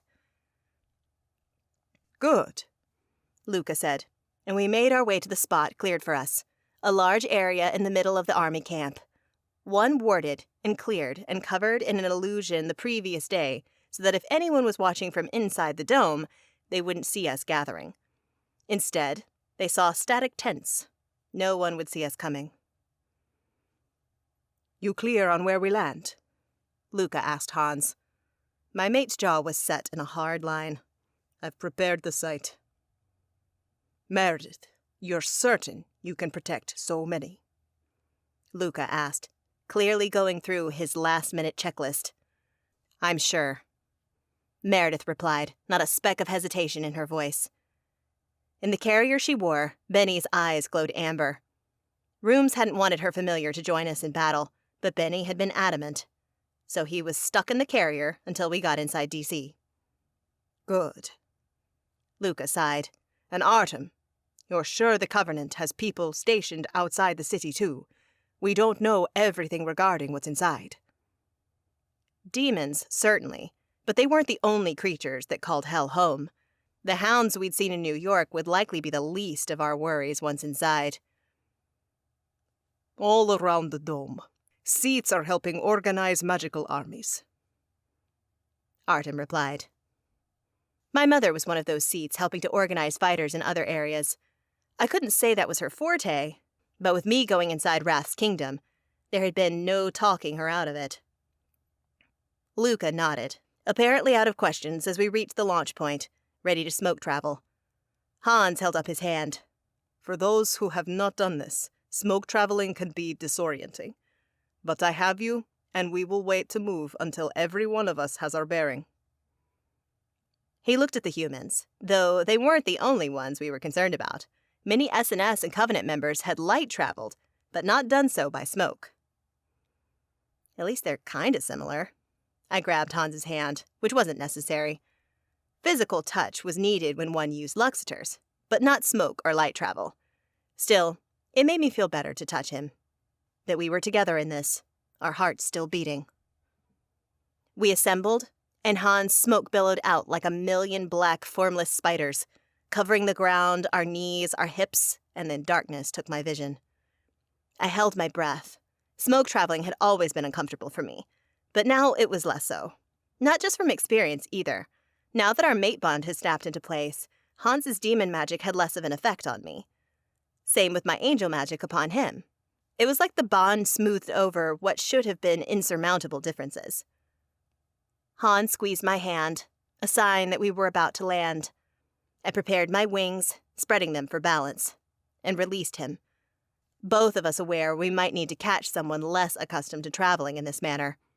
As the smoke cleared, Artem lunged, and as he was close, I saved him from falling flat on his face. I heard others, the humans, being saved too. Many thanks, Artem said with a wince. I suspected that he, like me, was feeling the effects of the sin in the air. A nudge of anger tried to burrow inside me. I ignored it, knowing that Meredith and the Opal would allow no such thing. similar to the Luxator, but I'm still not great at using those. Some people never get it. Meredith, for example. I heard that. Meredith muttered as her magic took hold, covering us and keeping the sin that was in the air away before it rooted deep within. Don't talk about me, Shay. I'm working. I shut my trap, knowing that even with her morning of practice against Serena, Tobias, Leisha, and any other vampire who had the time to help Meredith strengthen her powers, the sheer number of people here would stretch Rooms' talents. And it was a good thing that I did. If I'd been yapping, I wouldn't have heard the click of talons above. My heart jumped into my throat, and I looked up to find 5 winged demons descending, bows drawn, arrows loosed. 2 pierced through human soldiers. They fell, and another arrow hit Q and O'Malley, wolf shifter Covenant seat, through the eye. I bent my knees to launch into the air when Hans pushed me aside. The thwack of a 4th arrow hitting cement and splintering racketed my heart rate even higher. I'd almost joined Q-in and the humans. Heavens, they had to have been waiting for us. Air team! Luca hollered, my cue. I launched into the sky alongside Hans and Nina Tish. Below, Robbie took hold of the winds, blowing the demons off course, as Cato shot torrents of water that could rival small rivers at the devils. One fell to the ground and died seconds later. I blasted light at the one closest to me, well aware that a 3rd was still drawing arrows, shooting below. Please don't hit the Vindix. No one knew what would happen if one of the fated fell. I didn't want to find out. But I couldn't focus on that as the demon I was up against struggled out of Robbie's grasp, regained control, and aimed his weapon at me. Too slow, though. I'd already sent a 2nd blast of light at him.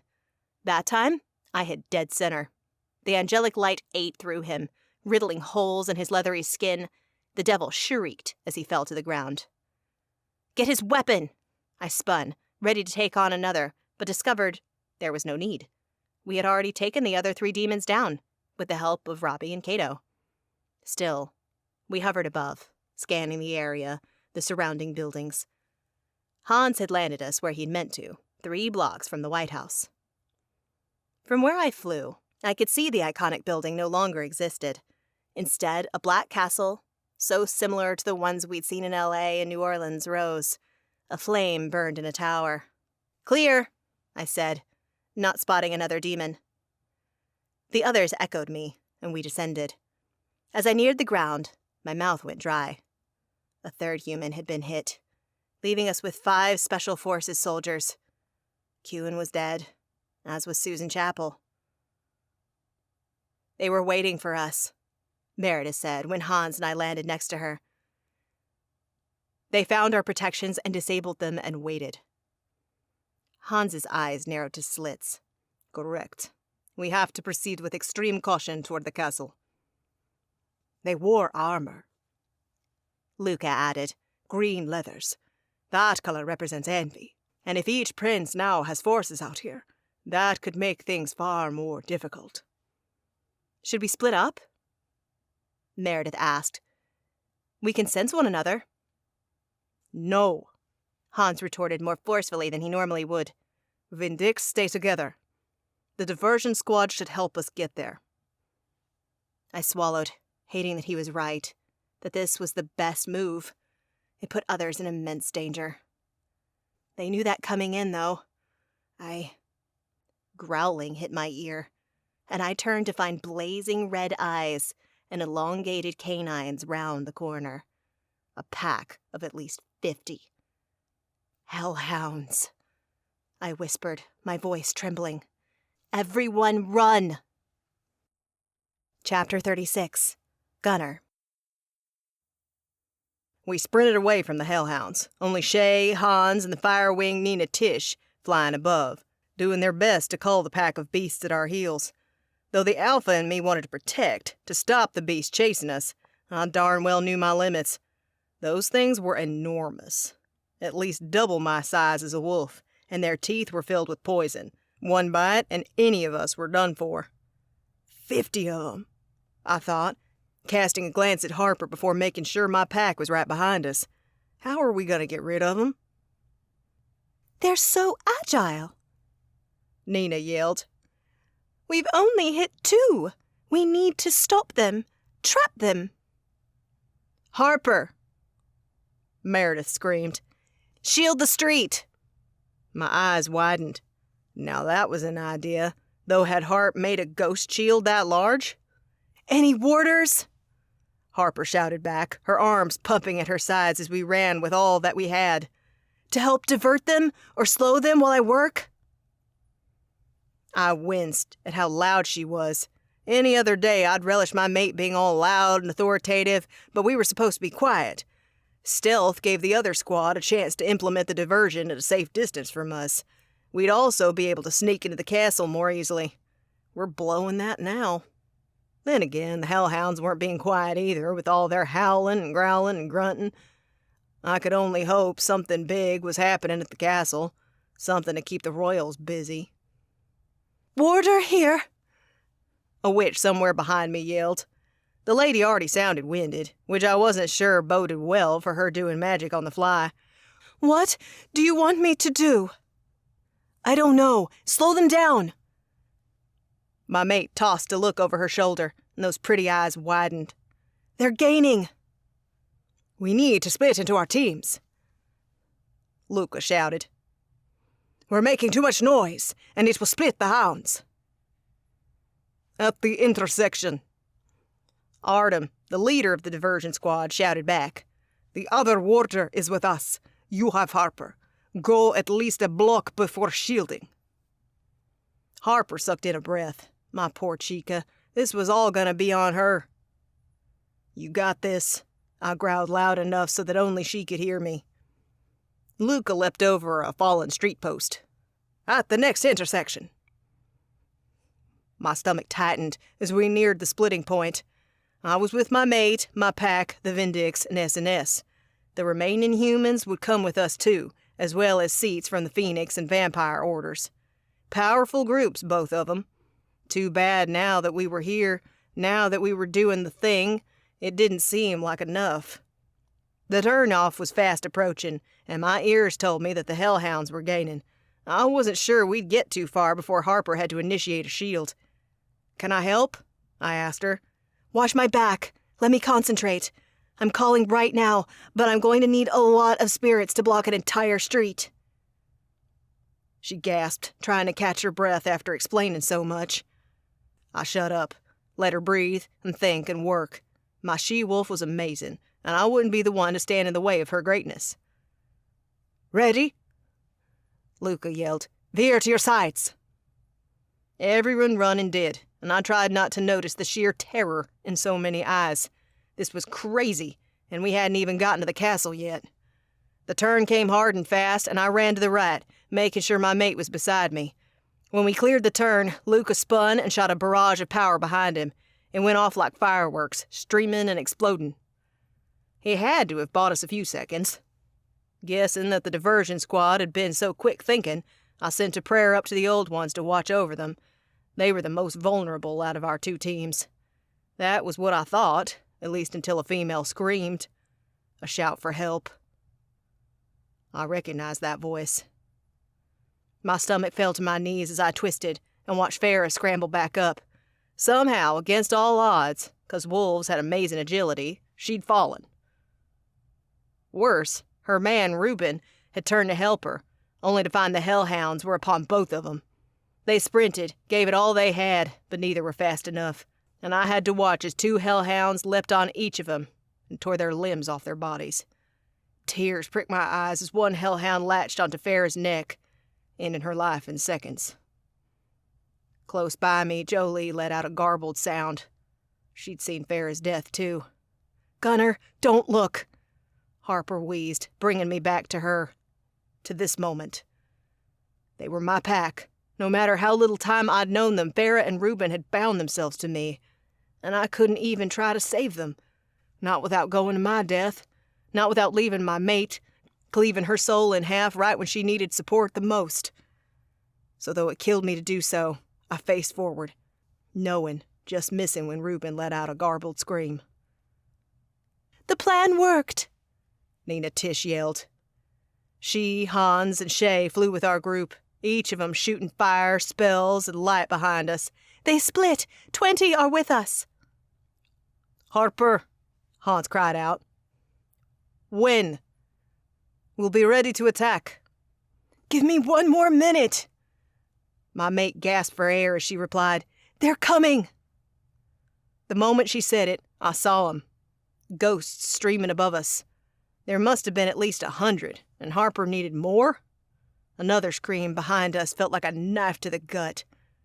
I didn't need to turn and know who it was. The blood must have sprayed, and I caught the scent in the air. Another human soldier was gone. Not one of mine, but after my failures to protect my pack, it still hurt. Someone that I normally could have protected. Okay, Harper gasped. I'm ready. I need to stop to make this shield. I need a second, so everyone attack. Say when. The mage replied. On 3. My mate counted down, and we spun on the pack of monsters. Those who had magic blasted it off. My remaining wolves and I shifted, preparing to defend with teeth if one hellhound got through. But my clever mate was right. She needed only seconds, and the magic workers had done well, slamming another 10 hounds down. By the time 5 leapt to their feet again, the spirit shield was in place. Gleaming white, it stretched across the entire road. The monsters threw themselves against the barrier. I doubted they were used to being stopped, but Harper's magic held strong. I could take them from above, Hans said, his chest rising and falling rapidly. No, you rest. Allow me. The phoenix spread her fiery wings and soared above the shield, where she began raining blue fire down on the hounds. The buggers were fast, but not as fast as her many fire missiles. How terrifying, Tana whispered. I swallowed as I caught Jolie crying not far away. Another pack member comforted her, and though I wanted to be there for them, I did my best to push the memory of what I'd seen from my mind. I'd mourn Reuben and Farah and everyone we lost later, but right now I needed to keep my head on straight. Otherwise I could lose a hell of a lot more. I wish I could say that can't happen again, but I know better. This place is going to be full of surprises. More like horrors, Robbie panted. Out of all the Vindix, he was the most out of shape. Blood slaves didn't need to be on an exercise routine. Nina fired off her last missile, and the final hellhound fell. Nina, Hans called. Can you estimate the blocks from the castle while you're up there? There are 4 blocks. Well, 4.5. Nina replied, and turned in the air, graceful as a swan in the water. And then oh shit! The phoenix exploded. A gasp flew up from the crowd, and once again everyone was on alert, searching for the threat. A stinking blast of sulfur filled my nostrils right before they appeared. 2 devils, 20 feet from us, with a pack of wolves and other people who might be human or other behind them. I hadn't seen these 2 before, but judging by the power rolling off them, their big black bat-like wings and those horns, one of whose towered at least 2 feet high, these had to be princes of hell. I must admit, I expected Orion's prized dogs to last longer. The prince with the straight, towering horns brushed an invisible piece of lint off his dark green tunic, as if unimpressed. Perhaps Lucifer's pups will do better? To be determined. The other wore dark yellow robes of silk, and loads of gold jewelry. The color matched his eyes, and his eerie gaze devoured everything in its path, as if he couldn't get enough of what he saw. What the hell? Rihanna sneered. Stealing your brother's things, you pieces of trash? The girl had already been captured by a royal of hell, and no doubt she had balls, but she was too important to garner notice like that. Luca seemed to think the same, and put his body in front of Rihanna. When I covet something, I take it. The prince, wearing a dark green tunic, replied with a shrug. It's in my nature. Both of ours, though the roots differ. covet, Hans murmured, his attention ping-ponging between the two as he took them both in. You must be envy. And greed. Ah, right. The colors. The prince in green, envy, or more formally known as Prince Levi, revealed teeth as sharp as Toby's fangs. Correct, Lilith's spawn. Why are you here? Just the two of you? Hans's eyes narrowed as if realizing maybe the devils weren't alone. They'd appeared out of nowhere, after all. Were the others hiding? That felt out of their nature, though. Especially pride and wrath. I didn't think those two would hide from us. Nah, they'd come at us guns blazing. For once, we want the glory. We crave it. So we took what we wanted from my brothers to make it happen. Prince Mon, also known as Greed, forced a pout and gestured to the charred hellhounds behind us. So far, we've failed, but I think that won't happen a second time. The prince lifted a hand, loosed a whistle. The wolves beside him parted, and a big one with gleaming red eyes prowled from the crowd. Harper's knees buckled, and I caught her before she hit the ground. Chica, what is it? Gunnar, that's my father. Chapter 37. Harper. My blood pounded in my ears, eliminating all other sounds. This had to be an illusion, a nightmare. Father was on the West Coast, trapped under Lucifer's thumb, yes, but still far, far away, not here. But then a mind link pressed against my head, someone trying to connect with me. Only an alpha held the power to initiate such a link when a pack member was in human form and the alpha in wolf form. My stomach fell to my knees. Dad, I whispered in my mind, trying to put on a brave front. Failing, probably. Like you failed at being alpha a parent, like you failed your dad, your mom. Tears sprung into my eyes. Since arriving at the Abscondita Manor, I'd rarely had a moment to dwell on my many failures, and I'd been thankful for that. Now, though, they came rushing back, filling me with nearly as much dread as the scene in front of me.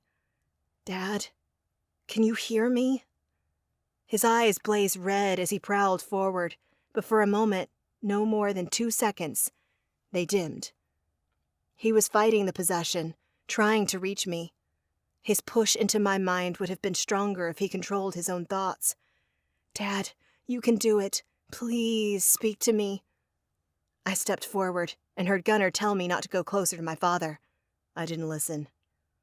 Gunnar would understand. If this was his paw, he'd get it, and my mate would do the same thing. He'd fight for his paw to come back. Meredith, help him. I've been trying. My friend replied, her voice strained. The possession is powerful. Our brother's sway is unbreakable, witch. Greed drawled. Yes. Useful now, though normally it can be quite annoying. Prince Levi, known as the Leviathan in the most ancient of texts, added. The pair had stayed back, happy to let others do their work of destroying us. No, destroying me, from the inside out. But I wouldn't let them. I might have failed so many times, but I was not weak. And if there was one thing Harper Mace Ferenz excelled at, it was learning. I'd excelled at sparring as a pup, excelled at Yale, and most recently excelled at harnessing my new magic.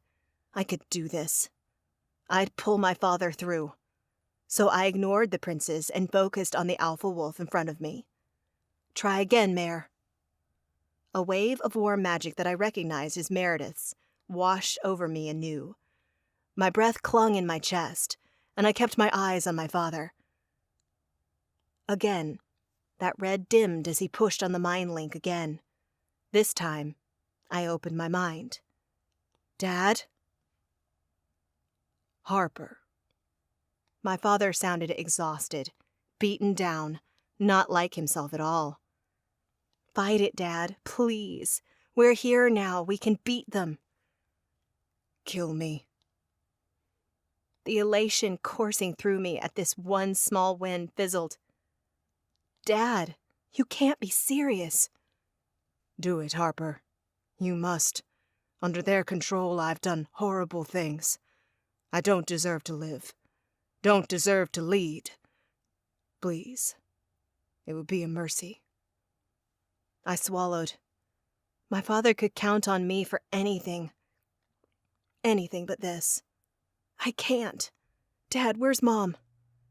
She's alive. The red blazed back into his eyes, and my breath hitched as my father leapt for me. Meredith! I shrieked. Trying! Get away from her! Gunnar roared, placing himself in front of me and shifting. Don't hurt him, Gunnar! I shouted, all the while trying to contact my father again, to break through. The two alphas met in the air with their teeth bared. I winced as my father sank his teeth into my mate, then vice versa. Though Gunnar was of the Wolvia, with Dad being possessed by a god of the underworld, they appeared matched. They'd tear each other to shreds, or more likely my father would tear into Gunnar because my mate would be more careful. He didn't want to hurt someone I loved, not unless necessary. I couldn't have that, but I wasn't a real match for either of them in wolf form. So I called ghosts as I tried to reach my father again, tried to talk sense into him. Under the commotion, the princes gave the signal. Their wolves ran for us, and those on my side shouted and cursed as they spread out, ready for battle. Tobias placed his body in front of Meredith's, for she had to be protected at all costs. Meredith was the weakest fighter in our group, but also the only one keeping us from succumbing to the sin in the air. Or maybe sins. I wasn't sure, as she'd done such a good job of keeping our minds and bodies as our own. If only she'd push a little harder, I thought, as I tried again and again to reach my father and failed. Thankfully, that wasn't the only trick up my sleeve. The ghosts had arrived. I pointed to the pair, my blood and my mate. Don't let them hurt one another. The ghosts soared between Gunnar and Dad and created an impenetrable shield not even the strongest of wolves could break. They were safe. I realized my mistake an instant too late, when my father turned to me. He was closer to me now, not Gunnar. I barely had time to shield myself before Dad was upon me, eyes blazing like rubies. Dad, stop! This isn't you! Tears streamed down my face. Others fought all around us, and I'd pinned Gunnar in with a ghost shield, protecting him. I wouldn't release him either. If it was me or my father, he'd kill Dad to save me. No one got between a wolf and their mate. The evil gleam in Dad's eyes dimmed again. Meredith had gotten through. Kill me, Dad commanded, his alpha tone powerful. Do it. Let your mate kill me if you won't. I can't, I wailed. You must. I can't control myself for long. They're telling me to end you. Please, Harper. An impact struck my father, and he fell to the side. As he hit the street, the red disappeared from his eyes, leaving them flat and lifeless. For a moment, I thought he was back. But then I saw the spear piercing straight through him, the tip obsidian with a sheen of green magic. Blood pooled beneath my father, his chest still. Dead. He was dead.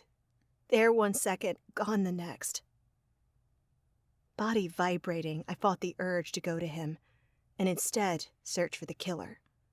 All around, others battled, but my target wasn't difficult to discover. 20 feet away, still keeping his distance like a coward, Envy, clad in dark green, watched me with disdain. I have no need for a servant who cannot listen, even a borrowed one. I might have done Lucifer a favor, culling his weak.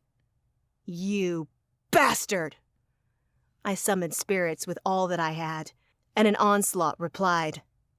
In a blink, ghosts surrounded me. Envy's green eyes widened. and it took a moment before I pushed past my own emotions enough to place his. Fear. A prince of the underworld feared me. As he should. I flung my hands out, and the spirits followed my unspoken directive, racing for the prince, shredding through him. He cried out in pain. I hadn't known that ghosts could harm him. They never harmed me or anyone around me, but I realized how stupid that correlation was. The princes weren't human, or anything like the demons and hell-blooded in this world. They were their own race, different from everything but one another.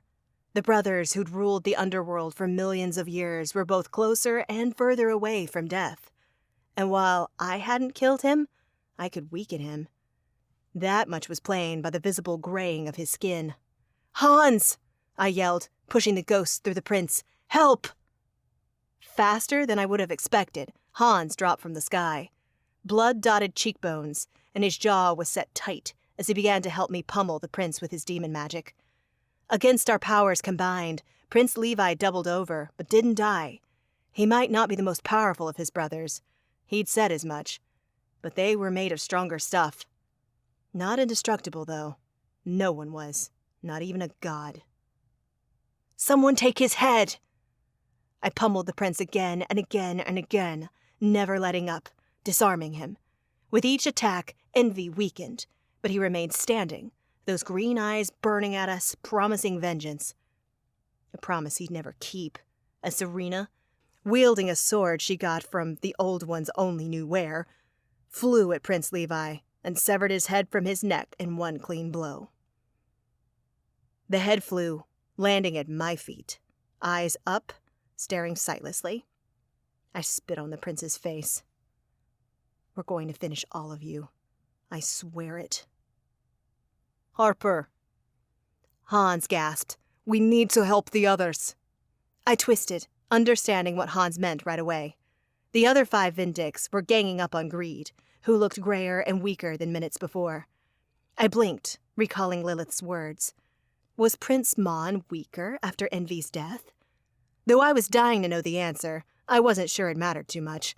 The prince still fought like a fiend, whipping and whirling with magic the likes of which I'd only seen come from Hans. And he didn't just use his own powers.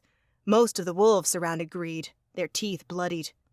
One glance told me the Vindix were fine, protected at all costs, but we'd lost the rest of the human escorts, and one more from Gunnar's pack. They'd trimmed our forces, whereas we'd only killed 3 wolves.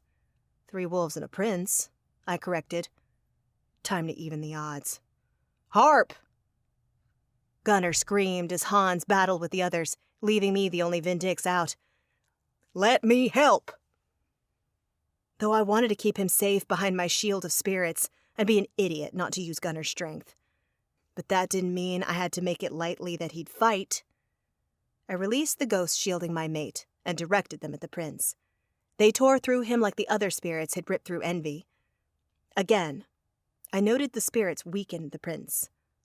Why that happened, I did not know, but I was pleased to the moon that I had another weapon at my disposal, one that the others were taking full advantage of.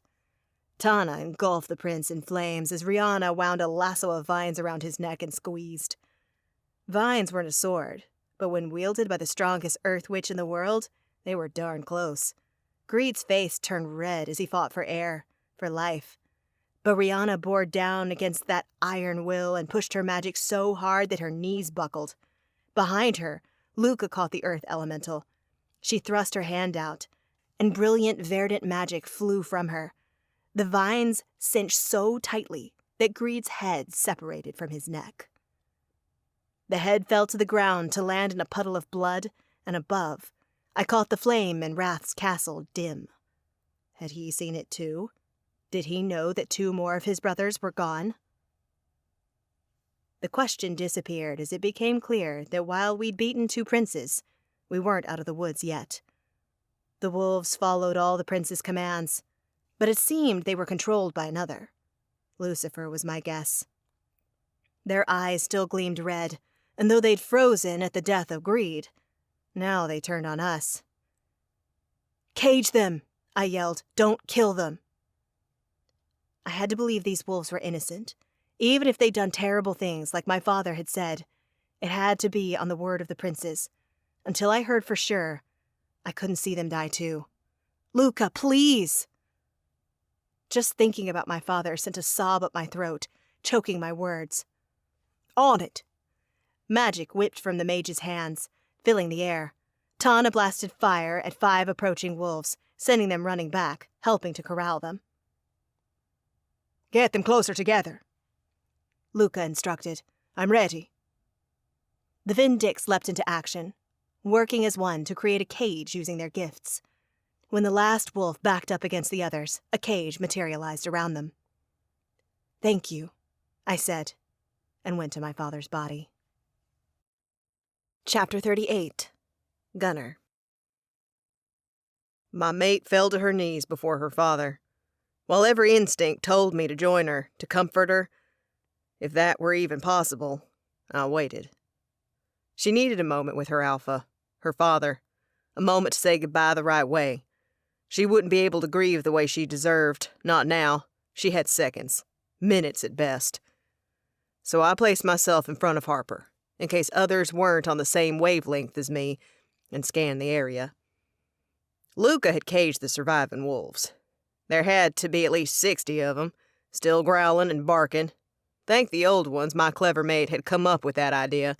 I couldn't bear it if more wolves died, even those who weren't in my pack. My pack. Like when I'd seen them fall, the pain barreled through me again. 2 more had died fighting greed, 4 in total.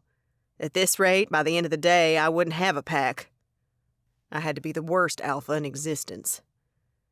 As if she sensed my pain, Jolie appeared at my side. You're injured.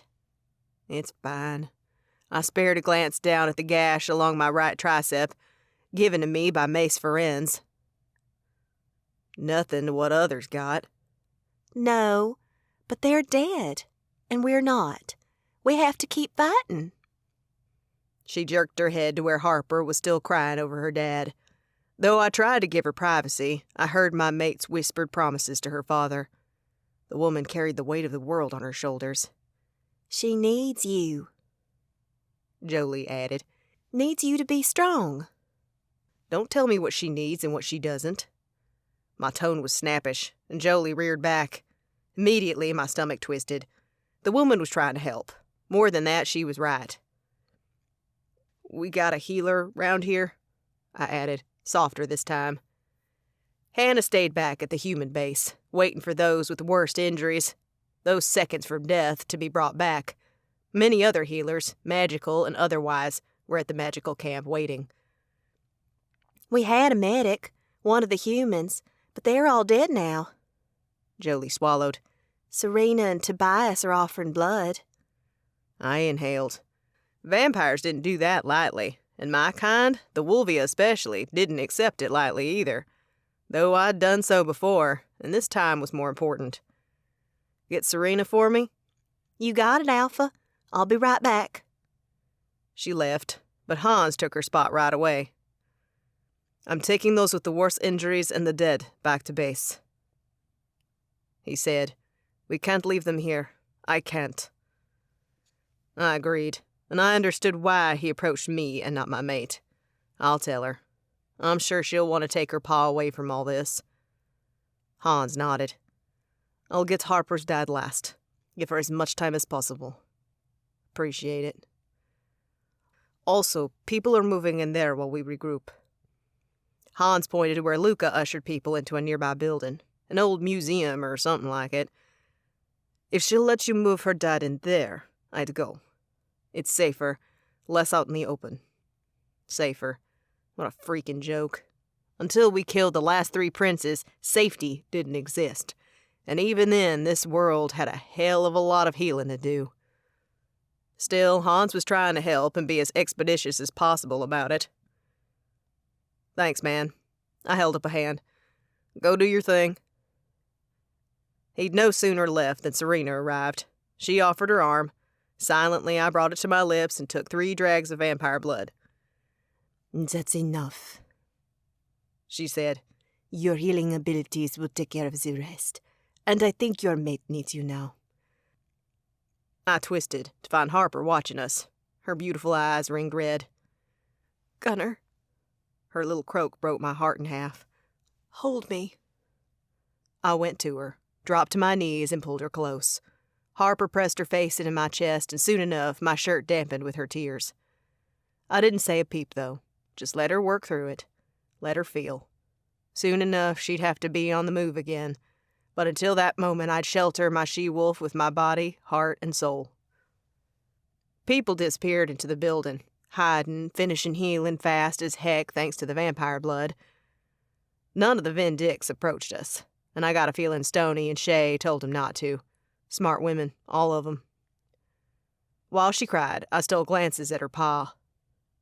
I wasn't mind-linked with him, but even I could tell he'd been fighting some sort of order. Probably one to kill his daughter. It felt like forever, but wasn't more than a few minutes before my mate lifted her head. She looked me in the eye. What did Hans say? You saw that? I see everything. Any other day I would have joked that she was fancying herself a goddess. And that was my job, but not today. He's taken the injured and dead back to base. Wants to move your paw if that's what you want. Harper looked down and to the side of us where her father lay. Yes, he can't stay here in this nightmare. I was hoping you'd say that. Hans appeared right in front of us in a billow of smoke.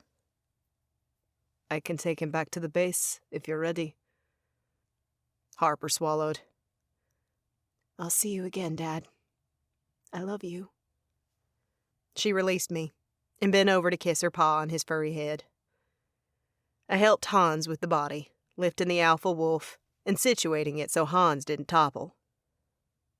They'll take the spear out, too. Do you want a witch to shift him to human? Yes, Harper said.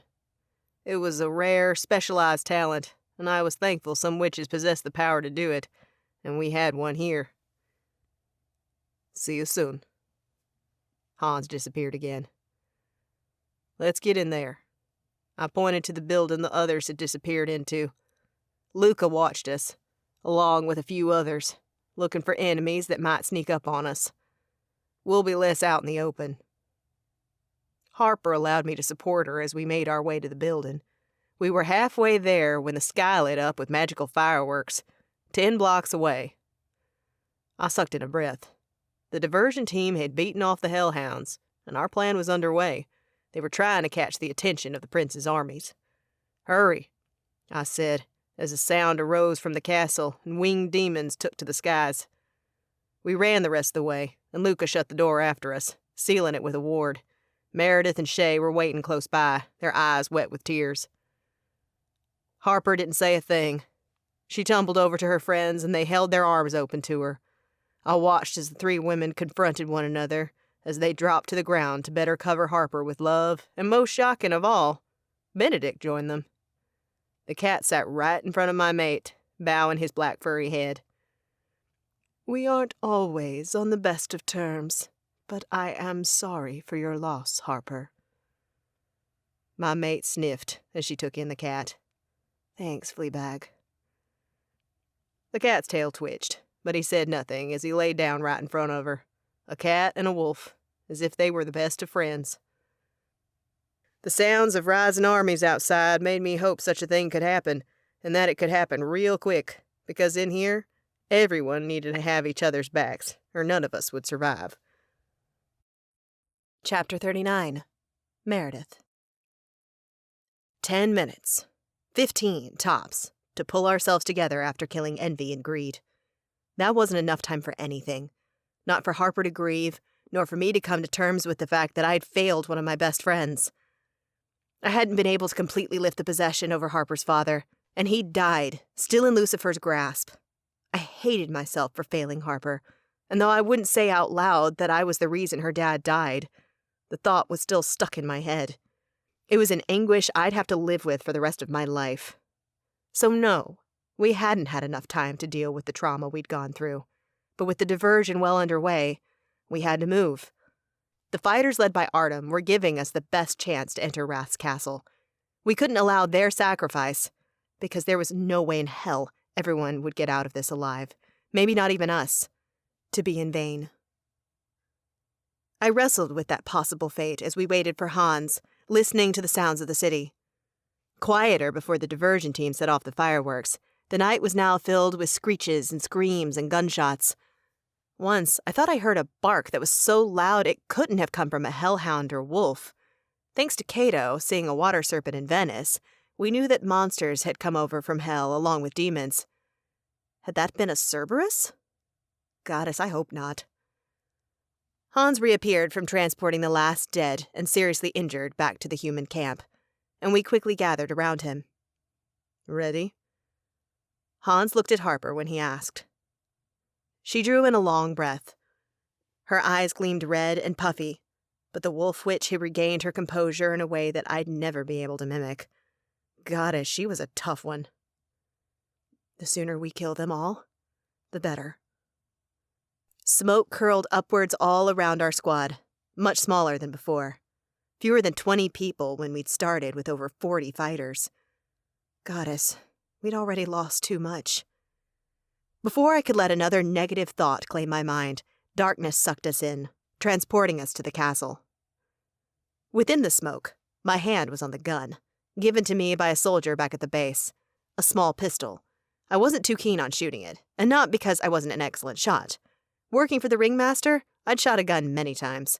However, with so many allies around, I worried that when things got hectic, someone would get in my shot. Still, I gripped the cold metal tight. Hans was aiming for the servants' entrance, and seeing as Hans's smoke-trailing abilities had only gotten better, I was sure we'd touch down where he intended. If demons milled in the area, I'd be ready. Thank the goddess I was. The moment my feet touched down on the grass, I spotted a demon, one of the more human-looking ones, leaning against the castle and smoking a cigarette. I aimed, shot, and the sucker dropped to the ground before most of the others had even seen him. Shay spun. Holy heavens, Rooms! One of my witch's many skills, Benedict drawled, the delight undeniable in his voice. All during the fight and our run from the hellhounds, he'd stayed close to me, running at my feet. I wished he'd either go invisible or allow me to carry him in the harness, but my familiar was too prideful for that. Seeing as he'd clawed an eye from an enemy wolf in our fight against greed, I didn't think that ego was going to diminish soon. We can't afford to waste time fighting peons and lose anyone else, I said. No, we can't. Luca agreed. Be ready to attack and kill the moment you see a demon. Prince is aside, of course. Those were for the Vindix. 4 down, 3 to go. I exhaled, but did not allow pride to bloom inside me. The Prince of Greed had gone far more easily than I'd expected. I put that down to the fact that Harper and Hans had annihilated envy, and greed had been in pain from that loss. That shock of pain had helped us overcome greed. While I was sure the princes Baal, Lucifer, and Orion would now be weakened too, we believed the final 2 of that lineup to be far more powerful than the rest. Even if we offed gluttony before facing pride and wrath, it would be a gamble, especially seeing as the princes weren't the only ones running low on steam. We were all sensing the strain of using our powers, and we'd already lost so many, so that wasn't a good sign. Should we not save Lilith and live to fight another day? That wouldn't be ideal. Hans would be furious. Plus, we hoped to end this today. But if we weren't strong enough, retreat might be the only option, hence the invisibility potion each Vindix carried. Prepare to enter, Luca said. We already discussed where we should be, so Tobias and I positioned ourselves behind Serena, Luca, and Hans. The first wave into the servants' area. The door was small, meant for people no more than 5 feet tall, so when Luca blasted it open and we rushed in, we had to duck. The moment I got a good look at the inside, however, my breath caught. We entered a kitchen worked by 10 humans. They grabbed knives. Their eyes were red and gleaming. As they worked in Wrath's castle, it was fair to assume they were under his control, filled with his sin. Now they looked to be turning that rage on us. Innocence, Robbie breathed. I don't want to pull air from their lungs. And I didn't want to shoot them. Let me try to lift it, I said. Not if it means the sin slipping into one of us. Hans growled as the humans approached. I know, I shot back. I won't slip. I'll stretch. I made it sound so easy, but it wasn't. My magic felt as thin as Benedict's patience for Harper, but I couldn't kill these people. Too many deaths weighed on my shoulders already. I called on the opal and pushed the magic of free will out there. The magic already covering everyone in my group spread further. When it met the closest human, I pushed it inward. I exhaled when her eye color changed from red to brown. She blinked, but when the possessed shuffled past her, she let out a little scream. Shield her, I murmured, trying to concentrate, but also clocking the gleam in one of the possessed's eye when he realized the human was not like him. A shield appeared right when the knife would have found the woman's throat. I swallowed and moved in, freeing another human, another, and so on, until all 10 were blinking back at us. One dropped the knife and held his hands high in the air. We don't want to die! We're not here for killing, Rihanna said, her tone reassuring. Well, not you, anyway. That didn't seem to comfort the man. His face, already pale, blanched. We're here for the princes, Cato spoke hurriedly. Do you know where they are? And Queen Lilith, Hans added. The man's eyes widened at the queen's name. She's in the Great Hall. The princes, well, I only know where Prince Orion sleeps, not the others. They've not been here very long, and I only took food to my lord once. You could tell the words my lord did not sit easily on this modern man's tongue, that he'd been conditioned to speak with such reverence that he did not feel in his heart. He's not your master any longer, I assured the man. We can get you out of here alive, but we need your help. Can someone lead us to the Great Hall? With everything going on in his kingdom, I doubted that Wrath was just chilling in his room. Sloth had lounged on a throne while his kingdom was being bombed, and even more likely waited to see if we'd been spotted. After all, the Prince of Lust had known who we were. Greed and envy hadn't seemed surprised to see all 7 of us either. As we'd suspected after previous battles, the princes knew about the Vindix, even if they hadn't recognized us as such when we'd met before. The first woman I'd pulled from possession stepped forward. I can show you the way to where Queen Lilith is being kept, and if I do, can you please get me out of here right away? All eyes landed on Hans, who nodded. I can get you out, and you'll be among the first, but after we fight. 2 other humans raised their hands, eager to leave as well, but Luca shook his head. Only her. The rest of you should be safe from what's going to happen in here.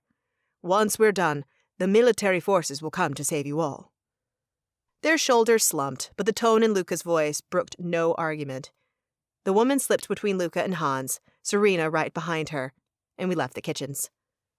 Thankfully, the hallway to the kitchen was long and deserted. When we reached the intersection dominated by a wide set of stairs, the human turned to Luca, correctly discerning him as the leader. This leads up to the main castle. If you want to fight, we climb now, but we can get most of the way there using servant corridors beneath the main ones. Then we go up a different staircase, straight into the grand hall where they're keeping the queen. It's how we served food at the first feast. It's less direct that way, but safer. Less direct is fine, Luca replied. We all want to get there in one piece. The woman set off to the right, her shoulders looser.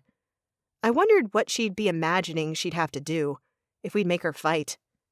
My hand tightened around the pistol. No doubt the humans had lived in constant fear since Wrath took DC. I'd lived that way once, for years. I'd lived in fear of the ringmaster. I hated that so many were experiencing such a foul existence. No one should have to live this way. The woman led us through the servants' corridors, and there wasn't a soul in sight. No one to fight, or to pull from possession, or to even worry that they might raise an alarm on us. I took advantage of our stroke of luck, doing my best to even out my breathing and harness what energy I could. Around me, I felt the Vindix running alongside me. When the woman got to a set of steps, she paused, swallowed. The queen is being kept up there. Do I have to? Stay down here.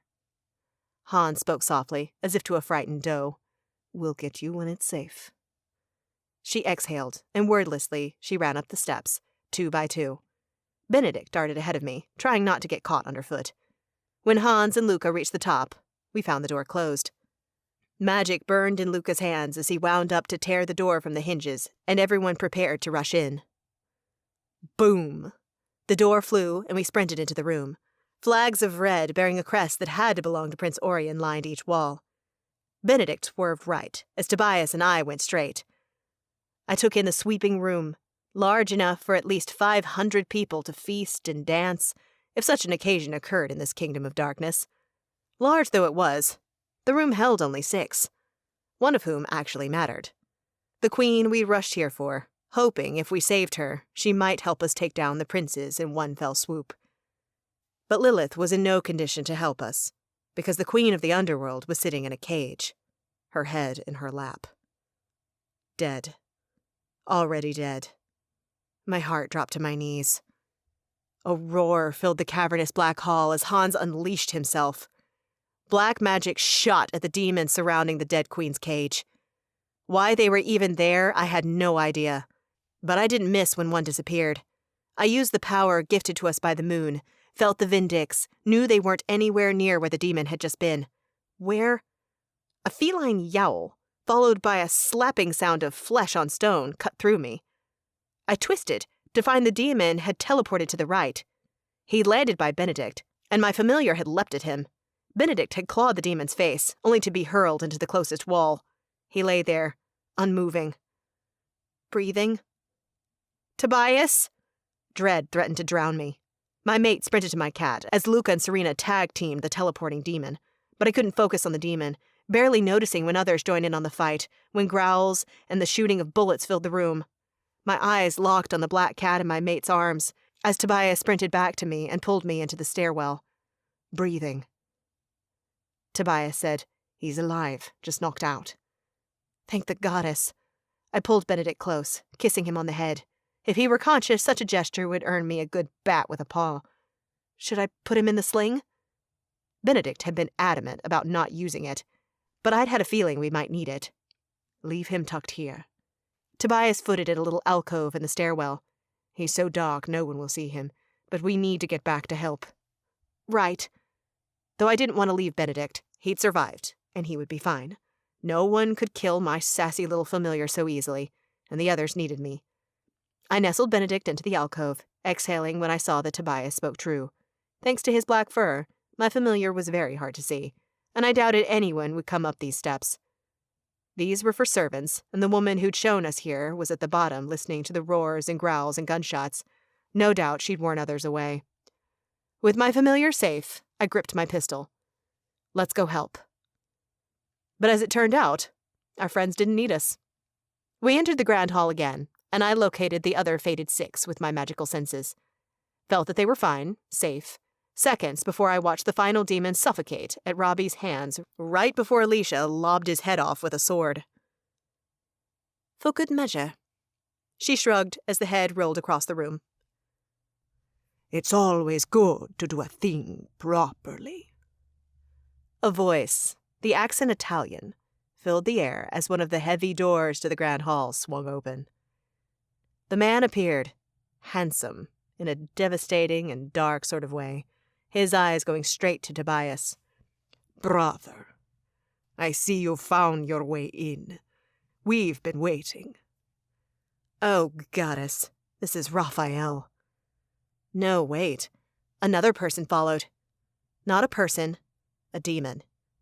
This one was dressed in orange robes that reminded me of a monk's robes. He was at least 50 pounds overweight, though beneath the padding was visible muscle, and his large bat-like wings spread behind him, imposing as the tips ended in 3-inch-long talons. And I see you've expanded your circle of monsters, Raphael. Tobias sneered. Wearing orange. So you're gluttony, I presume? Prince Bale.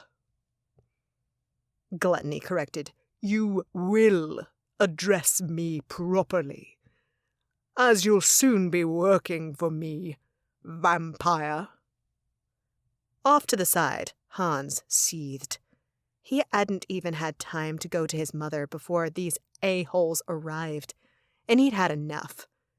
The rage rolling off him attracted Bale's attention. Lilith's brat. Oh, we can even the score. Blood for blood, as we like to say below. A tendril snapped out of the prince, and before anyone so much as breathed, it lashed around Hans's throat. Chapter 40. Tobias. Shay shrieked, the shrill sound echoing through the cavernous great hall, as she launched herself at the Prince of Gluttony. As we were still quite far away, Prince Bale turned his attention to her, releasing his power over Hans, who dropped to the ground. I watched the hell-blooded demon twitch as he fell. Injured but still alive, and as Harper formed a shield around him, I knew he'd be safe, for now at least. Attack! Luca commanded, and Meredith sprang into action, sprinting ahead with the rest of the Vindix. Tobias! Serena had waited, her dark eyes watching me. It killed me to say these next words, but I had to. Prince Bale was a threat, that was certain, but he wasn't the only one in this room who was a threat to me and my mate, my family. He'll send her on me. He'll hunt her. I swallowed, thinking of Giselle, dead at a Prince of Hell's hands. He betrayed our family. Understood. Serena shot forward to run behind Meredith. For the first time we entered this infernal city, I'd separated from my mate, and for good reason. My brother prowled my way, his eyes gleaming, a wicked smile on his lips. The last time he smiled at me, I'd been at his villa in Italy. We'd talked like brothers should, and shared wine and bonded. But mere days prior, he'd changed dens, Meredith's old partner, from human to vampire. He might have even known that he would send Dens to find Meredith, to kill her. Even then, when we spoke with love, my brother was working with our enemies. Since that night, he'd done things that harmed my mate. I would not let him do so again. We stopped 20 paces from one another. Raphael held out his hands as if in supplication. A farce, if I ever saw one. Behind him, the Vindix were already fighting Prince Bale. In my stolen glances, it was easy to see that he was shockingly agile and powerful for someone whose sin was overindulgence. I hear we have a dukedom up for grabs. I scowled at Raphael. Is that how you like to address our Maker's death? By claiming her title? I'm the oldest. You know full well, brother, that is not how titles pass down in Asila. In that land, might and magic ruled, birth order being a secondary factor to who was the most powerful among the children of the titled. I do. He patted a sheath containing a stake on one hip. From the other hip hung a dagger. Raphael preferred them to guns. He'd always enjoyed the rush of hand-to-hand combat. It's even ash wood. Ash. The only wood that when fashioned into a stake, possessed the power to kill someone with royal blood. Someone like me and Raphael. Serena too, for that matter. You'd kill your kin for a title? He snorted, as though it were obvious. Serena and I had desired nothing to do with Giselle's lands and holdings, so such a thought hadn't entered our minds. Raphael was a different breed from Serena and I, always wanting more. More power, more notoriety, just more. How did you even learn of her death? Behind him, Gluttony struck Shay. I forced myself not to wince as his attack hit and she fell. Only for a moment, though. The Nephilim was back up and fighting, protecting her mate who had also managed to rise from his attack. I have my ways. He gestured behind him, and my jaw tightened at his elusive manner. You should have joined me, you know. Sided with the true power. When they're done here, they'll move on to other worlds. To Asila. He spat at the name of the other realm as if it were a bad taste. That's right. You still hate that they looked down on you there. I laughed, which visibly infuriated him. It seems that I now share their disdain. You're a small, bloody, worthless creature, Raphael, and you'll find no alliance with me." Raphael moved, shooting toward me with such speed that he was little more than a blur. I spun out of the way, caught the flash of fang, scented the sulphur that covered his skin. Evil had permeated him so deep that he even reeked like the demons.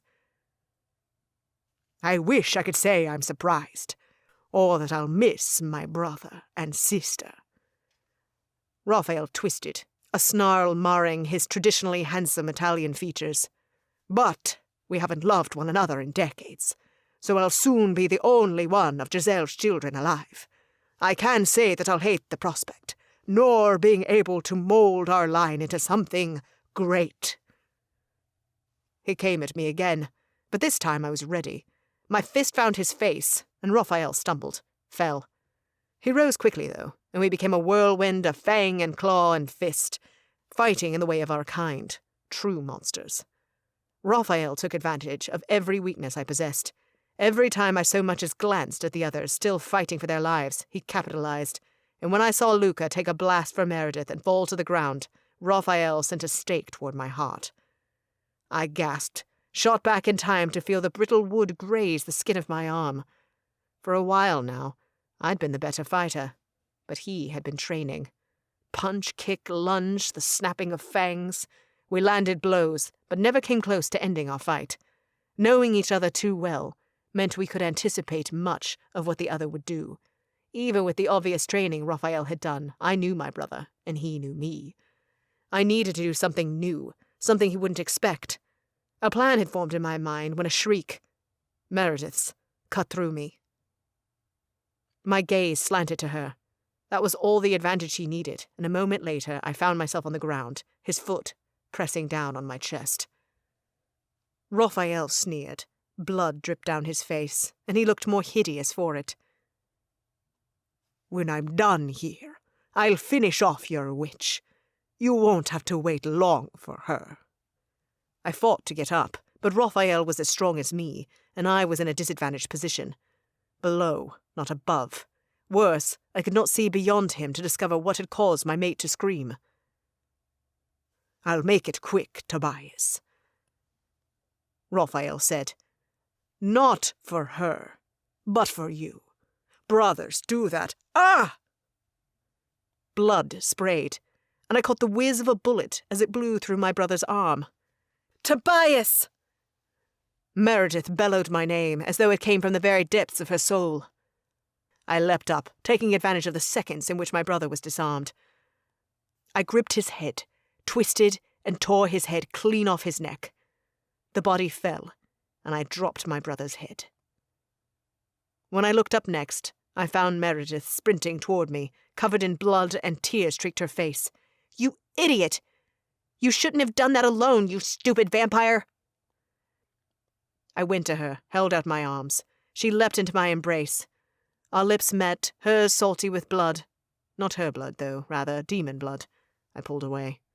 "Are you hurt?" "This is all gluttony."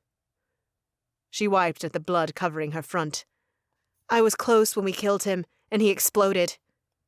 She swallowed, and tears filled her eyes again. "Tobias, Luca, he—" Hans would take him back, I assured her, understanding that the blow Luca had taken had likely injured him. "No, Tobias. Luca isn't injured. He's dead." I stiffened, and cold rippled through me, all-encompassing and horrible. "Are you sure?" She squeezed her eyes shut. "He took a curse for me and never rose. We checked him over. He's not breathing." No, this couldn't happen. I refused to believe that a soul as good and pure as Luca could die. "Hans needs to get him back to base. He can take Benedict too. Maybe the curse is making it look like he's dead. There's still time." My words died on my lips as above the roof exploded. Chapter 41. Hans. Rubble cascaded down, and acting as one, Shay and I threw our bodies over Luca's before protecting our heads with our arms. His dead body, already growing cold. My throat, sore from where dark magic had wrapped around it, tightened painfully as that fact sank in. First they murdered my mother, then Luca, and so many innocents. Maybe it's time to take the potion, to run. Doubt crept in like a poison, weakening my resolve. If the best among us had died, then who were we to think we'd live through another fight? I took a deep breath to calm my racing heart, which only resulted in me inhaling so much dust that it resulted in a coughing fit. A hand hit my back. Shay's. Are you okay? Fine, I choked out as the coughing ebbed, thinking I was crazy for giving such a blatantly false answer. Nothing about this scenario was fine. Okay, Oh heavens, Hans, look up! Shay's voice shifted from worried to positively trembling, and knowing I wouldn't like what I found, I still did as my mate said and looked up. At that moment, any spark of positivity that might have remained inside me flickered out. Above the grand hall, hundreds of demons swarmed the night sky, filling the air with the reek of rotten eggs. Smaller creatures rode on their backs, weapons in hand. I thought I caught a shade or wraith flying in the night sky, too. In the forefront, 4 more prominent figures sneered down at us. Prince Orion, Prince Lucifer, Prince Reichel, my sister's husband, and of course, Nicoletta herself. The scent of sulfur intensified as a wind came up from behind them and blew into the castle, bringing with it the reek of Hell's notorious royals. One might have expected one of the princes to speak first, to relish in finding us on the ground covered in dirt and rock and most of us wounded. Instead, my own blood extended a fine-boned hand to us as she smiled, a smile that promised malice. Your diversion put up a good fight, but not good enough. Nicoletta snapped her fingers, and a body fell from the swarm of monsters. It landed on the cage my mother sat in, dead, her long red hair streaming down her legs, caking to them with the blood that dripped from Lilith's decapitated head. Not Artem, Shay whispered, sending dread flooding through me as I recognized the wizard. Goddess, had anyone in the diversion squad survived? Luca hadn't. Mother hadn't. Harper's father hadn't survived either. All of them were powerful in their own rights. I felt a strong sense of responsibility for every death.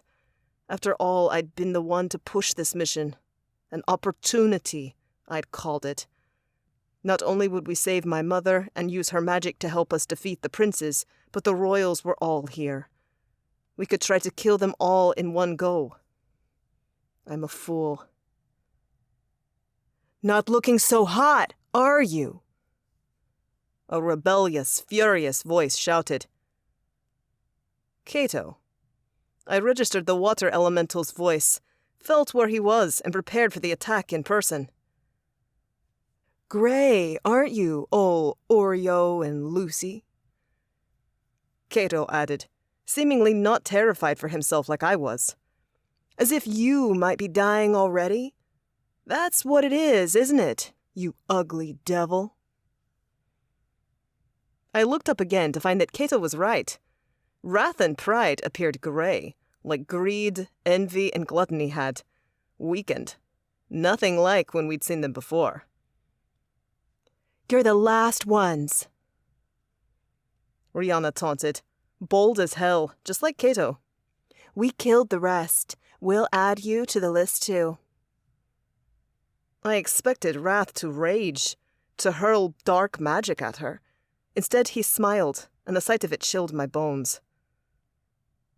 Our brother's faults could always be counted on. What? Oh my God. Shay breathed. That's why they didn't help them. Why they let their brothers fight alone. They wanted to be the last ones standing. Goddess, I'd always assumed that the princes of Hell were tight, that nothing could tear them apart. But I'd been wrong. Each thirsted for power, a larger share of the pie. With them out of the way, there's more of this world for us. If there was one prince of Hell I hated the most, it was Lucifer, the person who ensured my mother was bound to the underworld, the one who forced her to marry him, and the reason she stayed beneath when she loved my father with all her heart. And why would we need their sins? Lucifer shrugged. The humans exhibit such weak sins all on their own. We will divide the world in a new way. Reichel, Wrath's heir, shouted, to usher in a new age. Demented, all of them, and they might become our overlords. Their overlords, I corrected. If the princes and their offspring lived to rule, I'd be dead. We all would. We'd be like my mother. Unable to stop myself, I cast her body another glance. How long ago did the execution take place? Had Nicoletta watched? My stomach hardened. I didn't want to know the answer to that. So? Lucifer asked, as though he were inquiring about the time. Any last words? Behind him, the demon swarm grew closer, as if they were being telepathically commanded. Maybe they were. According to Gunnar, Sloth had possessed that power. Shield. We need a shield, Shay whispered. I jolted. Wait, she hadn't given up?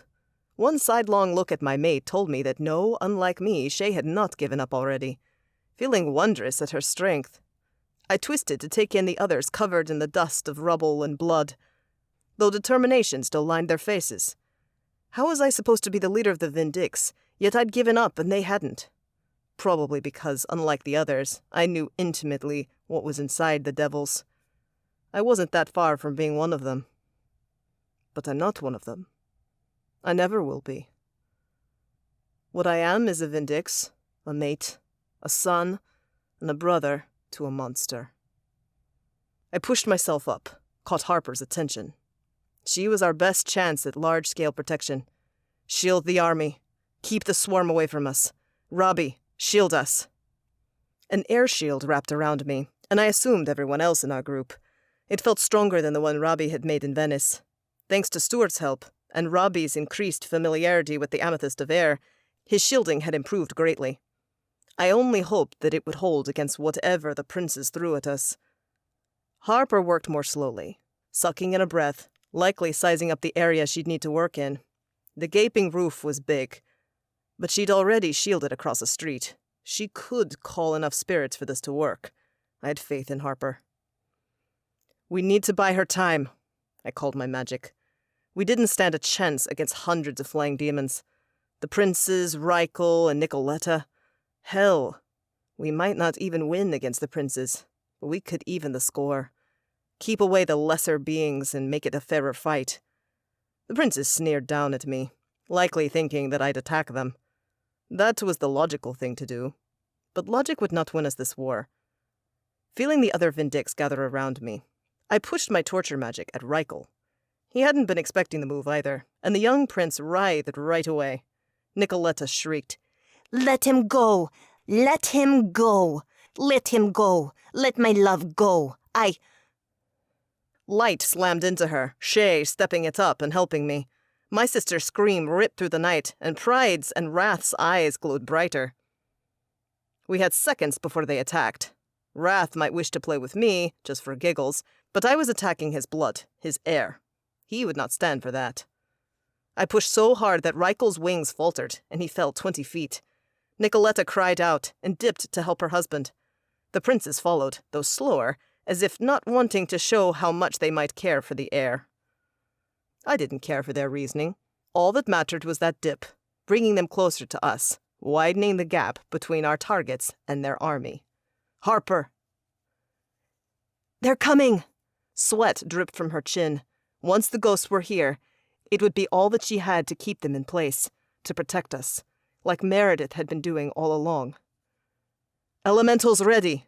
I yelled, and they came closer. No doubt they too understood. It would come down to me and them, with Meredith and Harper as support. The elementals aligned with me when hundreds of ghosts streamed down from above.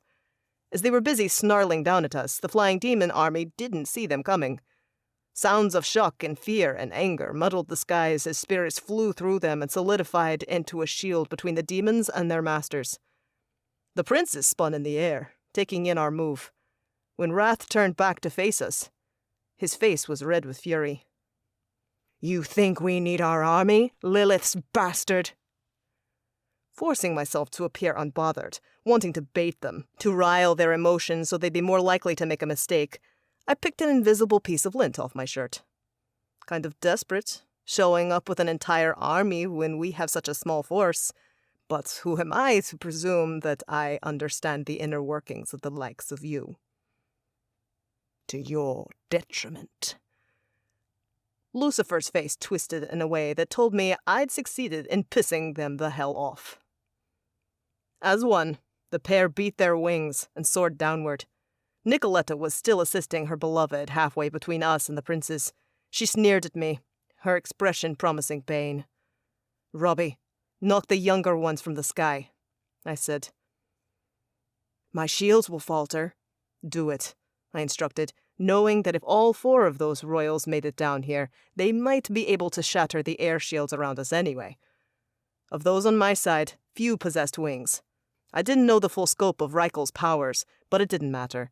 We needed to even the score and get them all on the ground. Hopefully injure one, too. I pushed aside the faint guilt that bubbled up in me at the idea of harming my sister. She'd chosen her side. She might have even been the one to kill Artem, a wizard known for his kindness as well as his strength. Knocking Nick out of the air was the least she deserved. Robbie proved he understood the assignment, because as soon as the air shield weakened, a hurricane-force gale of wind ripped upward, then tore back down. The gust yanked Reichel from my sister's grasp, down, down, down. I winced as the air to Wrath's kingdom slammed into the ground. The crack of a skull against the stone twisted my stomach, and as soon as blood began pooling from his skull, I recognized that Robbie outdid himself. Rihanna compounded the effect when she sent a scrap of sharp metal soaring toward Wrath's air. The makeshift blade skittered along the prince's neck, severing it, and Reichel's head rolled lazily an inch away from his body. Nicoletta screamed, and tendrils of black filled the sky above us. My heart stopped. I knew how deadly Nick could be, and that was before she'd been living with literal demons from hell. But she didn't get the chance to prove how deadly she was, as Wrath's far more detrimental power exploded over us. My feet left the ground as I hurtled through the air. I slammed into the back wall, sensing the others hit too. I groaned as I slid down. At my side lay Shay, her expression fierce, though I didn't miss the scratch on her face. "Harp! Chica, wake up!" Gunnar said from somewhere past Shay, his voice frantic. Shay sucked in a sharp breath. "Gunnar, she's alive. I can see her breathing. Stop freaking out. We need you to keep your head on straight." "What happened?" I said as I rose to my elbows and blinked back the stars in my vision. "Harper's unconscious, which is bad in more than one way," she replied, but instead of turning back to our friend, her finger drifted up. My stomach clenched. The ghost shield was gone, freeing hundreds of lesser demons as Orion, Lucifer, and Nicoletta stalked toward us, fire sparking in their eyes. Chapter 42. Meredith. The army of darkness swarmed closer, waiting for their princes to give the word to annihilate us. And unfortunately for us, that might happen. Harper was just behind me, lying on the ground, unconscious. How can we beat them back without her? I wasn't sure that we could, so we had to buy ourselves time until Harper awoke. The others seemed to still be getting their bearings after being thrown into the wall. For now, it was up to me. Goddess help us. My hands, bleeding and cut up and sweating, trembled as I called my hedge magic, as I prepared to use it in any way that I could to slow the princes, to harm them. But before I could rein in that innate power and hurl it at our enemies, Cato let out a long groan. My stomach dipped. I cut him a glance. He gripped his head right before a dark presence shoved at the magic I wielded with the help of the opal. I sucked in a breath, understanding. Calling my hedge magic had loosened my control with the opal, and sins were slipping in, already threatening to take over. In 1 second, with a single panicked choice, I'd nearly given the princes the chance to control us all, to win. I backpedaled, knowing full well I couldn't let that control slip another time. And I certainly couldn't lose consciousness like poor Harper. If I did, we were all dead, lost to Wrath's sin and his influence, maybe Lucifer's too. But could we last long enough for Harper to wake up and help? Or had we gotten as far as we were going to get? Should we run to Hans? Have him smoke travel us out of here? I almost called it, but then remembered Benedict, still likely unresponsive in the alcove. My heart rate spiked. I should have kept him closer. There was no way I would leave my familiar in this house of horrors. Tobias must have sensed the battle going on inside me. He took my hand. I can get him. Tana's fire bloomed like a ravenous flower in front of her. The flames grew by the second, morphing through the shapes until the flower became a dragon. Go! The fire dragon shot into the sky, growing in size by the second and heading straight for the army. I gasped as it opened its maw, engulfing 10 demons in one blazing gulp. Lucifer hissed.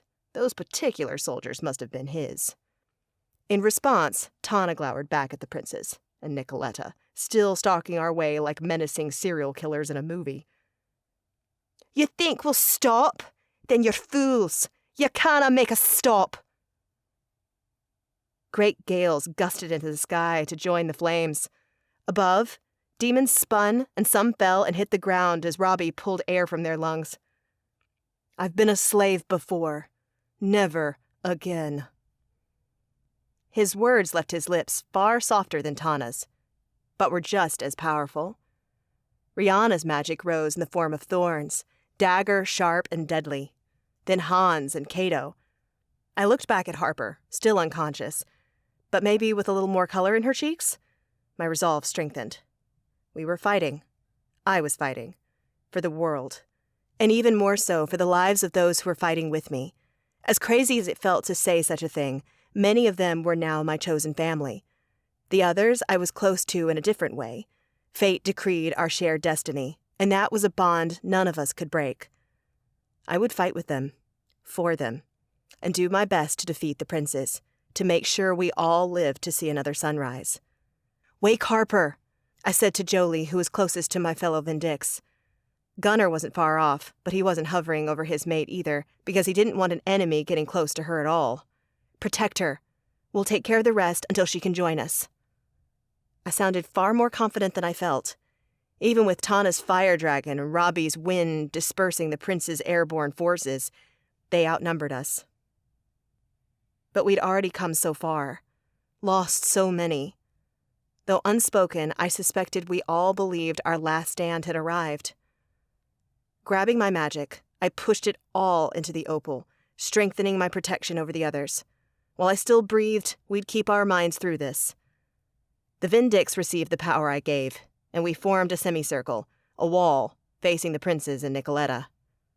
You think you're strong enough to defeat us? Lucifer mused.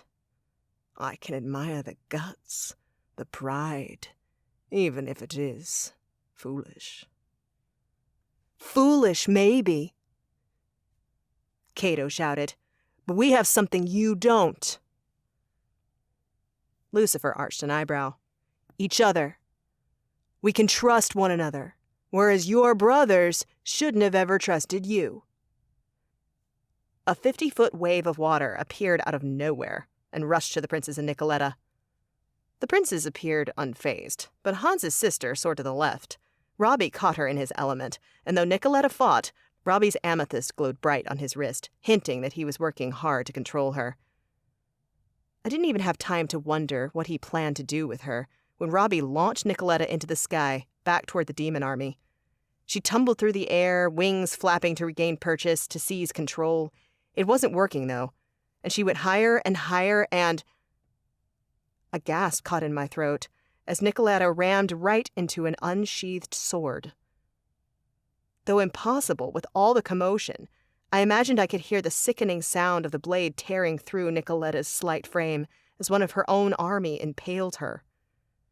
Her body went limp on the blade, and the demon's face registered what he'd done. He dropped the sword. Nicoletta fell. Robbie, catch her! Capture her or something! My voice was shrill. Hans loved his sister. Despite all that she'd done, who she'd become, he couldn't help but continue to love her. It was the most frustrating and probably also the best thing about him, his ability to love. And he'd seen his sister, A girl he'd grown up protecting, impaled, and it was unlikely that she lived. The last thing Hans needed to witness was her splatting to the floor. Robbie did as I said, confusion in his dark eyes.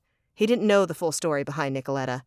He might not even know who this girl was, and that was for the best. I hated the girl, but even I would have found it difficult to kill her because of Hans, though leaving her alive was not an option either. Nicoletta's body drifted toward the ground far away, far enough to where no one got a good look at her. Her small body landed just as black magic parted Cato's onslaught of water. The princes strolled through the water, wet but unaffected. They smiled, and the expressions were wrong, promising pain and death. Rihanna retaliated, growing a wall of thorns, but as I saw black tendrils weaving through those, I knew it was only a matter of seconds before that defense fell too. A groan and 2 mumbled words came from behind. Harper. I twisted to find that her eyes were still closed. Still, groaning had to be a good sign. Goddess, I hope she regained consciousness soon. Something told me that while we might fight these two for a while, we wouldn't end them until we joined forces. We needed her. Tana, keep the dragon going. Hans's voice sounded strangled, no doubt from the death of his sister. Yet he remained with us, fighting, leading. Robbie, rip the air from their lungs. Rihanna, hold them. Rihanna bound one of the brothers with thick green vines that grew from the stone. Robbie's magic was more subtle, but when Wrath began to choke, I cheered inside. The air elemental was suffocating them, and my hope rose. That was until Lucifer broke free of the vines, and Wrath sent forth tendrils of dark magic to attack Robbie, lifting the air elemental 20 feet high. Robbie fought with his own element, and Hans struck at Wrath. The torture magic proved effective. Prince Orion doubled over, releasing Robbie, who with quick thinking drifted to the ground, unharmed. Tobias growled low in his throat, and I saw the predator in him rising to the surface. The rest of us, our turn to make a diversion. Love, get Harper ready. You might only have one chance. Before I uttered a single protest, Tobias, Serena, Shay, and Gunnar, and everyone else who wasn't a Vindix, shot forward and took on Orion and Lucifer in hand-to-hand combat, combined with magical strikes. My heart rate spiked. Desperate to keep Tobias alive, I turned to Harper, knelt at her side, and shook her. Wake up! Please wake up! If Gunnar wasn't busy trying to kill Lucifer, he would have told me to be gentler on his mate. And I got it, I really did, but she needed to wake the hell up. Cato, splash water on her face. Someone do something. The water elemental obliged, and to my utter shock and relief, Harper coughed. Slowly, her eyelids fluttered open. They landed on me, then searched behind. Where's Gunnar? Fighting the princes. From behind, I heard Shay scream in pain. A second later, darkness struck my back. I hissed and shielded myself. The magic left, but when I looked at Cato, he was shaking himself. I felt weird, he said, furious. Wrath had tried his hand at regaining control, and he'd put a dent in my magic. Had other opponents not distracted him, it might have worked. Oh my goddess, we needed to end this and end it now. I could not allow Wrath to engulf us in his sin. If I did, it would only be a matter of time before we were goners. Shay and Tobias are out there too, I added, trying to center her as much as I was centering myself. Harper, I know you hit your head, but we need you. We need to fight together. She took my hand, gripped it tight, and I helped her rise. She slumped as if standing was as good as she could do. Someone take her other hand. She needs support, I instructed. As a matter of fact, all of us link up. We need to work together. Together, we became stronger. Together was the only way to win. We assembled into a semicircle. I stood between Harper and Hans and watched as Tana's dragon ravaged the army above us that waited for its prince's commands. Below, a dozen fighters took on Wrath and Pride. One of our own had fallen, an SNS member. And before my eyes, Lucifer almost succeeded in taking off Serena's head. I swallowed and made sure my magic covered us. The others blinked, and with their minds fully their own, rolled their shoulders back. Harper first, Hans said, like with greed. She could make a shield, but I was fairly sure the princes couldn't call their army to defeat us. If they were going to, they would have done so. They were, after all, Pride and Wrath. They wanted that honor. Needed it. so we only needed to focus on them. Harbor called the ghosts, and they swarmed the fighters, defending some, while others began shooting through the princes. Like their brothers, Lucifer and Wrath screamed. I didn't understand why spirits affected the devils, but I'd be lying if I said I didn't relish in their pain. Fire! Air! Hans ground out. Robbie and Tana unleashed their magic on the princes. Robbie, once again, working from the inside, Tana by surrounding the princes in rings of flame. Rihanna didn't wait for a command as she strapped them down with vines and grew a cage of thorns around them. I watched in amazement as the princes lost their focus second by second. Their magic dimmed. And when Kato was ready to push, when I thought we had it, a demon fell from the sky. The creature stabbed Rihanna in the side. She crumpled, breaking the chain, and I felt that loss of power, that loss of connection, but there was nothing to do for it, as the demon made a move for Kato. The latter twirled out of the way, encasing the devil in a bubble of water, rolling it away. Tana's dragon was still terrorizing the demons, but some had broken away, seeing that their princes were now losing. They trained their weapons at us. Harp, up! She shifted her magic upwards, forming a shield. A heartbeat later, bullets and arrows pinged off the shield. My turn. Hans growled and unleashed himself. A harrowing sound came out of the princes, sheer horror and pain. Lucifer crumpled to the ground, and I watched with wide eyes as Shay took her sword of fire and light and lobbed off his head. My heart sang, and I held my breath as she spun to take the other prince down, but Wrath's magic was already upon her. Tendrils wrapped around Shay, choking her. She dropped her sword. Hans roared and broke the chain of Vindix, soaring toward Wrath. He dipped, scooping up a sword dropped by a demon guard, but from the looks of it, kept control over his magic. Wrath might have Shay in his grips, but the prince was still writhing beneath Hans's power. More than that, the gray color of his skin had deepened. This was our chance. Hans didn't hesitate as he flew to the prince, didn't pause as tendril after tendril came from him, and he sure as hell didn't hesitate in swiping the sword at Wrath. The blade met skin, cut through it, and I watched, mouth agape, as Wrath's head flew across the room. Above, demons screamed in anguish. High above, the magical wards around the city lit up and cracked, then broke down, the oily black turning white, flaking away. My heart raced. We did it. The momentary pain of the demons above had lifted, and they turned on us, revenge sparking in so many eyes. There are too many. We need to leave, Tobias yelled. Get Luca's body. We're not leaving him here. He blurred off in the opposite direction. I was about to call after him to ask where he was going when I realized he was retrieving Benedict. My shoulders slumped as a wave of exhaustion came over me. We'd done our job in killing the princes, and it had taken much from us. I felt tapped out and assumed others did too. Rihanna was seriously injured, and others were covered in scrapes and bruises I hadn't noticed before. We looked like we'd been run over repeatedly by semi-trucks and needed to leave, to let the military and gathered magical forces handle the other demons. At least for a while. Once I was strong enough, I'd come back. I'd fight. I'd never stop. The woman, too! Hans screamed after Tobias as the rest of us sprinted for Luca's body. I wasn't sure he'd heard, not until I saw my mate blur back. When he stopped, the terrified servant who'd shown us to the great hall was tucked under one brawny arm, and Benedict, still out cold, in the other. Ever helpful and considerate, Robbie used air to collect our other dead. He floated them closer as the demons soared down, ready for vengeance against those who had killed their masters. But they were slow. Far too slow. We vanished into smoke. Chapter 43. Shay. We landed in the army camp, and a gasp tore at my throat. Helicopters soared above, and on the ground, soldiers were already on the move, streaming into the city, guns blazing. I imagine that in the magical base, those forces had also leapt into action. Not a second wasted. Meredith murmured, her shoulders slumped, probably with relief from being here and not in the midst of fighting again. Good. Who knows how many monsters are still in there, not to mention people who need help.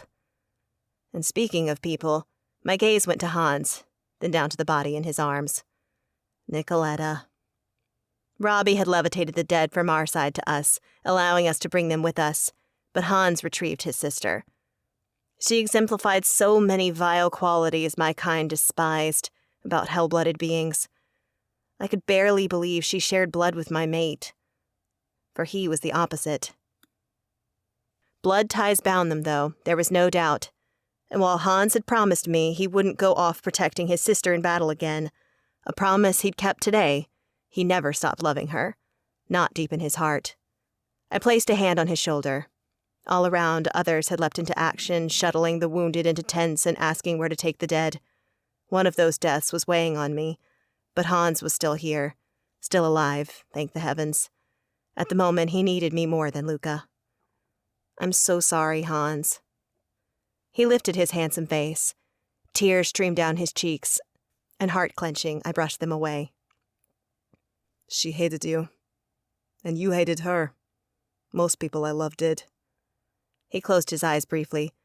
And in no way do I blame them for that. Nicoletta, the version of her at the end, was horrible. His gaze fell upon his sister again. But she wasn't always like that. And I'm going to try to remember that part of her. Just to myself. I want to think of her in a better light. Don't think I expect others to, though. I can understand that. I inhaled softly, amazed by his capacity to love even when the person did not deserve it. We should move out of the way, though. Into a tent or something. You can set your sister down and... I need to find Tana, Hans said, and I'm not leaving Nick's body. Not until...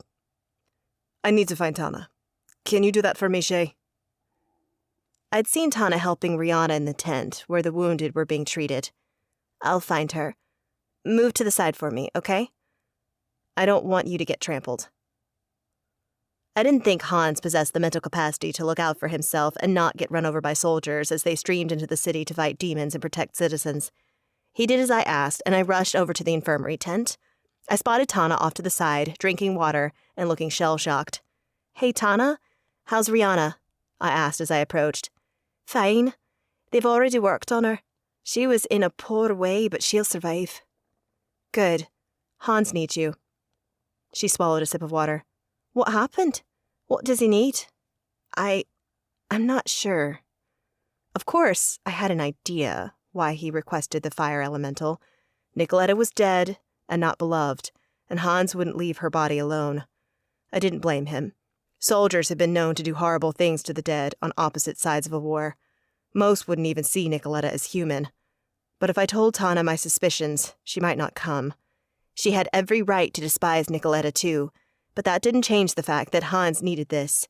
If there was one person I'd pull strings for in this world, it was him.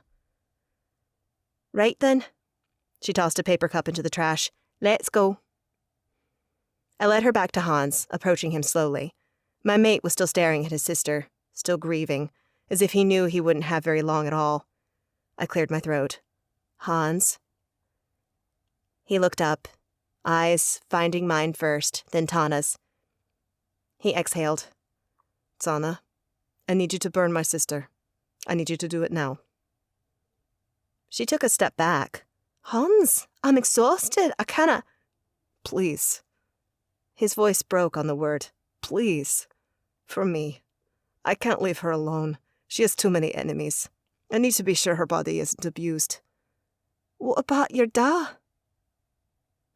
Hans swallowed. I'll take my sister's ashes home. Explain what happened. He'll understand. Maybe not right away, but one day he will. Your ma? Do you want to wait for her body? I swallowed. Tana was brave, or maybe foolish, in bringing up Lilith. I couldn't get to her and save you all. Maybe when the fighting is done, I can do the same for her. Hans's voice cracked. We will, I assured him. Nicoletta had created only chaos, but Lilith had helped us, and I wanted to see her body properly buried or burned, whichever Hans wished. Tana went silent before exhaling loudly. Fine, but I'm doing this for you, not your sister. Let's find a quiet place. Hans pulled his sister close, and as a trio, we made our way through the base. At one point, I flew above. checking it out from a bird's eye view, and in the air, I saw an area where there were fewer tents, and navigated us that way. Finally, we reached a quiet street lined with trees. Hans looked around and carefully set his sister on the grass between two oaks. He bowed his head. Nick, I love you. I'm sorry that I failed you. I wanted to protest, but held my tongue. Hans was doing this for himself. I would not intervene. I hope you're at peace now. And no, I never wanted things to end like this. I love you, little sister. He bent and kissed her on the forehead. And when he rose to find us watching, he nodded to Tana. Burn her to ashes. Tana extended her hand, and the ruby flared on her wrist as she called her power. Suddenly, Nicoletta's body caught, and the fire took over, covering her completely, climbing 5 feet high. This will take a while, Tana said. My fire runs extra hot, but there's a lot of tissue. Oh, wait. Shay, you should go find your mother. Let her know you're alive. A pause stretched between us for a heartbeat.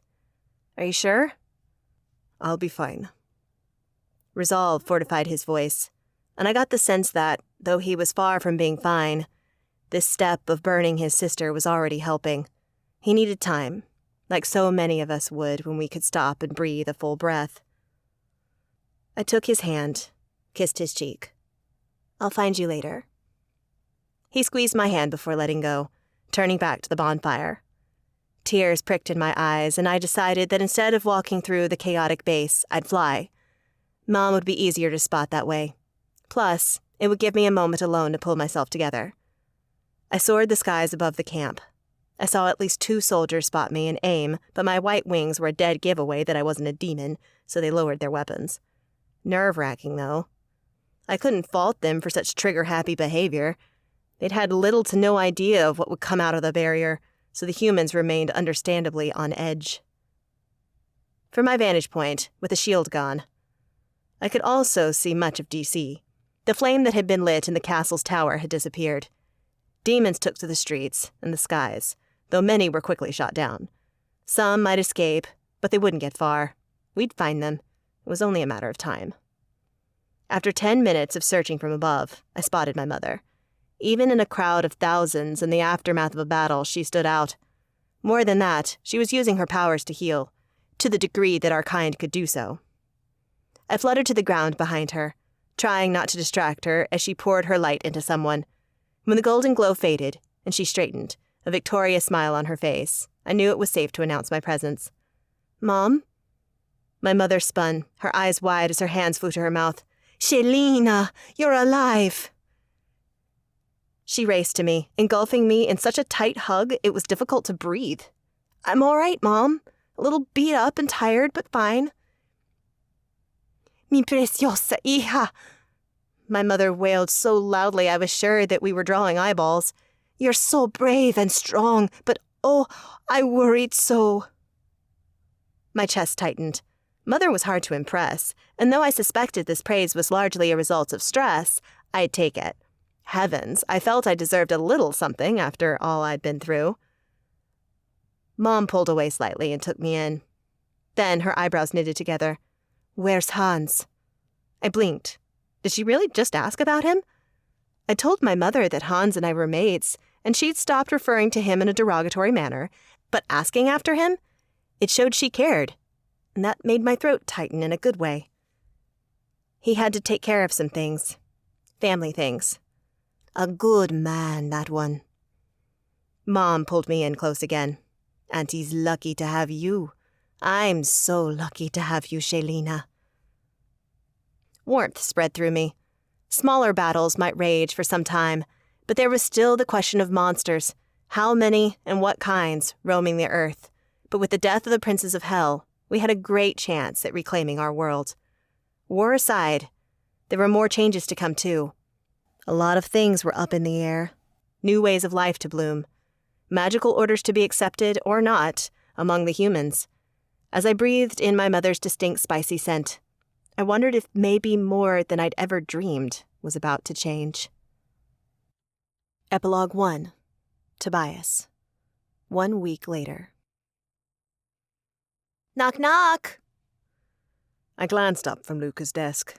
My desk, for the time being, as I was acting as Coven Master until S&S voted someone else into the position. Shay leaned against the doorframe, her arms crossed over her chest and a thoughtful expression on her face. You actually look like you might fit in there. Not as much as Luca, of course, but that sort of grace is impossible to come by nowadays.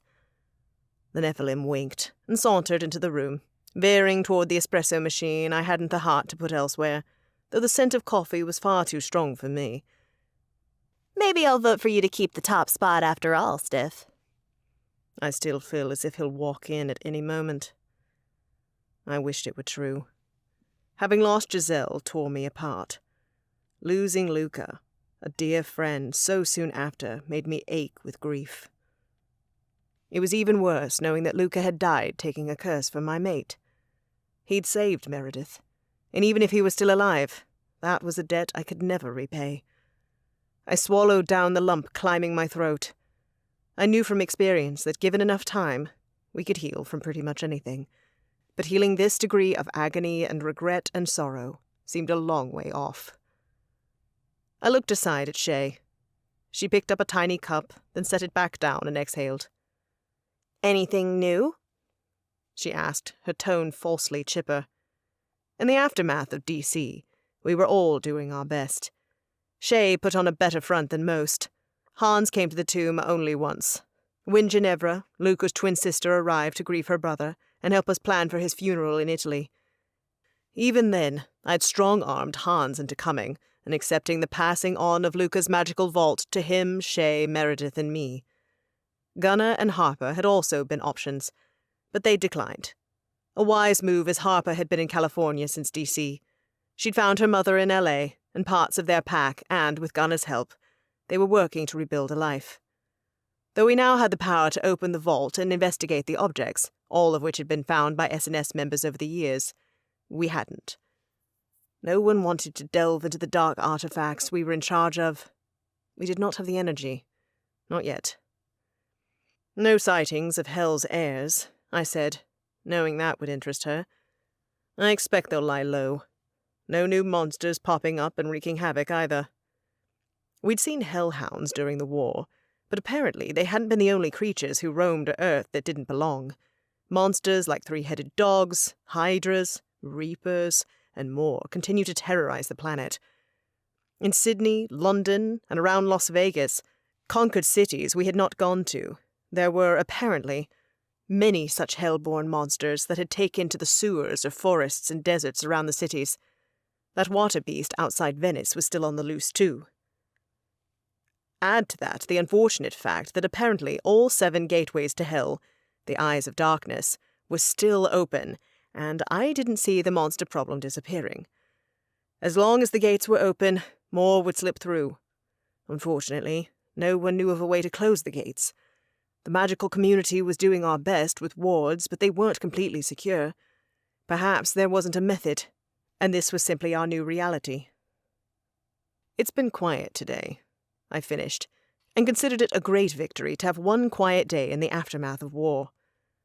We deserve it. Shay slouched into the chair. What about Benny? Still recovering, and being a total pain in my arse. Well, that's his job. Let me guess. He's demanding the fanciest tuna and a porcelain dish and some elevated posh bed. I chuckled. You do know the beast. Too right I do. Shay grinned. So, is Rooms going to meet us in Tuscany? You won't be able to call her that for much longer, you know. Says who? She's moving in with me at the end of the month. Which was only a few days away. It would be odd sharing my home, though I couldn't say I was not looking forward to such a future, even if I still had a lot of remodeling to do to suit my warm-blooded mate's many, many needs. My sassy, lovely witch had told me as much when she'd stayed the night for the first time and found my home unsuitable for her needs. Unless Rooms tells me otherwise, the nicknames are staying. Shay stretched her long arms, and I caught a glimpse of her soulmate mark. Where is she, anyway? The Abscondita Manor. or what's left of it. With Hannah, Stuart, Tonna, Rihanna, and Cato. Robbie had travelled to New Orleans and planned to live with his grandmother for a time. He needed the quiet. The wizard was a bloody wreck after DC, and I didn't blame him for needing distance. To have gone from being a blood slave to a war must have been beyond traumatic. Oh. Shay swallowed. This is the first time they've been back, right? I nodded. I was sure my mate, the other Vindix, the remaining Archicustos would find a gruesome scene at the manor, but they'd claimed it was their duty. I couldn't have been more proud of Meredith for stepping up in such a manner. Like Harper and Gunnar, they will all meet us in Tuscany. Meredith has her Luxeter. Hans, too. Shay pressed her lips together. He went to Romania 2 days ago to see his father, but he promised he'd be in Italy. Then he will. He loved Luca, too. We sat in silence for a while, a feat I hadn't known Shay was capable of. War changes us all, I thought, as the Nephilim stared out the window, twirling her hair around her finger and pondering. I returned to paperwork, a task I despised. Luca never mentioned the mountains of the stuff. As far as I was concerned, the man had been a miracle worker, doing all this and remaining sane. More than sane. Noble, and kind, and fair to the end. I could only hope to do the job half as well, even if for a short while. Before I knew it, the alarm I'd set beeped. I looked up to find Shay already holding her Luxeter. Ready to see him off? I stood and shut the office door before joining hands with the Nephilim. The light took us, and a moment later the Luxeter deposited us on a grassy hill. It was cold out, but sunny. A perfect day to see a great friend off. Over here! Meredith's voice rang out. Shay and I twisted, looked up, and my heart, still as it may be, swelled. Our friends were already there. Hans, too, just as he said he would be. They were accompanied by the rest of the Vindix, much of S&S, a few Covenant members, and others I did not recognize. Probably Luca's friends from other areas of his life. There were many. In the middle of them all, Ginevra stood by a pyre, with Luca's magically preserved body atop. He would be burned and bathed in mage magic. According to Ginevra, this ritual sent the soul to the starry halls of the afterlife that mages in Isila believed in.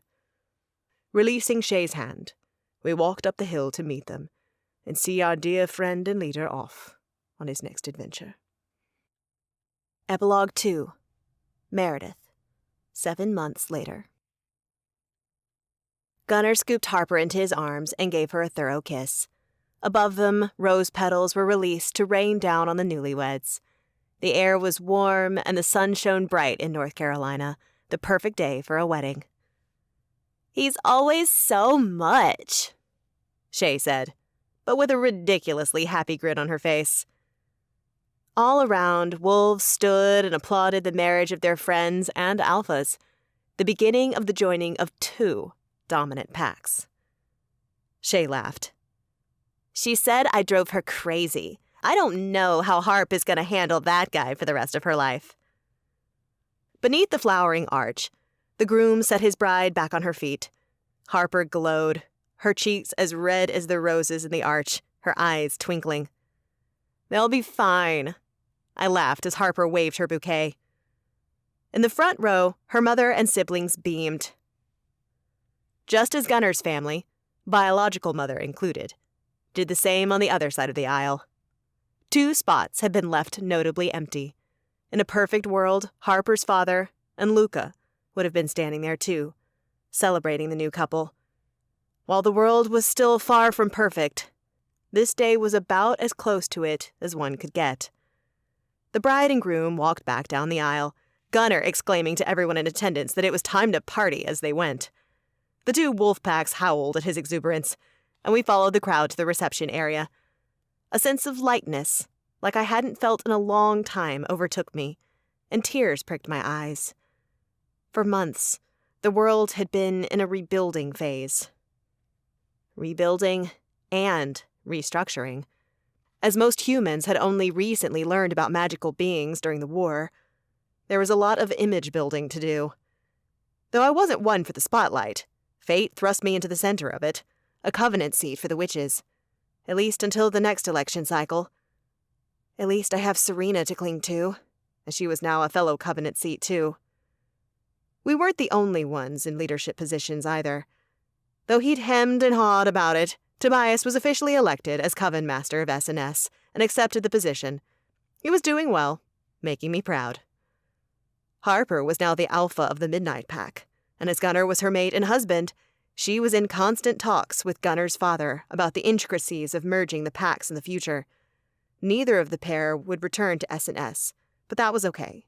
Others had filled their spots, 3 of my fellow Vindix, all except for Robbie, who was still living a well-deserved quiet life with his grandmother in New Orleans.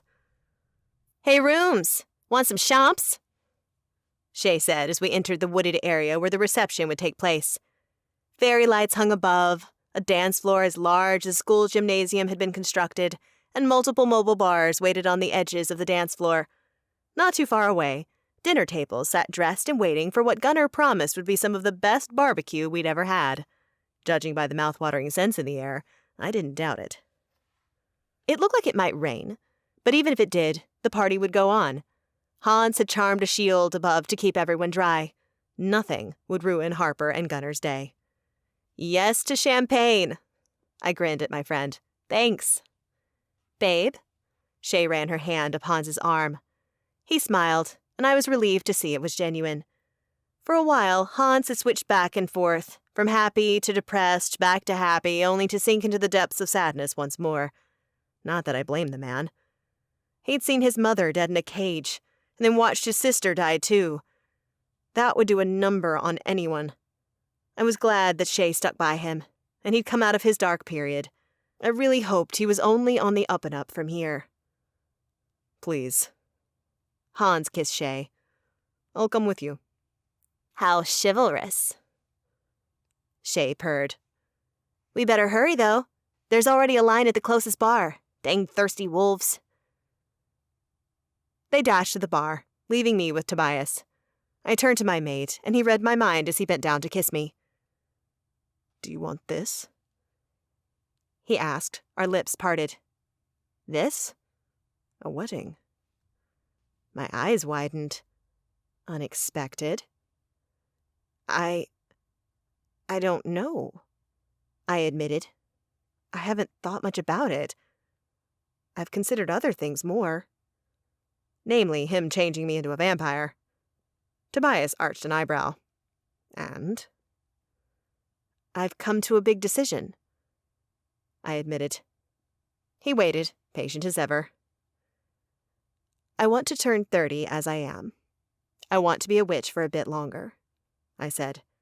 "And having a wedding before that might be fun." I said the words before examining them, but they sat right in my gut. Just like choosing the age when Tobias would turn me into a vampire had felt right. I still had 8 years and a few months as a witch. Then it would be off to another adventure with my mate. 30. A good choice. What wouldn't be a good choice? Whatever choice you make is good. Even if you wanted to turn 100 as you are, I would wait. And if you never wanted to turn, I'd understand. We'd make the most of our time, and when yours was up, I'd go with you. Tobias, I might end up being a hot 100-year-old, but can you imagine our dates?